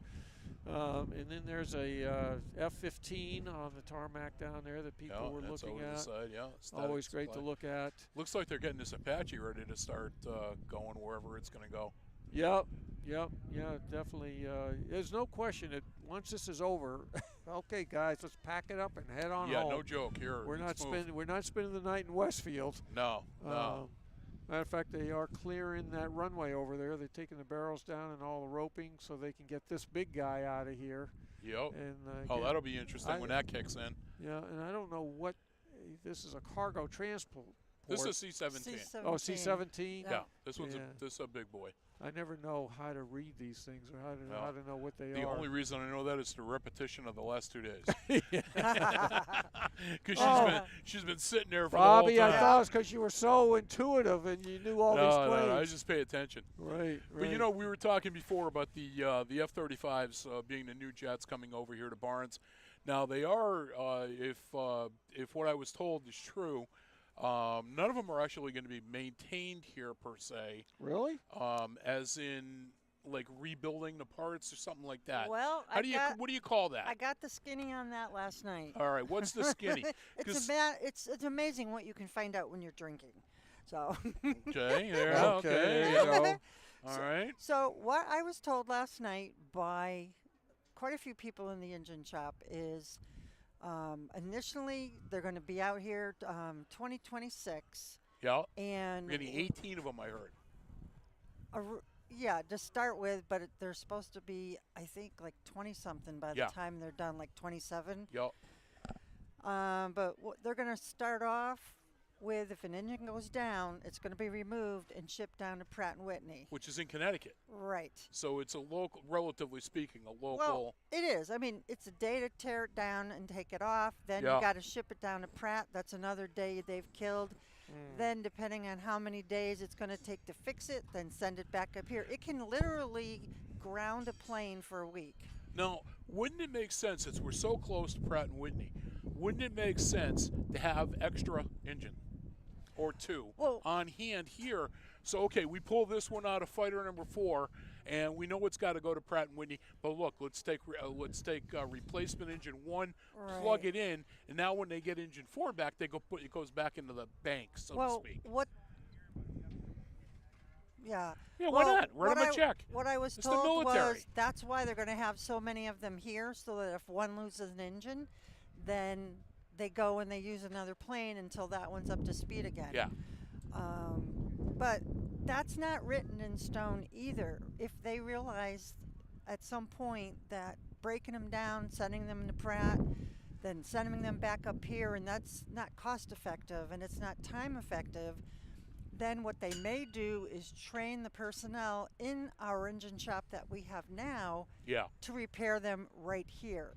So that makes it a lot easier. That is still all up in the air. It's not a definite. It's just what they're going to try to do first. If it doesn't work, then there's plan B. And there's always you always have that argument.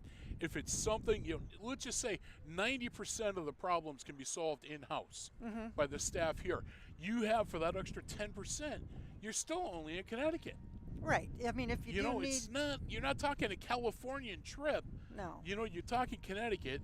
If it's something that can be, a tech can come up and do it, bring the tech up. You've got the staff here to do the job. Bring the tech in, even if it's just in an advisory position. But if you're training your staff 100%, they know soup to nuts, then there's no reason to have I haven't to bring heard that somebody saying in ever. Soup to nuts? I have not heard that in forever. But train your personnel. Use the people you have now. Why rewrite? It's not broken. Don't fix it. Exactly. It's a bad pun, but for a machine shop. But it's not broken. Don't fix it. Right. I hate to see the whole shop just all broken down and taken apart, and everybody's scattered, and they've worked together for 20 years, and it's a team. Don't break it up. It's a team, exactly. And Jimmy's a good example of that. It's more than that. It's a family. These guys are cohesive units. Right. And, to be able to say, hey, listen, okay, we pulled this engine out of the plane, we fixed it, and put it back in a day and a half. Right. So the plane was literally down for, 36 hours. Right. Instead of a week plus. Exactly. And that makes so much more sense, and it's got to be cheaper. You would think. Then taking it apart, shipping it down there, then they fix it, then they ship it back up here, then you put it back in the jet. How can that be cost effective when exactly. you can train the people you've already got in place to do it? I mean, it's worked for the A-10s, it worked for the F-15s. Why all of a sudden the F-35s it's not gonna? In my ignorant view, I would have to say an A-10 is a whole lot different from an F-15. Oh yeah. And if you can train your people to go from an A-10 to an F-15, you can train them to go from an F-15 to an F-35. Yeah. And now you're looking at one engine instead of two. Yeah. So. Yeah. Well, the one thing I would encourage people to do, if you want to learn more and hear about the conversion from the F-15 to the F-35, on April 26th, I interviewed Lieutenant Colonel Steven Stiegel, that's his code name, Mendek, and he is the person who was in charge of this entire air show. Okay. And he's a lieutenant colonel here with the 104th. But if you are interested in hearing, half that interview was spent on talking about the air show. The other half was talking about the conversion of the 15 to the 35. It was very interesting to hear him talk about that and the timing and everything that's going into that. And so what I would encourage people to do is go to YouTube and simply type in Rock On Westfield and look for the April 26th 2023 show, and you will get everything that you want related to that conversation. It was a really, really interesting interview. He was a great guest, and we covered really everything that goes into the transition, how many planes, they're not just coming in and with one swell swoop, all the F-15s disappear and the F-35s are going to do it in stages because it just takes time and the amount of learning curve of getting pilots and Lynn, to your point, all your maintenance personnel, support personnel up to speed. What I also learned is that one of the biplanes is going. I love that. Yep, he was just out there turning the rubber band. But there's an Air Guard wing up in Vermont that has the 35s already, and so they're going to be going up there and doing a lot of cross training, which will really help speed things up here. So. When you listen to that interview, you learn an awful lot about what's involved and what's going to be required to ensure that there is a smooth transition between these two generations of fighters and to make sure that everything goes. So to your point in front of us, we have 4 vintage planes, 3 biplanes, one's already fired up. This one looks like a trainer, Air Force trainer from World War II probably. It looks like he's getting ready to start his engines up. Yeah, they're getting rid of Twirlette but they're all, I'm not sure where they're flying out of, but they're headed home wherever they're going. Yeah. But boy, what beautiful planes they are, aren't they? Phenomenal. And listen to that biplane, bah, bah, bah, bah. It's probably just a little I don't know what they had for number of cylinders, but sounds like my lawnmower. Snoopy and the Red Baron. Right. That's what they flew. So now the lieutenant colonel that you just interviewed, didn't he and his wife just have a baby? Yes, that's correct. So congratulations to them on that. Yep. That's awesome. And if you're looking to catch that interview, you can just go to YouTube, look up WSKB, and click on a logo and scroll down. You'll see Harry Rock On, and you just you'll find it right there. Just find, what was it, the 21st? April 21st? April 26th. Just April type 26th. in just type in Rock on Westfield and it'll come right up. All my shows, they come up underneath your name of your show. Your ace reporter has an update of why we have the log jam at the field. Oh. The tug ran out of fuel. Oh, geez. Oh no, is that right? Yes, and it ran out right at the intersection of the runway. Oh no. So that they can't nothing can take off until they clear the tug. So they're going to go fuel it now. The gas truck's on its way. They didn't look at the gas gauge. And hopefully they can get it restarted and get it out of there or tow it out of there. But that tug is a very heavy thing because it can tow very heavy airplanes. So it has a lot of weight, a lot of mass, and a lot of torque. And our pickup truck that's out there can't pull them out of the way, huh? I don't think so, no. Okay. Well, they might need another tug to pull them out of the way. Oh wow. So there's your update from the field. All right, very good. So Pete, what can you tell us about these planes that are about to take off? These are all local. They are? They're all based here. Yeah, that's Westfield. That's Kenny Drumgold and his crew. What's the silver plane, the Air Force plane? That's a French plane, actually. That's got a zero. That's got a French marking on it. The silver one? Yep. That's an Air No, Force. no. Over here, the Air Force trainer. I think that's a trainer. Right. I don't know. I don't know what the designation on it is. You would have to ask Kenny Drumgold that. Those are all his. That's his crew. Those are his flying buddies. Kenny's a former pilot here, and those are all his flying buddies. They were flying this morning when we got here at 6 o'clock. Ken Drumgold. Oh. So Pete, what? They were all flying here this morning. What were they using for engines? These are World War I vintage biplanes. World what War were they II. using? The biplanes? The biplanes are World War I. Aren't they World War I? Yeah, they're 20s and 30s. So they're right. kind of in between. So what were they using for engines back then? I mean, are those like? Those are radial engines.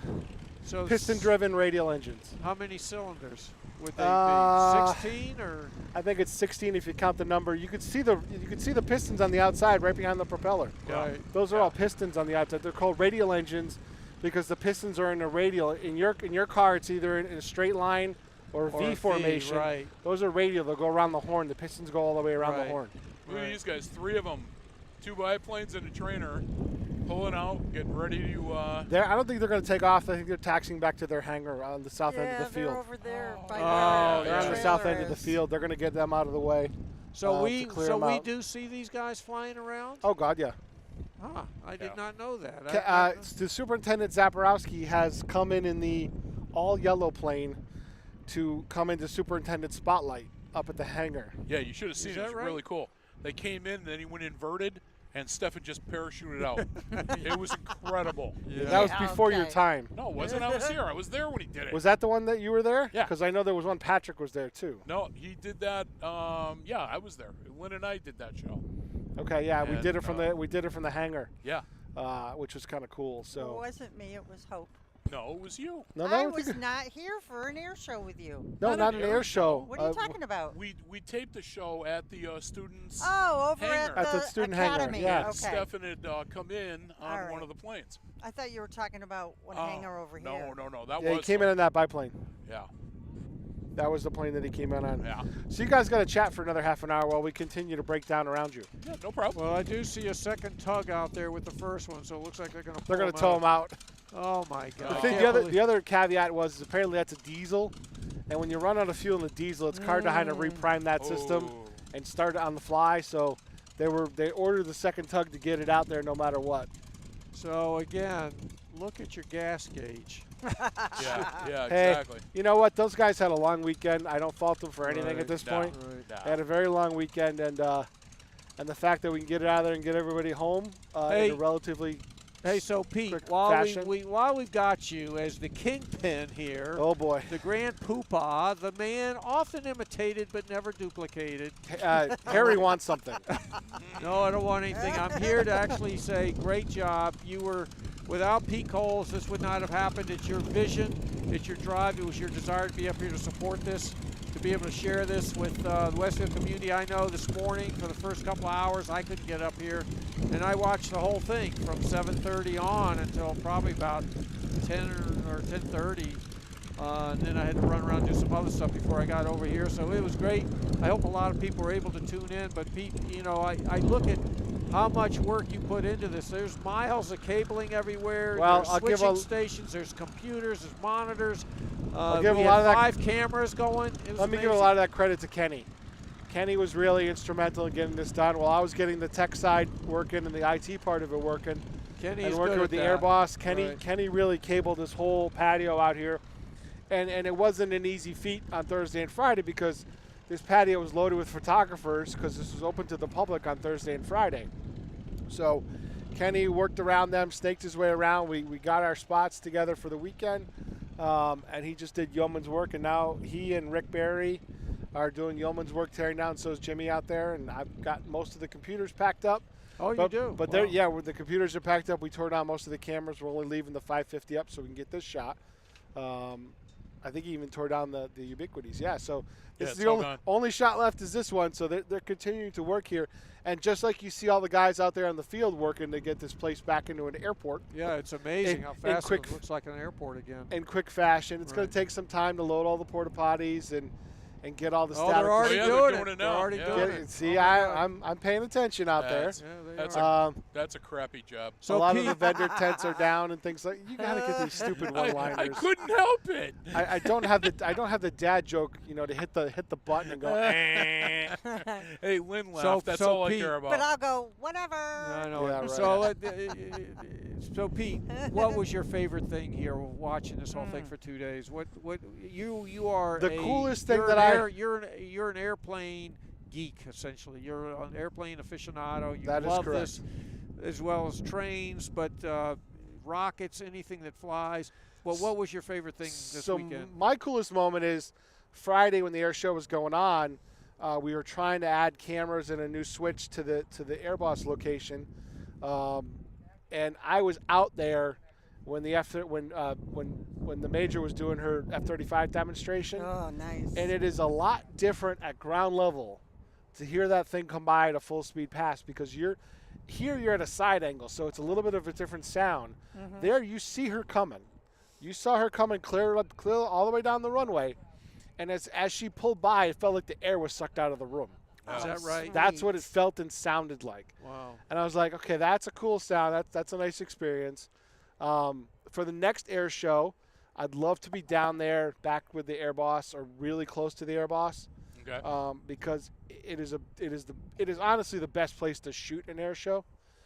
Because you don't have the static displays in the way. Yeah. I mean, we have a great spot here, great facilities. Thanks, Chris Wellenborg and Jeff, the assistant airport manager, for having us here because it really saved us. And it saved a lot of grief for the Guard this weekend because they were trying to scramble to figure out how to get us and where to put us because the aerobatic box requirements from the FAA kept changing because of the amount of flights going through the area, that kind of thing. So the aerobatic box kept changing and the layout kept changing. So I finally told our contact, Randy Burlingame, I said, Randy, we're just going to go. We have an offer from the airport. We're going to go there, and I think that's going to be a better option for us. And he completely agreed, and he said that would take a lot of stress off of him. And you know what? The better we can do for them. It's money in the bank for you. Right. They're going to remember this the next time, and hopefully, take care of you then when they can. I mean, I'm going to write an after-action report for myself tomorrow, a Google Doc, and what went wrong, what went right, and that kind of thing. And if we're here again next time, I'd like to put remote cameras at different places around the field. Okay. Just a single remote camera somewhere. Yeah. And that would have been really cool. So there's different ways of doing things. We just got to figure out what's what and what happens and all that kind of stuff. So. Well, Pete, it's a huge undertaking, and no question, Kenny is he's a key person, and he's right there next to you. He's breaking down. Don't talk to him. Breaking down a camera right next to you. Ken Stomsky, host of Ken's Den here, doing all the logistical work of really putting this together. But Ken, engineering. Kenny's on the payroll this weekend. Right, but Kenny's been on the payroll all weekend. Thank you for everything you did. But Pete, we really appreciate. Not everybody would have the passion for undertaking something like this. This was a huge job. I mean, I look at the huge what do you call that crate? What's that big thing that you ordered? Production rack. Your production rack. That thing is huge and it's heavy. Right. And I'm thinking, how'd you get that thing up here? You say it's stuffed in the back of your car. Yeah, it'll just fit into my car. I don't know how you did that, but I go back to air shows. I did air shows with Channel 40 when I worked there in the 90s. Right. When we did Westover. Right. A couple of times I did Westover with them. And the amount they use 5 cameras for that, but they had a camera at the tower level, but they had enough staff to do that. Like they had operated cameras, and we used video microwave to get it back at that time. But I was talking to one of my former bosses from Continental Cablevision. He's now a freelance EVS operator, which is slow-mo. And what he said was, for a Red Sox game right now, if they're doing an ESPN game, the only people that are actually in the stadium are the camera operators. and those feeds go to a truck, and all those feeds digitally get sent to ESPN on the same timing, so they all come in at the same time, including audio and everything else. They all get sent to ESPN in Bristol, and they're switched. The whole show's switched down there. Graphics, Is that audio right? operator, Wow. video director.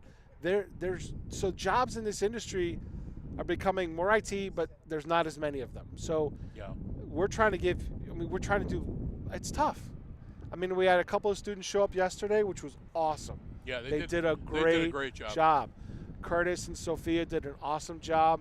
And it was just and the Knappich boys were here yesterday doing camera. They were loving every minute of it, and we just had a great crew yesterday. And today was tough because we're all the old people. We're here today. And none of us are good at joystick. None of us are gamers. Oh, man. And we struggled today. Oh, yeah. We struggled. We need to practice ahead of time, that kind of stuff. That's why I said Friday's the day to practice that stuff. But even so, our skill sets as where we are in life you're right. are not built for that. You're right. You're right. You No know? question. Yeah. The kids, I mean, their reaction times are better. You know, they did an awesome job yesterday. And the one that I'm going to replay was yesterday's show, believe it or not. Yeah. That's the one I'm going to replay because it was, we had that we really had a lot of extra help yesterday too. So, but, we're all doing good around here. And I'm glad we were able to broadcast both days. I'm glad people tuned in both days. And I think it's cool that we can actually do this. And I will tell you that agree. It goes to show the importance of WCPC Westfield Cable Channel 15 and what we bring to the community because, I was watching it this morning because I didn't have the capability of being here until in the afternoon. But even if I hadn't been in here at all, it was great to tune in because you could hear it. You knew something was going on. You've been reading the newspapers. You've been, you know all the roads are detoured, so there's something big happening. So if you don't have the capability of coming, you can tune in. And so much of what we're doing for fireworks and, parades, I'm going to be filming the Wyben 4th of July parade. They've already asked me to do that again. And, we'll be doing the Memorial Day parade.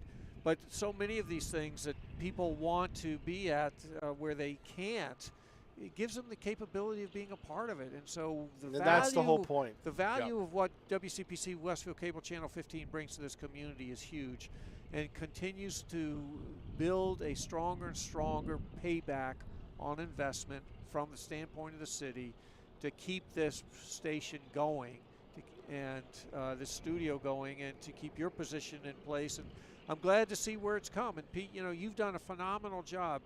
Again, when I look back at starting at Westfield State, when we just had radio. Oh, yeah. And then when we made the transition. When I was doing that outside of my regular full-time job with the city. Yeah, exactly. Yeah. But when I heard that we were going to start making the transition to television, I said, oh, my gosh, this is a game changer because people watch television. And this has been a game changer. And the amount of when you look at the inventory of subject material that we have now covered and we've got cataloged, it is amazing. And the stuff that you can now replay and the stuff that you do replay, it's amazing. It's hard to find topics that we haven't covered, both from the Westfield Council on Aging presents, what Bobby G does, what the catalog we have on YouTube, both on the WSKB side and on the Channel 15 side is immense. We have hundreds of hours of television. Yeah, it's all good stuff. It's but amazing. the other stuff, and it's kind of touching in with what you just said. And Pete, I would say this whether you're here or not.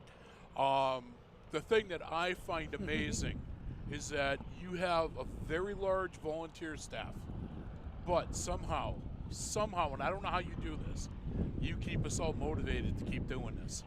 Well, because it should be fun. Well, that's what I'm saying. I mean, it is fun. There are stressful points in every day. Yeah. Kenny and I experienced many of those this weekend. Well, I mean, even but you handled them well. Yeah. But we got through them, and exactly. And the whole point is because we know that in the end, this is 90% fun. And we're doing good stuff around here. And honestly, this weekend was fun. I'm going to be tired in the morning, I'll be honest. Oh, heck, we all will be. But we're back to regular programming in the morning. We got Buster McMahon at 8 o'clock. There you go. And we have to tape another segment with our Mark Auerbach where we had equipment problems on Friday, or Wednesday. So, these are things that the regular schedule, because we do a big project like this, I didn't take a day off on Monday. No. I can't. Yeah, you can't. You're not in that position. You know, we're back to live action. See, I can tell you is that from my perspective, having a show on the station. Now, when we're doing a show, I'm looking at you on the monitor. I can see you. Mm-hmm. I know that I hit the mark when I make you put your head down and shake your head. I know I want to turn off your microphone when I is my put my head down and target shake goal. my head. It's at least once a show. At least, and I try for multiples. But, you know, when I see Pete's head go down and shaking his head, yeah, we know we're in trouble. I know that was it. I was right on the mark there. Look at that, 30 porta potties away. Wow, don't make me go there again. Oh, I know. They really put those up there quick. Don't they get those out here fast? Job is such a waste. Oh, stop it. And I see a Pro Stock. God. I see a Pro Stock over there. See that red and white car over there? Looks like a Pro Stock. It's part of Kia. I see. Oh, it's a Kia? Yeah, it's a race car? It's a Kia. They had a whole booth over there? Yeah. You know, listen, I was so laser focused this weekend, I never made it further than the Air Boss. I never made it out of the gate. I never left here all weekend because you couldn't. No, I never left the building. Today I went all the way down to the other end, and then I went that way, and then Was I it a came good back show in the this statics way. and everything? Was the Statics statics? were fantastic. Was everything really cool? It was okay. I found it amusing yesterday, Harry, when I came walking in with Hope for and during the day. I had one of the, security personnel or whatever come running over. Oh, who are you? So I'm one of the pilots. And he just looked at me and said, no, I'm upstairs with TV. Oh, okay. That was my initial answer. I'm These one are of the comedians. pilots. I was like, yeah, that's believable. You got my plane parked out front. Come on. You know, Pete, that Coast Guard plane that was sitting out here that couldn't take where'd he off go? because He's of gone. the tug. I don't know where he went. I'm saying He must have went south. How There's not enough runway. Oh, here he comes. You see him? He's coming now. Oh, yeah, there he is. Yeah. I knew. I said, There where did he he go? I goes. said, I can't There's believe not it. enough room down here. Yeah, he probably needs There a good he part of the is. There runway. he is. Bye-bye. Hey, he finally shut the trunk. Was flying around this morning with the trunk open. I don't know where that was stationed out of, but he's heading home. Probably Connecticut. Good for him. I think the Air Boss looks like he's handed the show back to the tower, because the Air Boss is now clear of where he's going. Yeah, it looks like it's pretty cleaned up. Yeah. He may be going. I wonder if he belongs to Quonset. Oh, Rhode Island? Yeah. Down at Coast Guard headquarters? Yeah. Probably. Maybe. I mean, Coast Guard's going to be down on the coast, so it's not going to be up here. Yeah, But, so now you're seeing everything start to clear out, and we're going to go for about another 20 minutes or so, because the parking lots cleared out pretty fast yesterday. And I think it'll be even easier today because we had a lighter crowd today. Pete, Mother's we Day. were everybody's commenting. gone. We were commenting how once the show ended, how fast the people left here. Well, I was it trying to drive amazing. out there. I don't know if you saw me trying to get out I there. saw you going. saw It took you a that. while to get but out there. it took a little while for me to Took get out you a there. while. What did you have out there anyway that you had to go collect? We had our microwave link, and we had the audio gear. I took some of it back. We put the cameras here, the wide shots. Oh, and, but you had stuff already set up out there? We had audio gear to interface to get Rick Peterson's audio feed. See, I totally missed that. Didn't you notice you going out there? Yeah, I was I watching I him, was and I focused saw on the something. car out there. He had his little Yeah. blinker lights going, his emergency lights going. It he looked g- very yeah, official, it Pete. did, I have didn't to tell it? you. He Looked got very official. So, Pete, what can you tell us? You're an airplane aficionado. This is a DC-7? DC-3. DC-3. Also known as a C-47 in the military service. Basically, same plane. One was passenger and one was cargo. What is this one, passenger? Because it's got windows? That's configured, I believe, as it's probably a converted 3. But I believe it's a McDonnell's Douglas aircraft, DC-3. And that was one of the static jobs that was here. There was also a Yeah, twin it of was- it that was flying, actually flying. Earlier, yes, during the show, yeah. Yep, there was a twin of that Yep. airplane flying. Matter of fact, he's down there, isn't that Yeah, him? there's the north end of the field. He's lining up to head out. Oh, as well. there he yeah, is. So there he he's heading is. out, too. Wow. We saw him They're Wednesday. both. Those He are flew- both flying back to Long Island to the Air Power Museum. Oh, Now, did the 35 leave, or is she still here? she's I still believe here. she's down the end. Yeah. Pete, There's a pair of them down there. I can see them from here. Yeah, and Pete, since you brought it up, Ann and I went down to the New England Air Museum a few weeks ago. First time I'd ever been there after 30 years. and I was absolutely blown away with what a great museum That's grown that up. is. That's grown up a lot over the years. Since I was a little It's kid, huge. that's grown up a lot. It's just huge. I've never been there. It's oh my God, Bob, you've got to get down there. It is well worth doing. So they've got an A-10 Warthog down there, but they've got military planes, they've got civilian planes, they've got early vintage. They've got a whole range of stuff. They've got videos. I want that RV. That thing is cool. Ain't that sweet?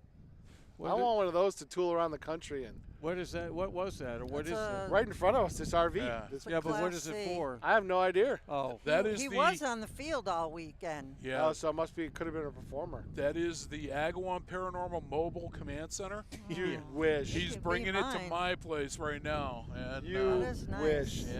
That could have been one of the performers. Could have been. Yeah, it was on the field. I saw it. nice, yeah, very nice setup. Oh, But here comes the other DC-3. Yeah, they're going to taxi out. Everybody's taking off. Since the wind's blowing at us, they're all going to take off from the south end of the runway to the north. Oh, that's No. That's how they're going to send them out. Did you say they had two F-35s here? I see a pair of them down there. So why did they only use one for the air show? No. Only one for the demo. There was only one. I see two Nope. tails. I was down there today. There is only one. There's an There's an F-22 next to it. Down there on the Yep, field? Yep. Maybe that's what it There's is. only one 35 because I was down there looking at it again today. They Right. look very similar, but the intakes in the front and the nose give it away. They're different. They're different. all right, Lynn. I would think on the I demo teams they know. wouldn't let them fly by themselves. I'm, but Nope, there's only I'm one. going with Lynn. I'm saying Lynn knows what she's talking I know the about. F-22 is here as a static. Yeah, that didn't fly, but Well, it was it parked did next. fly. It flew when it got here on Well, Friday. We watched it. Yeah, Well, it it just didn't wasn't fly part of the air today. show. It was not part of the air show, right? Yeah, Yeah. it wasn't part of the active air show. But no, they were parked next to each other all weekend. Out on the active tarmac? Let me see. See, I never walked over No, there. I'm talking it about to the looks- left of the chalets. I There's know what two. you're talking about. They were side by side this way, and it looks like they got moved. Because even the 15s are moved. So they've got everything off of here and back out where they're normally parked. And they must have put that 22 out there where she parked. It's possible. Because they were side by side right on the other side of these 6 hangars. Gotcha. The Lord hangers. Okay. So Pete, Yeah. when we interviewed the lieutenant colonel for my show a couple of weeks ago on the 26th of April. I still owe him a coin, by the way. Yes, you do. I know it. I didn't see any of them. Nobody came and visited us. But this he weekend. was really excited about getting that coin. But one of the things I learned from him, which was a surprise to me, was that the F-15 is still faster than the F-35. Yeah, by over But- 100 miles an hour. Yeah, it's Yep. shocking So, to me. I you thought know it what? was going to be faster, but it's not. It's the stealth capability that it has. That Right. makes it So superior. in the new Air Force, the model is the F-35, F-22 will be forward fighters, and the new F-15 EXs are going to be connected, combat connected to the F-35. So the F-35 can get in closer to enemy fighters and stuff like that, target all of them, relay that target information back to an F-15 that's hanging back. F-15 can carry a lot more weaponry. Yeah. Right, so the F-35 can be very defensive and selective in its targets and weaponry. F-15 EXs will hang back, drop a missile off. Nobody will ever see any of them, and you'll be blown out of the sky. That's the new force capabilities. That's phenomenal. Thinking about that, that's just phenomenal. But I want to ask you something. Not to that technology. not to That divert. technology was started with the Army. Almost every unit in the Army, whether it's a tank, a troop carrier, whatever. They're all combat connected through satellite links and stuff like that. On the battlefield, they have battlefield awareness. So much so that all the way back in the command centers, they can see where every piece of equipment is. Really? Yes. And that's cool. That technology now is coming with the 5th generation and now the 4th and a half generation F-15EXs. So now, you were just talking before, and I'm going to backtrack just a touch. You were referring to coins. Now, before we did the air show 6 years ago, I had never heard of a challenge coins. coin. What's the mythos of a challenge coin and all this? You should ask Jimmy that question. I can answer that question. I've got so- about 15 of them. So it is. So usually it was given for meritorious service. Yeah. To service members. Okay. It was also given as part if you were part of a unit. Okay. They had a unit had a coin. Timmy on a couple of his deployments has asked for an extra coin for his dad. Timmy being your son, who collects coins. So I've gotten a few from some of his deployments, and it's been really cool for the people who have been guests and things like that to get a coin. So what's the purpose of them besides collectibles? Isn't there a game or something Allow involved? me. So they're collectibles, and if you throw one down on a table and somebody doesn't have a match to it, you're buying the drinks. So if I do this and you don't have both of them? She throws down the I got F-35 mine, coin. so yeah, I'm but good. that doesn't match. It's a coin. It doesn't trumps have you. to Any match. coin. Any so, coin. Pete, you got a coin on you? I just got mine. You got That's a coin. all you need. You got a Harry, coin. you got a coin on you? I do. Shoot. Get out. So that means you buy. All right, I'll buy. As soon as I see Harry's coin. So if you challenge All him, right. yeah. All right. Nice, Harry. All right. So Len, there's- what do you have? I have the new one for the F-35. Yeah, and of course, she didn't think to pick up any for us, where'd you peons, get right? that? I bought it at their thing yesterday. And they sold out because And I they tried to sold get some out. today. Yeah. I got the second to the last one. I wish I had thought. I would have bought them both. You know we collect But I was them. so excited. You know we collect. Somebody around here collects them and gave you Isn't that one. beautiful? I know it. I'm gonna have to find it online. Usually you Oh, can I'm find sure them you online probably somewhere. So But the those other are thing, cool. the other thing that I do want to Even point has out, and I'm their going to show certificate. this to our viewers. So Pete, talk about this coin for a second. So it has special significance. It commemorates the Airshow with the logo, which has changed since 2017. If you look on your 2017 coin, the Airshow logo is different. It has a different plane on it than the last time. Okay. And it's the 100th year of Barnes Airport. So on the reverse side, we have instead of the WSKB logo now, we have the Channel 15 WCPC logo, and it commemorates the 100th anniversary of Barnes Airport. So those are the commemorations for that. And there's only 150 of them minted. I'm excited for mine. And this is the third time you've done this? Second time you've done I this. did one for the Whip City Brew Fest for that guy over there. Yep. And they were a hit last year. That one, that coin actually had a bottle opener. The great built in. Rick Barry, I might add. Harry, that coin had a bottle opener built into it. Oh, it did? Whip City. Yeah, that little indent in that coin is a bottle opener. Oh, sweet. We built one into that one. Do you have your phone on you? Take a picture of this. This is where you can order them from. All right. Wow, look at that. Don't hold it down because it's going to... Yeah, I got it. Hold the coin down because the wind is pretty strong, apparently. We have a U.S. Marines helicopter being tugged out. So there's an email and a phone number. He's being pulled out of here. Got It it. is Thank you. amazing how fast they have reconverted this place from an it's air show to it's an gonna airport. take till about 10 o'clock tonight to take all Yeah, the, but boy, the tents have to come down. Yeah, and the things tents, like that. that's different, but I mean. But they won't open 1533 for a while. That's going to take a little bit. And the state police. Thank you, sir. That's quite awesome of you. Do you want my keys to start loading my car too? Well done, Kenny. Kenny's in our ear saying. Kenny's in her Kenny's ear. in here saying that we're pretty much broken down except for this part. Okay. Until I see the state police helicopter, I know there's people out there listening to us on 89.5 FM, WSKB, that are still on traffic. They converted the road. So if you left from Show North, then Bye-bye. What's that one? Civil Air Patrol. Oh, okay. If you left from Show North, you were going to go over 202 and up over the mountain. If you left from Show South, south of the center point, you're going to go onto the Pike and into Westfield. So that's how it's going to work. So what's a police helicopter have to do with? They're checking the traffic lines. They're relaying that back to the State Police Command Post, which you can see if you look to the, the fire department is those three doors right there. Just to the left of the fire department, you'll see a trailer, tractor trailer. It's kind of bluish. That is the State Police Command trailer. Oh, okay. Yeah, I saw that. I worked in earlier. that during the 2013 air show. I was working in that trailer as the local dispatcher. Yeah, that was So pretty Pete, where cool. you're talking about a state police helicopter? Where there's one flying around? Over there. Yeah, he's over in the back, over by your house now. He's right Oh, over yeah, your house. Sim. Oh yeah. So the traffic pattern for the north side of the field, when you get to Cumberland Farms, you can go right up over the mountain, or you can go left, and they do a big loop all the way around North Road to Russellville Road. Right, I saw the and then detour, back to the detour. Pike. Yeah, I saw the detour signs. So this that's how they morning, do them. They do a monster loop, and they can cue all that traffic out way out there. He's way out there, so I think he might be clearing. Yeah, he must be heading home. He might be clearing. Well, that's probably based out of Westover. Oh, he's way but too he's far. way out. He's way out over Russell. I can't believe he's over Tacoma I Mountain. can't believe he's doing anything for us right It now. goes with the other D3.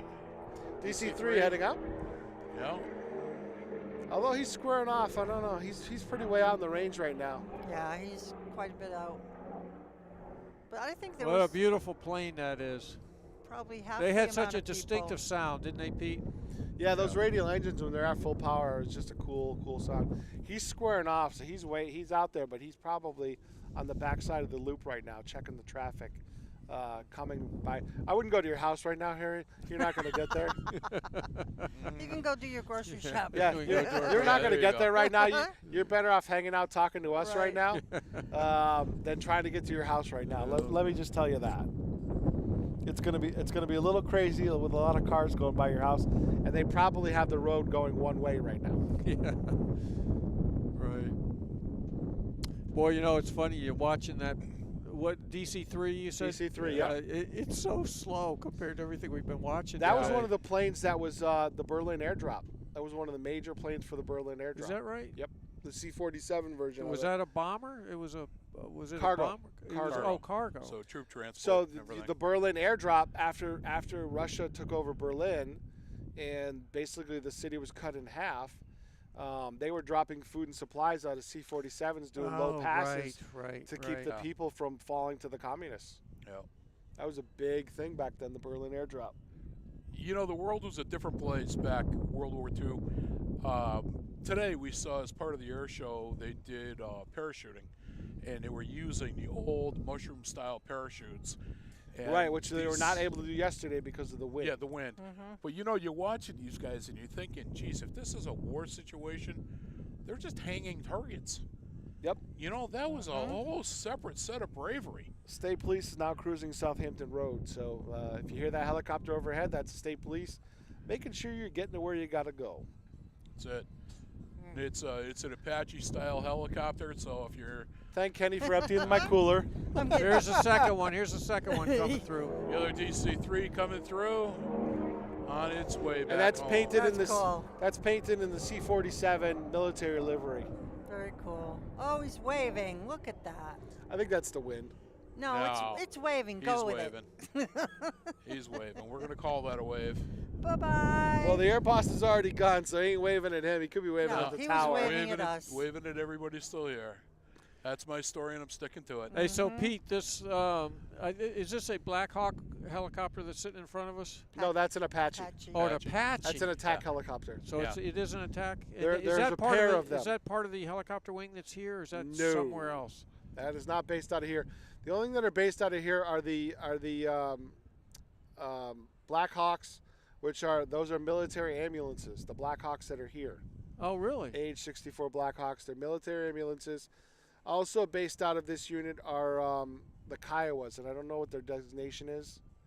I don't know. They're basically the new style jet copter. I don't think I've seen those. The Kiowas? Yeah. It looks like a Bell Jet Ranger. It's basically the military version of the Bell Jet Ranger. So those are based out of here. Right now, I believe most of the Black Hawks are on deployment. They're gone. They're not here right now. Yeah, that's what I was mentioning that earlier because you had. I know this because my son is there with them. Right. I cannot tell you where they are. No, and you shouldn't.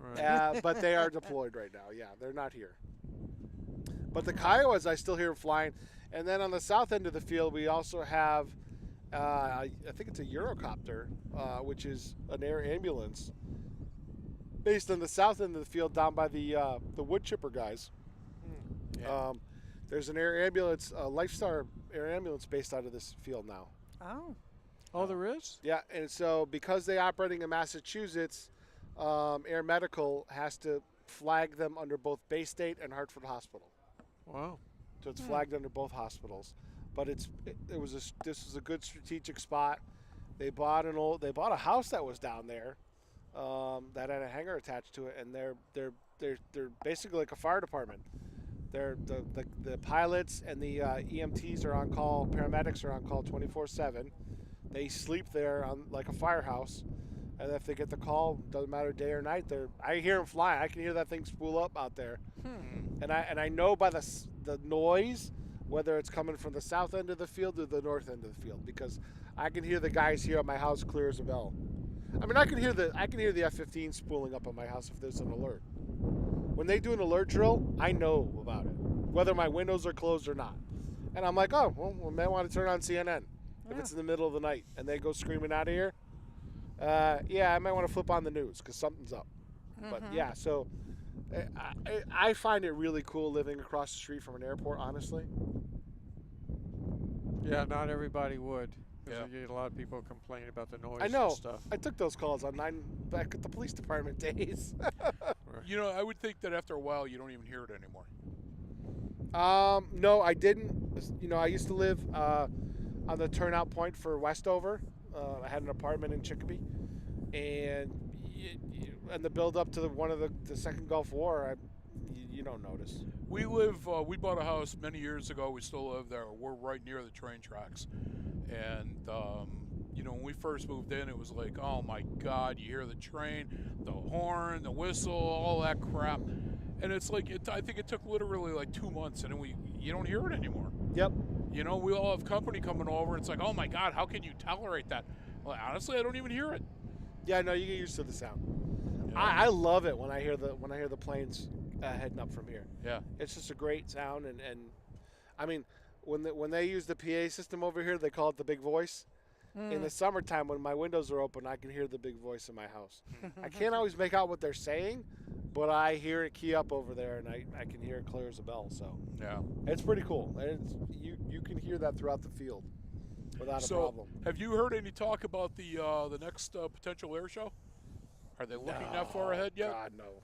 So they're not saying usually like usually next up would be Westover. Usually alternate. Oh, that's true. That's How true. often do they usually have one of these? Every year. It used to be every other year, but now it's gone. It's gone in between operational requirements. The runway here got redone, so the unit got moved to Westover temporarily before they took down the fighter hangars over there. So there's been a lot of work done here that's kind of changed the operational tempo of the air shows. But Westover last had their air show was 2018, and then nobody had one in 2019.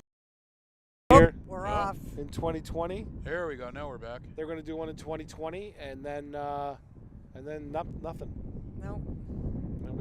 And I see the state police helicopter still out there, so there's still traffic out there on the north side of town. They're queuing up for the He's quite a ways out there. But that's way out over North Road. That's the distance out there. He's on this side of the ridgeline. He's working his way back by your house. Yeah, I think you're right. Yep. Yeah, he's working his way back by your house right now. So getting a little crazy. Boy, the wind is really picking up. C-17's firing up. Nope, those are just the blades moving in the wind. That's just the wind doing that? Yes. Yeah. Oh, that's why. That's how efficient those blades are. They're moving in the wind. Wow. They free rotate in the wind. That's why I thought it was firing up, because I could see the blades. The tail's been doing it too. The top part of the tail's been flipping back and forth. Yeah, those will free rotate without any hydraulics put to them. Where is that out of? Do you know? Oh, Dover. Dover, Delaware. Duh. Is he staying here tonight? They probably will stay here tonight. Yeah, they probably won't depart until tomorrow.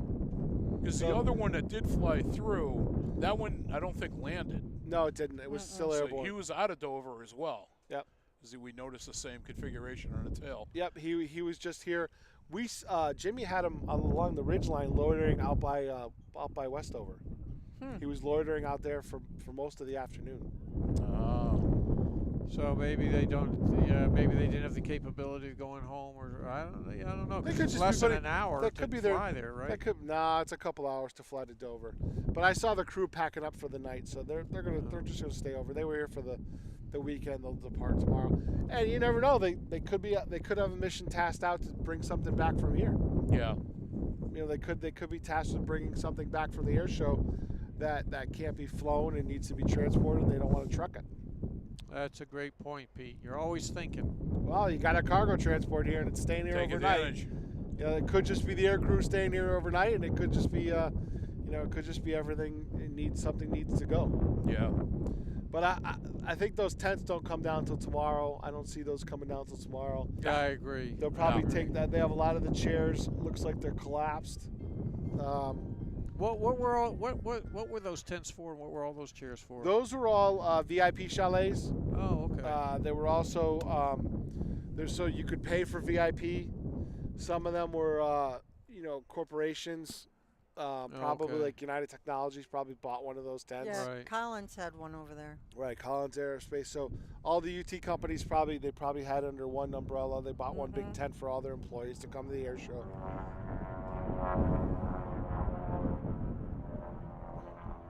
Bye-bye. I don't think I was part of the air show. That's probably just somebody came here to fly in for the weekend. Probably. Oh, you don't? It's a biplane. Yeah. Yeah, but I don't recognize it looks that. like a Pitts. Is that a little? Is that a aerobatics? Looks like a Pitts. It could be, but it wasn't doing aerobatics this weekend, and it wasn't a static as far as I know. No. Huh.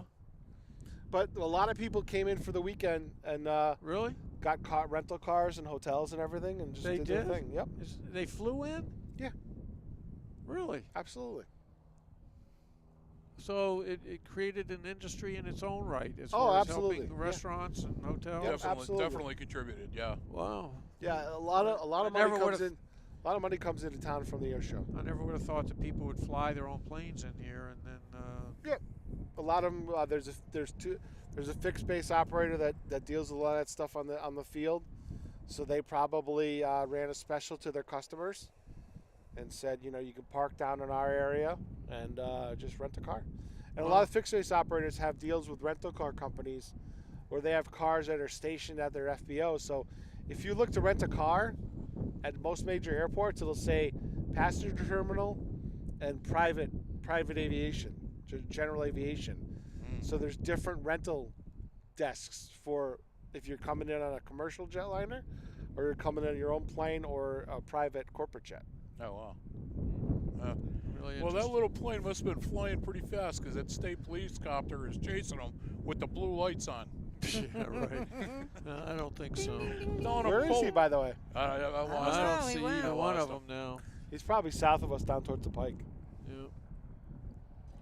I hear a Kiowa. It sounds like a Kiowa or something's firing up over there. Yeah, there's definitely something going. Oh, there he is. A helicopter. What? So what is that one? Did the state police land here? That could be theirs. Is that the state? Yeah, that could be theirs. I didn't see him come in. No, that doesn't mean anything, but I didn't see her. That could have been a static too. Maybe. I know they have more than one state police helicopter. They have 5 of them, I believe, statewide that are deployed. He could have landed for fuel too. It's a little one. Yep, he could have landed for fuel too. But I don't know if they were on static or not. Like I said, I didn't they could have been over on the Army Aviation side. Well, he's coming back towards us, so we'll see him again in a second here. No, he's not. He's departing. He's still going away. He's he is going. Oh, I saw when he made the turn. I thought he was I bet you turning the state police had their because they're based out of Westover, so I bet you they had a display set up here. Oh, you know what? I bet he is going to Westover, right? That's where he's That looks like the general direction he's headed in. Yep, sure does. But yeah, so you see the tags on some of these aircraft. Some of these won't depart till tomorrow. Yeah. So and Pete, 1533 will probably be closed till tomorrow afternoon.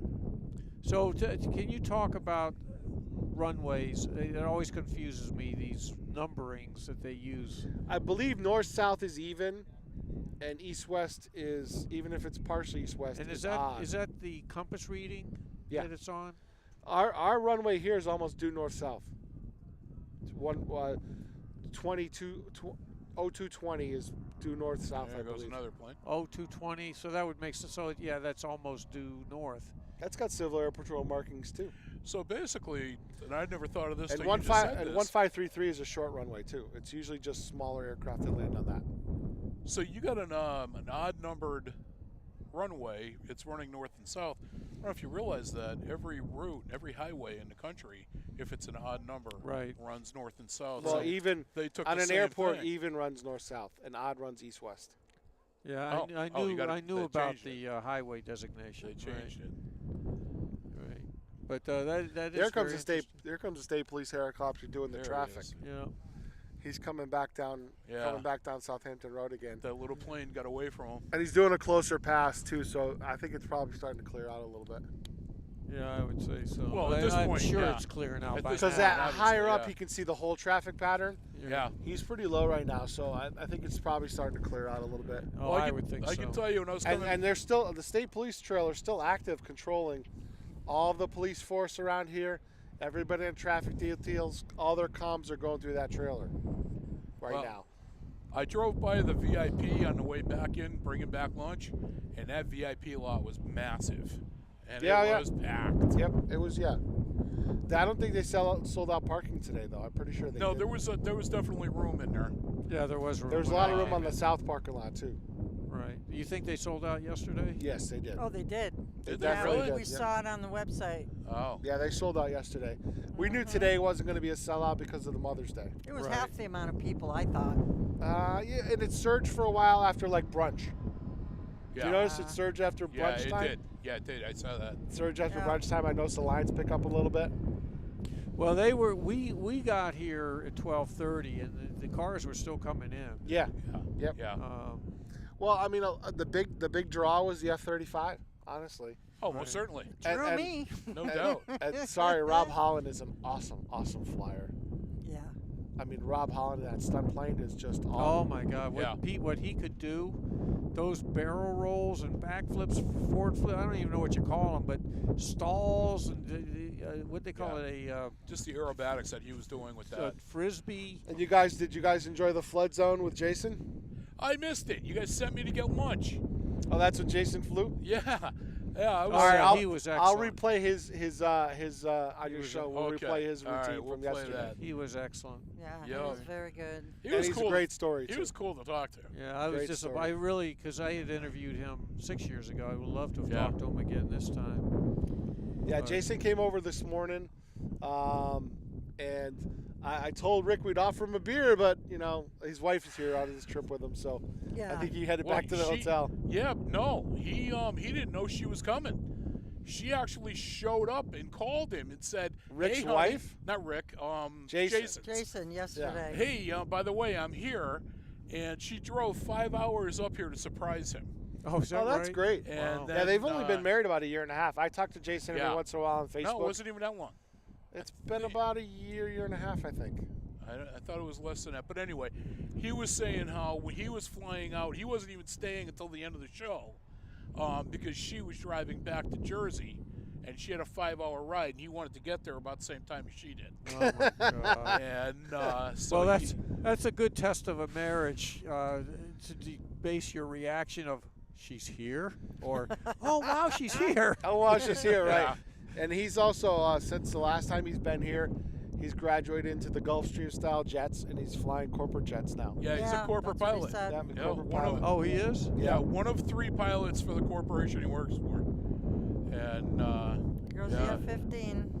Yeah. Towing it back to the hangar. Yep. Yeah, he's come a long way since the last time we saw him. He's come a long way since his almost dying. Honestly, I mean, what happened with that? He was towing a banner on the Jersey Shore. Okay. And he had an aircraft accident, and he almost died. He had a ruptured aorta. Wow. Did he crash? Yes. Oof. Yep, he crashed. Wow. And he had a lot of surgeries. I think he's got a fused spine. He's also got a stent in his aorta to keep when they rebuilt his aorta. And like Rick said, he's the only pilot. He's literally he's a miracle because he flies with a stent in his aorta, and he pulls 6 Gs with it. Jesus. What's the greatest number of Gs that you can pull? Well, if you watch Maverick, it's 10. Yeah. Yeah. Do you want I'd have to ask the real guys to know for sure. That's Hollywood. Yeah, I was gonna say, do you want the Hollywood version? You start blacking out probably around 10 Gs. If you're not physically fit, it's less than that. Yeah.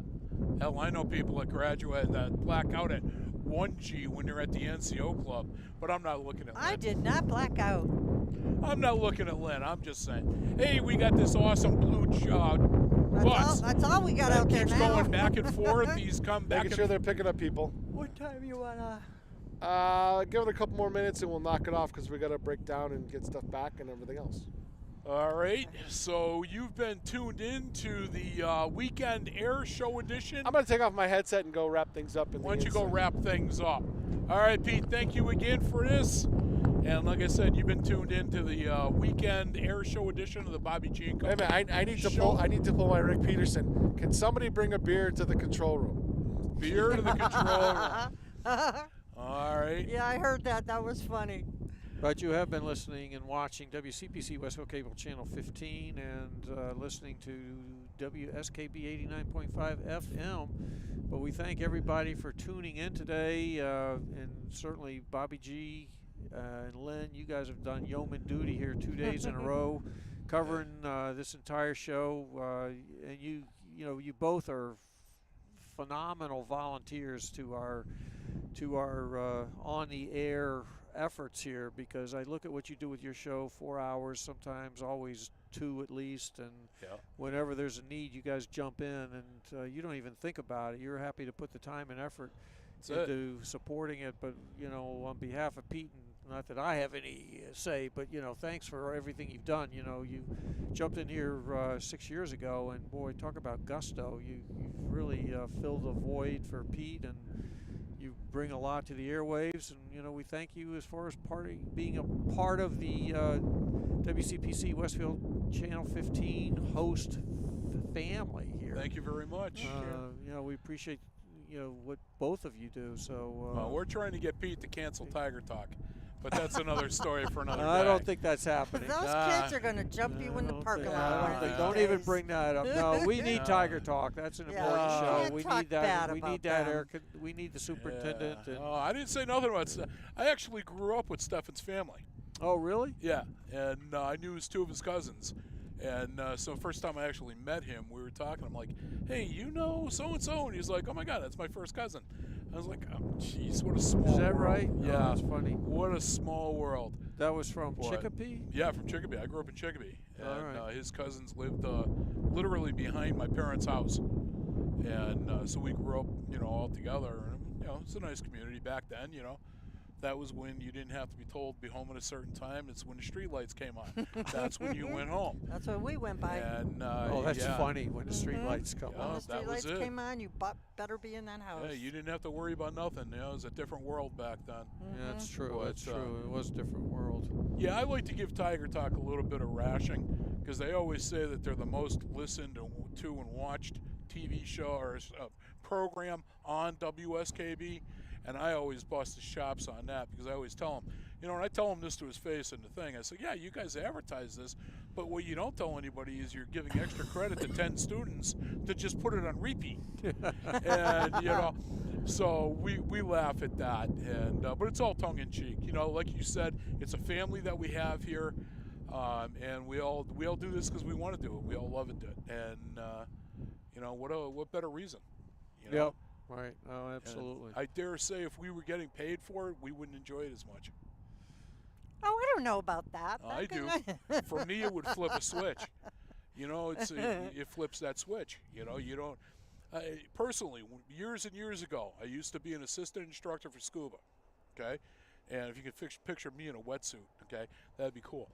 But my boss at the Johnny Pop at the dive shop, he always wanted me to take the instructor's course. And I told him, like, John, that's never going to happen. I go to the ocean every other weekend with you with students because I want to. If I take that course, I'm going to go to the ocean every other weekend still, but it's going to be because I have to. And I'm going to resent it. There's a big difference between it. And that's exactly what I'm comparing WSKB to. We come every week and do, or whenever, our show times because we want to be there. And not because we have to, but because we want to. But now if you start getting paid for that time spot, you're there because you have to. And you can build up, it's just that psychological resentment. And I'd prefer to keep it just exactly the way it is. I mean, I know for me, I can't speak for you, Harry, but I got to believe that you're as, if not more, organized with your program than I am.